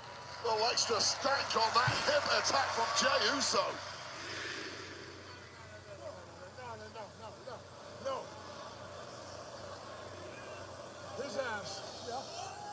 a table. Table? Table. Jay! Get the tables! I'll pay homage to the Dudley boys, and they really want to take the world champ out of the equation. Completely legal in a fatal four-way.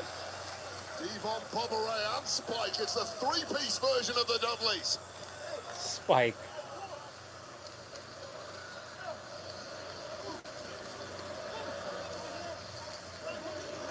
Oh! Jey Uso taking Roman Reigns' advice. Don't work with anybody. It's all about yourself. Gold is on the line. Embrace the worst elements of your personality, because it is worth it. The prize is worth breaking every friendship you may ever have had. And Rollins, and a super kick by Jey Uso to LA Knight. A wounded animal is a dangerous animal, and Jey Uso is fighting for the gold here. We're now heading away from the ring here, and After this, I'm gonna go shower and yeah. theory, the other two competitors could slide in and get this one ended while you're out there in the stands. Rollins right to the injured ribs of Jey Uso. Smart move by the champ. You think you're on my level, son? You think Out of nowhere, LA Knight creeping around the other side of the fans, blindsided Seth Rollins, who can't find any respite anywhere here. And LA Knight dragging Rollins back to the barricade, and Punk's going to take them both out. All four of these guys are battering each other, but it seems to me Seth Rollins is absorbing every single shot in the process. What's up with all these bubbas? Punk now climbing up the steps. Rollins into the ring. Punk going to go to the top rope. Man, CM Punk would love to pin Rollins tonight. How that would feel for Punk. Crossbody. Go. Rollins shoos him away. Clothesline by CM Punk. Now Punk with a swinging neck breaker. Yeah, picking up the pace now. CM Punk, he's got it down to one-on-one. The one man he really would love to beat. Punk with a running knee. Nobody does it better. And the best in the world showing you why. It could be time for Rollins to go nighty-night. Night-night on a starry night here in Paris. Up for the go to sleep. Break of the eyes by Rollins. Kick by Jey Uso. Momentum killed dead in its tracks. And step up Enziguri. Drops Punk. And backing it up in the corner. And there. Look at this now. Uh-oh. Up on his shoulders. Face first. Effectively the power. Oh, God. Shining Wizard right to the temple of the megastar just when he had the momentum. Wait. Pedigree by Rollins. Shoots the half. Cover. Oh, and a kick out by Punk at 2.5. Oh, God, what an absolute scramble this has been from the word go between four of the best we have on the roster.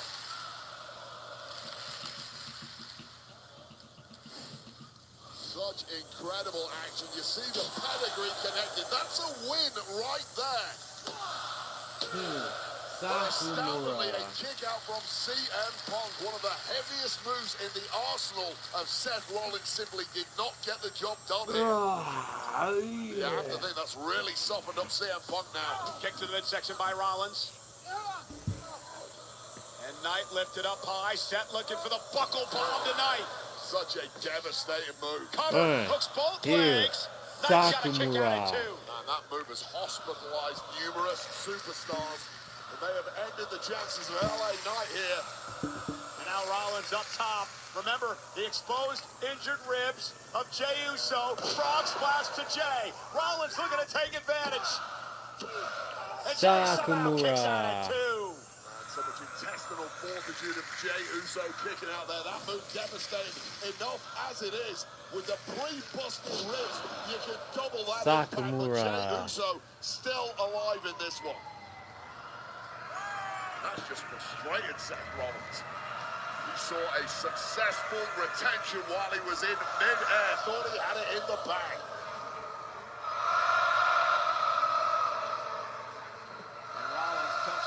Uso out of the ring to turn his attention to LA Knight. Smartest thing you can do. Get this down to one-on-one. You'll keep seeing these competitors try it. It's the only way you can win.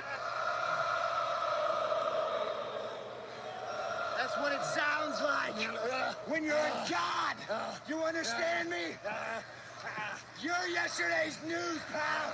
I'll show you. I'll show you. Oh!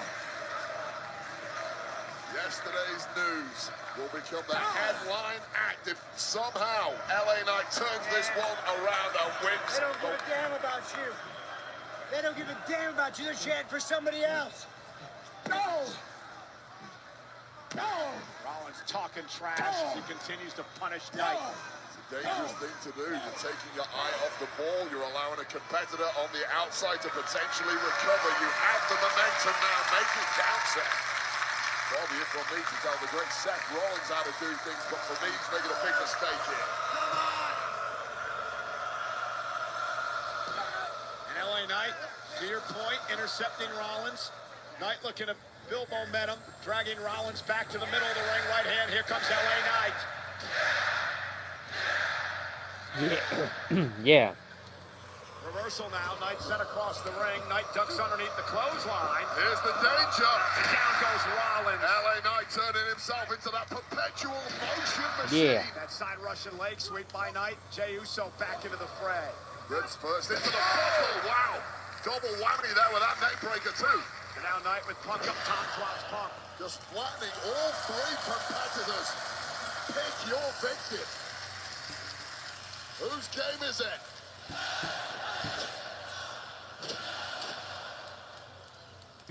Breaking up that momentum, an attempt there from Seth Rollins. Let's try that one again, perhaps. Sakumura. Knight with all three men down. Has his Yeah. And a big elbow delivered. Yeah. I'm sure those boys are gonna come back into the ring. Choices. He's now going in. Oh, attempted that BFT. Broken up right in the nick of time by Jey Uso. Jey Uso again favoring the ribs. Of course, the attack by Breaker earlier on. He's entering the match with a major handicap, but somehow appearing to be the fresher man is Jey Uso. He's going to go for broke here.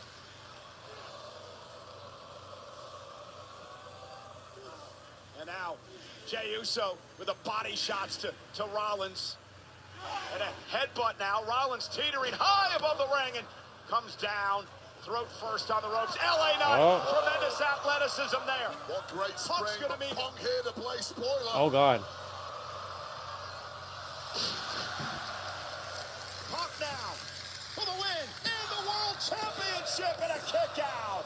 Sakumura. There is a sense of desperation to CM Punk right now. Cover again. And Sakumura. Coming so I have no idea what they're saying. So many times this year, maybe it is not Punk's destiny to win gold and hold on to it. As you see that Tower of Doom moment, going for glory was Sakumura. with enough in the tank to kick out. And again, over 30,000 here tonight. Record crowd at flying La Defense around Arena here. in Paris. Our main event Damn, for the World Bubba's. Heavyweight Championship. Rollins, Punk, Uso, and Knight. Barrier. Every chance he gets, you see CM Punk eyes locked on Seth freaking Rollins, one of the major damage to the man who ruined his SummerSlam. And as the table waits ominously, perhaps for one or both of these men. Punk trying to hang on. Rollins, Punk kick to the ribs. These are desperate times and someone's getting hurt here. Don't get on the wrong side of that line. Rollins able to counter and deliver a chop to Punk. Rollins looking for a pedigree.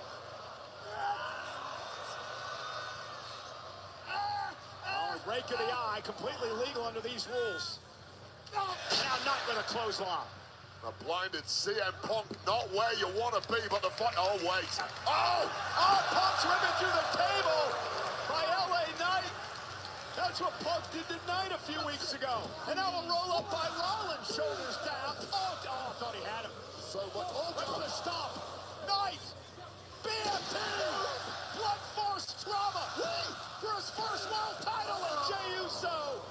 it up. Oh, I thought we had our moment. The megastar's name was going to be on it. Right as his Punk blasted with such force. It was a glancing blow on the table. The stomp attempt missed. The BFT connected. The world thought we had a new world heavyweight champ, but Jey Uso had other ideas. Yeah, Jey Uso trying to dig down deep. You can see the pain he's in with the injured ribs.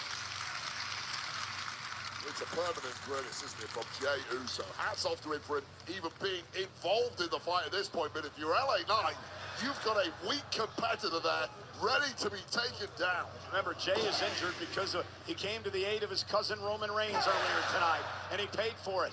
Yeah, unwavering loyalty to family, but it may well cost him this evening, unless he can pull off an absolute miracle in Paris. Yeah, yeah. And now Jey Uso getting the upper hand. Right hand's driving LA Knight back. And Jey with a little mustard on that one. Tapping into the yeet mania of this crowd. Oh, wait. Overcommitted. And the megastar was ready. Then out to the floor, LA Knight. Oh, my goodness. Did you see the impact to the face? Oh, that was a work of art from LA Knight. All of that momentum of a 250-pound athlete. Bullseye on the jaw of Jey Uso. Sakamura. Knight cooking up here. He wants at this point. Jey may be defenseless. And bounce face first now off the announce table by Knight. Well, the ring is completely empty. There's no one to break up a pin if you slide in now and get this finish. Knight said one big one. Seth Rollins tried to sneak up on LA Knight. He's going to pay.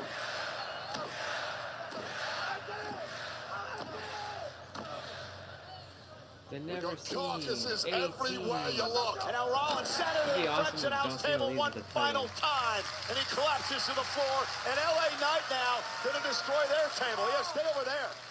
Punk down, Uso down, Seth freaking Rollins down. And in full control is the megastar. It could be LA Knight's night. It finally could be the night that LA Knight's been dreaming of. Well, the world has had to wait for this. Looking to cover himself in glory here. LA Knight now, look at Knight. Knight on the apron. Seth Rollins is prone on the announce table. This will not be pretty at all. Least of all. Uso up on the apron. LA Knight stops him, at least momentarily. Top rope for Knight. Oh, no! Oh, my God. Crash and burn. Knight through the table. That slight hesitation to combat Jey cost him. It allowed Rollins time to roll off the table. Knight went through the table and he could be down and out. Well, at the top level, it is a game of milliseconds, and the millisecond cost LA Knight here. Crash and burn, you said. That's the body of LA Knight crashing and burning, and perhaps his hopes of glory of winning gold crashing and burning. Oh, wow. That's quite the plane. I don't think you're gonna. Nah, you're not gonna see it. No. That's like a military plane. Everywhere you look, bodies are broken, desks are broken, tables are broken. This is actually the perfect day to be at the air show right now. Break his dreams with it too. Somehow Jey Uso, the man who had written off before this match started, has the upper hand, has the momentum, and has the chance to win this thing. Former world champion, top rope, Rollins ducks underneath. Jey rolls through, big super kick by Seth, stops Jey in his tracks. Super kick by Uso, though. Come on. Spear! No, he got caught! He got caught by Rollins. Pin to a pedigree. Cover! Kick out by Jey. Oh, wow. Amazing reflexes from Seth freaking Rollins. Going in for the kill and caught mid-air. We've seen that before. Converted into a pedigree. Who's done that before? Our main event for the World Heavyweight Championship. Knight hasn't moved after going through the French announce table. Punk is still down and out after going through another table. Rollins and Jey Uso in the ring as our match continues. Rollins has all the time in the world to concoct whatever master plan he wants against a downed Jey Uso. No one's here to save you. Sure, now the Rollins boys are going to climb to the top rope. Jey Uso in trouble. Seth has to roll through. Goes for that Phoenix splash, but caught. And Jay caught him again. And Jey Uso with an opportunity. This time he hits the spear. Perhaps feeling it wasn't big enough to put down a man the caliber of Seth freaking Rollins. You've got to double stack it. Going for broke. Jey Uso with the Uso splash to win the World Heavyweight Championship. With an elbow to Uso. Saving his chances at the death with the Macho Man elbow drop. And now Punk's feeling it. This entire arena is feeling it now. And with Punk, Jey Uso up on his shoulders. Go to sleep. Punk collapses into the cover. You. Rollins with a stomp. Wow. Rollins into the cover to retain.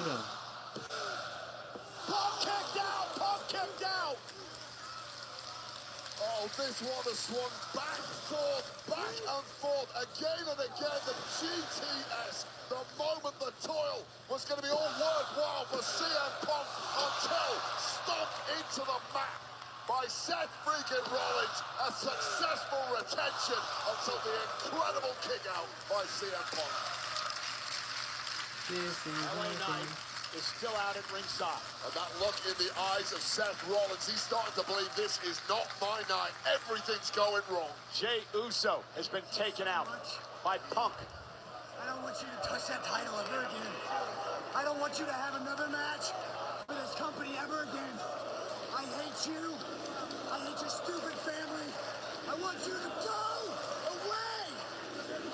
Seth Rollins wants to kill the career of CM Punk here. Forget just retaining the title. He wants this to be his last match ever. As Rollins now grabs a chair. Remember, legal, fatal four-way rules. Referee Powerless, heavily discouraged, of course. He's not really... And now a stop to Jey Uso, who is starting to stir. And he's down and out. And LA Knight, thanks for coming. A stomp tonight. And Rollins make this one-on-one with his bitter enemy, CM Punk. And Rollins wants to end his career. There's absolutely nothing this referee can do here. He might get a broken neck at this rate. Yeah, referee Sean Bennett just looking on as Seth Rollins looks to snap the neck of Punk. Rollins went through the chair, and Seth Rollins injured his knee as he went through the steel chair. And now Punk with an opportunity to put him away. Go to sleep to Rollins. And Rollins just collapses on Punk's shoulder, and Punk smells blood. He knows it's coming. He knows it's his moment. Seth's already out cold. Stop showboating, bro.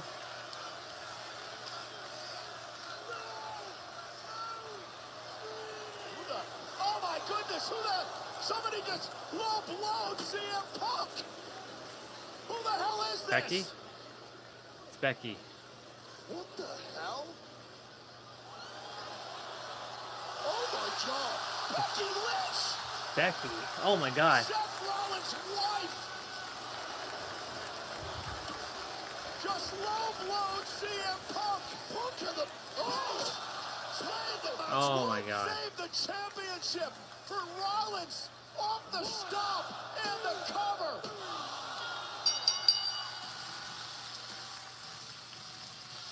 Here is your winner, and still the World Heavyweight Champion.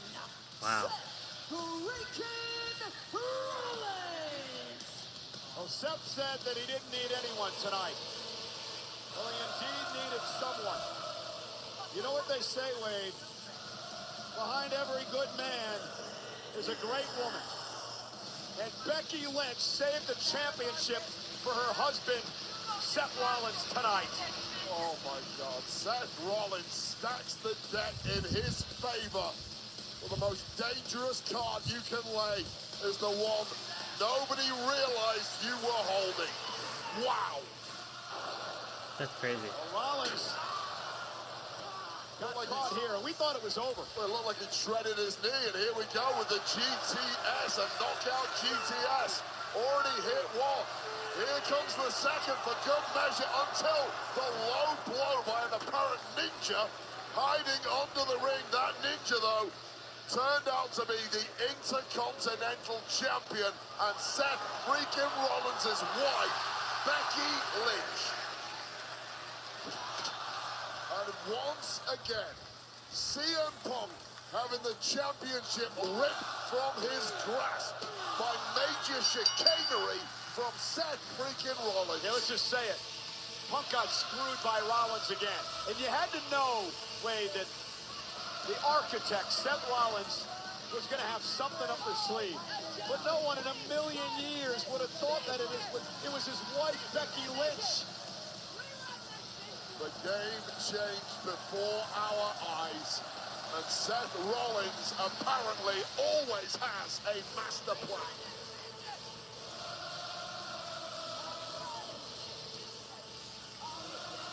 The question now is, can anyone conquer the grip division has on the World Heavyweight Championship?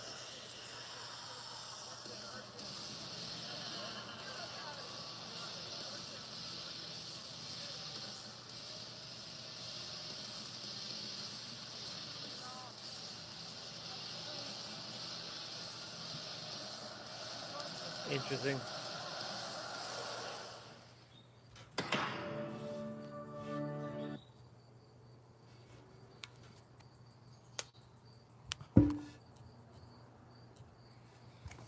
Okay. I'm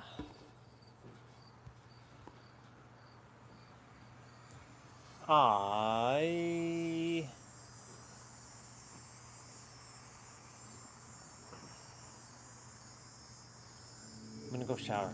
I'm gonna go shower.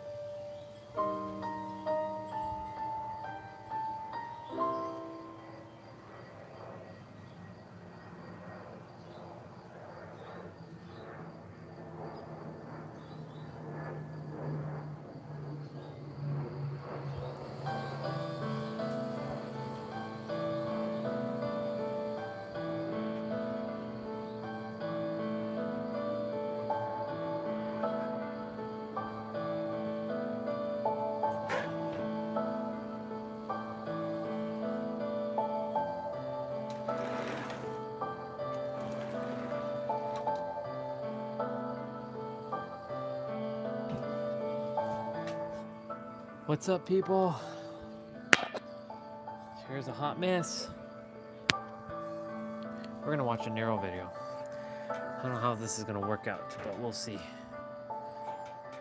might be easier. Oops.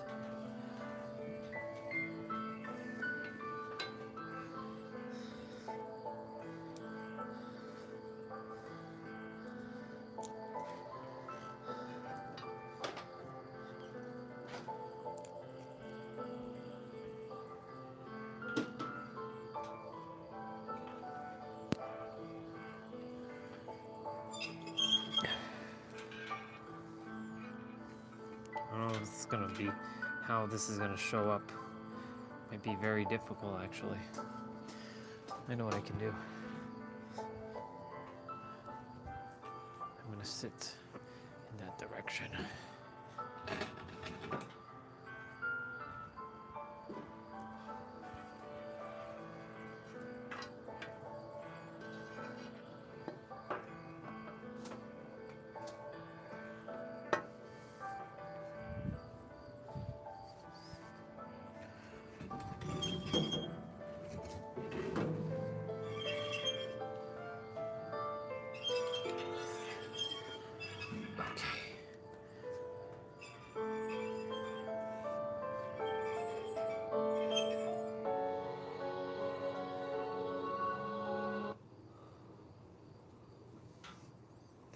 All right, y'all.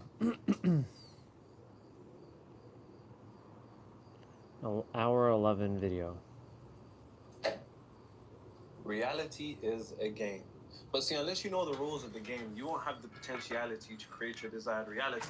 And as I always say, spirituality without the ability to control your reality is nothing but vanity. And I have 5 rules that over the past year of working with professional American footballers, helping them get signed to teams, shout out to TG, working with Hollywood actors, helping them secure contracts, working with 7-8-figure entrepreneurs, and being hired by professional football players, I've concluded that there are 5 rules that are completely paramount when it comes to creating your desired reality. Because the truth is, only 2% of people actually have the ability of winning the game of reality, because it is a game. But if you don't know the rules of the game, it's like being in a chess game and not knowing that your pawn can only move 1 step forward, and then someone comes and eats your thing. Pause. So it is of the highest of importance that we go through these 5 rules. But before we get into those 5 rules, there's one foundation that I need to set. And it's important that you understand them, because one thing that you're going to realize is that these rules, your reality, your universe, your world completely revolves around them. So let's get into it.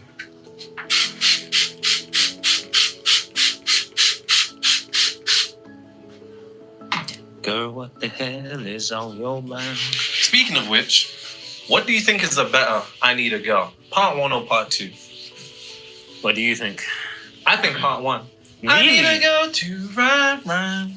I need a girl to make my wife. Bro, I definitely think so. I think part 2. But you know what? It's a good debate. Part 2? Yeah. What's part 2 go like again?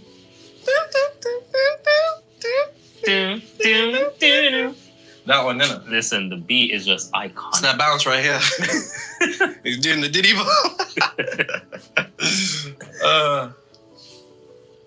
The best part of that song is like when the guy's like, girl, what the hell is on your mind? I may be dumb, but I'm not blind. There's something leaking in your mind. Nah, he was cooking. He came out of nowhere. Nah, he did. He did. He really, really did. Okay. So, as I said, in order for you to win the game of reality, and the way that I conclude winning is nothing more than being in your desired reality, because spirituality, as I said, for all its theatrics that people want to do in order, dressing up that they do and changing the way that they talk, if your reality is staying the same, then that's the indication that your state of consciousness internally is exactly the same. Now, when I say state of consciousness, frequency, the first thing that I want you to understand is that whether I'm saying frequency, whether I'm saying your state of consciousness, whether I'm saying your self-concept, these terms are all directly interchangeable. Your imagination. And it's made up out of a few components that if you don't understand the components that it's made out of, you won't possess the ability to truly create your reality. And I say that because most of you actually have an incorrect definition on manifestation in of itself. And if you have an incorrect definition of manifestation, how the fuck could you ever manifest, right? Because that's almost like you're heading in the wrong direction. And the more that you walk or run in that direction, the further you stray from the truth. And some of us are so far from the truth that we don't understand that why despite all the reading that we're doing, despite all the meditation, affirmations, visualizations, nothing's changing. And it probably comes down to the foundations. And the funny thing about it is that people tend to be like, oh, I've heard this before. And in the most respectful way, and an honest question you really need to frame to yourself, something that I had to frame to myself. And I say this as somebody who's read hundreds of books, even has his own book on manifestation. And it's the question of, if you already know this shit, then why the fuck isn't anything changing? And that's an honest question. And it comes down to the fact that if nothing's changing outside of you, then that's because nothing's changed inside of you, despite you thinking otherwise. And that's what borrow that down. So when I say frequency, consciousness, imagination, self-concept, they're all interchangeable terms for the same thing. And it's made up from a few characteristics or a few components. So one is your expectations, your beliefs, your emotionally charged thoughts,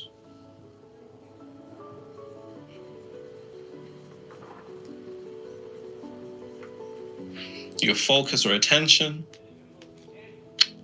I feel like someone's missing. Focus / attention. Your reactions. And the convictions that you hold, which is nothing more than what you deem to be the truth. Perfect. So, if you're ever to dissect what's your consciousness, your frequency, or your imagination, it's the totality of each and one of these components. And manifestation is simply this. Most people would describe manifestation as changing reality. But once again, if your definition of manifestation is changing reality, then you still have the wrong definition because your focus is still on reality.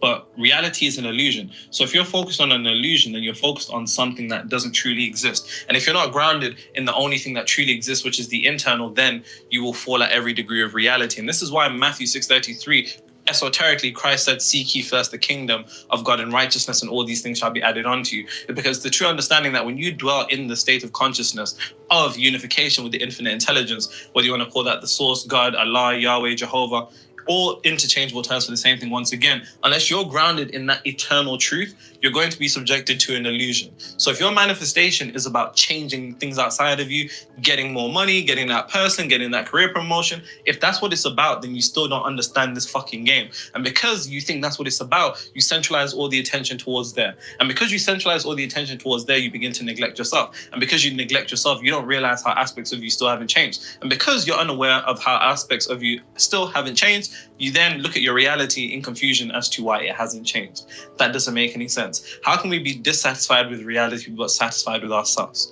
And you have to go across each one of these components to come to a true definition that whatever your desired reality is, whether that's to make more money, whether that's to get a career, to be employed, promoted in that career, to manifest a person, all your expectations, your beliefs, your emotionally charged thoughts, your focused attention, the way that you react to reality, and what you believe to be the truth and have conviction in, all of that has to be in direct alignment. It all has to be synchronized into one thing, because each one of these things lead to what we were just talking about, which is your frequency, state of consciousness, imagination, which then seeks to materialize that into reality. Now, it's imperative that you step away from that definition of manifestation to the true definition of manifestation. And so long, if you can just remember this definition of manifestation, and this is so funny because I was talking to somebody and somebody must have DM'd me and they were like, hey, I appreciate all the work that you put out. You really impacted my life. And I said, okay, that's cool. First of all, you impacted your life. Don't project that onto me for any particular degree, because I could be the worst nigga that you know. You don't know me. But I said, whoa, how has your life been impacted? And funnily enough, they reverted back to this definition of manifestation, because I don't mean it lightly. I'm not exaggerating when I say, if you can come back to this definition, if you can keep this definition at the top of your head, you'll be closer to materializing your desired reality more than you ever have been. And even me saying closer is still an indication that you still haven't done it. But as I said, we'll get into the rules. But I just want to drop this definition real quick.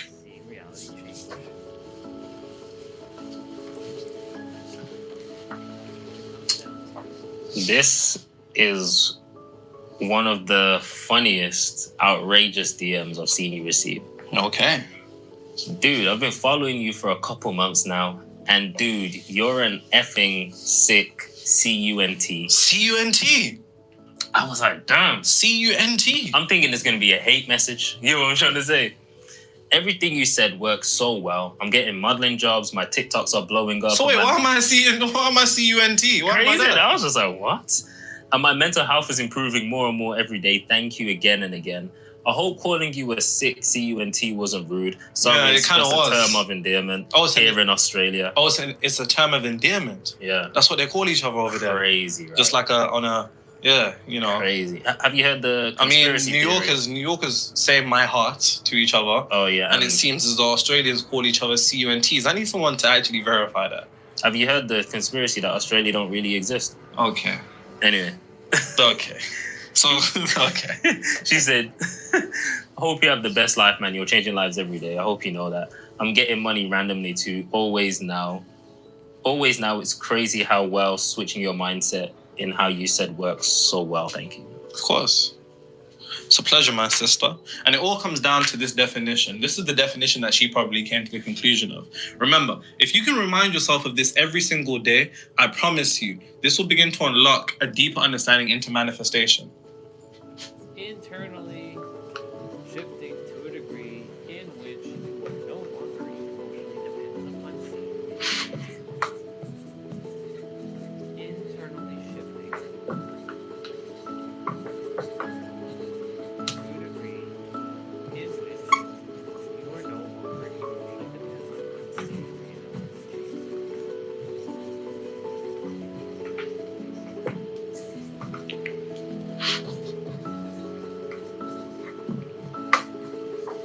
Oh my God. Purple just died on me, bro. Damn. Crazy. We appreciate your services, my friend. Manifestation is internally shifting to a degree to which you are no longer emotionally dependent upon seeing reality change. Meaning, most people's definition when it comes to manifestation is still a hyperfixation on seeing what they want outside of them as opposed to acquiring that inside of them. And that's where the real shift takes place. The real shift takes place when you begin to relinquish this dependency that you have on reality emotionally by coming to the understanding that emotion is energy emotion, which then turns into a vibration, which then turns into frequency, which then becomes reality. But so long as you're focused on internally shifting, then you're focusing on what truly exists. And when you're focused on what truly exists, you're no longer caught up by the illusion of reality. Because, and I know this because here's the thing, before you are confused as to why you haven't materialized what it is that you want, I want you to ask yourself, am I actually good with making more money? Probably yes. Am I good with getting that career promotion? Most definitely. Am I good with getting that person? 100%. Am I good with getting employed? 100%. Now ask yourself, are you good without those things right now in this moment? And I say right now in this moment because time is an illusion that only exists within this third dimensional realm due to time-space constraints. But as we transcend the third dimensional realm, going into the fourth dimension and outside of it, everything's happening at once. So even when people talk about past lives, that doesn't make any fucking sense because when you go outside of our reality, there is no past. So technically it's only parallel lives, which is the conclusion that quantum physics has come to, right? The idea of parallel universes, we see this, shown in the film industry as, the multiverse, so on and so forth. But to revert back to my original question, are you good without those things right now? And I mean, is your state of being great without those things? Do you feel great without those things? Do you feel amazing without those things? Or you feel like you're missing something? And if you feel like you're missing something internally, if it's as within as without on earth as it is in heaven, then you're missing something externally. And you have to be really, really honest. But the beauty is, if you're honest and you're like, you know what, I'm actually not good without those things. I actually do want more money. I actually do want that person. I actually do want that. Not having that's making me feel some type of way. If you can come to that honest conclusion, then you can be helped. Because that is what we're going to get into with the 5 rules of reality. And as I said, these are the rules that my clients literally pay me to go through with them, right? Like I said, one of my clients recently got signed to the Ravens, Baltimore Ravens, NFL player. Another one of my clients, just moved to a new football team in the UK. Another one of my clients is positioning himself to go to another football team. It's, you know what I'm saying? Entrepreneurs, like, But the entrepreneur things, like, that's normal, right? But these are the most important things. So please, make sure you take notes and leave them in the comments per usual.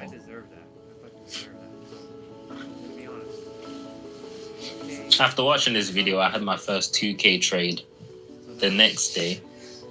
That morning, I wasn't looking at the charts first thing, but the charts within myself. Big ups to both of you, for real. That's real. I'm finally aligned with my SP, the bag. That's fire. I like that. I like that. And it make me feel so good inside in my life. Wait, are we allowed to sing that?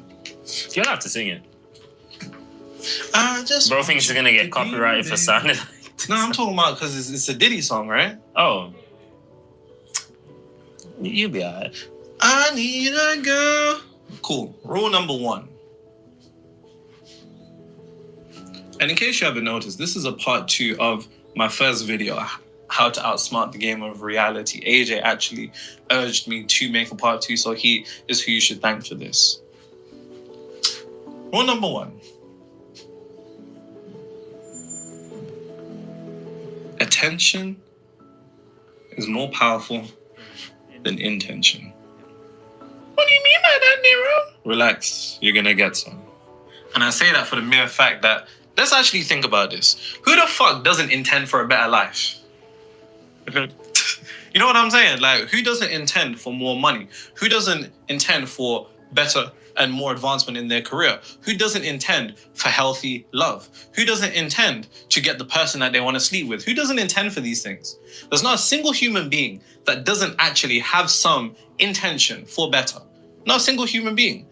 It's naturally within us to intend for more, for better. Yet, despite all our intentions, despite all our studying, despite all our meditating, despite all our dieting, despite all them green juices, despite all them... despite all the shit that the spiritual niggas tell you that you need to do so you can be one with the universe, despite all of that, the truth of the matter is, your attention is more powerful than your intention. And please remember that. Please remember that. You can intend for better, but if your attention isn't aligned to your desired reality, then you're going to continuously experience a reality that you don't want to experience. So what do I mean by this? Remember these 3 words when we talk about attention. And attention is of the highest importance. I believe even Neville Goddard in Power of Awareness has a whole chapter on it, on attention. Remember these 3 words. Your attention is alignment. Attention is alignment. Attention is alignment. Attention is alignment. Say it with me. Attention is alignment. Wherever the universe has the capability of getting you to center your attention towards will be the reality that you're aligned to. Despite all your intentions of doing better. What do I mean by this? I mean, even if you want to make more money, if the universe can capture your attention on the aspects of your life that shows that you don't have enough money, then guess what? You're going to be aligned to that reality. Why? And it all comes down to the fact that, and this is spoken about in the Kabbalion, right? There's a law in the Kabbalion in one of the chapters, I believe when it's in the Hermetic law of rhythm, there is a small section on something called the law of neutralization. And the law of neutralization is just nothing more than how to shift from one particular state to another. And that's all reality is. Your capability of shifting to the mental and emotional equivalent of your desired reality is all it takes to get to that reality. Let me say that again.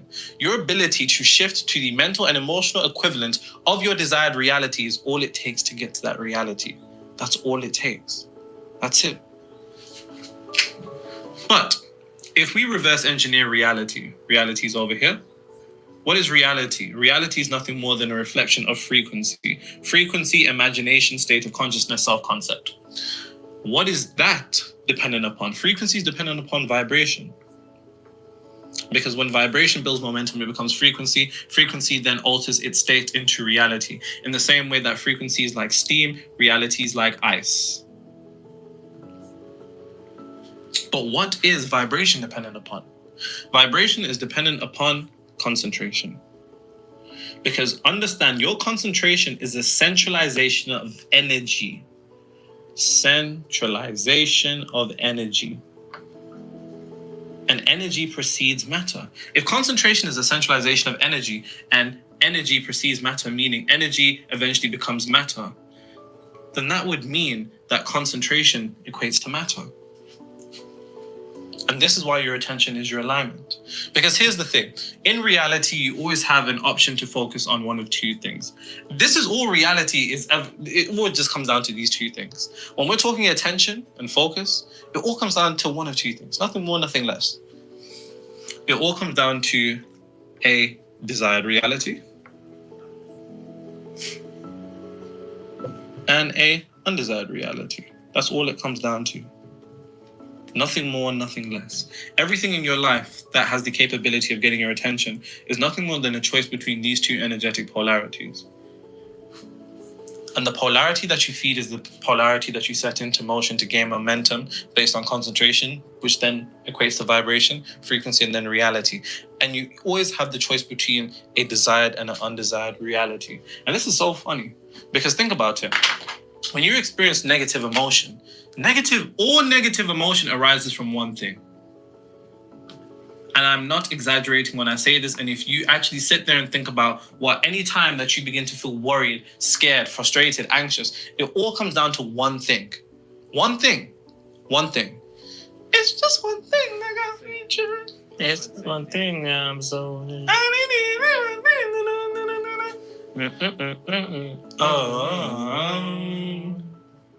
Focus on an undesired reality. When you're beefing your girl, why are you fucking mad? It's because there's an aspect of you that is concentrating on a reality that you don't want to experience, which is this disharmony. Vice versa. When you're worried about not having enough money, what are you focusing upon? An aspect of reality that you don't want to experience. When you're getting frustrated that you're going to be late, why? Because you're focusing on an aspect of reality that you don't want to experience. All negative emotions are built upon your focus on an unwanted reality. Bear in mind, that negative emotion is the largest shareholder of your frequency. Remember, one of the components of frequency was emotionally charged thought. And that's due to the fact that the energy of emotion adds a different vibration to thought energy, making it more likely to materialize into reality. Just like Job showed you in the Bible, God's most loyal servant, God's best servant, kids killed, crops gone, animals killed. Why? As he says, for what I have greatly feared has come upon me. Why? Because fear is a powerful emotion. It's faith in ignorance. It's faith in reverse, right? Esoterically. And here's the thing. Anytime that you experience a negative emotion, whether you're beginning to just be scared, worried, anxious, paranoid, stressed, think to yourself, what am I focusing on right now?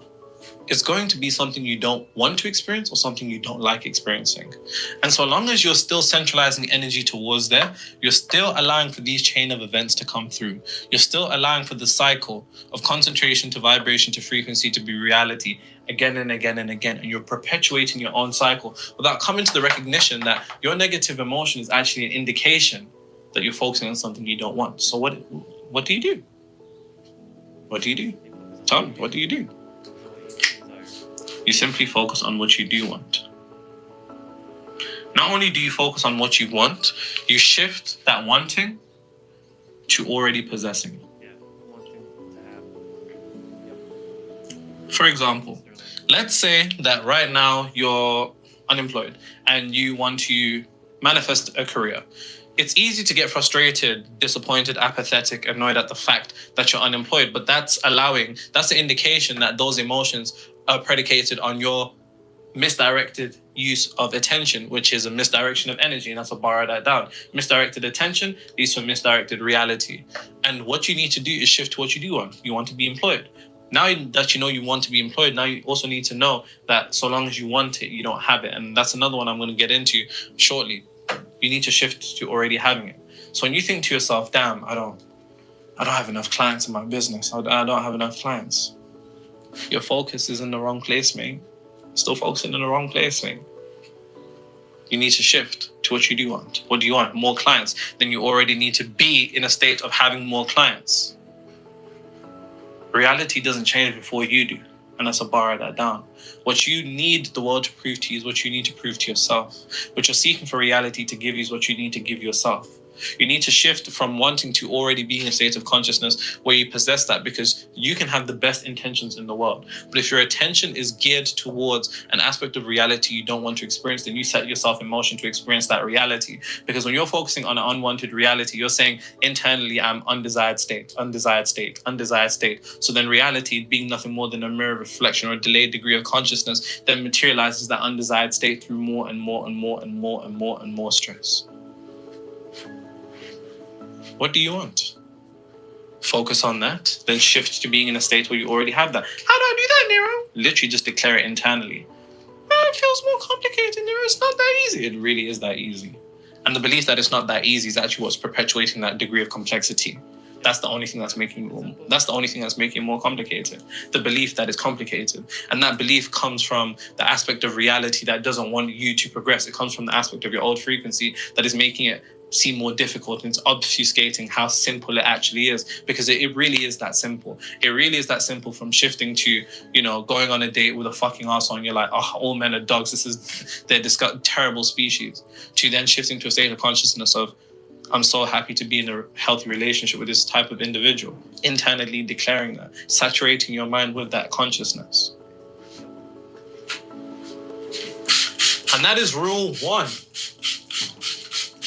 Attention beats intention. It's no good having good intentions if your attention isn't aligned. The whole thing is this. You want to make sure that your intentions and attention are aligned, not against each other. Aligned, not against each other.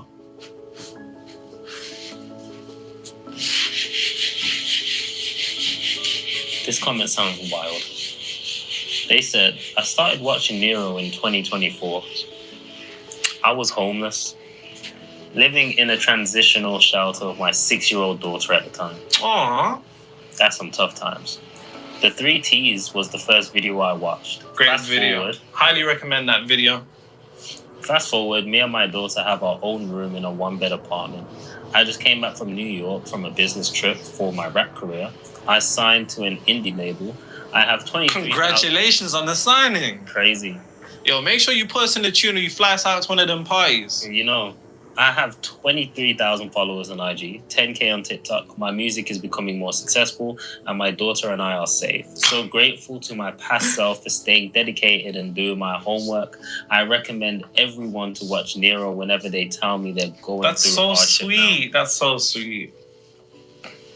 That has literally melted my heart. That's so sweet. That's amazing. Congratulations to you. What's her name? Tokyo Renee. Shout out Renee, man. That's so sweet.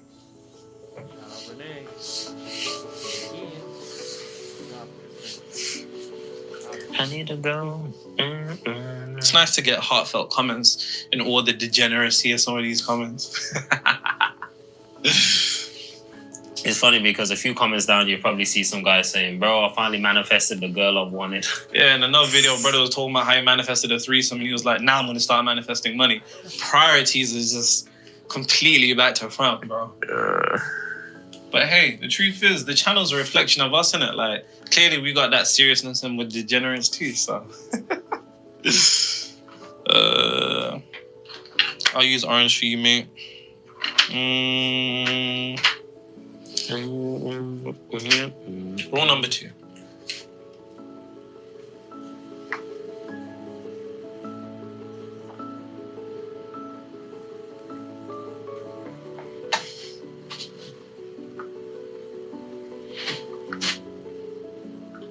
Rule number 2.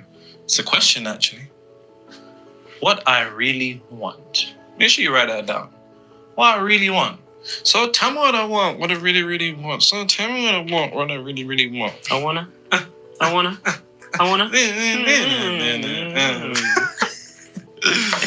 Rule number 2. What do you want? What do you want? You're probably thinking, Nero, come on, like, I already know that. Like obviously, baddies, number 1. Because that's all niggas seem to want to manifest here. Money. Money specifically from the casino. Yeah, because we have a lot of gamblers that watch this account too. Career, abundance, love, career plus promotions, money, sales, more clients. I want to manifest a big house. But the irony is, when I ask you what you want to manifest, if everything that you just described to me, and if everything that came to your mind is tied to the physical plane, then guess what? You still don't know what you want. And because you don't know what you want, you're deviating from how to get what you want. And that's what bar that down. Write that down. If I don't know what I want, then I deviate from what I want.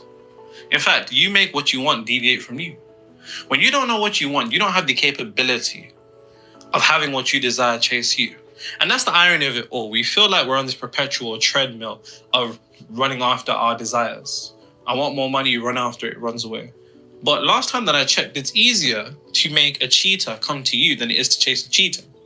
Unless you're Jamaican, them men are fast. You lot are fast. I'm going to pretend you never said that. Actually, you don't even know Marcus Garvey. I can't even say that you're a proper Fake Jamaican. news. You didn't know Marcus Fake Garvey. news. I had to educate him. No proof. Anyways, it's easier to make a butterfly come to you than it is to chase a butterfly. It's easier to make a fish come to you than to chase a fish. Last time I checked, niggas go fishing.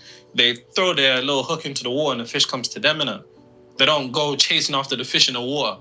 Because that just doesn't make sense. That's a good one. I like that. But so long as you don't know what it is that you really want, so long as what you want is a physical explanation, you don't know what you want. And because you don't know what you want, you're chasing your desires. And because you're chasing your desires, you would only run after something you don't have, which is an indication to reality that you don't have, which then that state of consciousness of lacking then materializes that reality where you lack what it is that you want. It's a paradox. So what do you want? You're like, I don't know. What do you want? If more money, if more sales, more clients, more career advances, being employed, being in a healthy relationship, abundance, more people. If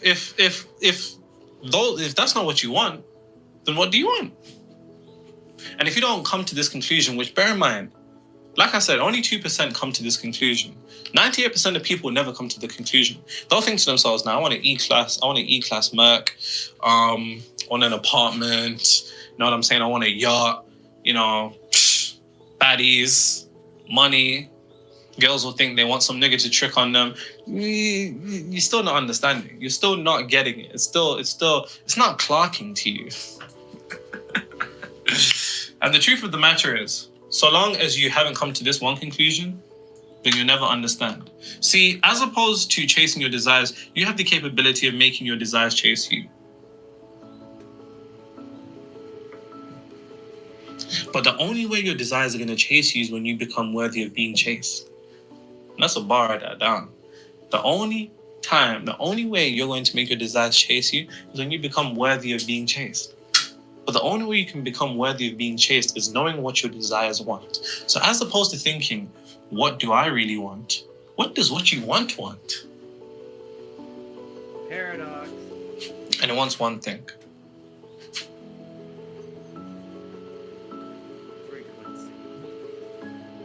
Frequency. Why do you want what you want? Why do you want more money? Probably to feel secure, probably to not have to worry anymore, probably to not have to live in a state of stress, probably to not have to constantly overthink about money. Why do you want a career? A degree of security, similar to money. Why do you want that career promotion?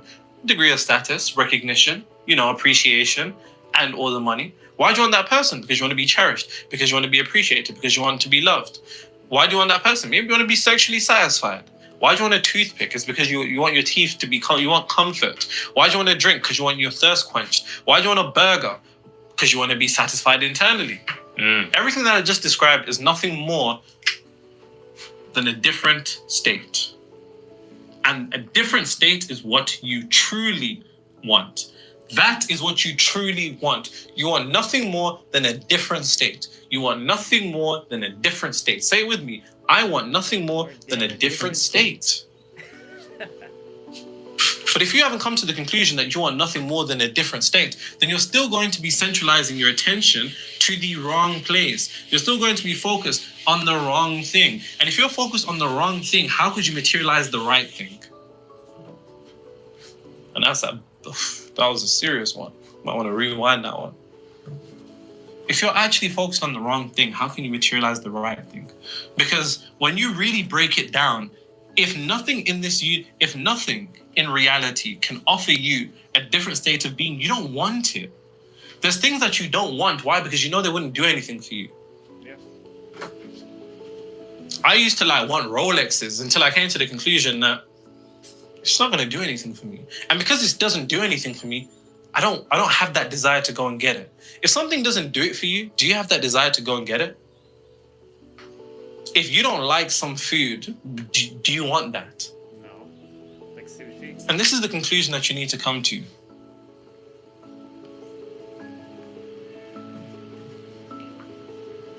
Yeah. If the state isn't missing, you don't want it. And if the state is missing, that's the only reason you want it. And I truly mean this down to everything. Think about everything in life that we desire. Think about new clothes. Think about these shades. Think about a do-rag. Everything that we want can be broken down to just wanting a feeling. Yep. Wanting a feeling that we're missing.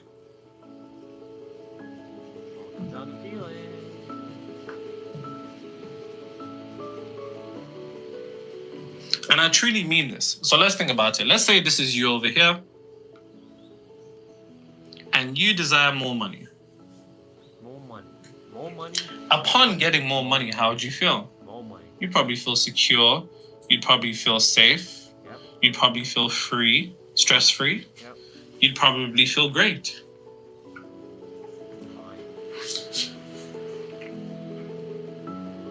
But the irony is that because we want a feeling that is missing, our very desire is an indication that we're missing it.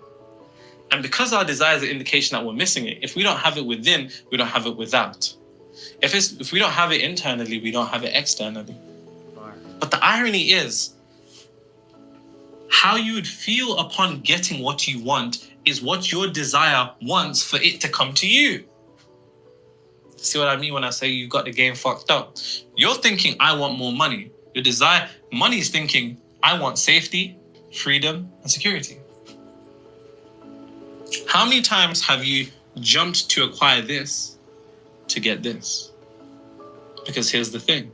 You can't chase a butterfly. If you don't have what the butterfly wants, it's not going to come to you. If you don't have the state that money wants, internally, the state of consciousness, the frequency, the self-concept, the mental attitude of money, if you don't already have that as something you already possess internally, then money isn't going to come to you. Because the only way that you can make your desire come to you is by acquiring the mental attitude, state of consciousness, self-concept, frequency of it. That's all it wants. And see, you need to shift from thinking I have desires to what do my desires desire? What does my desire desire? What does a partner? What does the universe? And bear in mind, and this is what I mean, a lot of us have a physical explanation of what we want without realizing that a physical explanation is tied to the illusion of reality. And because it's tied to the illusion of reality, we end up chasing our desires. But our very desire to chase is the indication that we don't already possess it. And if you don't already possess it within, then how can you already possess it without? But then on a deeper level, everything we want in reality, everything down to a light right here, to the light right there, to the camera right there, is because acquiring these things would make us feel a different way. If they didn't make us feel a different way, we wouldn't want them. But ironically, feeling a different way is how we get those things to want us. Now, let me ask you a question. Do you dwell more in a state of desiring, or do you dwell in the state of what your desires desire? And I mean this every day. Do you dwell in a state of desiring more money? Or do you dwell in the state that more money desires? See, it's completely different. It's crazy when you think about it like that, isn't it? Crazy light bulb moment. Do you desire that career promotion, or do you dwell in the mental, emotional equivalent that a career promotion would desire? Because see, your desires are nothing more than energy. It's nothing more than frequency. And frequency, it likes itself, so it wants itself. And wherever it isn't, it will not go to. But wherever it is, it will go to. Do you want a healthy relationship? Or are you dwelling in a state of consciousness that the materialization of a healthy relationship will seek out? The desires of your desires is of the highest level of importance. The highest level of importance, because we get it backwards. And we get it backwards because we spend so time encapsulated within the physical plane. Because we spend most of our time in the physical plane, we don't come to an understanding of the fact that we're conditioned to desire everything physical and to only be able to perceive reality physically without taking into consideration that there's not one plane of existence, there's 3 planes of existence, mental, physical, spiritual. But then we also see a very small fraction of reality because we only see 0.0035% of what actually exists. I repeat, we only see 0.0035% of what actually exists. So naturally, our ego is conditioned to only see all of this around us to be all that exists. So then our desires become reflective of all that exists to us without coming to consideration that this is a materialization. And if it's a materialization, then what is it before it has condensed itself in the same way that steam condenses into ice? You see, you're too focused on getting the ice as opposed to getting the steam first and then allowing reality to materialize that. Because when you possess the steam, when you know, nothing can tell you otherwise. And here's the thing. The reason why in life, the only thing you want is frequency. The only thing you want is frequency. The only thing you want is frequency. The reason for that is because, you see, coming from the infinite, all of us are nothing more than droplets from the universe or the infinite intelligence of God. Think about us like clouds. We're all in the cloud of God, and then when our souls want to incarnate on this physical plane, like rain droplets, we drop down to the physical plane. And when we've dropped down, we've now separated from the infinite that we once was part of. And because we've separated from the infinite that we were once part of, we now spend our whole lives trying to get that feeling of interconnectedness and fulfillment and wholeness again. But we project that into the external reality. We project that into the illusionary reality. We project that into thinking, I want more money, I want that car, I want this, I want this, I want this, I want that, as opposed to coming and seeing it from a God's eye view beyond transcending the illusions of reality and coming to an understanding, what does the universe want? What does my desire want? And your desire is only going to want something that's real. And there's nothing more real in reality than energy. And because you understand that nothing is more real than energy, then seek to acquire the mental and emotional equivalent reflection of whatever it is that you want before reality shows it to you. So this isn't about thinking to yourself, I will make more money, because that's still an indication of the fact that if we take into consideration that the past doesn't exist and the future doesn't exist in the subconscious mind, the only time that exists right now is the now in the subconscious mind, which is where you materialize reality from. Saying I will is an indication that I am not. So the only thing that you must do is declare that you are already that. You are already making more money. You are already in a happy relationship. And then allowing yourself to go through the components of what frequency, state of consciousness is made of. Make sure your beliefs contribute to that. Make sure your perceptions contribute to that. Make sure your emotionally charged thoughts reflect that. Make sure the way that you react to reality reflects that. Your expectations and your reactions are all in alignment of that, or your focus, sorry. Make sure they're all in alignment of an individual who would see reality from that particular perception, because then reality will see you through that lens. And that is rule number 2. The desire of your desires.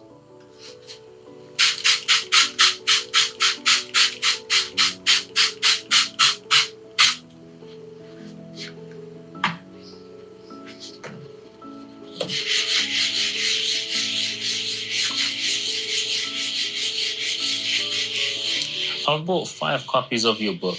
Wow. And have given them all away. By the way, Outmastering Reality, Amazon bestseller in all 3 categories in less than 24 hours. Also, #1 gifted in the categories of mysticism and spirituality. Nice.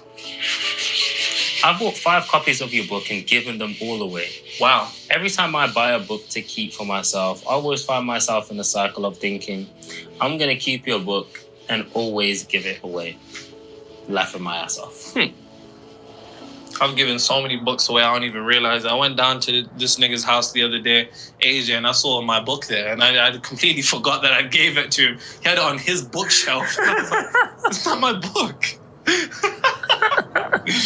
People do not return books. So if you're giving someone that is good, it's gone. And there was like a free library. Come here and just select a book and leave.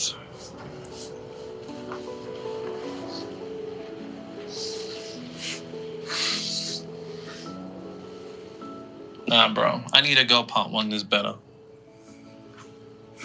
Ding, ding. I just want you to be my baby. I just want you to be my lady. I just want you in my life. You make me feel so good inside.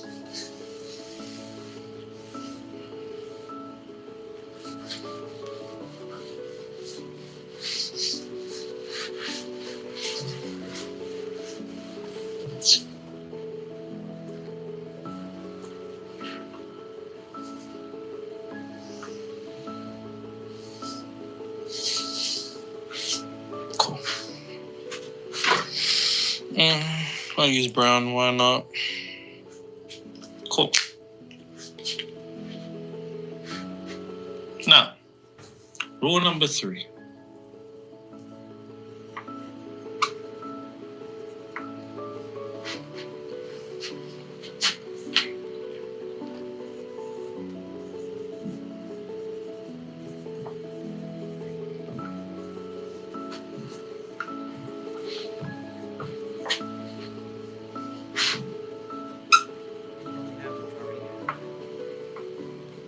Bear in mind, you're not going to hear these rules anywhere else because these are things that I've come to a conclusion of myself working and being hired by the individuals that I've been hired by. By the way, if you're a 7 to 8 figure entrepreneur, an actor, or a professional athlete and you want to enhance your performance and not work hard or smarter, but work multidimensionally to have people confused as to how you're doing these things, make sure you check out the link in the description.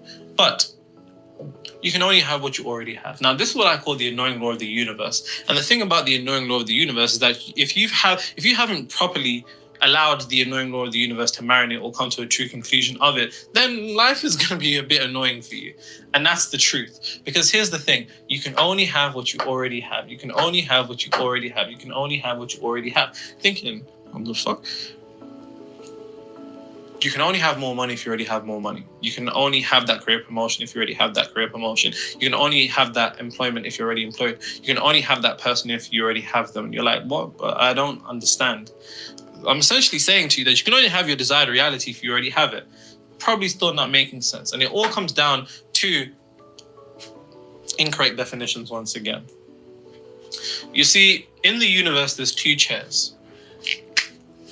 And you can't sit in 2 chairs at once. There is wanting, and there is having. And the thing about wanting or having is that, like I said, there are 2 chairs in the universe. You can't sit in both at the same time. And the one that you spend more time in is the one that you allow momentum to be built up. So if you're allowing the momentum of wanting a reality, then you're indirectly not having that reality. And if you can only have what you already have, these are the 2 choices. Now, once again, this is about your ability to introspectively come to a conclusion, honestly, on which one it is that you spend more time doing. Do you spend more time wanting your desire or having your desire? Because if you can spend more time having your desire, then you will have your desire. But it's still like, what do you mean have it? Of course, if I'm checking my bank account and I got no bread, what do you mean? Once again, there's 2 definitions of having. There is the human definition of having, and there is the universe definition of having.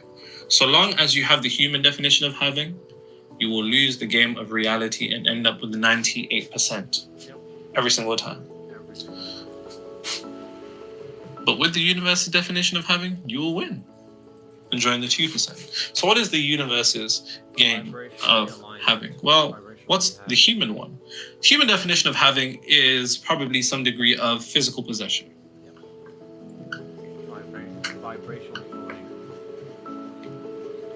Physical possession. But once again, physical possession is an effect. Remember, in the Hermetic traditions, there's the Hermetic law of cause and effect. Reality is an effect. The world around you is an effect. The physical plane is an effect. Your world is an effect. Your universe is an effect. The cause is the mind. The cause is the subconscious mind. The cause is the mental plus emotional equivalent. That is the cause. The cause is your state of consciousness, your frequency, which is made up out of those characteristics of, remember, your perception, your beliefs, your emotionally charged thoughts, your expectations, your reactions, your focus, and I don't remember what the other one is. But you do, so it's fine. Should have that written down. The universe's definition of having, which is the only one that matters, is vibrational position.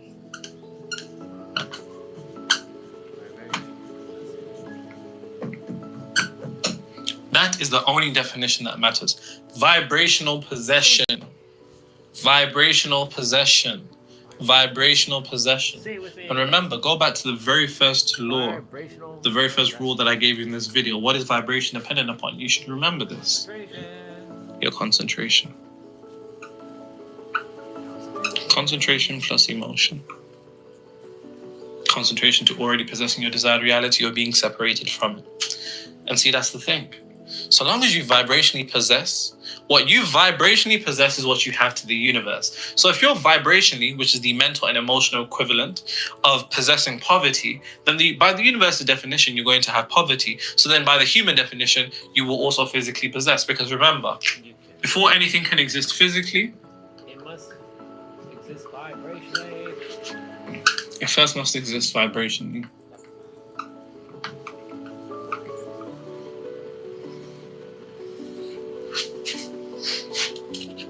So, what is having? Having is already possessing what it is that you desire in reality. But by whose definition? The universe's. And by the universe's definition, that's nothing more than a mental plus emotional equivalent of already being in that reality. Wow, Julian is 31. So long as you mentally and emotionally possess whatever it is that you want, by the universe's definition you have. But here's the thing. If you're focused on the physical definition of having, then wanting is always going to reflect what you don't have. And that's what it truly is. When you get caught up in wanting, and bear in mind, wanting is nothing more than a feeling of lacking. And having is a feeling of, once again, having, but so we don't get caught up in the semantics of it all, possessing. The more that you can focus on shifting your attention to mentally and emotionally coming to a conclusion that you already possess what you want, then you're not lacking and you're in possession. And when you're in possession of your desired reality vibrationally, it then materializes physically. When you're in possession of the mental and emotional equivalent of your desired reality vibrationally, it then becomes physically. But if you're still looking and focusing on what you don't have, then that is wanting. And that's what wanting is an indication of. You don't want anything that you already have. I don't want to wear shades right now because I'm wearing shades. I don't want to wear a do-rag right now. I don't have a desire. Let me put on a do-rag because I'm wearing one right now. You understand what I'm saying? That's not something that I have. It's not something that I desire, sorry. And if I did desire it, it would almost lead one to think that I don't have it. Because the only time I want to put on shades is when I'm not wearing shades. The only time you want to put on more money is when you're not wearing more money. The only time when you want to put on getting more clients is when you don't have more clients. The only time that you want to put on a healthy relationship is when you don't already have a healthy relationship. The only time that you want to put on a career employment is when you don't have career employment. The only time when you want to put on a career promotion is when you don't have a promotion within. Are you understand are you getting what I'm saying? Good. Which is an indication that every time you catch yourself thinking, that's a moment for you to recalibrate and shift to, I already have it within. I already have it within. I already have it within. And then you must begin to think from the position of the attainment of that desired reality. So if you had more clients, you wouldn't be thinking, I want more clients. You'd probably be thinking, I have too many clients right now. That's probably something you'd be thinking. If you was in a healthy relationship, you wouldn't be thinking, man, where have all the good men gone? They don't make women like they used to. You wouldn't be thinking any of those things because that's not your fucking problem. But because it's your problem, it's your reality. You understand? You're getting what I'm saying here? You wouldn't be thinking to yourself, man, I need to get a job right now. If you had a job, you'd probably be thinking, I wonder who I'm going to see at work tomorrow. And it's almost delusional to do that, right? It's almost delusional to be in a state of consciousness before reality's proved it to you. But it's also not delusional because reality is nothing more than a state of consciousness. So if your internal state is going to be reflective of it, then this is what you need to come to a conclusion of.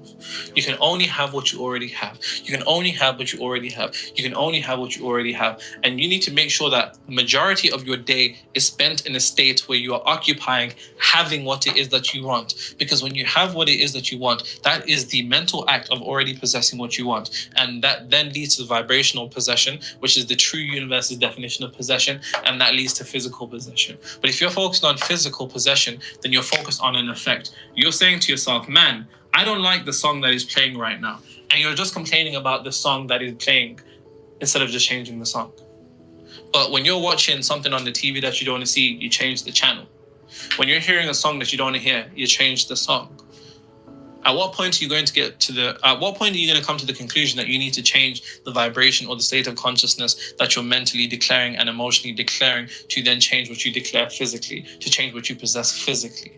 At what point are you going to come to the conclusion that you can only have what you already have? And that's the annoying law of the universe. It doesn't make any sense. It's quite annoying the first time hearing this, right? Because it's quite backwards. But it's not backwards. It's actually in the correct order. You've been playing the game of reality backwards. We've all been taught that reality works in a certain way. But the way that we've been taught reality works isn't how the secret societies, the elites, and all the people that you see being extremely successful, and I know because these are my fucking clients, this isn't how they see it. So you need to understand this very, very quickly.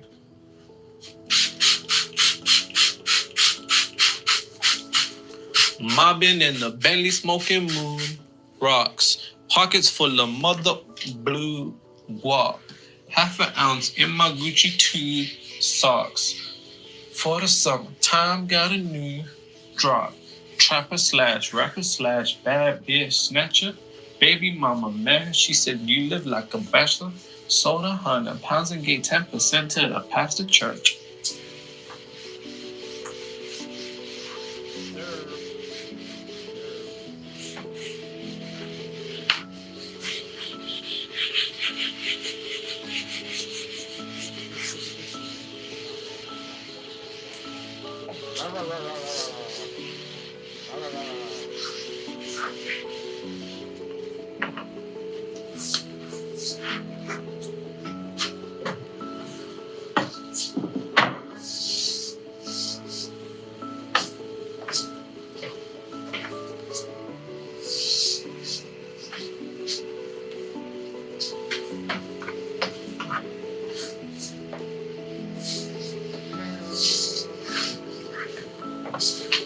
You know, I've had bare people hit me up about the How to Love Yourself video, saying that video hit different and how they were crying. Numerous amount of people have even messaged me personally like, yo, that video was the one. Crying? Yeah. First. It's quite a deep topic. Yeah, there's even a comment here saying, new subscriber, Nero, your video on self-love convinced me you know what you're talking about. Thank you.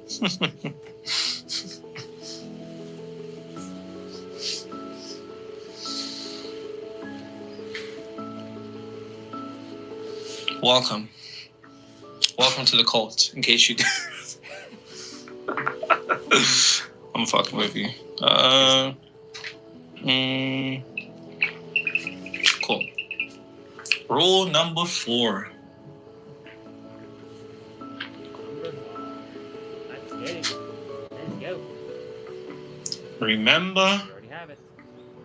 how to get to your desired reality. What the hell does that mean? Remember how to get to my desired reality? That don't make no sense enough. It don't make no sense. If it don't make dollars, don't make sense. See, wake up like I gotta get it. Don't know that song, AJ? I do. What song? If it don't make dollars, it don't make sense. I really believed you. I scene. actually do know the song. If it don't make dollars, don't make sense. Z, wake up like I gotta get it. And I got an engine for a trunk. Space, I get money 2 ways, fucking bitches. 2 ways, Beyonce, Andre. I think it's Ayo. Cool. Remember how to get to your desired reality. Nero, what do you mean? I haven't got to my desired reality. How can I remember? Well, you can. In fact, you already do, and you already have began remembering how to get to your desired reality. Because here's the thing.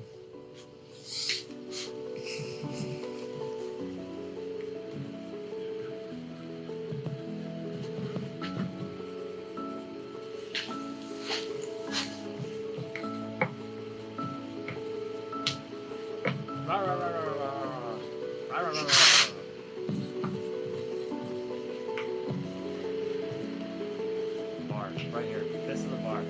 This is a bar right here. This right here is a bar.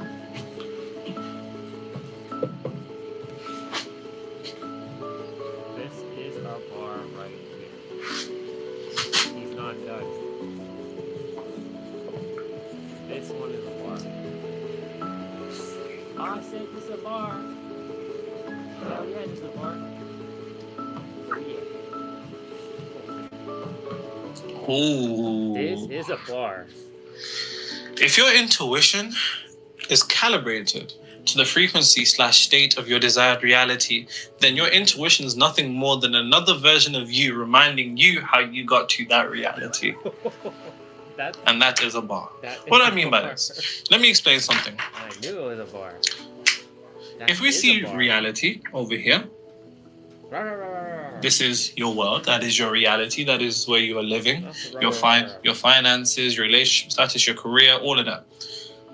Reality to the average human being is nothing more than a product of action. Even though action doesn't actually lead to creation unless you believe it does on a subconscious level due to the fact that we make the laws of our reality and there are no truths in the reality you experience other than what the subconscious mind accepts as true. I actually have a client, shout out Jessica Divine.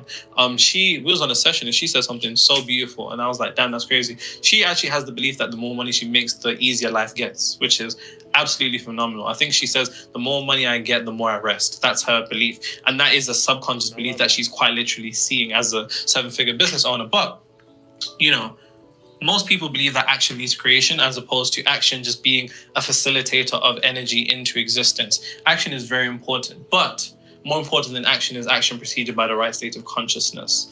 That's more important. Your action is dependent upon the mental nudges that you are geared towards. So your mind might say, take a left today.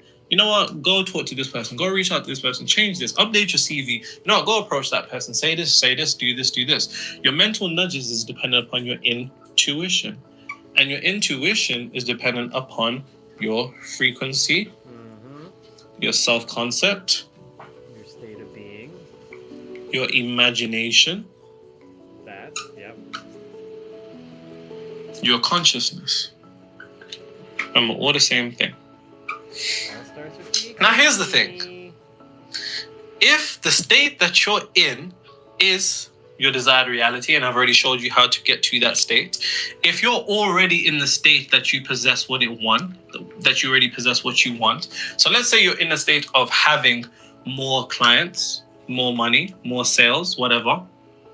Then your intuition is going to be nothing more than another version of you that exists in another universe, reminding you how you got to that reality.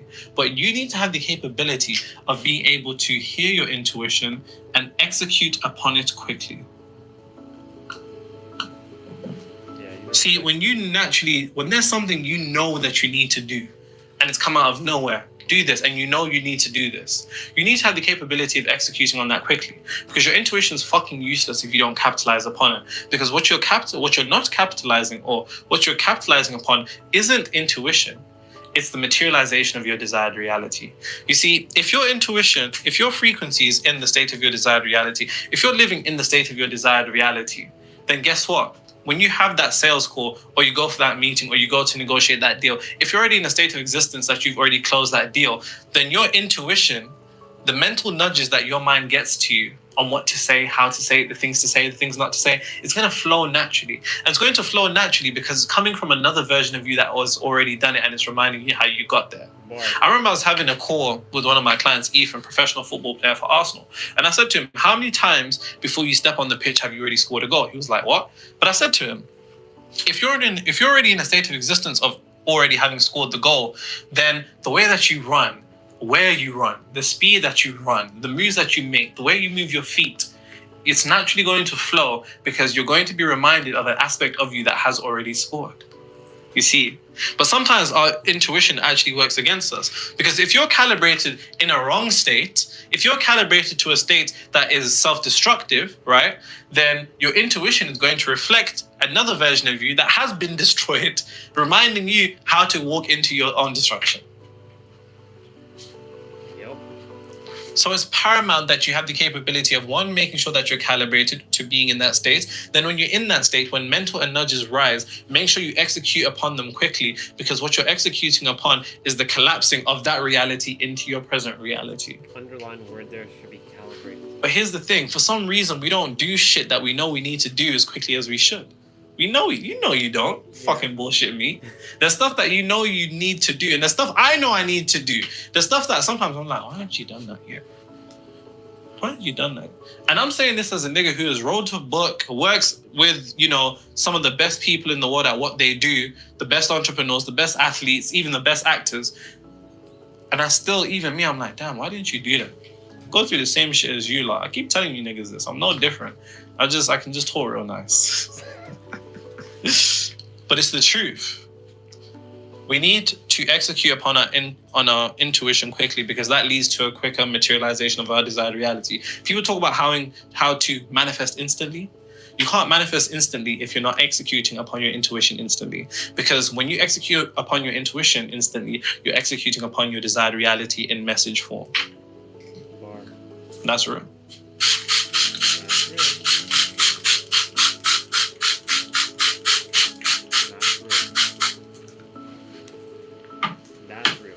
Someone said, hey Nero, I've been watching you for a couple months now. I know you're no boxing coach, but I implemented your teaching and knowledge to my training, and fortunately, I've got my first amateur win. Congratulations.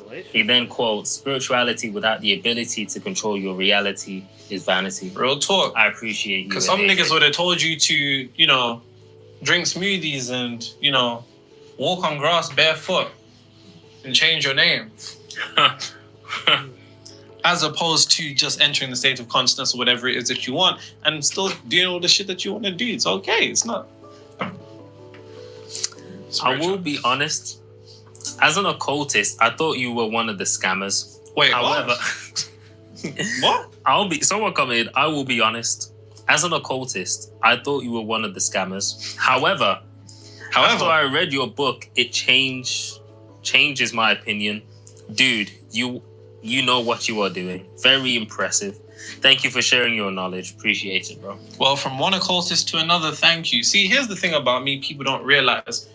See, most niggas that you see talking about manifestation, that's all that they know. Manifestation was one of the last things that I studied. I was studying the occult, the arcana, the inner and the outer. I was also diving into the esoteric. I was also diving into ancient spiritual systems. So I can talk to you about some shit that you niggas probably wouldn't even be able to understand that you know that. And I have these conversations with people like offline. When people are like, you know about this? I'm like, yeah, I know about this. And they're like, why don't you talk about it? Because there's no practicality in it. You understand what I'm saying? Like, we can talk about it, but if it doesn't give somebody the ability to control their reality, then it's vanity. And that's the whole point. Because a lot of people will have this deep information and their lives are still the same.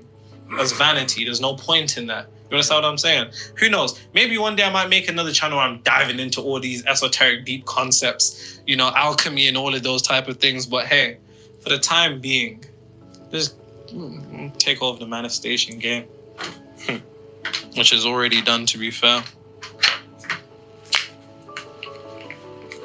And see, the reason why he clocked it is because if you read my book, even if you listen to the things that I say, you'll hear a multitude of school of thoughts. You'll hear stuff from the esoteric, you'll hear stuff from the occult, you'll hear the law of focus, you'll hear the law of assumption, you'll hear all of these, like you'll hear all of these things, but you just have to know it. Like when I talk about egregores, that's an occult concept. You understand what I'm saying? And bear in mind, like, Yeah, but anyways, it's nice that people recognize. I mean, if you know, then you know, innit? Yep, sure do. I used to be part of the occult stuff. I don't like all that stuff. No practicality indeed. What's the point knowing that stuff? It's not good. Gotta keep things simple. Being in the now. Rule number 5, treat your current life as if it's your dream life. Until you have the capability of treating your current life as if it's your dream life, you won't be able to set into motion for your reality to alchemize itself into actually being your dream life. You need to relax. And when I say relax, bear in mind, I'm not one of them spiritual niggas that's going to tell you to do nothing. That's idiotic. That's complete idiotic. And nothing frustrates me more than when I see people spewing out that garbage of, you need to do nothing, because that's just absolutely ridiculous. There's 3 planes of existence. If you did nothing as a human being, you would die, because you wouldn't eat, you wouldn't drink, you wouldn't brush your teeth, you wouldn't take care of yourself. So let's stop all that bullshit. But it's about understanding that when you do take action, and you need to take action, but action from the right state of consciousness, when you're in a state of relaxation, relaxation is the state that the world wants to take you away from, for a multitude of reasons. 1, Psalm 46:10. Be still and know that I am God. Be still and know that I am God. Only in stillness can you know God. And guess what? The world wants you to be the opposite of still. The world wants you to be restless. And when you're restless, you're opposite from God. And when you're opposite from God, you then descend into hell. They say that hell is eternal separation from God, but God is omnipresent, so you can't be eternally separated from God because God is everywhere. But in the esoteric occultic side of things, that means to understand it's a misalignment of being restless. Because if you're in a restless state of consciousness, then you're far away from God. And if you're the closer that you are to God, the easier it will be to materialize your desired reality. When I say God, I don't mean in a religious sense where you have to do these things to appease some type of God. I mean a degree of stillness, because that stillness is what places you close to the consciousness of God. Because here's the thing, when you're in a state of stillness, technically in your dream reality, in your desired reality, you'd probably be relaxed. Yeah. If you're making the money you wanted, you'd probably be relaxed. If you're with the person, you'd probably be able to relax. If you was in that career, you'd probably relax. If you had that promotion, you'd probably relax. So relax. Because you being in a state of relaxation indicates to the universe that you are in your desired reality. Bar. But you not being able to relax is an indication that you're restless. And if you're restless, you're separated from your desired reality. The other thing is this. Esoterically, it says in John 3:27, a man cannot receive unless it's given to him from heaven. Heaven is that reflection of consciousness of stillness. So when you're in heaven, you're able to receive heaven on earth, because on earth as it is in heaven, it's as within, as without, as above, so below. It's the same thing, just said in a different way. And then it's about coming to the understanding that when you're in a state of relaxation, your brain waves are calibrated to theta and alpha. Theta and alpha are literally the gates of the subconscious mind. And people want to talk about, my reality doesn't seem to change. It's because you're probably in a restless state of consciousness and you're actually not being able to relax yourself. You relax yourself by sitting and just doing nothing, making time to do nothing, making time to do things that relax you as a priority, as opposed to what life wants to get you to prioritize upon. Because when the door to your subconscious mind, theta and alpha, is open, then your mind is forever in a state of being moldable. And when your mind is in a state of forever being moldable, ladies and gentlemen, then you possess the ability to outsmart reality for the second time. Yep. Bloopers. She sent me a text, don't answer her call. She love when I flex, and shop at the mall, relieving extra. Boy, stop playing, grab my, why you acting not to shine? Baby, hold me, cause I like the way you do. I like to say what if, but if we could kiss and just cut the rubbish. That's funny.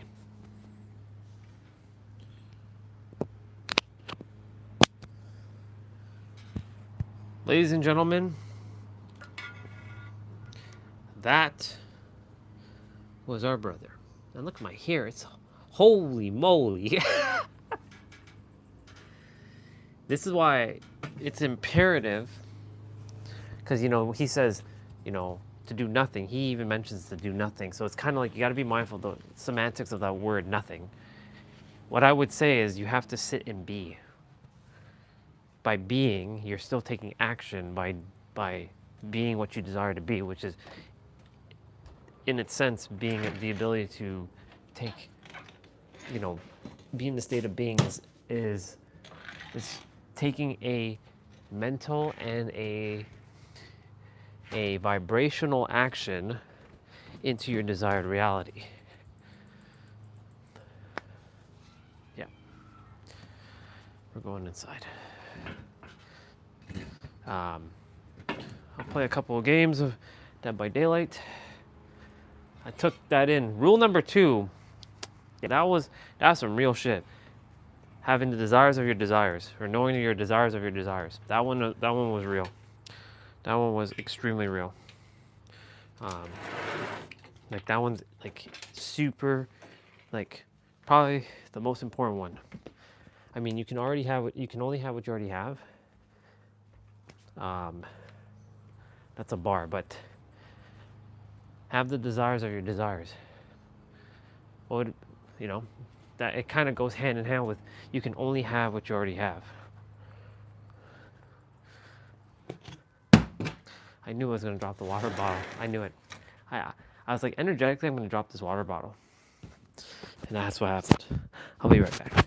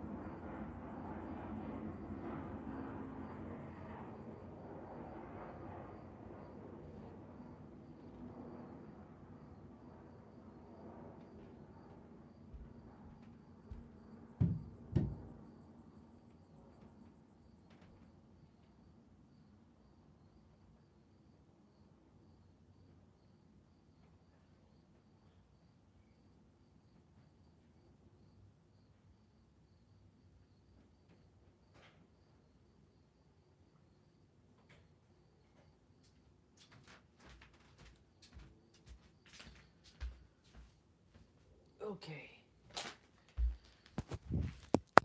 Okay. Take off the necklace. Oh. That's too funny.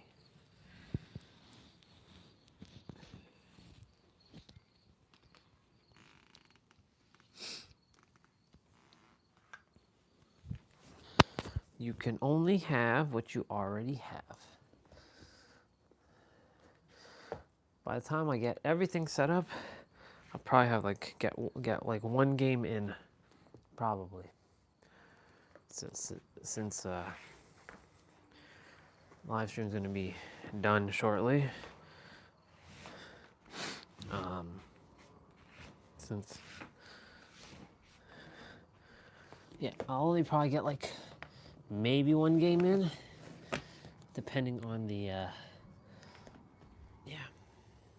Let's take off the cooler. We don't require the cooler any longer.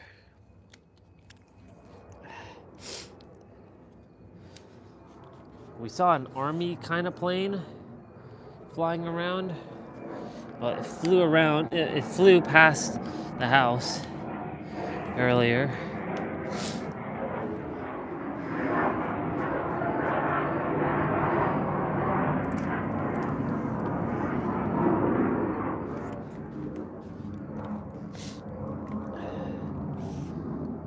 Yep. So I'll play for a little bit.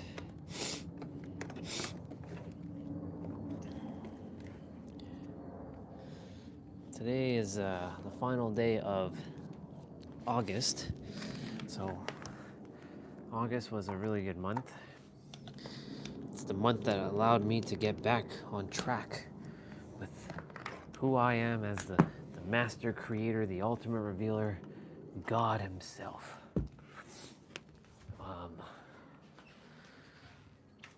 Grateful for August.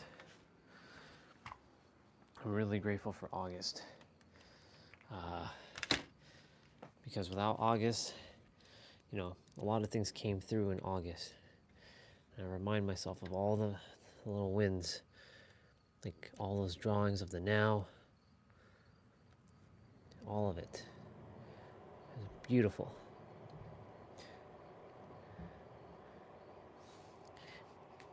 Kara's me and Lacus is Lindsay. I love Lindsay so much. That's my girl. It's truly my girl. And I don't care what person says what and says you don't have her.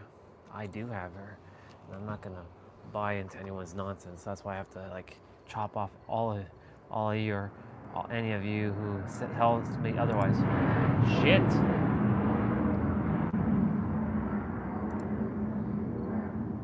Damn, that's a fucking jet. But we didn't get to see it.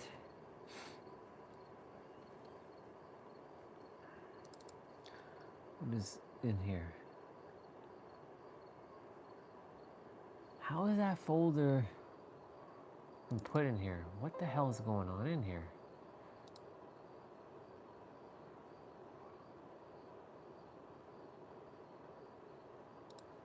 Screw that.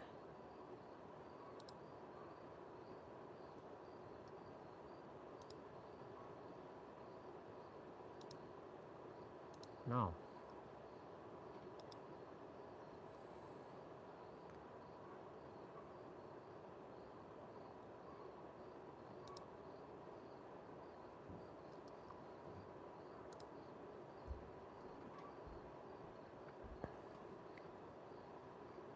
Upcoming optimization plan. Dear gifted ones, thank you for your unwavering support and passion.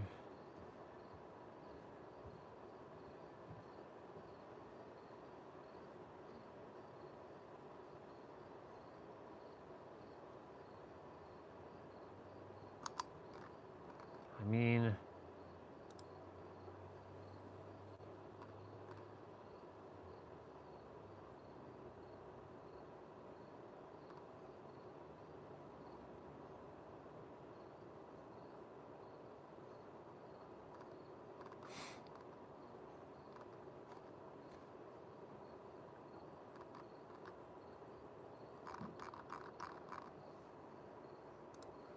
See, I'm glad I'm not playing it right now.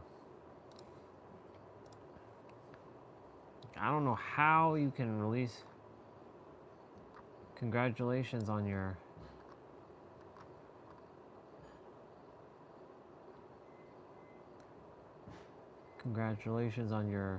P100.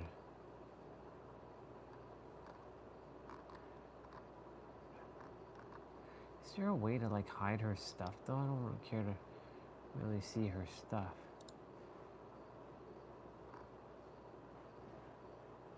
But congratulations, nonetheless. Good job.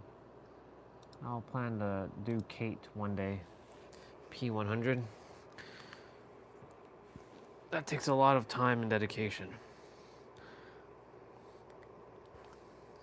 Live stream's at 700 minutes. So we're already...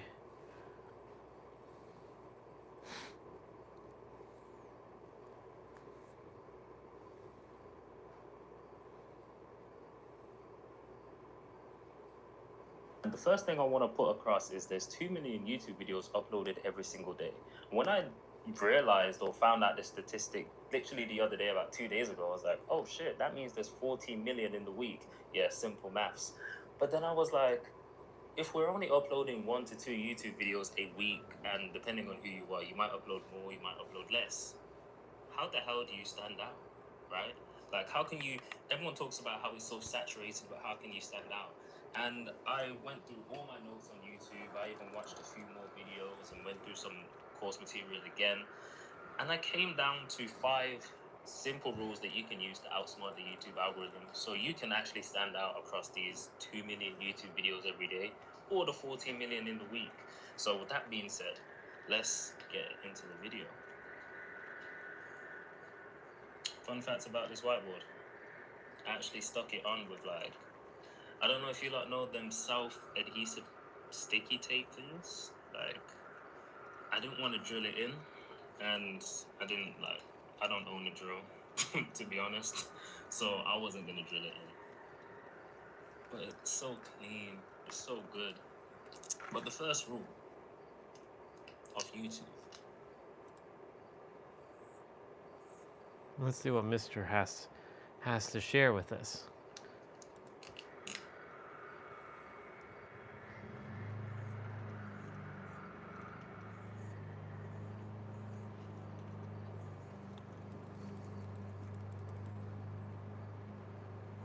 It's not about you.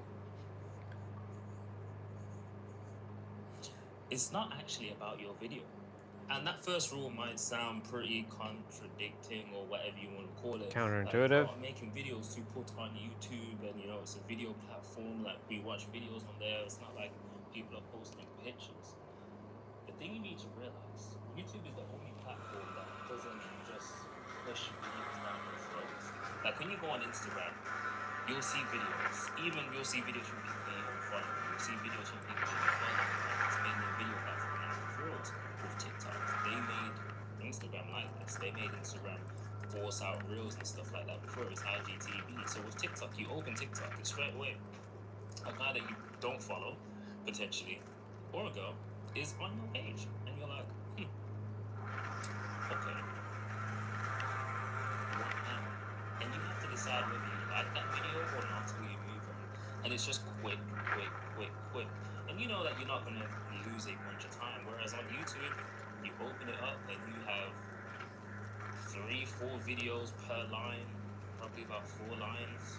So that's like 12 to 16 videos to choose from, and that's without you scrolling. So you have to quickly analyze each thumbnail, each title, and then decide whether you want to actually click on it and go into the video, which doesn't make it a video platform necessarily. It's all about your packaging.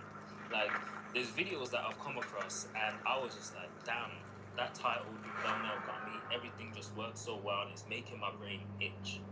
Like, you literally get an itch, and you think, I need to watch this video. Like, if I don't watch this video, I can't sleep tonight. Like, that's how you need to make people feel. So before you even press record, you need to really think about what your title's going to be. How many variations of the same title are you going to have? Do you have a backup title just in case that one doesn't perform well? Do you have a backup thumbnail? Like, the last thing you want to...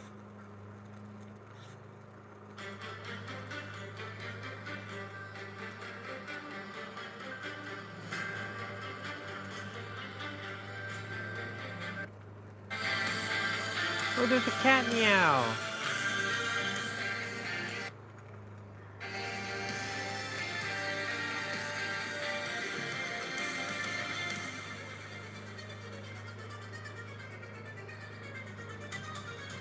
There's a cat meow Bubba. It was at the, it was behind, it was just at the,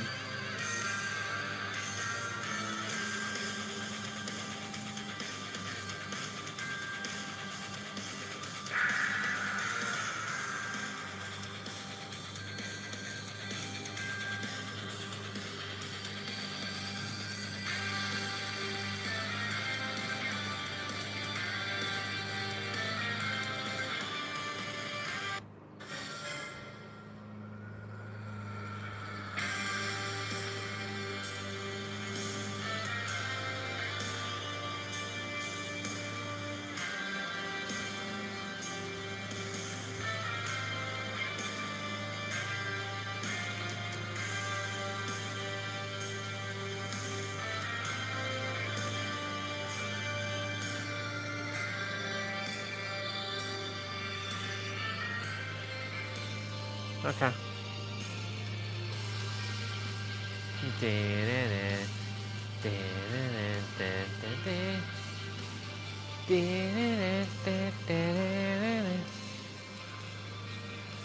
All right, y'all.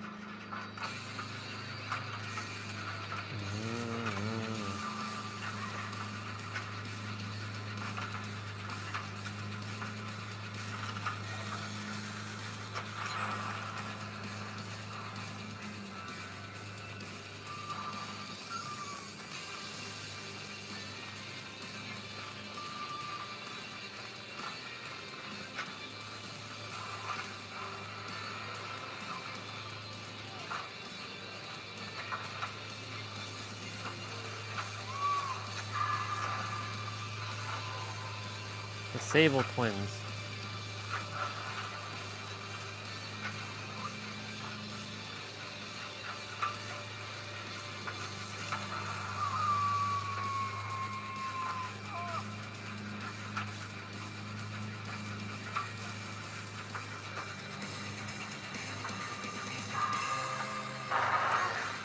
Shit.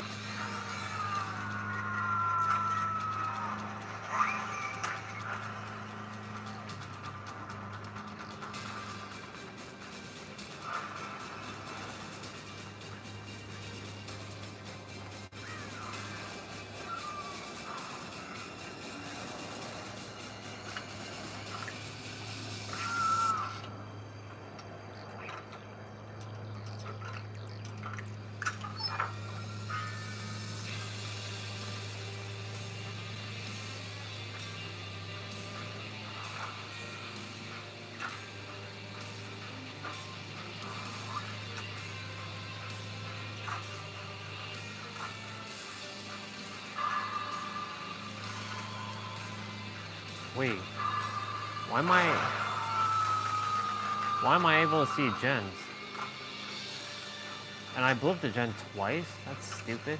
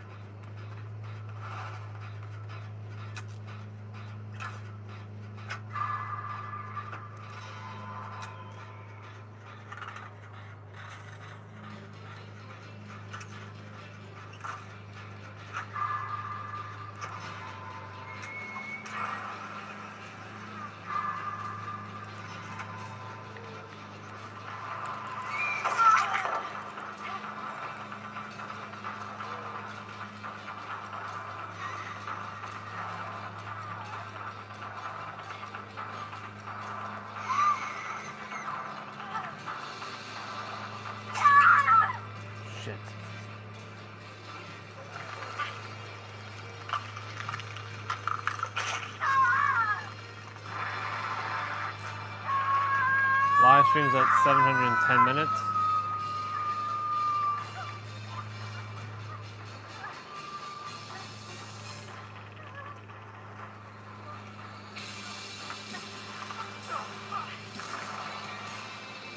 Nice.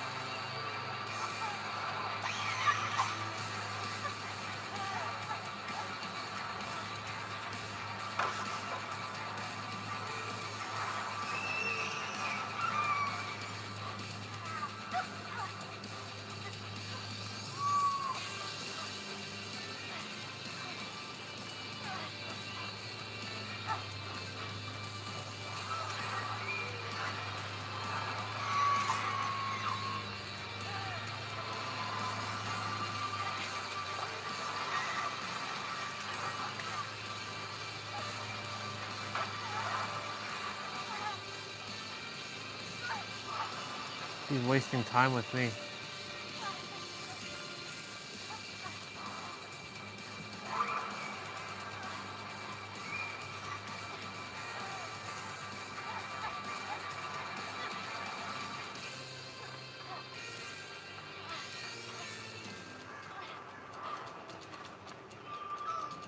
Oh my God.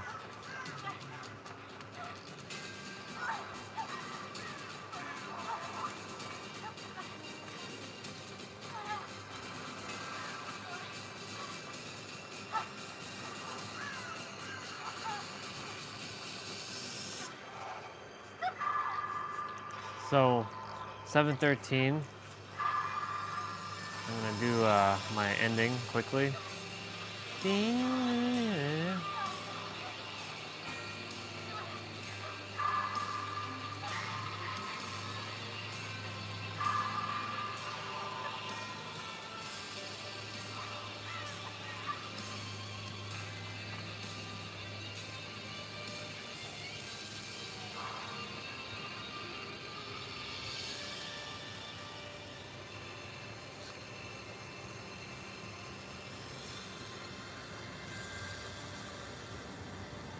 Okay, I'm gonna switch the camera. I'm gonna put myself in the locker for a moment. Okay. Thank you all so much for coming on today. I really appreciate all of you. JP, T-Bray, Ramon, thank you for coming on today and saying hello. Phoenix as well. Sending you all so much love and unconditional blessings. Remember that your powers are laying dormant and everything is within. You just have to tap in and unlock the gate, the locks, the bolts on the doors that you never had locks and bolts on. Tomorrow is upper body. Tomorrow we'll be back outside. It's gonna be nice and warm again. And yeah, with that being said, have yourselves a wonderful night. Remember that you are the ultimate revealer of your reality. Everything you desire is truly here in the now. You must feel it, and you can only have what you already have. And creation is finished. I love you all, and I'll see you tomorrow. Bye-bye. All right, I'm gonna leave the live stream going.